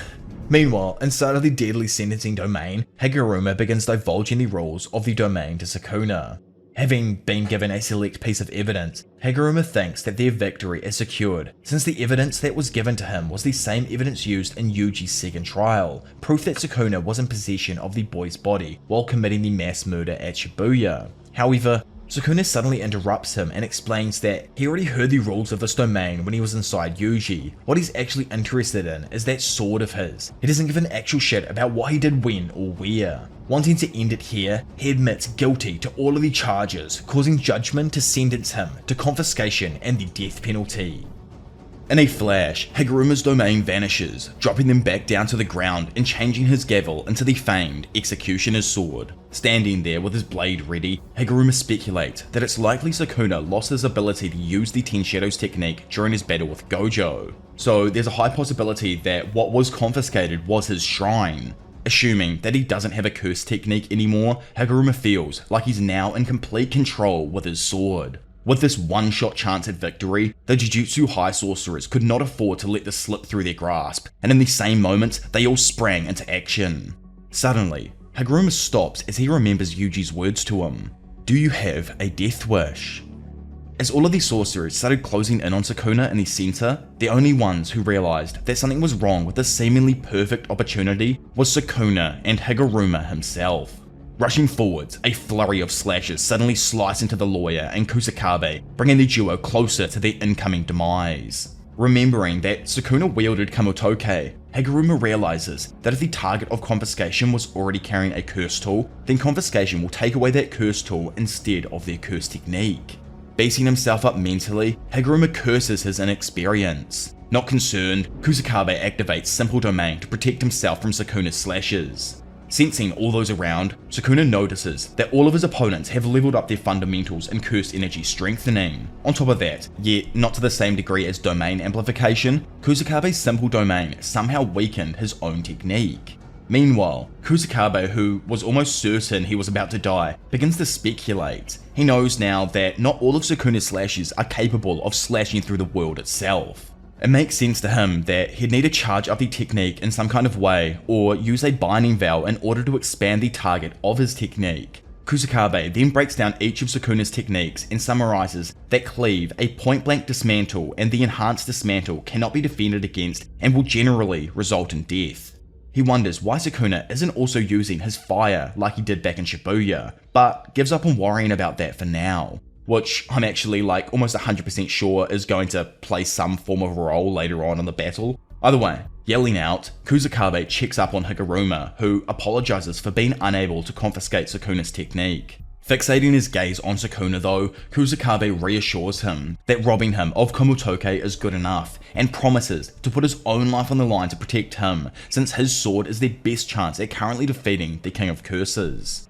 Opposite them, Sukuna jokes that it's good they've upped their defenses, still, he's gonna actually go for their legs now. Jumping in though, Choso fires a piercing blood at Sukuna, however, before it even hits, he asks them for a race, suddenly vanishing from sight. Instantly, he then reappears behind Choso and pierces two of his hands through his body, fatally wounding him before tossing him aside and heading towards Yuji.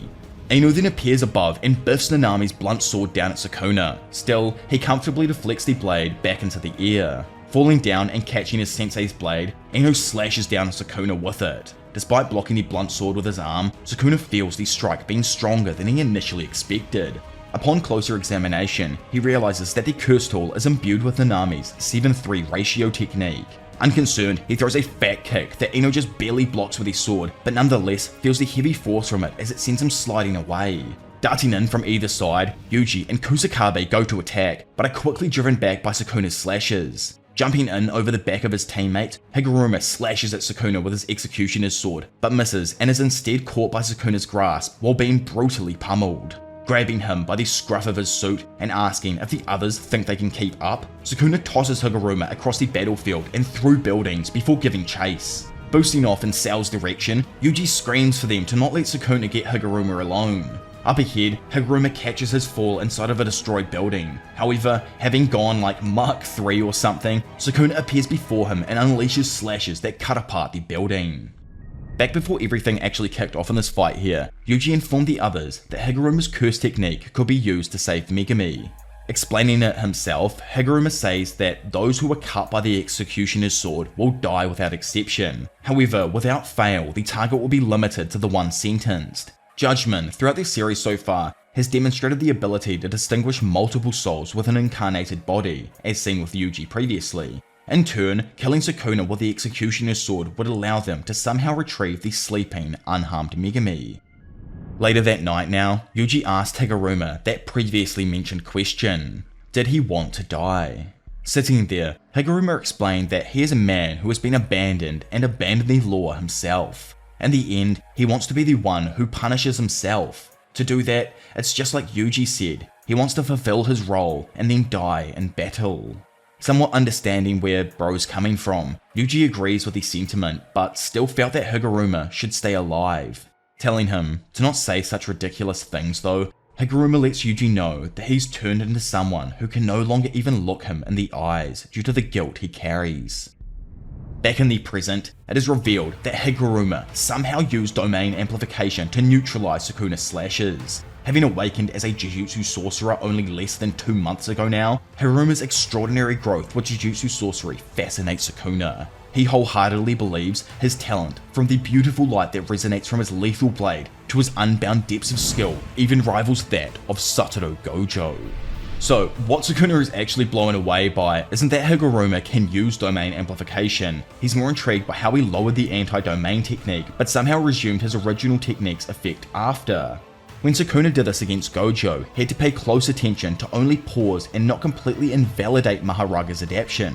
He too is somehow managing to keep his sword lit between amplifications, and because of that, there is no doubt to Sukuna that this man is able to manipulate curse energy to a similar degree as himself. Fascinated, Sukuna asks if he is indeed Hiromi Higuruma. Simultaneously, with his other hands, the King of Curses forms hand signs, sending out a plethora of cuts that absolutely destroy the building. Yuji, who arrived outside the building as this happened, joins the battle. Standing on the falling debris, Higuruma charges at Sukuna, but is distracted by a piece of debris near his face that Sukuna shattered using Dismantle. Taking advantage of Higuruma's distraction, Sukuna approaches Yuji, who tries to punch him and protect Higuruma. However, Sukuna intercepts his arm and grabs the left side of his torso before activating Cleave, cutting half of Yuji's body into small cube-like pieces. As the bloodied young man falls to the ground, Sukuna tells him to take a good look in the mirror. He's a complete bore, and there isn't a single interesting bone in his disgusting body. As the destroyed building collapses onto the ground, Sukuna and Higuruma emerge from the wreckage and continue their battle. Seeing Sukuna on the road above, Higuruma jumps up and tries to hit him with the executioner's sword. Sadly, Sukuna is able to effortlessly dodge every strike and lands a few strikes that rock the newly awakened sorcerer himself. Eventually, Sukuna gets in behind before jumping away from Higuruma and beginning to chant the incantations for Dismantle, Scale of the Dragon, Recoil, Twin Meteors. Sukuna points his hand forth, activating Dismantle and unleashing a slash that cuts the world itself. As the smoke clears and seeing that he was able to dodge the slash, Sukuna tells Higuruma to give healing himself a go. Higuruma tries to bear through the pain, but knows it's clear as day. No matter how cold-hearted he is, no matter how thorough his resolve may be, the pain is still unbearable. Watching him stand, Sukuna cuts off his other hand and slashes his legs, preventing him from moving forward. Threatening him, Sukuna tells the sorcerer that next it's his head he'll remove if he doesn't heal himself now with reverse curse technique. As Higuruma remembers his previous statement to Yuji and poses what his role really is, Sukuna is suddenly hit by piercing blood, though he once again comfortably blocks it with his arm and notes that it's the technique of the oldest cursed womb death painting. Seizing the opportunity though provided by the brief distraction, Higuruma immediately regenerates his right arm and heals his legs with reverse curse technique and seemingly stabs Sukuna in the hand with the executioner's sword. However, in a sick twist, the King of Curses reveals that he cut off his own hand milliseconds before Higuruma pierced it, but commends him for his effort nonetheless. In a flash, Sukuna activates Cleave on Higuruma, causing him to preemptively wince in pain and start to remember a conversation he had with Kusakabe about curses becoming stronger after death. In a moment of selflessness, Higuruma then tosses the curse inside of the executioner's blade over Sukuna's shoulder, allowing Yuji to dive in and catch it. With Higuruma being slashed apart in that moment, he finally looks Yuji in the eyes and tells him that he has done all he can. Recalling Nanami's last words once more, Yuji gets gassed up and prepares to stab Sukuna in the back with the executioner's sword. Sensing Yuji going to strike down on him with the executioner's sword, Sukuna dodges out of the way. Glancing at his palm, Yuji watches the sword begin to lose its light and disintegrate, symbolizing the death of Higuruma. Not giving our boy any time to mourn, Sukuna delivers a few strong punches to Yuji and kicks him away, before following up with 2 dismantle slashes that push him even further back. Staring at his regrown hand, Sukuna laments that although Higuruma died, Kamatoke was never returned to him. He also notes that Yuji's stomach, having been shredded into bits earlier by him using Cleave, has fully healed. Randomly appearing next to him, Sukuna then notices Kurara and Wee Wee nearby. Seeing Wee Wee wave a sheet over the trio, in the next instant, they vanish from sight and seemingly disappear from the battle, taking away Higuruma's body to safety. Unsurprised, Sukuna, just like myself, like we're so similar, surmises that Wee Wee's teleportation curse technique was also used to retrieve Gojo's body earlier, and wonders if they are transporting the bodies to Shoko. Not fully convinced, he finds this unlikely, as reverse curse technique is less than half as effective if used on another person, and although her technique has always been fundamentally different from theirs, it's not on a similar power level. Glancing over, he knows that because of this, it means that in the last month alone, Yuji has managed to learn reverse curse technique himself. To Sukuna, it looks as if Yuji's ability to use curse energy to strengthen his body isn't the only thing that has improved. He ponders that he finally might be able to have a little fun with the brat. However, as he stands there, can't help but feel irritated by his presence. Spacing out, Sukuna wonders if he feels disappointed by Higuruma's death. The thought of needing someone else never crossed his mind. Reaffirming who he is though, he knows he eats what he wants and kills whoever he feels like, and if they happen to entertain him, it's a bonus. All this to him is just a way to pass time until his death, nothing else. Still, as he remembers the words he told Jogo, can't help but ponder why he now feels displeased when he sees others dedicated to an ideal, especially one which involves killing him. Those that all stand before him now are nothing but martyrs willing to die for their own ideals, and yet he can't get over this irritating feeling. Men of a similar stature challenged him and existed 1,000 years ago too. So he questions if that means it's not them, but him who's changed over the past millennium. Seeing Yuji in front of him now, and coming to realize that this brat is the crux of all of these emotions, he starts to think even more.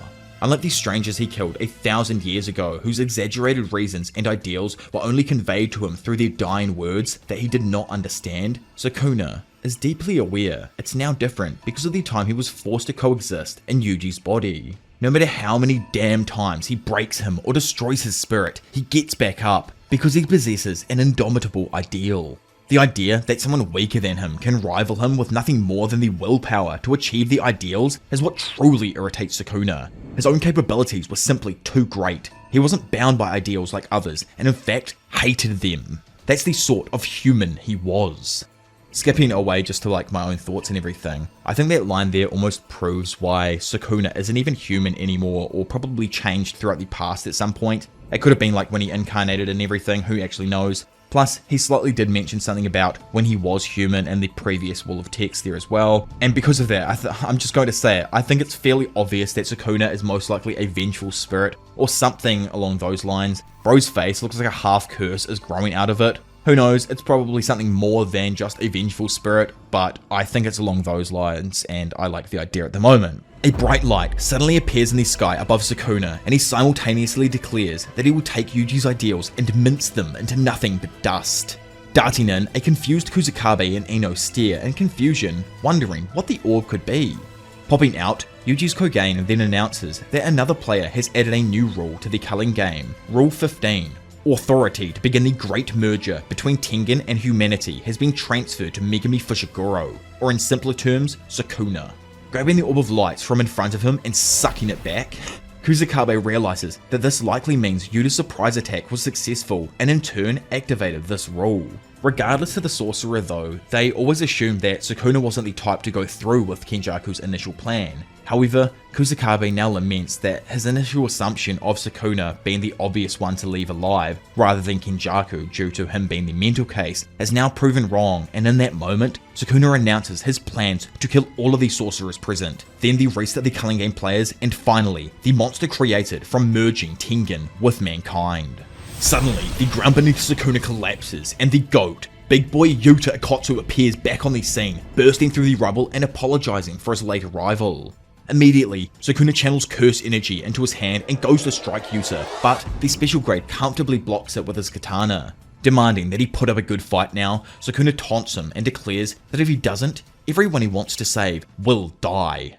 Beaming into reality, Rika appears and slams Sukuna into a nearby building with her hand, while angrily asking who the hell he thinks he's talking to. Holding up her hand, the King of Curses smiles as he greets the Queen in all her overwhelming presence. Moments earlier, after Yuta snuck in and managed to catch Kenny by surprise, the latter declared that his will shall be inherited, as we know if you guys watched my Kenjaku vs Takaba video. Noticing a random shake from Suguru's headless body, Yuta quickly screams for Rika to emerge. Sadly, and like previous curse manipulators theorized, the beheading caused the body to lose control over curse spirit manipulation, thus releasing all of his absorbed curse spirits back into the world.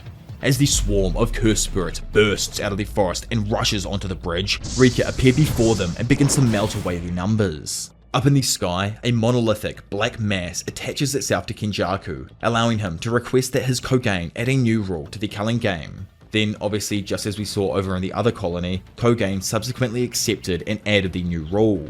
Hanging there, Kenjaku revealed that as a part of his backup plan, he had Sukuna undergo the ritual of succession. Now, all he needs to do is overwrite the originator of the merging ritual using the culling game as a basis to start the countdown to the merger. Examining the mass connected to Kenny though, Yuta notices a fetus-like creature inside an orb which he immediately guesses is most likely Tengen. In a flash, the thing quickly bursts out of the orb and flies towards Sukuna's location in Shinjuku. In response, Yuta immediately leapt at Kenjaku, finally killing the brain and bringing his body swapping to an immediate end. With a smile, Kenjaku admitted that while it didn't make up for his wasted century, he was glad that he got to fool around with Takaba in the end. He then told Yuta before he passed that it was their turn next, and he guarantees him that it will surely be interesting. Now returning to the damaged landscape of Shinjuku, Yuta and Rika stare down at the King of Curses. Seeing his hand begin to smoke, Yuta theorizes that Sukuna's reverse curse technique is returning, and now it's only a matter of time before he can also use his domain. Blaming himself for Higuruma's death and the failure of the plan, Yuta tries to convince himself that Rika was needed to deal with the release of the curse spirits back at the bridge. In a flash, Yuta then vanishes, with Rika in combination obstructing most of Sukuna's vision with her body. In turn, this allows a hidden Yuta to thrust his katana through the curtain-like substance in an attempt to skewer the demon. Dodging out of the way of the sword, Sukuna easily grabs it, making Yuta realize that he's surrounding his body with miniature chainsaw-like slashes to avoid directly touching the blade. Releasing the katana, the duo then close in and attack Sukuna simultaneously. Fending off the curse spirit with two of his hands, Sukuna is left open to a gut punch from Yuta, causing the mouth on his stomach to cringe with pain.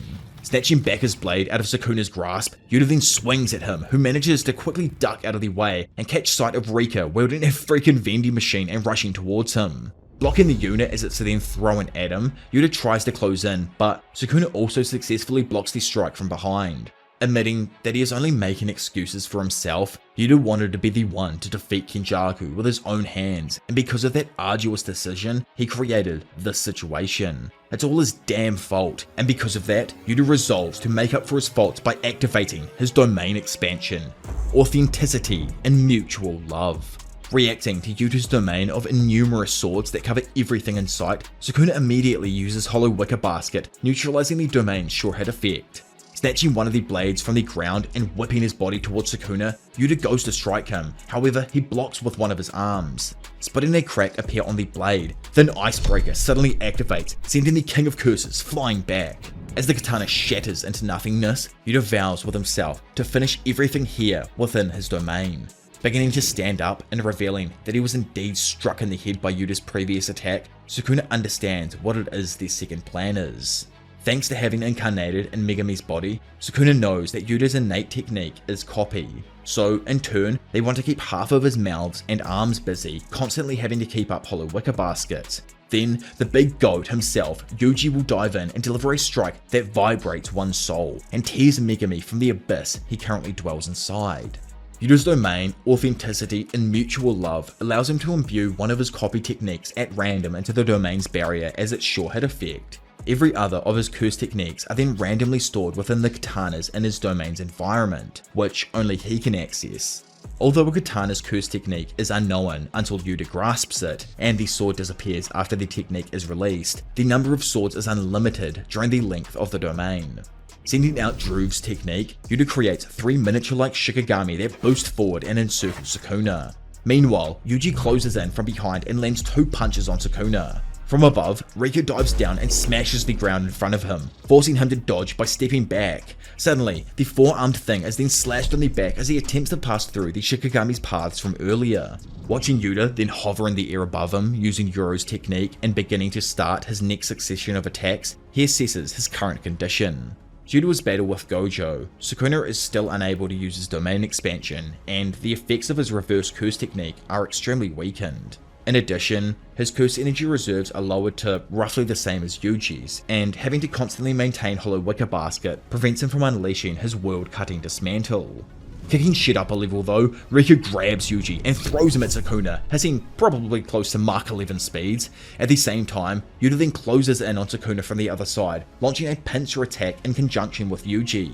Throwing up his 2 spear hands, Sukuna blocks Yuji's kick and goes to grab down on Yuta's blade. Glancing back at the brat, he makes note of the weirdities behind Yuji's strikes. From what he can tell, by applying the same principle that allowed him to directly damage Mahido's soul, Yuji is perceiving and striking at the boundary between Sukuna and Megami's soul. This allows him to slowly awaken the sleeping sorcerer's soul, which was pushed further into darkness during the bath, and in turn, this should interrupt the physical connection between Sukuna and Megami, thus decreasing Sukuna's overall curse energy output and the control over his body with each strike that Yuji lands on him.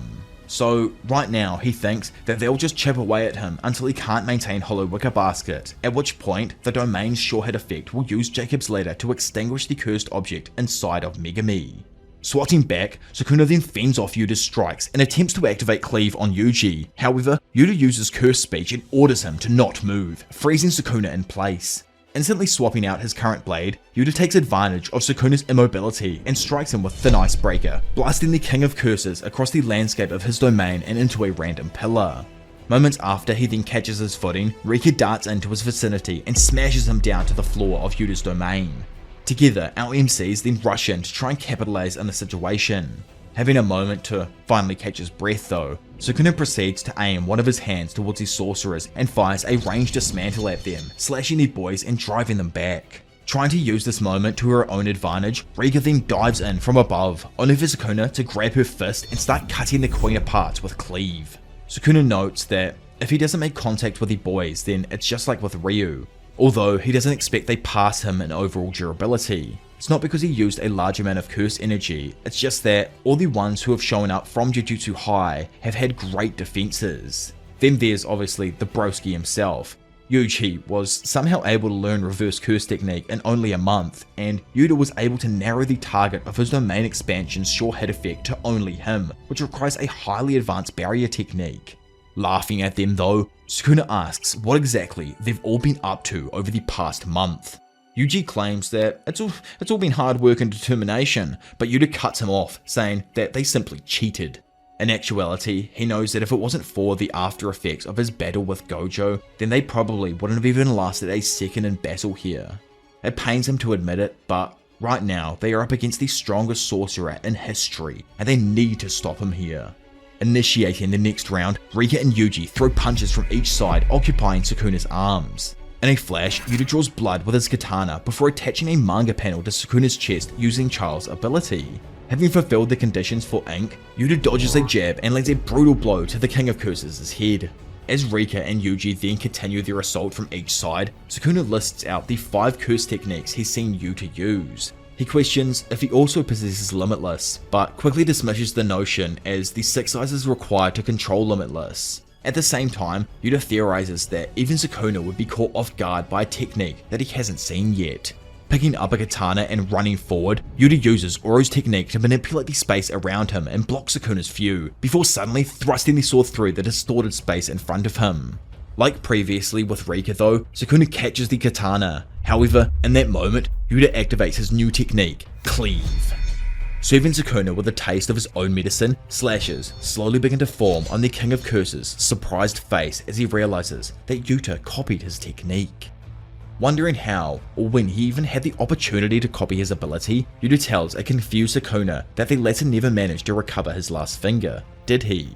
Rolling in over his right shoulder, Yuji socks Sukuna in the head. Swaying in and out of consciousness for a moment, Sukuna quickly figures that it was indeed Yuta who consumed his last finger. In a flash, Yuta then palms Sukuna's open chest, allowing Yuji to grab the head and knee him with extreme force.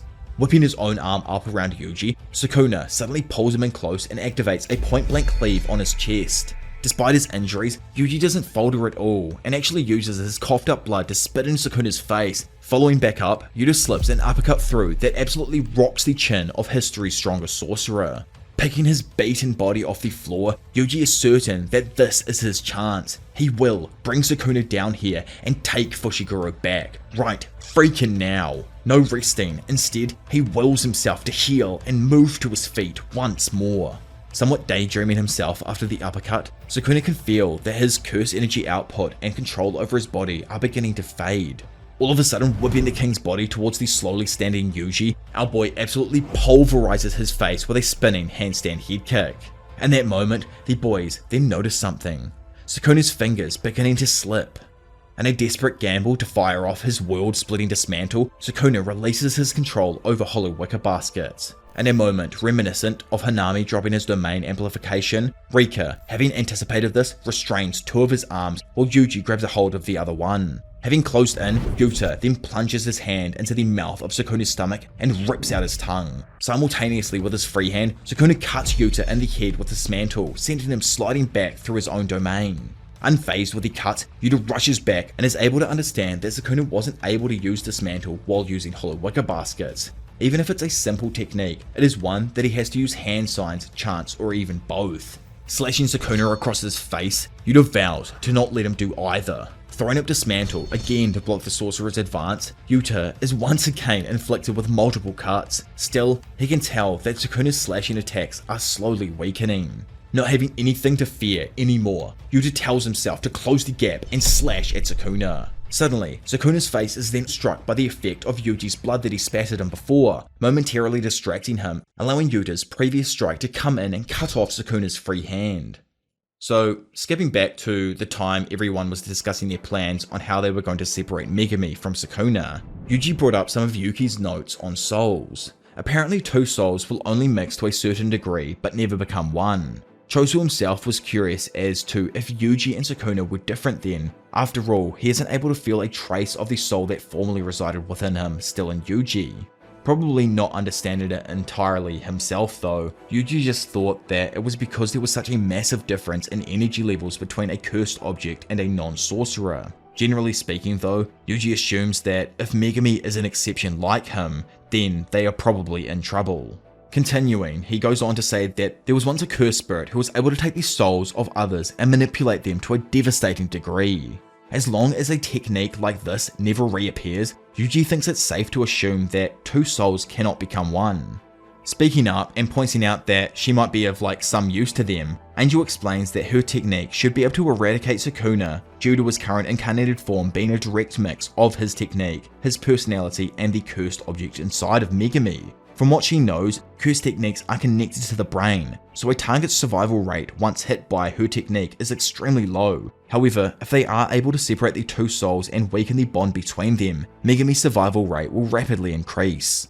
Returning to the domain, and with Sukuna unable to go anywhere due to Rika and Yuji, Yuta activates the sure hit effect of his domain expansion, Maximum Output, Jacob's Ladder, sending a large beam of light that beams down from the heavens above and engulfs the King of Curses. Darting him past Yuji, who had just let go of Sukuna's arm, Yuta renders Sukuna's arm once again useless, allowing his boy to power up his cursed energy and scream for Megumi to wake the hell up. Connecting his punch with Sukuna's skull, Yuji senses something tell him that it's enough.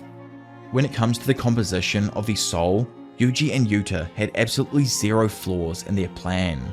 However, appearing in a shadowy abyss, Yuji watches Megumi curled up in the fetal position say that he's had enough. Sadly for Megumi, not a single feeling of wanting to live remained. His will had been extinguished. Scale of the Dragon. Recoil. Twin Meteors. In reality, Sukuna, having taken all this damage, still unleashes his world-cutting dismantle, slicing Yuta in half and shattering his domain expansion. Suddenly, Sukuna gasps, eyes stunned. To him, this was a strategy common of Jujutsu sorcerers, a mediocre plan that, under normal circumstances, could have easily been avoided. Seeing the soul split katana sticking out of his chest, Sukuna looks back to see her, the one and only Maki, holding onto her blade, having successfully launched a surprise attack. So, during the same time that the boys, Yuji and Yuta, were stuck in battle with Sukuna, Kusakabe and Ino stood ready for the inevitable outside of the domain expansion. Informing his partner of the plan, Kusakabe tells Ino that once Yuta shatters a portion of his domain, Maki will rush in to attack Sukuna. Ino questioned if it was a better idea to send more people in, but Kusakabe rejected the idea as any additional fighters will alert Sukuna and spoil Maki's sneak attack. Landing like a ton of bricks beside them, Kusakabe looks over at Maki, preparing herself for the inevitable. Shattering into nothingness, Yuta's domain disappears, revealing that the sorcerer's best and worst case scenarios have indeed come into reality. As a grievously wounded Sukuna glances back at Maki, Rika, bawling her eyes out, boosts off, carrying her severely wounded partner towards Wee Wee. In a flash, the Shoda whips out his blankie and teleports the original MC to safety. I'm pretty sure these panels here are either half drawn, by the way. It might be a feature around how Maki perceives things. I don't know. To be honest, I just think it's the drawings and everything, and I'd love to know your thoughts either way down below. After gaining some distance from Maki, Sukuna realizes that it wasn't him who broke the domain. Instead, Yuta destroyed a portion as a signal and distraction for Maki to slide on in.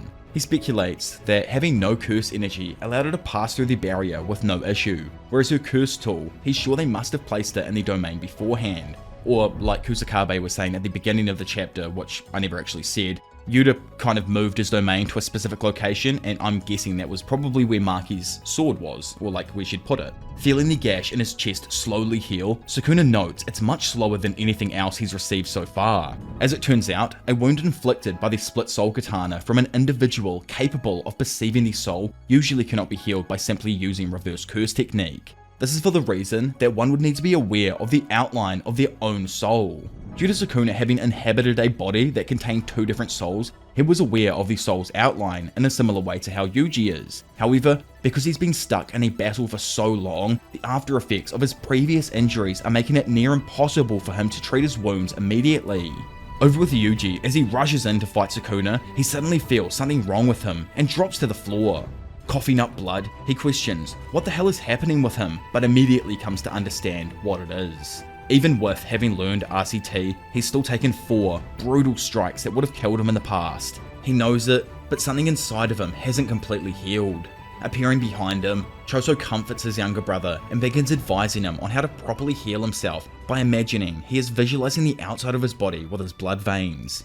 Nearby, and now in battle with Sukuna herself, Maki dodges a slash from him and launches herself off the light pole. Appearing right in front of him like a streak of darkness, Maki slashes upwards. However, Sukuna jumps over the blade.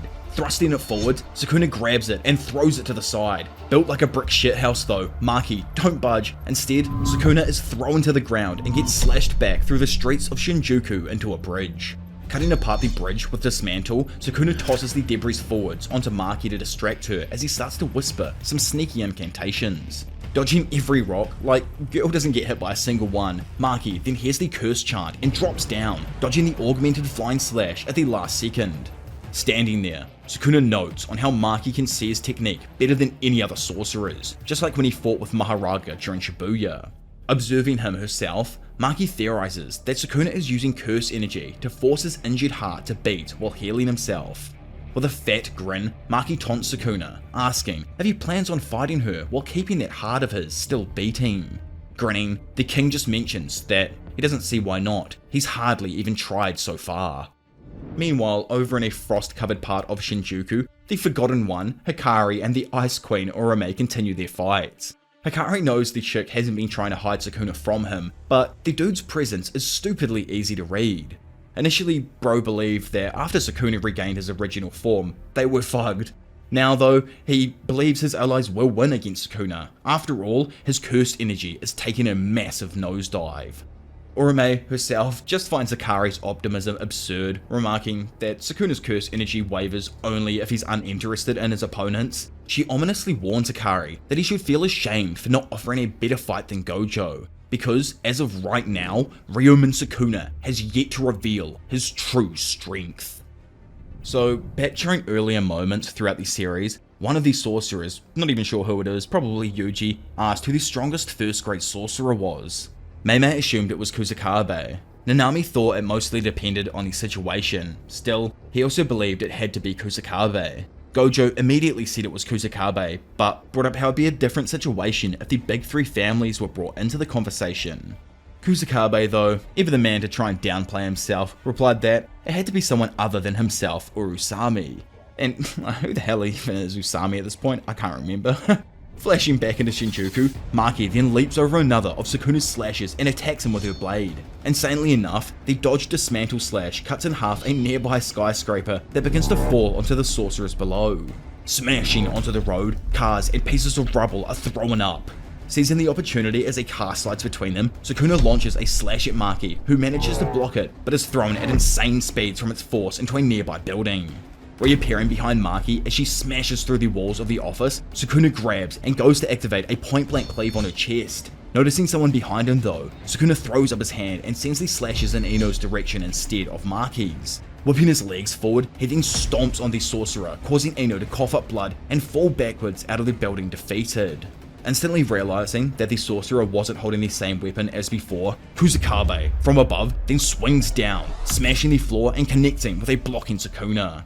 Disappointed because, obviously he could see that Sukuna somehow saw through his plans, Kusakabe is then tossed to the side as Maki, traveling at body-altering speeds, blasts Sukuna through the wall behind him. Changing directions immediately, she jumps up and launches him with a sonic blow that smashes him into another of the room's pillars. Slashing all of the remaining pillars in the room, Maki knows that she has to end it here. Even if they do save Yuta, if the fight goes on, it will put them in all kinds of troubles. Hajime Kashimo, Hiromi Higuruma, and Yuta Akotsu. Following the death of Gojo, all those that represented the peak of strength stood before Sukuna, bearing their own fangs. Even still, they amounted to nothing more than a simple starter. The one who has truly roused his hunger was her, Maki Zenin, the one who had abandoned Jujutsu sorcery by means of a heavenly restriction as the only other person to have made Sukuna feel this excited for battle. Kicking out every cut pillar in an attempt to drop the building on him, Sukuna vanishes from sight. All of a sudden, he grabs Maki by the face and activates a point-blank cleave, slicing apart the building and brutally cutting the left side of Maki's face. Unlike Yuji, Sukuna can tell that Maki has shaved away everything until nothing but pure emptiness remains. Looking at each other, Sukuna screams that at its very core, sorcery is skin and flesh. Yet, somehow Maki, with a body of marrow and bone, seems to deny the very existence of what it means to be a sorcerer. Blocking a thundering strike from Maki, he continues that sorcery or bone. The outcome of this current bout will prove what is truly worth developing. Surprised, Maki sees that Sukuna stopped his reverse curse technique and isn't even healing himself anymore. Grabbing a hold of her blade and powering up his fist though, Sukuna announces that, well, this is a first, she is the only one who has ever forced him to use this. Throwing his fist into Maki's stomach, Sukuna lands a brutal black flash that reverberates throughout our girl's core and sends her shooting off the overpass. Watching from a hole in a nearby building, Kusakabe can't believe what he's seeing. He's the only one left. He can't tell where Yuji or Choso is, and he knows for goddamn sure Mei isn't going to help now. To be honest, he was just planning on running once it was obvious they had no chance. Now that they've come this far though, he thinks that he has no other choice. Looking down at the cursed freak, he questions if this is really about to happen. Kusakabe versus Sukuna. Not hesitating, Kusakabe enters his new shadow style simple domain stance, using the evening moon sword drawing technique. Watching this, Sukuna questioned why he'd used that technique on a flying slash type ability. As an anti-domain and anti-barrier technique, a simple domain is able to negate a sure hit effect, but not the curse technique itself. Watching the king's hand flick forth in preparation to let his slashes loose, Kusakabe knows that within his simple domain, his curse energy output will get a boost, whereas the power of Sukuna's abilities will weaken, but not completely neutralize. Seeing a few slashes appear right in front of him, Kusakabe blocks them and notes that due to how he can incorporate his own body programming into the simple domain, it allows him to intercept anything that enters the area immediately. He thinks that it'll be interesting since he can more or less read Sukuna's slashes by focusing on his movements or curse energy sparks. Throwing up his blade, Kusakabe suddenly blocks another attack, which in turn continues on to cut up the bridge railing behind him. Rattled by the surprise attack, Bro knows it's because he activated his technique without even flinching. Speaking up, Sukuna then asked if he knew what was about to happen. Sweating, Kusakabe easily deduced that he plans on releasing a world-splitting dismantle. So remember how they were talking about Kusakabe's strength previously, just a chapter or so back? Well, continuing on with that convo, Mei said that in terms of raw strength, she'd put herself or Nanami above him. Nanami wouldn't say he can visualize Kusakabe winning a bout, it's more that he just finds it so hard to imagine him losing. Not only has Kusakabe mastered the sword, but he has an abundance of technique variations. He's capable of utilizing barrier techniques and has an almost infinite knowledge of Jujutsu, which serves as a base for his greatest strength, his analytical ability and power of reasoning. One would almost compare him to a handy Swiss Army knife, the type of sorcerer you would wish to accompany you to a deserted island. Getting another cameo now, Gojo then appears. Like bloody Gojo and Nanami at this point are getting more screen time in the afterlife than freaking Hikari versus Urame is. But either way, he comments on how Kusakabe's simple domain is an ace in the hole in its own right, since he doesn't need to make a binding vow to use it. On top of that, what blows the bondage boy away more is the manipulation he has over it and the range he can extend it out to. Back in Shinjuku, Kusakabe blows up the range of his simple domain, stunning Sukuna and stopping him from charging up his curse energy or expanding his curse technique's target. So, interestingly enough, the new Shadow Sword Draw is, at its core, a counter technique used to draw in the opponent. When it comes to Kusakabe though, he's just so freaking broken that he can bring his opponent to him by expanding the overall range of a simple domain. In Jujutsu Sorcery, an individual capable of achieving grade 1 with no curse technique attacks not with their brain, but their spine. They think outside the box at all times and are never to be taken lightly. Unleashing his blade, Kusakabe launches a flurry of insanely fast and direct slashes that cut away at the King of Curses. Noticing that his sword is snapped, Kusakabe whips off his overcoat, distracting Sukuna and allowing him to land a brutal set of punches. Slashing his coat in half, Sukuna can only watch as Kusakabe kicks him with a fat head kick and sends him shooting through a set of overpassing bridges. Catching up to him, Kusakabe leaps into the air and strikes Sukuna with a plethora of chest hits. Questioning what the hell he's up to, bro knows that he'd never usually try this damn hard. Deducing that it's because he still owes Big Yaga one more favor, he stops himself and points out that he's not even here anymore. So maybe it's more or less because of that exact reason. If he were alive, Kusakabe doubts Yaga would ridicule him if he avoided putting his life on the line and didn't fight. He'd never stop him from seeing his little sister and Takeru either. However, if he did find out he left, he might look a little sad. Not because he didn't put his life on the line, but because they wouldn't be able to fight by each other's side. Mei, Gojo, and Inami all say that this is exactly why they all pick Kusakabe as the strongest grade 1 sorcerer. Despite constantly complaining about everything he does, not a single person can deny his intellectual integrity. Bringing the question regarding the strongest grade 1 to an end, Gojo, Nanami, and Mei say that it's all because he's a kind person.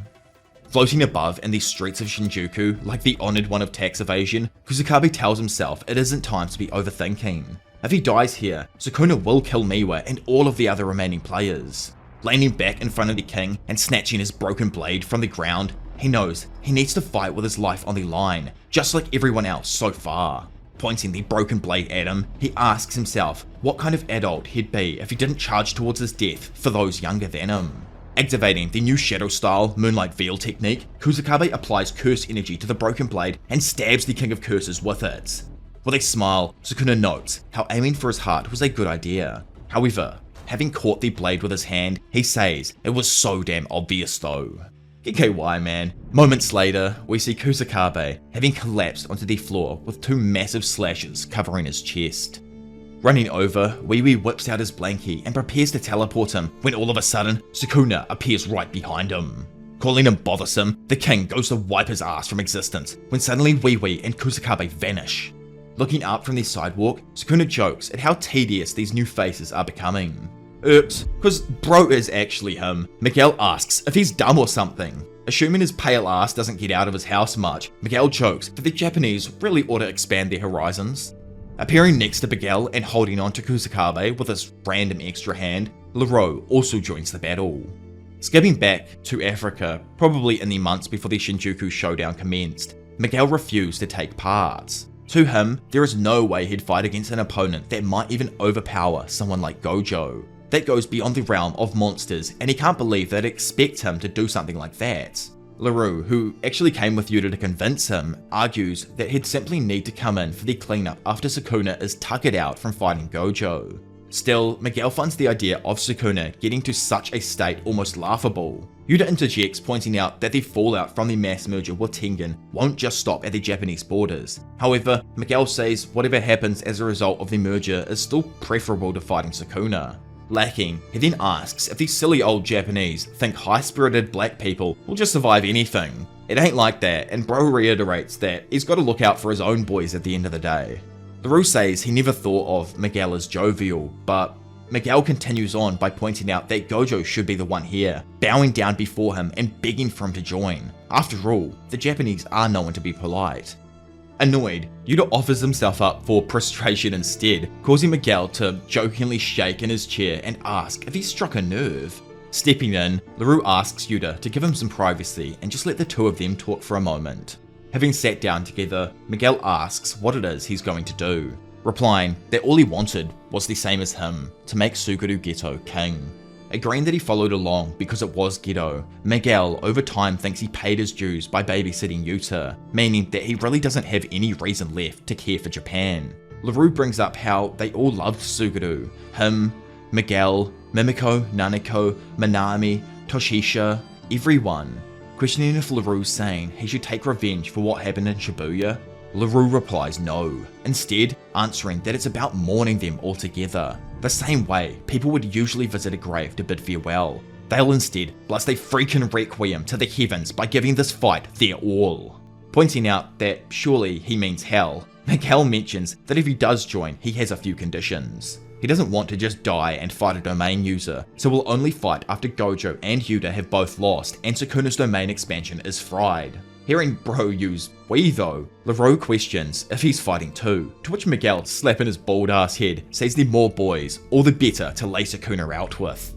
Looking down on Sukuna and Shinjuku now, Miguel and LaRue confirm between themselves that Sukuna's domain is sealed, plus, on top of that, his reverse curse technique is severely weakened. He's missing his lower left arm, and the right is in a similar situation. Most of all though, he still has an unhealed heart.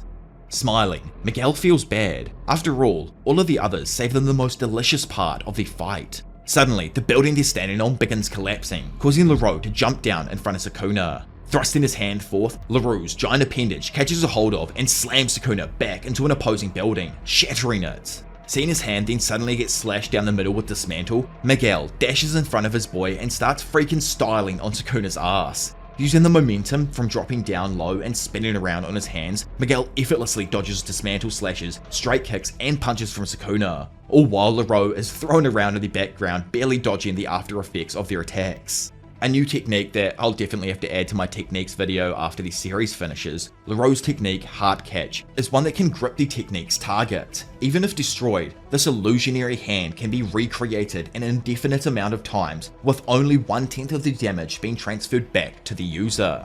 Sukuna doesn't personally think LaRue's curse technique is relatively interesting, and more or less guesses that if one of them does have something in store, it'll be Miguel. Miguel Odal's curse technique is called Hakuna Lana, possibly meaning no curses if we're following the same path as Hakuna Matata, which means no worries, but I don't actually even have a clue. Following that line even more though, the technique etched into his body is one that expels curses and enhances their own physical capabilities. It's almost like creating a bunch of buffs and debuffs without the use of a domain. Gojo personally doesn't think it's a scary domain, but has always considered it useful. While they were over in Africa first meeting up with Miguel, he added that 99% of all sorcerers are Japanese. Add a curse energy buff to a hulked up brother whose bodies are already extremely rare in Japan, and the results are terrifying. Having overheard what Creams was going on about, Miguel tells him that he's been hella racist. He's special because he's him, and not because of the colour of his skin. Moving past Gege spitting facts for a moment there through Miguel, Yuta asks if Gojo's use of the word frightening also applies to him. Not exactly sure if he can make sense of this, Gojo says that if he and Miguel fought bare knuckles with no curse techniques and only curse energy enhancements, he'd win the marathon, but Miguel would crush on the sprint. Returning to a stunned Sukuna, Miguel parries his two remaining good hands and lands a brutal strike on the already wounded chest. Choso, like a demon of darkness, appears behind Sukuna and shoots a piercing blood that the king just manages to evade. Picking up, like dude's actually head glitching here, Sukuna throws two slashes that force Choso back, but bro still manages to block them. Raining down from the glass ceiling, Yuji Itadori lands a floor-shattering two-handed hammer fist that forces Sukuna down to his knees. As Sukuna laughs, seeing Yuji again, we learn that the world-severing dismantle must be activated with the same hand signs used for Malevolent Shrine, called Enmiten. Due to Sukuna only having the one free hand before his transformation, he was forced to impose a binding vow to the activation conditions for all preceding uses of the slash in order to originally cut Gojo. In the present now, and on top of this Enmiten hand signs and chants being needed, the accuracy of the technique has to be directed with his hand. In a violent flash, the two left arms of Sukuna are suddenly sliced off. Stunned because he didn't actually expect her to return, and even after eating a black flash, she, Maki, still lives and has returned to the fight. Boosting in, Yuji knows his twin can't complete hand signs with only one, and his reverse curse technique isn't working at all. He thinks maybe, since it's all coming together and everyone's hard work is finally paying off, they can win. However, at that moment, Sukuna, like Pro is actually feeling himself, lands a second black flash on LaRue. For those confused as to why this is devastating for everyone, well, after Gojo landed his second black flash, he managed to restore his lost curse energy. This here is now the exact same case with the King of Curses. Skipping away though to another freaking Gojo cameo. Like, the screen time he's getting right now is imposterous. Either way, he's now seen teaching the youngins about why he can't just unleash a Black Flash whenever he wants. Like, he's got the 6 eyes, so surely he could. According to the text spots though, a Black Flash is a distortion of space between the fist and cursed energy that strikes real damn quick, like we've all been over the explanation before. Gojo though finds that the definition given was too vague, and the technique itself is influenced by a number of factors. For one, if he loaded up his fist with curse energy and threw a punch, 3 outcomes could occur. 1. Their fist is strengthened. 2. The curse energy crashes into his opponent. Or the third, a mix of the previous 2. Timing isn't the only determining factor. It is a toss-up depending on the blend of the environment, the user's physical condition, the opponent's curse energy, and even humidity and air temperature. To put it simply, there is no correct answer to unleashing a Black Flash. For Gojo and pretty much anyone else, it comes down to complete luck of the draw. This is why a grade 1 like the GOAT Nanami had a higher consecutive Black Flash record than Gojo. That being said though, the power difference between them is still large. Gojo's output is higher and he takes opponents out quickly, so it makes landing consecutive Black Flashes almost impossible for him. Back in Shinjuku now, all of the sorcerers begin analysing the current situation. Including the Black Flash landed on Maki, Sukuna has landed 2 so far. They all also assume he might have regained his curse energy output like Gojo and is about to pick the momentum back up once more. Simultaneously, everyone then launches a combined attack. Choso kicks up a railing, allowing Yuji to grab a hold of it and slam it into the wall behind Sukuna, trapping him there. Immediately leaping above him, Choso fires a point-blank supernova that the king somehow manages to avoid.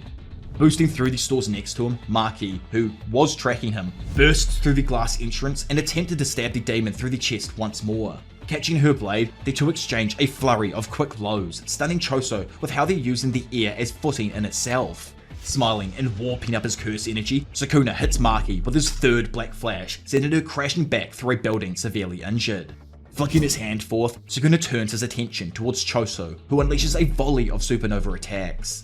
Suddenly, a slash cuts through the smoke on its way towards Choso. Boosting past his own slash and grabbing a hold of Choso, the demon whips his hybrid ass into the wall behind him. Throwing up his hands, afraid of the inevitable, Choso is struck in the chest by Sukuna's 4th Black Flash, absolutely destroying the wall behind him. Not done though, big bro Choso grabs his arm and has his blood harden around Sukuna's hand, trapping him. Socking Sukuna's cursed face with one of his trusty right hooks, Yuji sends him sliding away from his older broski. Gassed up, Choso knows that no matter how strong Sukuna is, Yuji's blows will weaken him and cause him to lose control of his body. Close by and picking up his boy, Miguel told him that it was time to dip, but LaRue refused as he believed there was still more he could do here. Bursting through the entrance of a store, Sukuna delivers a gut punch to Yuji, blowing out the right side of his torso. Grabbing the brat by his collar, Yuji somehow quickly switches things up and pulls Sukuna in close before leaning back and aiming up a point-blank piercing blood on the demon's head. Laying in a heap of rubble, Choso was aware Yuji is currently unable to use conversions effectively, making his shots inaccurate. Screaming out the words needed for piercing blood, Yuji headshots the left side of Sukuna's face, who in turn throws up his hand and slashes Yuji's shoulder, pushing him back. Immediately getting to his damn feet, Yuji sends curse energy into his fist, preparing for his next strike.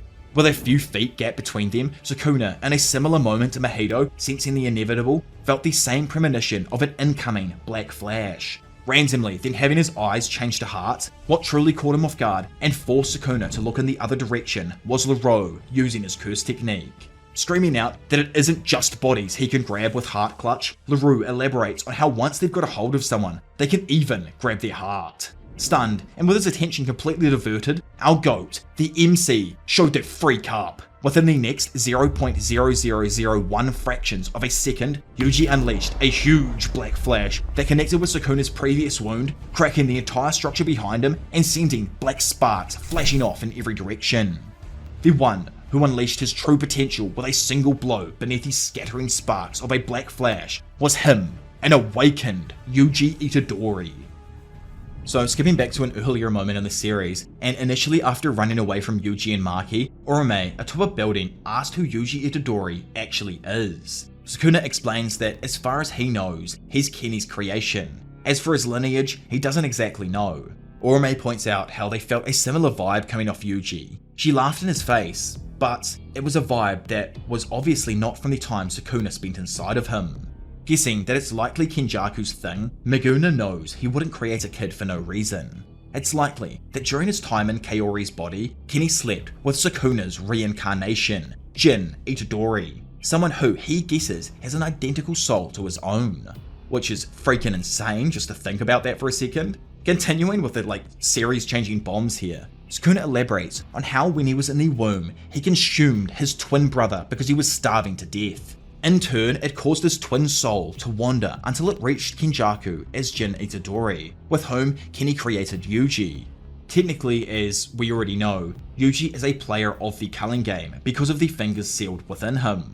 Sukuna assumed that it was possibly a necessary step to ensure his strength as a host. Understanding what he's actually saying now, Rome thinks that if this is true, then that means Yuji Itadori has latent potential equivalent to Ryumin Sukuna.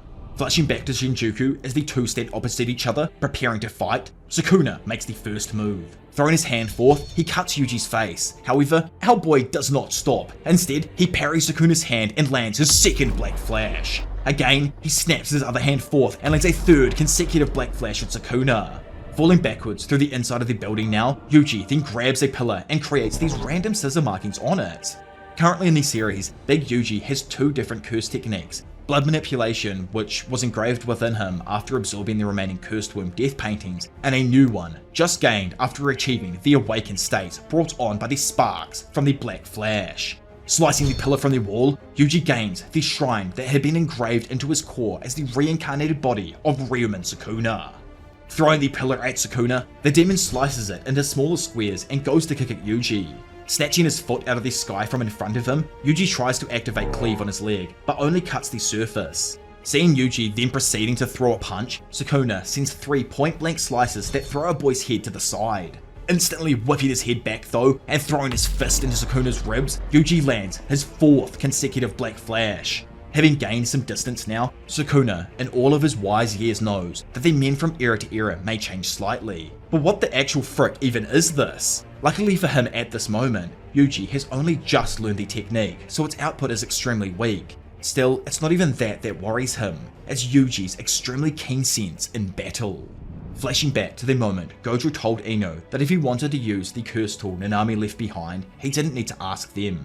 Ino knows it, he just understands that they've all known Nanami for longer than him and are his oldest friends. However, they reassured him that Nanami trusted Ino more than anyone else. Back to the present, Ino activates Auspicious Beast Summon number 4, summoning a massive dragon that slams the king into the wall behind him.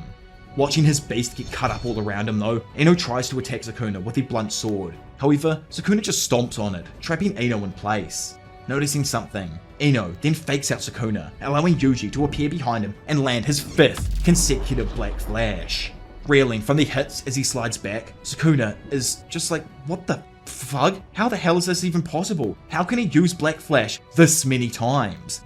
Laying on the ground, probably thankful for his life, Ino apologized to Nanami for not being of any help at all. Looking up and seeing Yuji jumping down to his level, Sukuna tries to punch him, but the boy grabs his arm and punches him back into the wall, destroying it. Attacking him with a flurry of slashes, Sukuna is baffled to see that Yuji isn't even being affected by techniques that use a mix of impact hits and slashing attacks. Closing in on him through the sea of slashes, Yuji pummels Sukuna with his 6th use of a Black Flash. Instantly reaching back, Sukuna manages to grab and activate a point-blank cleave on Yuji's head. Still not defeated, and with the left half of his freaking face seemingly blinded from the slashes, Yuji throws forth his 7th Black Flash, connecting with Sukuna's surprised head and knocking him back. Snapping back and screaming that he's just a brat, Sukuna is taken by surprise once again as Nanami's blunt sword connects with his dumbass head. Turns out, Ino, from a nearby window, in a last-ditch effort to make an impact in the battle, threw the sword and dazed Sukuna at the perfect time, allowing our boy Yuji to prepare for his next blow. Telling Yuji to lay his ass out, our boy, just like Gojo, then hits him with a back shot so damn hard that it turns into his freaking 8th consecutive Black Flash. At this exact moment, Yuji Itadori was like a king, but superior. So, back during his part of the battle against Sukuna, Gojo had, like Yuji, awakened and achieved a unique reverse curse technique due to the 2 Black Flashes. In turn, he redistributed its usage to different areas of his brain, relieving the stress placed on him and allowing him to regain the reverse curse technique which had been previously lost. Looking down on Yuji below him, it's evident that it should be the same for the King of Curses, Ryuman Sukuna. He should be able to regenerate his arms and fix himself up, but due to our boy coming through clutch and landing 7 black flashes that struck at the soul's border between him and Megami, it's resulted in Sukuna completely losing the chance to activate his reverse curse technique. Elsewhere, atop a building, Big L tells his boy that he put in a solid shift. Now though, he hopes that God has mercy on him in his next path. Coughing up and mentioning that he isn't even freaking dead yet, Miguel's attention is quickly torn away from Leroux as he sees the explosion of someone's aura. Questioning that this has to be a joke, we boost back to the fight to see that Sukuna, alongside these sparks of black, he's regained his domain expansion, the Malevolent Shrine. For those wondering why or what's up with this completely new center for his domain, to be honest, I don't even know. Plus, here we can almost see the outline of his barrier, which is crazy as well because, bro has a barrierless domain. To be honest, and I'm just assuming that it has something to do with Sukuna having to alter his hand signs to compensate for those destroyed ones. Apparently, by actually changing those hand signs and using a specific part of his brain that was unaffected by the Infinite Void, Sukuna was able to activate his curse technique alongside his barrier. Amidst a sea of uncertainties and impromptu binding vows, Ryuman Sukuna, after his rush of black flashes, was able to recreate the Malevolent Shrine without loss in the overall radius or the potency behind its slashes. So skipping back now to the preparation for this battle, Hikari pointed out, as we all know, that both reverse curse techniques and domain expansions are vital to their upcoming operation. Speaking up, Aki lets him know that it's absolutely useless to her, annoying Hikari, who obviously wasn't even talking to her about reverse curse technique. When it comes to Yuji and Choso though, Big Bro mentions that he may have a way where he and Yuji could figure it out. Wondering exactly how all of the others regenerate their bodies with reverse curse technique, Choso inquires how they compensate for their lost blood. Hikari and Yuta both replied that it's more or less off instinct. However, Shoko says that she converts her curse energy into blood. As we know in Jujutsu Kaisen, there are a ton of people who can use reverse curse technique but can't heal anyone themselves. One fundamental reason for this is the difference in usage. Another reason can also be the body of the target refusing to be healed. Throughout the world of Jujutsu, there are just countless cases where the curse energy of the one healing rejects the process, and almost as many where the curse energy of the one being healed doesn't respond to the conversion. Hence why when it comes to Shoko herself, it's more or less a case-by-case thing when it comes to the effectiveness of her healing. Having actually thought that himself as well, Choso elaborates that his body allows him to convert curse energy into blood. This actually helps him a lot with overcoming the initial hurdle of learning reverse curse technique. In turn, if Yuji sucks up a few of his brothers, he should technically gain a body capable of that as well, alongside a few extra techniques, as we've seen so far. Plus, that ain't all. According to Choso, their bodies allow them to compensate for the technical aspects of reverse curse technique. This means that the main limiting factor behind the reverse curse technique is immense curse energy, which Choso doesn't really think applies to them at all, because, they're both stocked up with a lot of freaking curse energy. With this all said, Big Bro asks that he has someone switch with his current partner so he can learn off someone who actually uses reverse curse technique. Standing there, just kind of confused with what's going on, Yuji listens as Wee Wee butts in and explains how his technique is the teleportation of targets. If he is with someone, he can easily transport them to a place or person he's previously marked. How he does this is by breaking down the body and soul into two separate entities, then using the body as a box to transport its contents. However, if he has the permission of the individual, the box's contents can be taken. Or, in short, because that's kind of confusing, Lil Bro is able to swap the souls of two marked individuals if they give him permission. Wondering what's up with Yuji, he says that it just reminds him of the body manipulation abilities Mahito used to have. Curious and probably kind of freaked out, he wonders if the shape of the person's body and soul could be stretched if they swap. Letting him know that it isn't an issue at all and he doesn't actually need to worry, Wee Wee says he can swap the contents without the boxes ever opening. Pretty much saying that he doesn't need to worry about the soul being manipulated. Plus, on top of this, no one is actually able to tell whether or not the contents of an unopened box have ever been tampered with. Pointing out that Yuji's growth as a sorcerer has been insane, Kusakabe asks him if he knows why. Joking that it has to be his innate talent, Kusakabe kills the vibe by letting him know that it was his uncle. Obviously he doesn't know it's his uncle yet. Like in a sport, if he does certain moves over and over again, it'll sort of become a muscle memory. Since Sukuna operated his technique in Yuji's body, it means his cells likely remember the extreme special grade Jujutsu. Letting him know that they're going to be doing the same practice with switch training, Kusakabe says that he will first switch with Yuji. Once in control, he will hammer his curse energy manipulation and a foundation barrier, the simple domain, into his very core. Curious, because Hikari was almost certain there was a binding vow preventing people from learning the technique outside of the Shadow School. Mei, with a devious grin on her face, tells him he doesn't need to worry as she's taking care of the situation, which is like, what the freak did she do? Did she just murk the person who made the vow or something? Like, I don't know, I have no clue. This also makes me question as well if like someone else could learn a domain through Wee soul like swapping abilities, as in like they go into someone who knows a domain, they do a domain in that person's body. I don't know, you know what I'm saying. Anyways, back in the domain, Yuji immediately activates new shadow style, simple domain. Staring forth and seeing the black amalgamation of curse energy and innate thought merge together, Yuji can tell that the domain isn't complete. If he can just endure this, he's sure there has to be some sort of opening. Seeing Sukuna still proudly holding up his gang signs, we find that Yuji did indeed correctly analyze the situation. Maintaining the highest degree of difficulty, even at the 11th hour, Sukuna sent slashes flying throughout his barrier on a scale just as large as in Shibuya. To do this, he actually created his expansion in an outer shelled barrier. From this, the original binding vow that allowed an escape route has now vanished, and it not only resulted in an even tighter range with his techniques, but also changed the complete workings of his domain.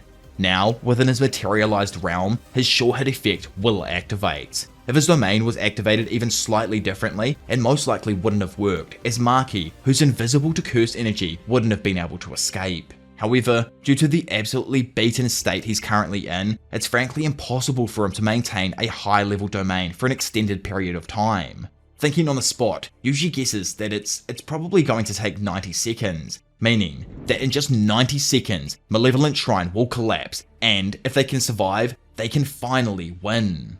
Pleading with themselves to just bear it all for a moment longer, everyone fends off the sea of slashes, with Maki being assisted by freaking Miwa, who I never expected to make a reappearance. Like, my apologies on that there, for the shade I gave her like 2 chapters ago.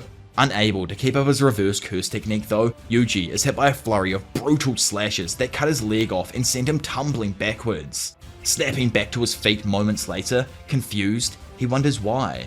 Why did the slashes stop? Did they truly endure the full 90 seconds? Furnace. Open. In front of Yuji though, Sukuna opens his infamous black box called the Furnace and begins to ready up his most lethal ability yet. Questioning if he's being serious or not, we find ourselves back during that month or so of training before all of these sorcerers started their bouts against Sukuna. Yuji reveals that his substitution training ended up being with both Yuta and, as we know, Kusakabe. However, with there only being a month or so before the battle, he asked Choso for any tips on how to use blood manipulation. Asking if Yuji knows about the convergence trick, bro wonders if it's the one where you make it feel like you're weeing yourself. Popping in, Noritoshi says that it's the basis of how blood manipulation even works. It's a similar sensation to when you immerse your entire body in hot water and the heat gradually spreads throughout. He says that one needs to imagine the blood vessels expanding and creating the silhouettes of the body-like heat. Noritoshi also mentions that convergence is a technique that compresses blood, so it's probably a good idea for Yuji to develop the sensation of holding larger objects in his hands. Personally, he thinks that with aluminium cans and clay appendages, these are probably the greatest options to learn with. A bit saddened, Choso thinks that it's actually a bit better for Yuji to have a basic understanding of how to stop bleeding first. After all, the blood manipulation technique will only be a basic medical treatment that will relieve pain without actually targeting the cause itself. I just realized I was reading freaking backwards for no reason. Either way, just before leaving here, Noritoshi finishes his explanation, causing Choso to scream out for Yuji to ask him about Supernova and how it works. Which is honestly just crack up, because it's a technique that Keimo doesn't even have, and Choso just wants to help his little bro out in some sort of way here. Skipping back to Shinjuku though, as the flames burst out of his hand, we find that only after going through the preparation with Dismantle and Cleave will the doors of the hearth finally open. These flames have no speed in contrast to their firepower. To solve this, Sukuna had initially imposed a binding vow on himself. This was that the execution of the Hearth would be forbidden in the case of an overwhelming numbers of sorcerers against Sukuna, except within a domain expansion. Due to this said binding vow, all substances that have been turned into dust by the expansion of Sukuna's domain acquire an explosive curse energy equal to that inside of the Hearth. On top of this, Sukuna has temporarily changed the specifications of the barrier, limiting the entry and exit of living beings, keeping the area of his domain hermetically sealed without reducing its overall curse energy outputs. By the way, for those of you that are confused on what the hell hermetically even means, it just means airtight seal. I could have probably said that in the sentence, but I'm hella interested in what you guys might think, as I'm pretty sure it's kind of hard to have an airtight seal on a barrier with a barrierless domain. But maybe I'm just tripping right now and that's just me. Either way, as Urame, now taking on Gojo's odd win stance, tells Akari that victory is almost confirmed, we fly over to Yuji as he watches a large fire arrow unleash its terrifying power. The dust that was once there has now been transformed into a thermobaric explosive cloud that spreads rapidly to all corners of Sukuna's domain. As the fiery mass obliterates all around, we learn that due to the heat of Sukuna's stove, or furnace, or hearth, or whatever the hell we're calling it this week, a high temperature shockwave with an instantaneous and explosive transition, combined with the decompression and supercompression, leads to the complete and utter death of all living beings within Sukuna's domain. This here is the final secret technique of the King of Curses, Ryomen Sukuna. This is the exact same technique he actually used against Maharaga to annihilate him with one blow during Shibuya. Earlier on in the fight against Gojo, due to the changes that were made on creating Sukuna's barrier technique and the constant reductions in the area of effect, Sukuna had sealed away the Hearth because he couldn't manifest its full power. Screaming out his younger brother's name, Yuji looks up to all of a sudden see Choso standing over him. Throwing out his hands, Yuji feels the constantly twisting wall of Choso's blood manipulation all around him. As Choso smiles, looking down on him, Yuji tells him to stop. Choso though, felt like, he was useless in training because he gets way too sentimental. Pleading for his big bro, but quickly realizing the gravity of what Choso's doing, Yuji tells him that him being sentimental is a slight bit of an exaggeration, doesn't he think? Flashing into the brothers' dream world, and with only the two of them left now, Choso tells Yuji that he was able to learn reverse curse technique extremely quickly. Yuji, he doesn't actually think it was because of his own latent skill, adding it up to Sukuna having spent time inside his body. Choso though just tells him to straight chill. What he knows is true is that the youngest always eventually surpasses the eldest. Yuji still doesn't think it should mean he should go and abandon them, but Choso, not listening, just says he owes Yuki an apology. Apologizing to Yuji now, he promises that he won't ever leave him alone again. Making his brother question if he was thinking about the past, Yuji tells him that he was there for him at his worst, and that was enough for him. Realizing that he was right, Choso remembers back to a time where all of the brothers were still inside their test tubes. There, one of the brothers, possibly even Yuji, called out asking for their big bro, who comforted the group. He told them that they won't be bothered by the cold around them if they all talk together for just a little while. Running together now through the darkness, Choso wonders if the 150 years he experienced in the tube was only a few days for Yuji. Back in reality, a crispy and barely alive Choso thanks Yuji for being his little brother. Watching the blood sphere evaporate into the sky around him, Yuji thanks his big brother Choso for everything he's done. Looking around as the smoky environment begins to clear, Yuji calls out, but doesn't hear anything and starts to wonder where everyone is.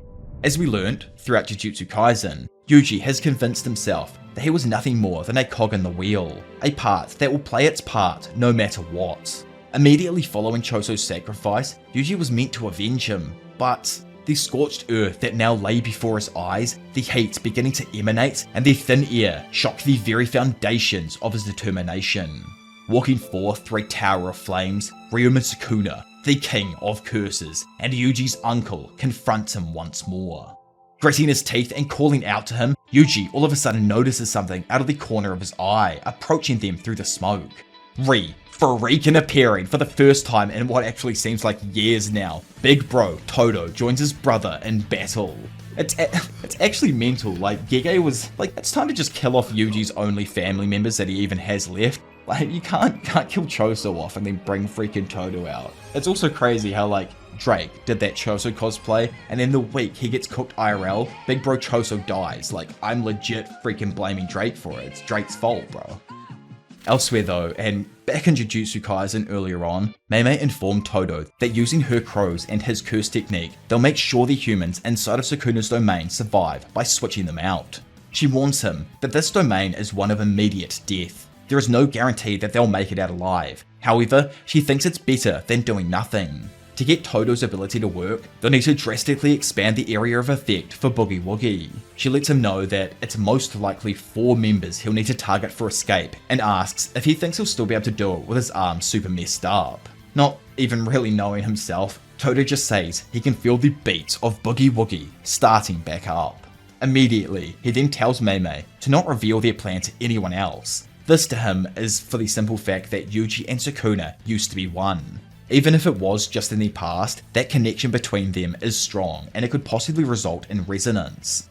Taking this in, Meimei agrees on the possibility of Yuji unconsciously leaking the plan to Sukuna's side and asks if that's why he doesn't want anyone else knowing. Confirming this, Todo asks that she send a message to everyone else telling them to execute Akatsu's plan well before his arrival. Which, I'm honestly kind of confused why they're telling everyone that Todo's going to show up if he doesn't want people knowing about it. Love to know down in the comments what you guys all think.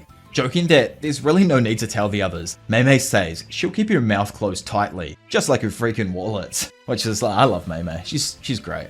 The plan, when it comes to Meimei, was that she'd actually be accompanied by Yuta to help in adjusting the curse technique output.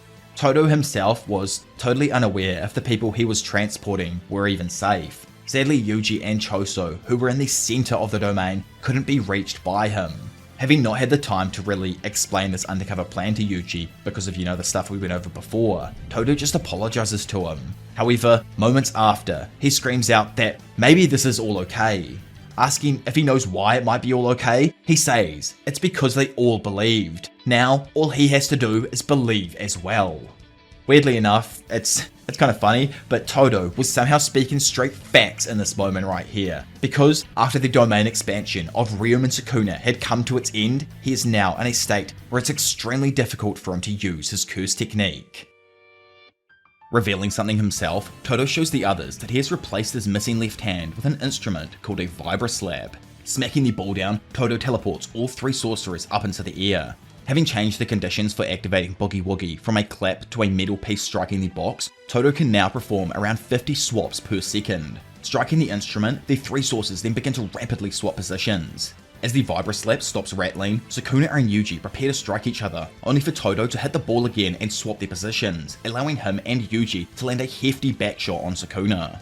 With the king dazed, it's revealed that entering a binding vow that limits the number of swaps per strike, Todo can select multiple people as his ability's targets and expand its effective range massively. Plus, after adjusting his curse technique with the help of Yuta back in the late Gojo Colony, Todo was able to help everyone escape Sukuna's malevolent shrine and get away from the center of destruction.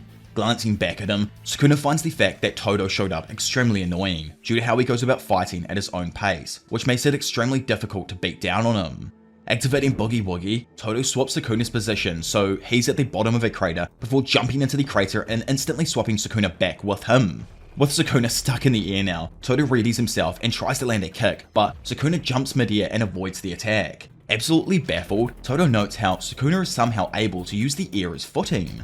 Yuji then comes boosting through, torques his body back, and whips a curse energy infused rock towards Sukuna. In a flash, Todo then swaps Yuji with the rock, allowing him to close in and land a brutal 2-footed kick to Sukuna's chest. Undeterred, Unk grabs a hold of Yuji's face and goes to throw him, but Todo quickly teleports him out of danger, then in behind Sukuna, allowing Yuji to once again backshot the King of Curses. Stuck, unable to proceed further, Sukuna finds it impossible to adjust to Todo's swapping, especially since he can freely change the number of swaps per tap. Still, he remarks that he has learned one thing about how he can accurately read the timing of a teleport. Taking a shot from Yuji though that sends him through multiple pillars and back out into the desolate landscape of Shinjuku, the king quickly rises back to his feet and continues to say that it's the point where Yuji is at max concentration. Thinking that's exactly now, Sukuna believes Todo will faint and not swap Yuji as he did during the climax of his battle against Mahito. Suddenly glancing back, Sukuna sees one of Meimei's crows appear behind him.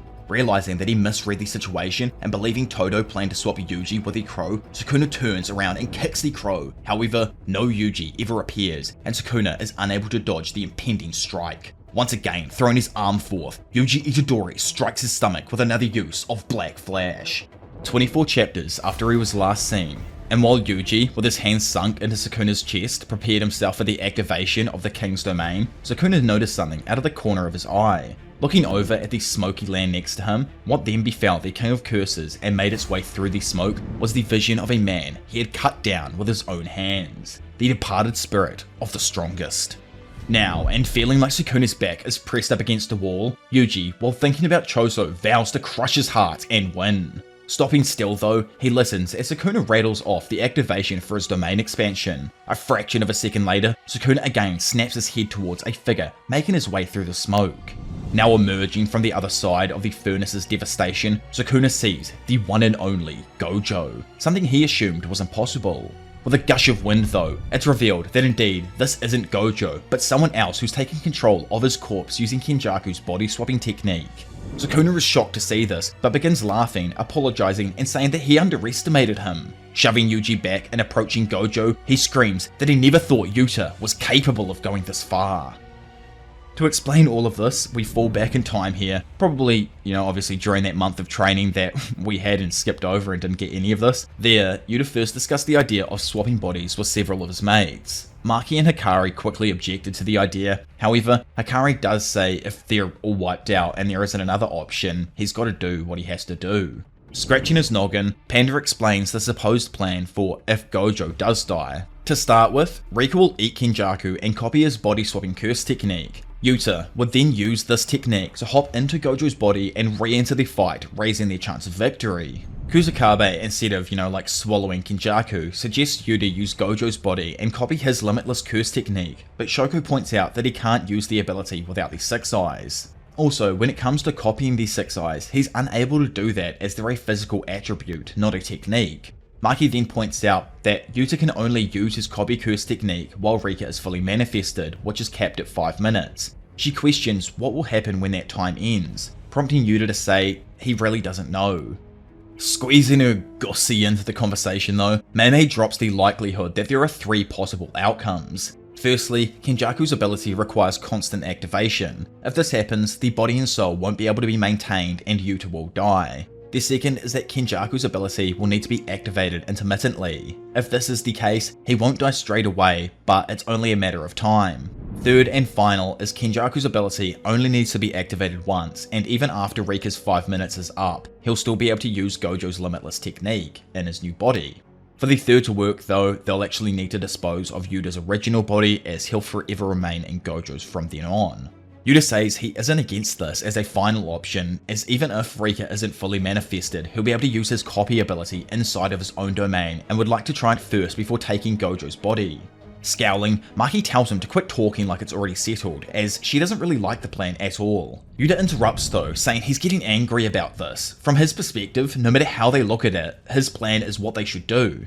Kusakabe counters that he's right as far as the plan goes, but their concern is what happens to him as a person. Getting annoyed himself, Yuta questions what he means by as a person. Fixing his gaze on the duo, he reiterates that they're going against history's strongest sorcerer. If throwing away their humanity gives them a shot at winning, that's the least they can do for victory. He questions if becoming a monster frightens everyone that badly, to which Maki says he's extremely important to all of them. Pissed now, Yuta screams out asking them, what about Gojo? Isn't he important? They've always pushed the burden of being a monster onto him alone. If Gojo goes and dies, then one of them will need to take that spot, and if no one else steps up, then he will.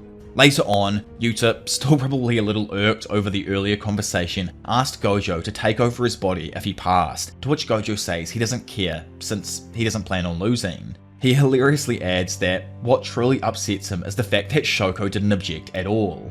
Having calmed down a little bit now, Yuta relayed to Gojo about how Uro told him he's a Fujiwara descendant, whereas Gojo told him he was a Sugawara descendant.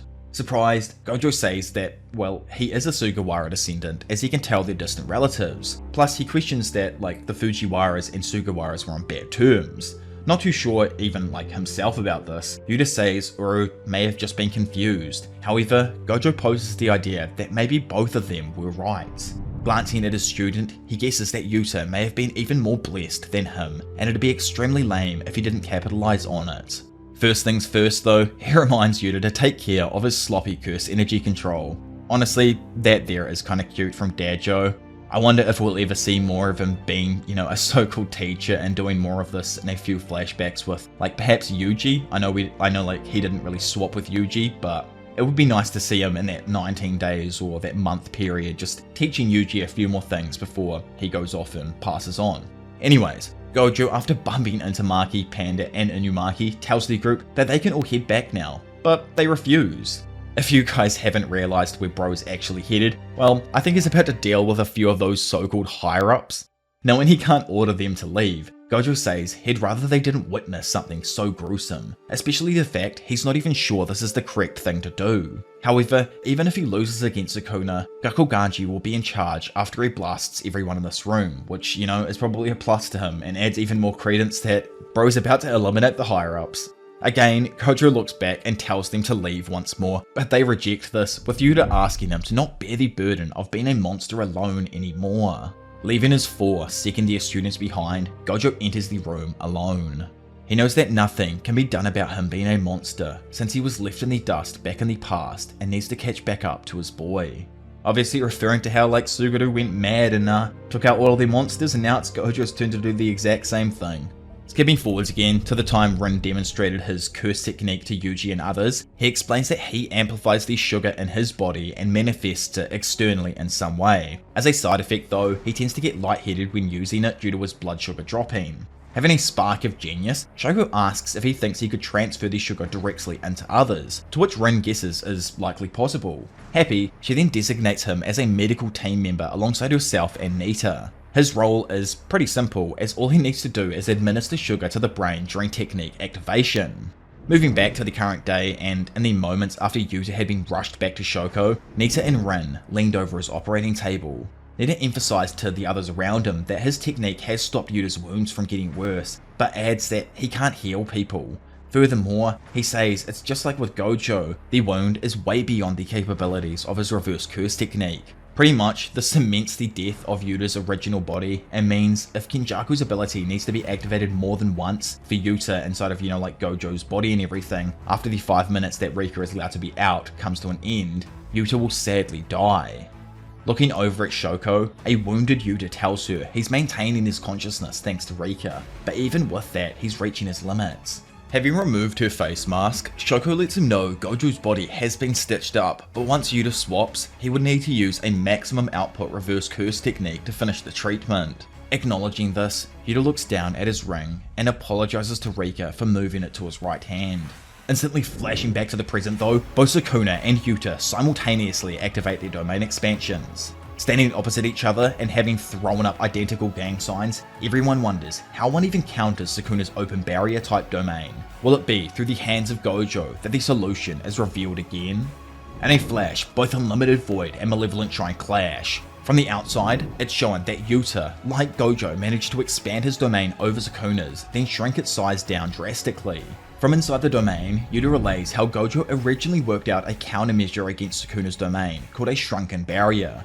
For exactly 3 minutes, it's possible to withstand the effects of Malevolent Shrine beating down on the barrier from the outside. He's sure his switch training with Gojo allowed him to elevate his barrier techniques, and with Sukuna's current fatigue taken into account, he thinks he'll be able to maintain the domain for 3 minutes, like Gojo did. Sadly though, and I don't even know why bro thought this was gonna work. After all, Sukuna was able to rid himself of Yuta's own previously imposed 99-second time limit by restricting his domain's effective range to the outer line of Yuta's domain. Facing him down though, Yuta resolves himself to deal enough damage to Sukuna within the next 3 minutes that he drops his domain. On the other hand, Sukuna, smiling, notes that he doesn't need 3 minutes. Instead, he'll destroy Unlimited Void and expand his effective range to slaughter everyone. Locking in, Yuta goes to use blue to attack Sukuna, but the king instant transmissions all up in our boy's face. Then, using his mangled arm, Sukuna holds Yuta in place and begins landing a fast succession of punches to his face. Stunned, Yuta comes to realize that Sukuna bypassed his infinity with domain amplification, even though he'd already activated his domain. Smug, Sukuna knew all along that since Mei-Mei's crows couldn't enter the domain in his battle with Gojo, they wouldn't have seen him use domain amplification alongside domain expansion. Well, looks like Yusa or Yugo got murked off screen in fine Gege fashion here, as the next thing we end up seeing is Rika in tears while tightly gripping Yuta's body in her arms. Turns out I'm just straight up wrong, and instead, back inside the domain, Yuta ducks a jab, grabs Sukuna's arm and tosses him in front of himself before landing a kick that sends Sukuna off. With some distance now between the two, Yuta notes that he can't use any other techniques other than Limitless, since Rika sadly didn't follow him over to Gojo's body. However, he also believes that from the moment Sukuna lost his hands, he hasn't unleashed a world-cutting dismantle. So in his eyes, the only way for Sukuna to counter Gojo's body is to use domain amplification. Darting in and going to strike, Bro somehow, even with the advantage, misses his punch, allowing Sukuna to counter-attack. Even though Yuta had Gojo as a body-swapping partner, Yuta reveals that he found it difficult to use his longer arms and legs along with controlling his innate technique. Quickly dodging out of the way of a misfired blue, Sukuna realizes that this is why Yuta needed the 6 eyes and tauntingly asks if he can afford to waste time before punching him away. So, back when Kenny was actually alive, the dude informed Sukuna of pretty much all of the info he had on Yuta's copy technique and how it worked. Due to having this previous knowledge, Sukuna started to question whether or not Yuta can still use all of the techniques he's copied. Even if he can, Sukuna knows he's grasped how all of them work and that he can't use them simultaneously. Coming to the conclusion that Yuta can only use Limitless in his current body for 5 minutes and that he plans to finish the fight before the duration of copy ends, Sukuna suddenly starts to think about the possibility of purple being used. Knowing what he needs to do himself, Yuta remembers back to when Gojo told him how his curse energy was far too imprecise. Searching through all of his memories he had with Gojo, Yuta sticks his hand forth and begins the chant for Hollow Purple.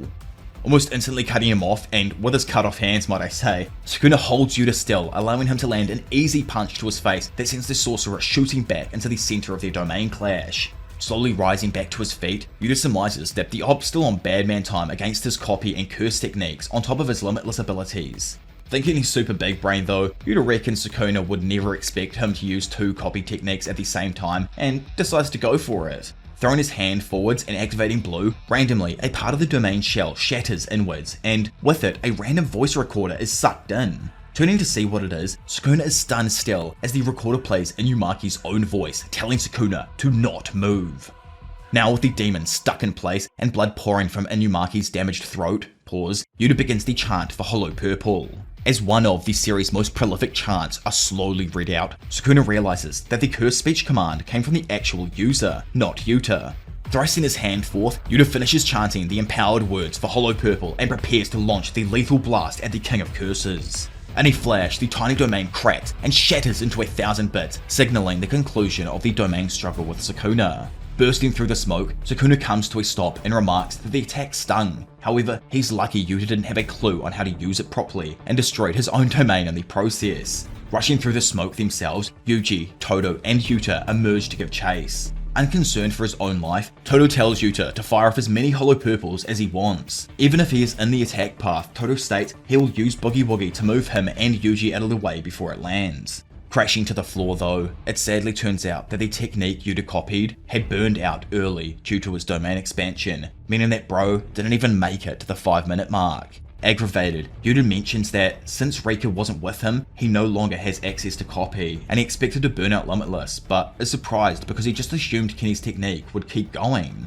Thinking back to the moment he cut down Kenny, Yuta assumes that he must have done some sort of method that allowed him to act freely after opening a domain, an ability he never received after copying Kenjaku's technique. Glancing back, briefly distracted by Yuta collapsing to the ground, Todo can then only watch as Sukuna takes advantage of this and lands a black flash on him, which not only rocks the sorcerer but snaps a part of his Vibra Slap off, pretty much cementing that he can no longer use the technique. Seeing this, Yuji rushes in to attack and somehow even manages to teleport in behind Sukuna as Todo strikes his own body with what remains of his Vibra Slap. Coughing up blood and recognizing that he was late with transporting Yuji, Todo still declares that he won't go down so quickly. As Yuji then lands a brutal punch to the face of Sukuna, the demon realizes that Todo is swapping his location with fragments of Yuda's domain. The only reason this is actually even possible to begin with is because he's hitting clumps of cursed energy that can be targeted by Boogie Woogie, with, whatever's left over of their Vibraslap.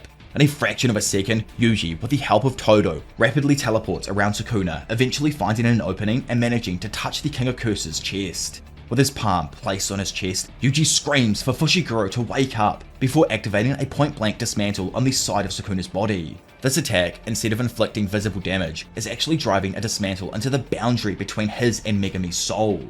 Realizing Yuji made a binding veil that narrowed the curse technique's ability to tear souls apart more effectively by restricting its targets, Sukuna, while vomiting up some fingers, concluded that continuing to be hit by it would prevent him from maintaining control over his body.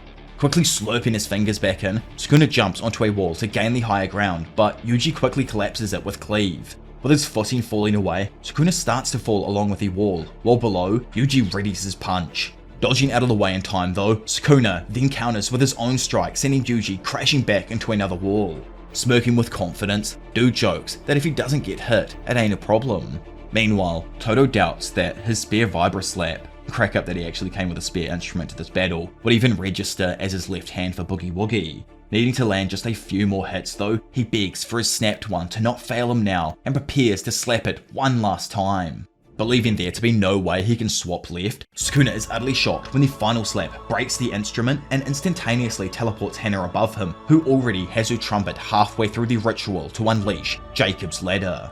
Back during the time where Hana was healing after taking a beating from Sukuna, like 70 chapters ago now, back when they first tried expelling Megami, well, it was sometime after then that Yuta asked her for help during their battle against Sukuna. He elaborated that she didn't need to participate in a battle like them and only has to fire Jacob's Ladder as a final attack. The idea behind this is that the sorcerers want to make one last attempt at tearing Megami and Sukuna's souls apart, while making the most of Yuta's copy ability in its final moments. Clarifying what he means, Yuta thinks the average person always focuses on what techniques he's copied and how many he's got stored away without expecting the original user to make an appearance. Kinda like he just did with Inumaki's curse speech, it's even more effective after his opponent figures out the conditions for his copy to work, since most of the time they assume he's stolen it and killed the original user. However, the true strength of copy in Yuta's eyes is that it's possible to hold two of the same attacks in your hand. Which means, he's pretty much saying it's possible to keep two people alive, and then have a backup use of that ability that no one ever expected to use from the original user type thing. By the way, back in Shinjuku, Sukuna's shocked face wraps back around to see Hana blasting him with a maximum output Jacob's Ladder. Simultaneously to this, Yuji smashes the ground Sukuna is standing on, allowing the pillar of light to engulf the king's body. Darting up the rubble around him, Hana looks down to notice Sukuna quickly closing in on her. When it comes to Yuji and Todo, well, unlike the sure hit Jacob's Ladder in Yuta's domain that targeted Sukuna because of obviously how domains work, Hana's light will now also affect Todo and Yuji. And during the purifying light, Sukuna is adamant that if he continues to race up the pillar, he can reach Angel without anyone interfering. Up in the sky, Angel screams out for Hana to quickly get some distance. However, it's too late, as before she can even notice, Sukuna appears directly behind her, still in the pillar of light.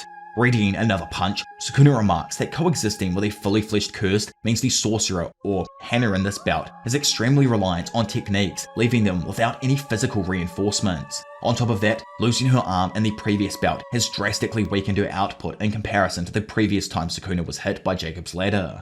Darting in from a nearby ledge though, Big Todo manages to block the strike intended for Angel, which turns out to be a freaking another black flash. Stunned to see him back once more, Sukuna recognizes Todo as a true sorcerer. Nonetheless, the impact rockets both of the sorcerers through the side of a building and into the ground below, seemingly taking them out of the fight. With Hana out and down for the count, Sukuna turns back to finally face down Yuji, only to find that bro's already right behind him after having chased him up through Jacob's Ladder. Charging a punch, Yuji socks Sukuna in the face before grabbing his legs and whipping him down through a building. Almost immediately regaining his footing though, Sukuna glances up in time to see Yuji coming in, allowing him to get on one hand and dodge his cleave. Forcing his other free hand forth, Sukuna shoots off a dismantle that Yuji weaves out of the way of. Getting caught though, Yuji is then smacked straight in the forehead with a punch from Sukuna's left hand that seemingly sends him sliding back. Charging in, it's revealed that Sukuna, after completing 2 black flashes, has now fully regained control over his reverse curse technique and regenerated his missing limbs. Snatching Yuji's fist out from in front of him, Sukuna finds it unnecessary to make any risky moves like Gojo had in his fight and proceeds to relentlessly pummel the young sorcerer. Jumping up and kneeing him in the head, Yuji is sent back a few feet, to which Sukuna notes that Yuji is now unable to threaten his life and can just wait until his techniques return. Touching the ground though and activating his cleave on it, Yuji breaks apart the floor and messes up Sukuna's footing. Standing back up and trying to capitalize on it, Yuji goes to strike Sukuna with a soul-rendering dismantle, but misses and hits the wall behind him. Smirking, Sukuna knows that the attack is extremely deadly to a fully fleshed curse like him. However, as he smacks Yuji in the face once more, thinks it doesn't matter if Yuji can't even land his hits. Suddenly, bringing the king back to reality, his eyes widen at the sight of something people thought impossible. Falling back into a memory, Yuji remembers the time Gojo initially taught him all about how domain expansions work, and that they expend a ton of curse energy. Trying to make it easier for Yuji to understand, he told him to think of it like a buff in gaming, and that when a granted curse technique is activated inside a domain, it always hits. Back in Shinjuku, Yuji forms a hand sign and says the words needed to expand his own freaking domain. So, due to the time spent training with Kusakabe before this battle here, Yuji was able to learn the basics of barrier techniques. Sitting there in a random subway station as Yuji strolls up on him, Sukuna questions what this just happens to be, which is like, yeah bro, what even is this? What kind of cooked, harmless friends along the way kind of domain did you just create, Yuji? Possibly knowing and having moved down an escalator together now, Sukuna brings up how he's experienced it before, the rare phenomenon of connecting with a sorcerer in the height of battle. Yet, he can tell this is different. Getting annoyed, he questions Yuji if this is what his domain is. Internally cringing, Yuji himself just says this was all planned in a few seconds, so he really doesn't even know what's going on and just wanted some time to talk with him for a bit in silence. Exiting the station, Yuji points out the local demon sword dance statue before explaining that he was born in Sendai City, but moved here until he was 6 or 7 years old due to his granddaddy's work. By the way guys, over these next few chapters, just pay attention to how often Yuji brings up his grandfather Wasuke Itadori. It's almost as if it's purposefully reminding us of what he said in his final moments, you know, back in the hospital there. Do you think Yuji will die in a similar way, or will things change drastically to the point where he's able to break this cycle completely? Either way, bro says that it was around 10 years later when he decided to return to that same town again to attend his grandfather's friend's funeral. Not surprisingly though, he found it was completely run down in comparison to how it used to be. Arriving at a park, Yuji reveals that this was his stomping grounds. There ain't much to it now since they've taken away all of the park equipment. However, Bro states that he almost died after stubbing his toe on the swing set. As the two then pass by some flowers, Yuji calls one of them a morning glory, only for Sukuna, the herbalist here, to rudely correct him that it's in fact a hydrangea. Staring into the flowers, Yuji notes that he never knew so many bloomed here, and curiously wonders who's even in charge of deciding the foliage of each town. Turning to Sukuna, who obviously just nerded out on Yuji getting the flowers wrong, Yuji asks if he's really into them, but Dude just reveals how he actually learned them through Megami's memories. Curious, Yuji asks if he knows about this place because of the time he spent in his body, but Sukuna claims he didn't waste his time by reading through all of Yuji's mindless dribble. Walking over to the park's pond now, Yuji speaks about how he used to fish here for crayfish and even ridicules the curse into giving it a go. Hilariously enough, the two then catch a few crayfishes, with the demons being proper stocky as while our boys is sadly a sad excuse for a crustacean. However, he tries to claim it's a super rare Japanese one, which is like, bro, what even is going on inside of this domain right now? I'm actually so confused. Anyway, as the duo then roll up to a department store, Yuji remarks on how it drove the smaller stores out of business around the area, but he was fine with it since it had a movie theater on the top floor. Joking, he says that it's a pretty great place in the city here. Still, he promises Sukuna that there's a ton of greenery after you leave the town's outskirts. Now out of town, Yuji shows Sukuna just how much greenery there is and explains how he used to catch grasshoppers in the rice fields. Not really given an ass about this, the curse asks if this is even leading anywhere, but Yuji insists he still has a few more places he wants to go, before heading to a farm where his grandfather used to take him. After leaving the stocky horses, Yuji points out a stand that used to serve some gangster-ass ice cream, then leads Sukuna towards the archery targets. Unsurprisingly, Sukuna excelled at the archery due to having lived in an era where it took major prevalence, plus the dude's fire technique is literally an arrow. I don't know what Yuji was thinking about bringing him to an archery spot, but that really wasn't it. The scene then shifts into winter, and Yuji notes that he doesn't feel like it's winter until the snow is really piling up. As a child, his grandfather would always get surprised when he drank sweet milk tea after shoveling snow with his hands. Once it got closer to Christmas, Yuji notes that he'd even hear bells in the dead of night and immediately assumed Santa was real. It was only years later that he realized it was just the snow chains from cars that gave off a similar sound. Annoyed by Yuji's monologue, Sukuna interrupts him and says he's had enough. Looking down though, Yuji says he's pretty much showed him everything he wanted to. Cutting him off again, Sukuna, disgusted by the endless monologue, demands he tell him what he really wants to say. Void of emotion now, Yuji says he thought that he should have lived to fulfill his role as he initially understood it. He thought that if he died, then he'd be able to consider it a proper death, but now that doesn't even feel entirely right to him. Walking a dog, raising a family, dude says that any sort of role is fine to him. Even if you don't have that, even if you're sick in bed or spent your entire life with absolutely no connections, he now believes that the value of life lies in the small fragments of memories that are adrift in those who remember the deceased, rather than the memories of their role. Mentally strengthened by this belief, Yuji says he never had anything to do with the way someone died. He just couldn't forgive those who acted as if lives were worthless. Telling the curse that he absolutely loathes him. Bro states that humans aren't just tools born with a set role. To be honest, he's not really sure himself whether humans are fundamentally good or evil, and he points out that he very well could be making the wrong decision here. Still, he felt like he needed to show Sukuna the humanity of someone other than himself, of someone he sees absolutely zero value in. Pretty much, Yuji is dissing Sukuna, saying how he's finna show him the value of life through him, someone he absolutely gives no shit about. Since day one, Sukuna has never addressed Yuji as Yuji Itadori, or shown him the respect he can sometimes show to other people. Either way, and understanding this himself, Sukuna says he doesn't feel a damn thing. All of this barking and constantly going on, yet the curse states it stirs nothing inside of him. Dumbfounded by his cowardice, Sukuna questions if this is all his rage and hatred towards him has amounted up to. Suddenly going wide-eyed, Sukuna comes to the realization something ain't right and asks if Yuji happens to be pitying him right now. Is this his way of showing compassion?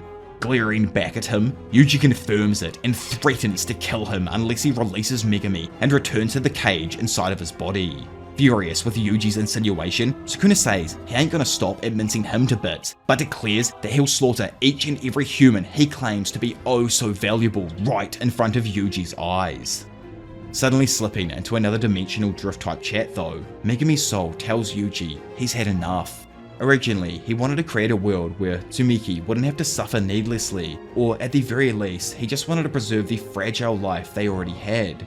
Eating meals from home, watching her leave with a great man, possibly even one like Yuji, that would have been true happiness for Megami. However, he says he's had enough. Not done himself though, Yuji brings up how earlier on when his grandpa first got sick with cancer, he was offered a rough treatment that would have come with some horrible side effects, so he turned it down. He ponders that maybe it was because he assumed his body was already strong enough even without the treatment. Ever since coming to Jujutsu High though, he's been flooded with a series of intrusive thoughts, and when he thinks about his current situation lasting forever, he finds himself able to empathize with his grandpa or anyone who faces such helpless situations, and that's why he's unable to tell Megami to keep on living here.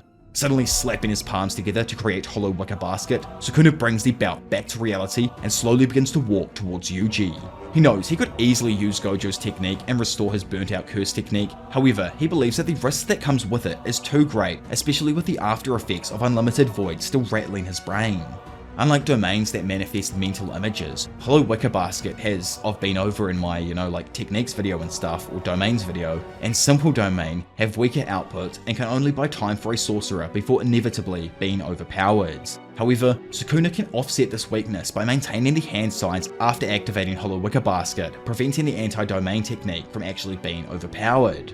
Either way, it's not exactly obvious what technique is still imbued into Yuji's domain's sure hit effect here, since all we've got so far are passing scenic locations from throughout his life. From what I've seen though, it reminds me a lot of Dagon's domain and how it was this kind of like pretty environment everyone from Kenny's squad would just like hang out inside of, obviously until he used his short effect. So it'll be interesting when it finally does happen what Yuji's short effect is. Inside of Yuji's scenic domain, Sukuna goes to kick him, however, Bro grabs his leg and relentlessly pummels his thigh with some hard elbows. Flinging him off his body, Sukuna quickly closes in on Yuji, knees his face, then jumps up and king hits his head, sending Yuji shooting back throughout his expansive domain. Landing in front of him and laughing out loud, Sukuna himself notes how surprised he is. He never knew being looked down on like this would fill him with such ire, that being pitied would rouse such hatred from inside of him. Not content with just the brat, as he's been over like so many times now, Sukuna swears to have every human on the planet reap the consequences of Yuji's actions. Shooting away to a familiar location though, specifically one from the hidden inventory arc, a young, just like back then, Megumi turns and asks, "What's up with that face?" Standing tall, a tearful Yuji says he'll be so lonely without him. Suddenly understanding what the freak his boy is actually telling him, and that his ass is about to get cooked if he does nothing, shadows burst forth from beneath Sukuna's left foot, catching him completely by surprise and causing him to partially drop down into the realm of shadows. So it turns out that after Maharaga was destroyed, Sukuna's 10 Shadow technique had ceased to actually function, meaning that the 10 Shadows technique here definitely came from Megumi. Unable to even fathom that Megumi actually fought back for the first time since Sukuna crushed his will, he realizes that Yuji's dismantle had breathed new life into him. Capitalizing on the slip-up, Yuji lands a fat right hook to Sukuna's face, sending him flying into a tree. Knowing that Megumi helped him for the first time in ages, Yuji smiles before eyeing his prey and charging at Sukuna through the snow. Getting in close, Yuji then lands a flurry of ruthless punches before quickly jumping back and kicking up some snow that obscures him slightly. Diving back in, he grabs Sukuna by his thick-ass dome, to which the curse does the same, and simultaneously, both absolute freaks of nature repeatedly punch each other's heads, until, eventually, the king gives in first. Physically shaken by the beating, Sukuna points out how Yuji's consecutive soul-rendering strikes cannot be healed with reverse curse technique, and that next, he'll attack his hollow wicker basket and shatter it. Suddenly, flying slashes slash apart the claw-like gauntlet on Yuji's left arm, revealing his actual arm underneath. Swinging again, our boy misses and notes that the demons obviously just use Gojo's recovery method. Whipping up his hands to activate his domain expansion, Sukuna's eyes suddenly widen as he realizes the armor Yuji had been wearing was covering 2 missing fingers on his left hand. In an unknown location elsewhere, at the top of a spiraling staircase, one of Sukuna's fingers is suspended in the air via wires. Flashing back to the month now where everyone underwent replacement training, Yuta here in Gojo's body asked Gojo, who's now in Yuta's body just to confuse us all a little bit, to give them Sukuna's last finger so that Rika could ingest it and copy the shrine technique, only for him to disapprove of the idea. Gojo stated that it would meet the conditions for Yuta's technique, but it's only a 12th of Sukuna's power. If he also wanted to just analyze the shrine and its techniques as well, then that sole finger wouldn't be enough.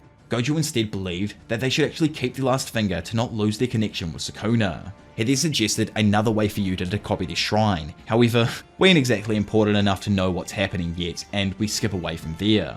Sometime later, we find Yuta discussing the conditions of his technique with Yuji, Mei Mei, and Wee Wee. So, in order to copy a curse technique, Rika needs to consume a part of the owner's original body. Depending on the technique he's copying and how many times he wants to use it, Rika needs to consume a part that's more vital to a sorcerer in order to copy a stronger technique. However, Yuka can circumvent this condition by limiting the number of times he uses the technique with a binding vow.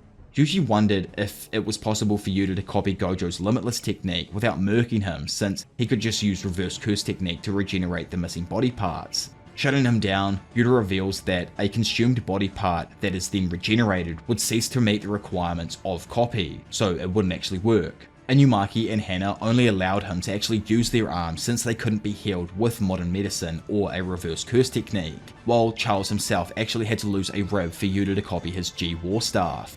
Mei Mei then quietly cautioned Yuta against revealing this information to Yuji, worried about the possible resonance between him and Sukuna, which honestly I think is kind of crack up. I feel like this hasn't been brought up in ages. I wonder if it even has an effect now, especially after like Yuji and Sukuna have swapped bodies and he's over in Megumi's now. I kind of doubt so, but they also didn't mention the whole like Todo thing as well, so it very well could. but I don't know, dude's in a different body now. Either way, Yuta assured her that he will only put his plan into motion right before they fight Sukuna and give Yuji a minimum amount of necessary information. He reasoned that even if Yuji and Sukuna's resonance could detect physical changes, the curse wouldn't be able to detect Yuji's thoughts, since Yuji isn't even able to read Sukuna's thoughts himself. On top of that, he thinks that if everything is messed up after Gojo's fight, then it's unlikely they'll get found out. More than anything though, he doesn't want to make Yuji lose his composure before a massive fight. Looking at his boy, he says that even if he can't use Dismantle now, Sukuna's technique is etched into his body. Gojo himself confirmed it with his 6 eyes. Obviously, the entire reason they're saying that is because, you know, Yuta needed to take the fingers, and at that point, obviously, Yuji hadn't been able to use Sukuna's technique, so Yuta's kind of just saying that, like, Gojo's already confirmed you have it with the 6 eyes, so let me take your fingers, bro, and I'm gonna mess him up with, like, your technique.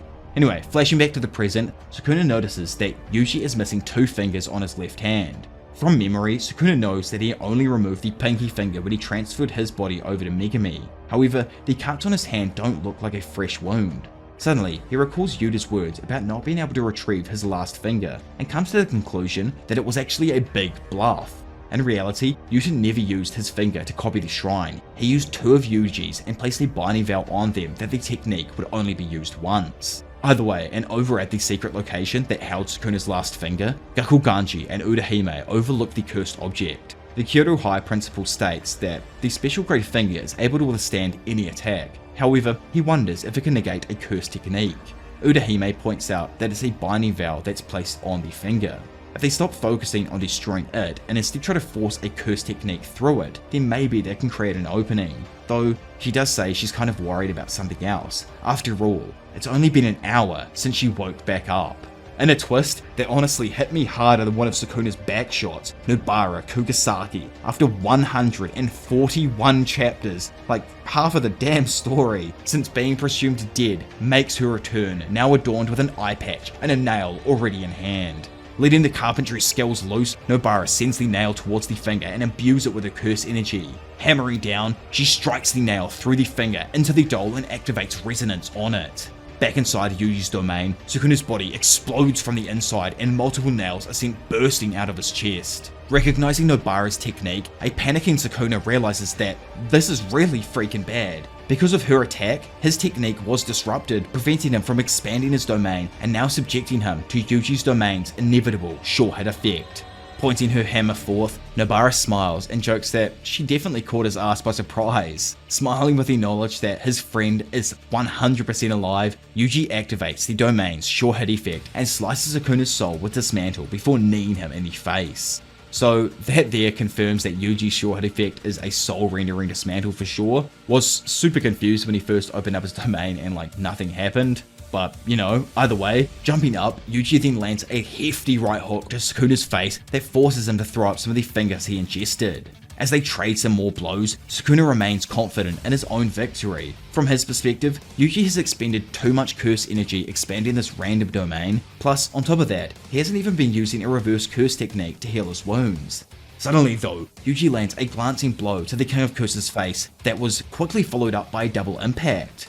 Questioning if it was some sort of lag or something, Sukuna can do nothing as he's left open to Yuji, who states that it's time to end this cycle of curses. Throwing his curse energy imbued fist forwards, Yuji connects with a powerful uppercut to Sukuna's abdomen that triggers a black flash and finally knocks out history's strongest sorcerer. Slipping into an almost identical inner soul chat, except this time with Sukuna instead of Yuji talking to Megumi, Sukuna asks if he really thinks he can go on after everything that's just happened. He had his body stolen, murdered his own sister, turned away everyone who reached out to save him, and saved someone who ended up slaughtering thousands of innocent people. He tells Megumi to give up, just relax and let him do the rest from here. Wondering why he sounds so desperate though, Megumi asks if it's because there's only one more of his fingers left. Due to how he initially turned himself into a cursed object, dude knows that it means if Yuji doesn't take care when splitting the souls, then Sukuna will die. Plus, on top of that, Nobara's resonance isn't good for him at all. Threatening him, he says that if these fingers all vanish, that lone finger won't have enough of a connection to rebuild his soul, so surely he also fears the possibility of death. Megumi says he never intended to live a proper life. It sounds obvious now that he says it out loud, but there are so many more people than just him in this world, and for once, he wants to try living for someone else. Back in Shinjuku, Yuji's gigantic domain shatters, and simultaneously, Megumi is punched free from the grasp Sukuna once had over his body. As the curse sees Megumi fall out, he screams out in terror and tries to re-swallow him. However, it's no use as his body quickly starts to disintegrate. Barely able to even catch his breath, the pathetic blob stares wide-eyed back as Yuji towers over him. Speaking up, he asks the King of Curses one last time, what is he going to do? Remembering back to how Yuji just told him to release Fushiguro and return his body, Sukuna can do nothing but listen as Yuji addresses him again. Picking up the garbage bag of a cursed spirit, Yuji Itadori tells Sukuna that he is him. They were both born into this world unconsciously shouldering curses, and what you turn into is entirely decided by luck. Yuji says that he had his gramps though, so looking down at Sukuna, he asks for him to join him one last time. Living not this time by cursing someone, but rather by existing alongside them. So even if no one else will accept him, Yuji says he will. I guess Yuji wants his uncle back inside of him, which is pause. Don't know what to say about that one there, guys, but dude's kind of looking like Pride and Envy near the end, but going out like father, an absolute pathetic slug-like state that shows what he truly is at this point in the story, a curse. Impressed though that he take this route, Sukuna for the first time in the entire story addresses Yuji as Yuji Itadori and reminds him to not underestimate him. After all, he is a curse.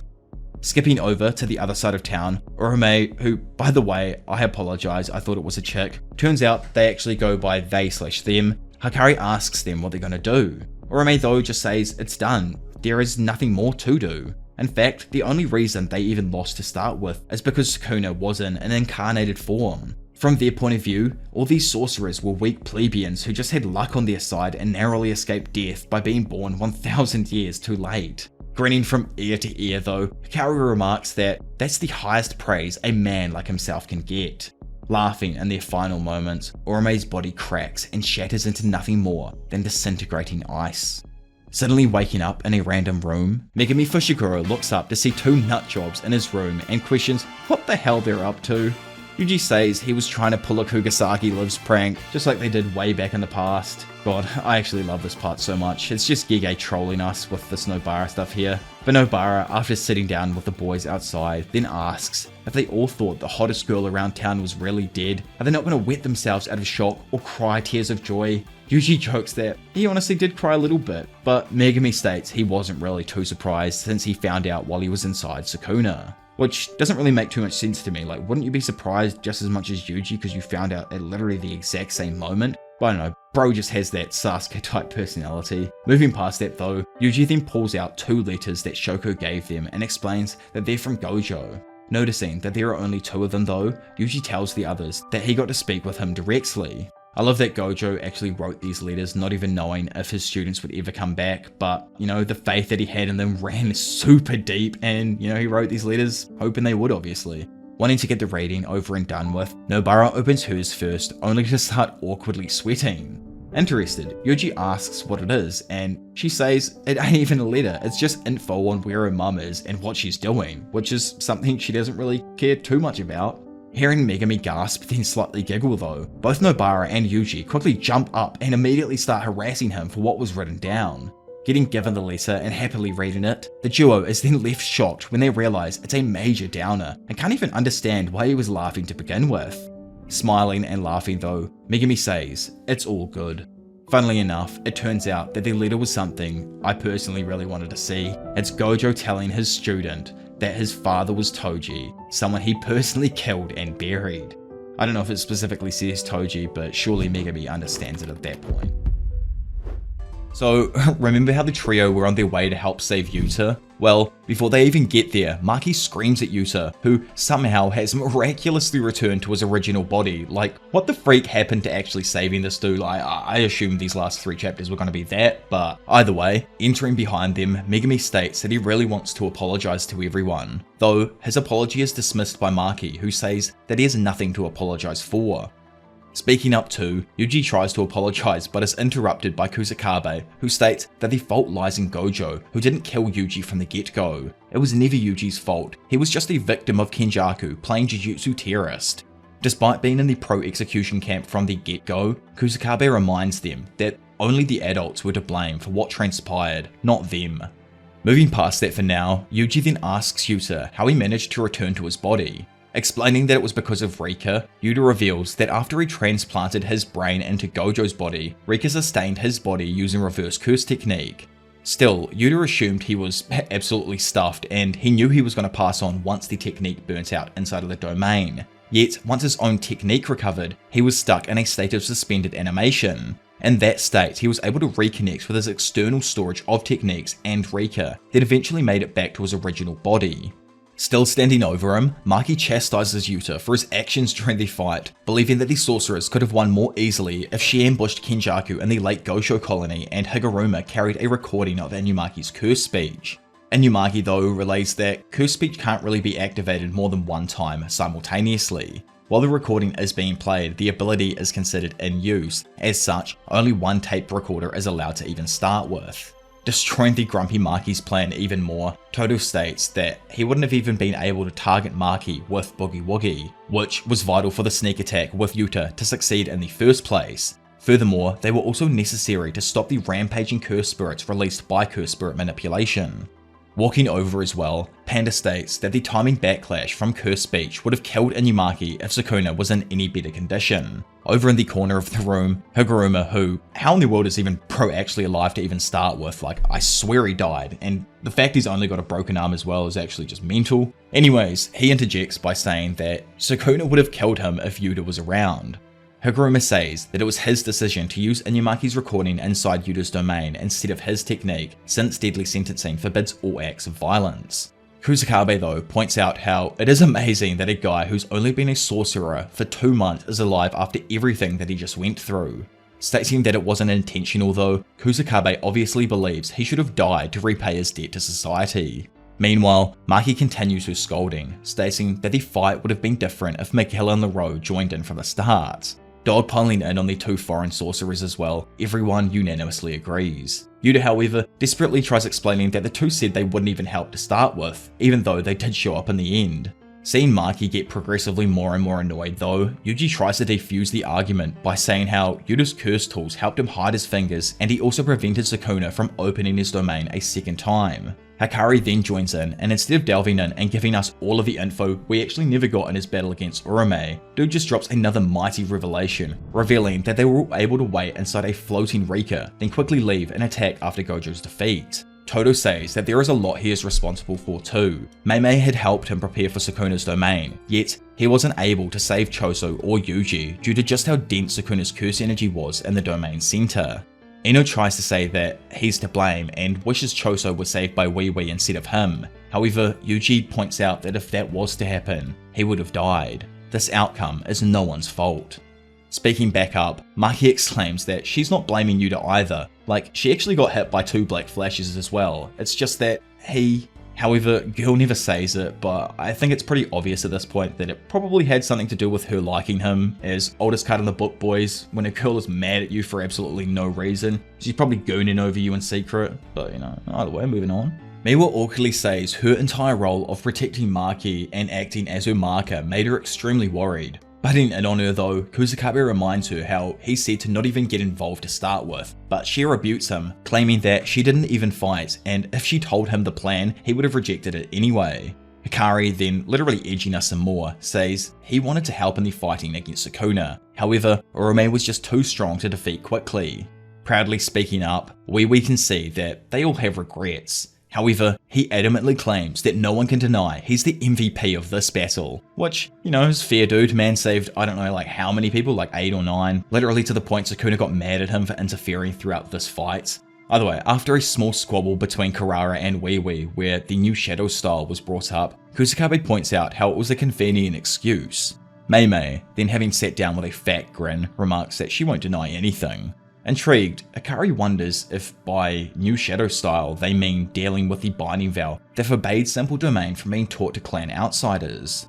Affirming this, Kusakabe explains that the inherited binding vow of the school's simple domain was created by Ishiya Sadatsuna. This person created it with the intention of simple domain being inaccessible to curse users. As generations then went by, the ability was no longer of public interest and it eventually became a trade secret. In the current day, the clan essentially monopolizes the technique and invites disciples to learn it before having them undergo unnecessary binding vows. This is because, after all, the new shadow style is the foundation of sorcerers without techniques. Another part of it though is that people who learn this technique cannot refuse the head of the school if they ask them to mobilize. Plus, on top of that, apparently the head of the school absorbs the user's lifespans, giving me that kind of like Tengen vibe if you know what I mean. Not a single person even knows who the head of the school is, which is why it's hard to tell if the lifespan contract even exists or how it functions. It's said though that when the head dies, the school's best disciple succeeds them. No one else is notified though, and only the top student is made aware, which means they technically have no way of figuring out who it may be. Kusakabe then says that the only one who can render binding vows null is the school's head. From what he's heard, no one among the best students know anything about the head. Cutting him off though and jumping back in, Meme relays that he means there wasn't anyone. Smacking himself on the back of the head, Kusakabe lets them all know he is the new head of the Shadow School, and everything to do with that lifespan stuff isn't an issue anymore. Which is like, bruh, Gege really just wanted to explain everything that was going on with that kind of school and that storyline before the story ended itself. Either way, sometime earlier and entering a random knick-knack type store, Mei chucks a big win Ultra Source packet on the bench and asks for her price. The old lady confusedly asks what she means about a price, and Mei eerily asks for the price of her old, haggard life. Starting to sweat, the oldie asks how they knew about their location and that they were the clan's head. Laughing while saying she asked someone with the proper information, the oldie gasps, wondering how anyone even knew. Continuing, Meme reveals how this person had been gathering disciples for years, to a point they rivaled even that of the big three families. She knows she wanted to take over the Jujutsu world, including murking those big three families. Stunned to silence, the old hag realizes that it had to have been Tengen who fed her this info. Mei knows this person had waited years and years, slowly draining the lifespans of their disciples, all to see something. She thinks aspirations like those almost seem priceless, but now, with the Zenin clan annihilated, they stand on the cusp of a decisive battle wherein the Kamo and Gojo clans could face destruction. Angered, Meme states that there were sorcerers whose lives would have been saved if this old hag didn't monopolize this simple domain. More than anything though, what really annoys her is the fact that this thing was trying to turn her brother into damaged goods. That alone made her death inevitable. Elsewhere now, we find Megumi and Shoko at the gravestone of Sumiki. Crouched down, he thanks Shoko for preparing his sister's body. Replying that it was the least she could have done to prepare her for her next life, Shoko goes on to express the annoyance she feels over Gojo not letting her take care of Gero's body. Obviously, she is referring to way back when Dad murked him, and how if, she cremated Gojo's body then likely a lot of what happened wouldn't have occurred the way it did. As they then leave the cemetery, Megumi answers a call and leaves Shoko, while she stays behind. Pulling out a cigarette, Shoko looks at it for a moment, before deciding to throw it in the trash. Over at the one and only Hida Holy Mountain, it is revealed that the previously consumed Master Tengen was found among Sukuna's remains after he was ripped from Megumi. This in turn means that as long as Sukuna's remnants are preserved, then Tengen's barriers around Japan won't disappear. To sustain the lifetime of the remnants, they were then placed inside of the Holy Mountain, where they can be maintained for a while longer. Elsewhere, Noritoshi, freaking man's finally the only Kamo again, returns to Japan with his mother and her family. In another location, Maki gives Daido a katana-styled curse tool, causing the man to burst into tears. She explains to him and Mio that the culling game has lost its purpose. From here, they plan to have Yuji and Hana strip curse objects from the incarnated players, in a similar way to how they did, obviously with Sukuna and Megumi, along with recovering players who were abducted by the American military. Maki subtly tells the two incarnated men in front of her to hide in Tokyo since the capital is still declared off-limit and has a gathering of cursed spirits. While Daido is happy that, he can continue to practice his blade work, Mio is left somewhat disappointed since he finds wrestling with cursed spirits extremely boring. As they then go their separate ways, Daido asks Maki to fight him when his time comes, to which she agrees. In a small apartment somewhere else, Charles starts drawing his manga, while the Shueisha employee whose finger he broke way back in the past supervises him, which is kind of crack up to see that bro ended up getting the job even after abusing and physically hurting one of the employees there, but either way. The two discuss printed manga, with Charles admitting that he ain't as good at drawing as he thought.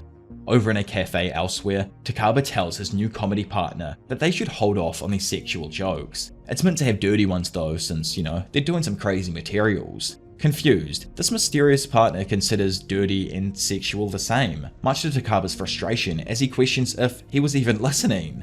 Leaving the cafe now, his partner mentions how Takaba's comments on rehearsing can be interpreted as a sexual innuendo in itself. Returning to Sendai, Amaya reunites with the student he and his group bullied. Wanting to know what the hell he even showed up here for, Amaya walks up to the young man and bows while apologizing for his previous actions. After a moment, Amaya looks up to see that the dude had run away. Watching him run, Amaya drops back down and reflects on what he needs to do to improve his own behavior. Meanwhile, Higuruma returns to his office and meets with his former associates. Shizumu comments that no charges were actually pressed on him for his murders. Obviously, bro assumes it's the work of the Jujutsu headquarters and jokes that he's heard they're gonna work him to the bone. As the lawyer representing the surviving families of those Higuruma felled though, Shimizu, with a tear in her eye, declares she will request a retrial and prosecute Higuruma. Sighing, because all bro wants to do is repent for his actions, Higuruma says he's counting on her. I personally feel like dude kinda did pay his debt throughout the massive battle that we just had. It was kinda crack up though that he chose to give Yuji his one-shot weapon only for bro to miss when Kusakabe was able to land hundreds of slashes on Sukuna moments later, but we won't get too gassed up on that right now. Back over at the Gojo Jujutsu High in Tokyo though, Angel comments that Sukuna's deception against Hana during their battle likely means that the memories regarding her have probably been unearthed by Megami. Finding Megami in a hallway, girl stumbles out of pure embarrassment for, the damage she took. Seeing this and remembering the damage Sukuna did along with feeling responsible for it, because, obviously it was inside his body, Megami swears to be Hana's right arm henceforth, causing the girl to misinterpret his words as a marriage proposal.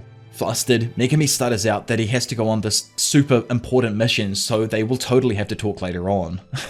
Now meeting up with Ajichi and, going over this mission, according to his report, 2 weeks ago, a woman returns to her apartment and finds her fiance's eyes to be abnormally large, leading to the first year's last mission.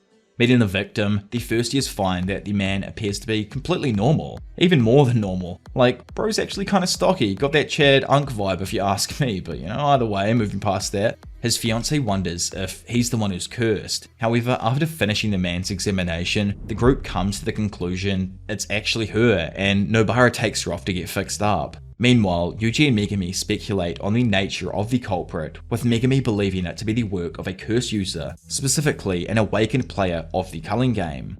With a fat grin on his face, Yuji points out how this is just some curse user harassment stuff that they can easily get done.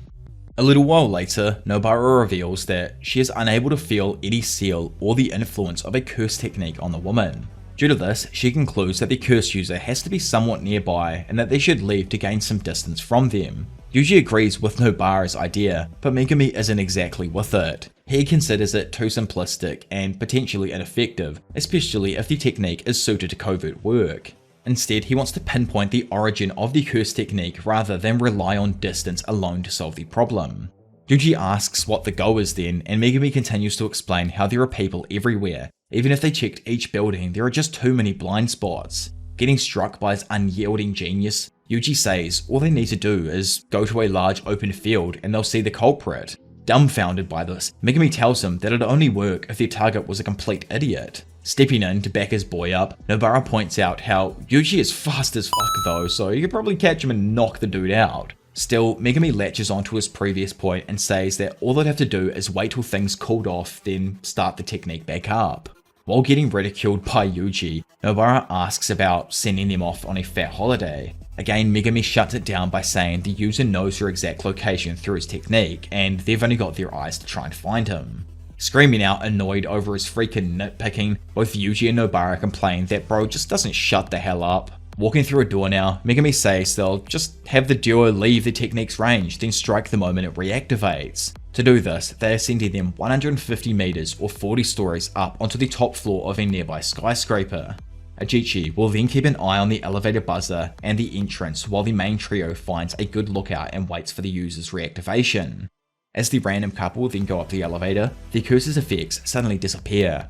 The afflicted woman, who's obviously been unable to see her fiance's face due to the curse, finally sees him as normal again. Right on cue, our main trio notice a random sorcerer attempt to reactivate his technique from the building below. Noticing Nobara jump down towards him, the man questions who she happens to be. Slowing her descent by digging her hammer into the building, Nobara along with Yuji land on the building across from the sorcerer. Of course, our Muppets think this is going to be easy, only to be immediately hit by the sorcerer's curse effect when they get within his range. The two still end up joking around, while the man actually tries to run off and make a quick escape. However, Megumi, having activated his divine dog totality, quickly detains the curse user. They then take this curse user to the woman who was cursed and question if she's ever met him before, to which she claims she actually hasn't. Raging out though, the man screams out asking who she thinks bought her that bag. Turns out that she worked as a hostess in the past and doesn't exactly remember the man who, like, let's be honest, bro got scammed. Like, that's a hostess's game, bro, and you got absolutely cooked. Noticing the man's glum look after he gets in the back of the car, Yuji walks over and tries to cheer him up. Looking down at his lap, the dude tries to ask what happens next, but comes to a personal conclusion that he's past the age where he should know how to communicate with people. Still, he tried placing all of the blame on her for something that he obviously did. Skipping back to the past, Yuji says he thought he'd be doing some switch training with Gojo, and dude replies that he gets it and he will at some point, it's just he feels like they've had a little bit too much Satoru Gojo. Instead, he actually wants Yuji to be a bit more forward thinking. He knows that he wants him to carry on his dreams as well, but if he does pass on, knows there will be a point where his students will reach even higher heights than he did. Out of all of his students, Gojo thinks it's probably best that one of them forgets all about him and develops a completely different kind of strength. Wondering why dude seems so out of character at the moment, Gojo tells Yuji it's his confidence. He's never been this confident before and expects amazing things from his students in the future. Back in reality, Yuji gives some props to the man as he acknowledged that he messed up, and that's all that really matters, before echoing his teacher's words in a hope to set the man on the right path. After this, as the main trio walk off, Nobara questions what exactly Yuji did with Sukuna's final finger, and bro just says he tossed it. Not content with that, Yuji lets them know that it's fine and the item should make a perfect talisman. Smiling, Yuji then walks off with his friends. In another dimension, no one other than Mahito laughs as he notices the King of Curses appear in front of him. Welcoming him to the pathway souls walk as they return to the endless cycle, Mahito asks him if he was lying to himself and everyone else. After all, he was never even living by the words that he preached. He wanted revenge against those who resented and persecuted that cursed, unwanted little wretch. Questioning what the difference even is, Sukuna says he only lived in the matter he knew, then stops and realizes that no, he indeed had two different paths he could have travelled, yet he couldn't help but spit out the curses stirring deep within his brain. Should there ever be a next time though, Sukuna with his hand around Urame says that maybe it'd be nice to take another road. Stuck alone on the pathway as Sukuna walks off, Mahito gets angry, calling Sukuna boring. He then throws a physical tantrum running around and screaming in complete darkness. In the present, Maki, Yuta Ikotsu, Panda, Inumaki Toge, Kurara Hoshi, Hikari Kenji, Nobara Kugasaki, Megumi Fushiguro, and finally, Yuji Itadori are all seen with smiles on their faces. Except for Megumi, because frickin' bro's a bum, you know. Anyway, skipping over to a familiar place, we find a shrine's door slightly cracked open. Inside, Sukuna's last finger remains untouched in the same booth where it was originally introduced in the series' first chapter. Well, that was a good 10 hours of me cooning on and on about this amazing series, and honestly, I think I said almost everything I needed to say during the video with my little add-ins and whatnot. Always surprises me how decisive the anyways is. Half the comments are either hating it, while the other half find it really endearing. I'd love to know your thoughts on it down below if you have made it to the very end of the video, and just your thoughts on the series as well. Jujutsu Kaisen has been over for a while now, and it's taken me a little bit to get this one out. I always found myself procrastinating with it, mainly because I didn't know if I wanted wanted to continue making more Jujutsu Kaisen fight videos in the future. Honestly, going back through this, doing the captions reignited in my eyes just how freaking amazing the series is, how good Gege Akutami is at crafting such an elaborate world and waiting for the right moment to perfectly reveal the true disparity someone could go through. He's fantastic at dark themes. Curses like Mahito and Sukuna, people like Geto and Yuki all really emphasize this. He's tapped into the culture I love in a similar way to Fujimoto, and pays homage to so many amazing series with key moments from throughout. I really love Jujutsu Kaisen, and I can't wait to see what Gege could bring us in the future. Thank you to all of my amazing viewers for sticking with me over the 3 years as I covered this series, and those who still continue to watch as I push out other new ones. At the end of the day though, this has been your professional degenerate Diavolo, and I will see you all in a bit. Bye.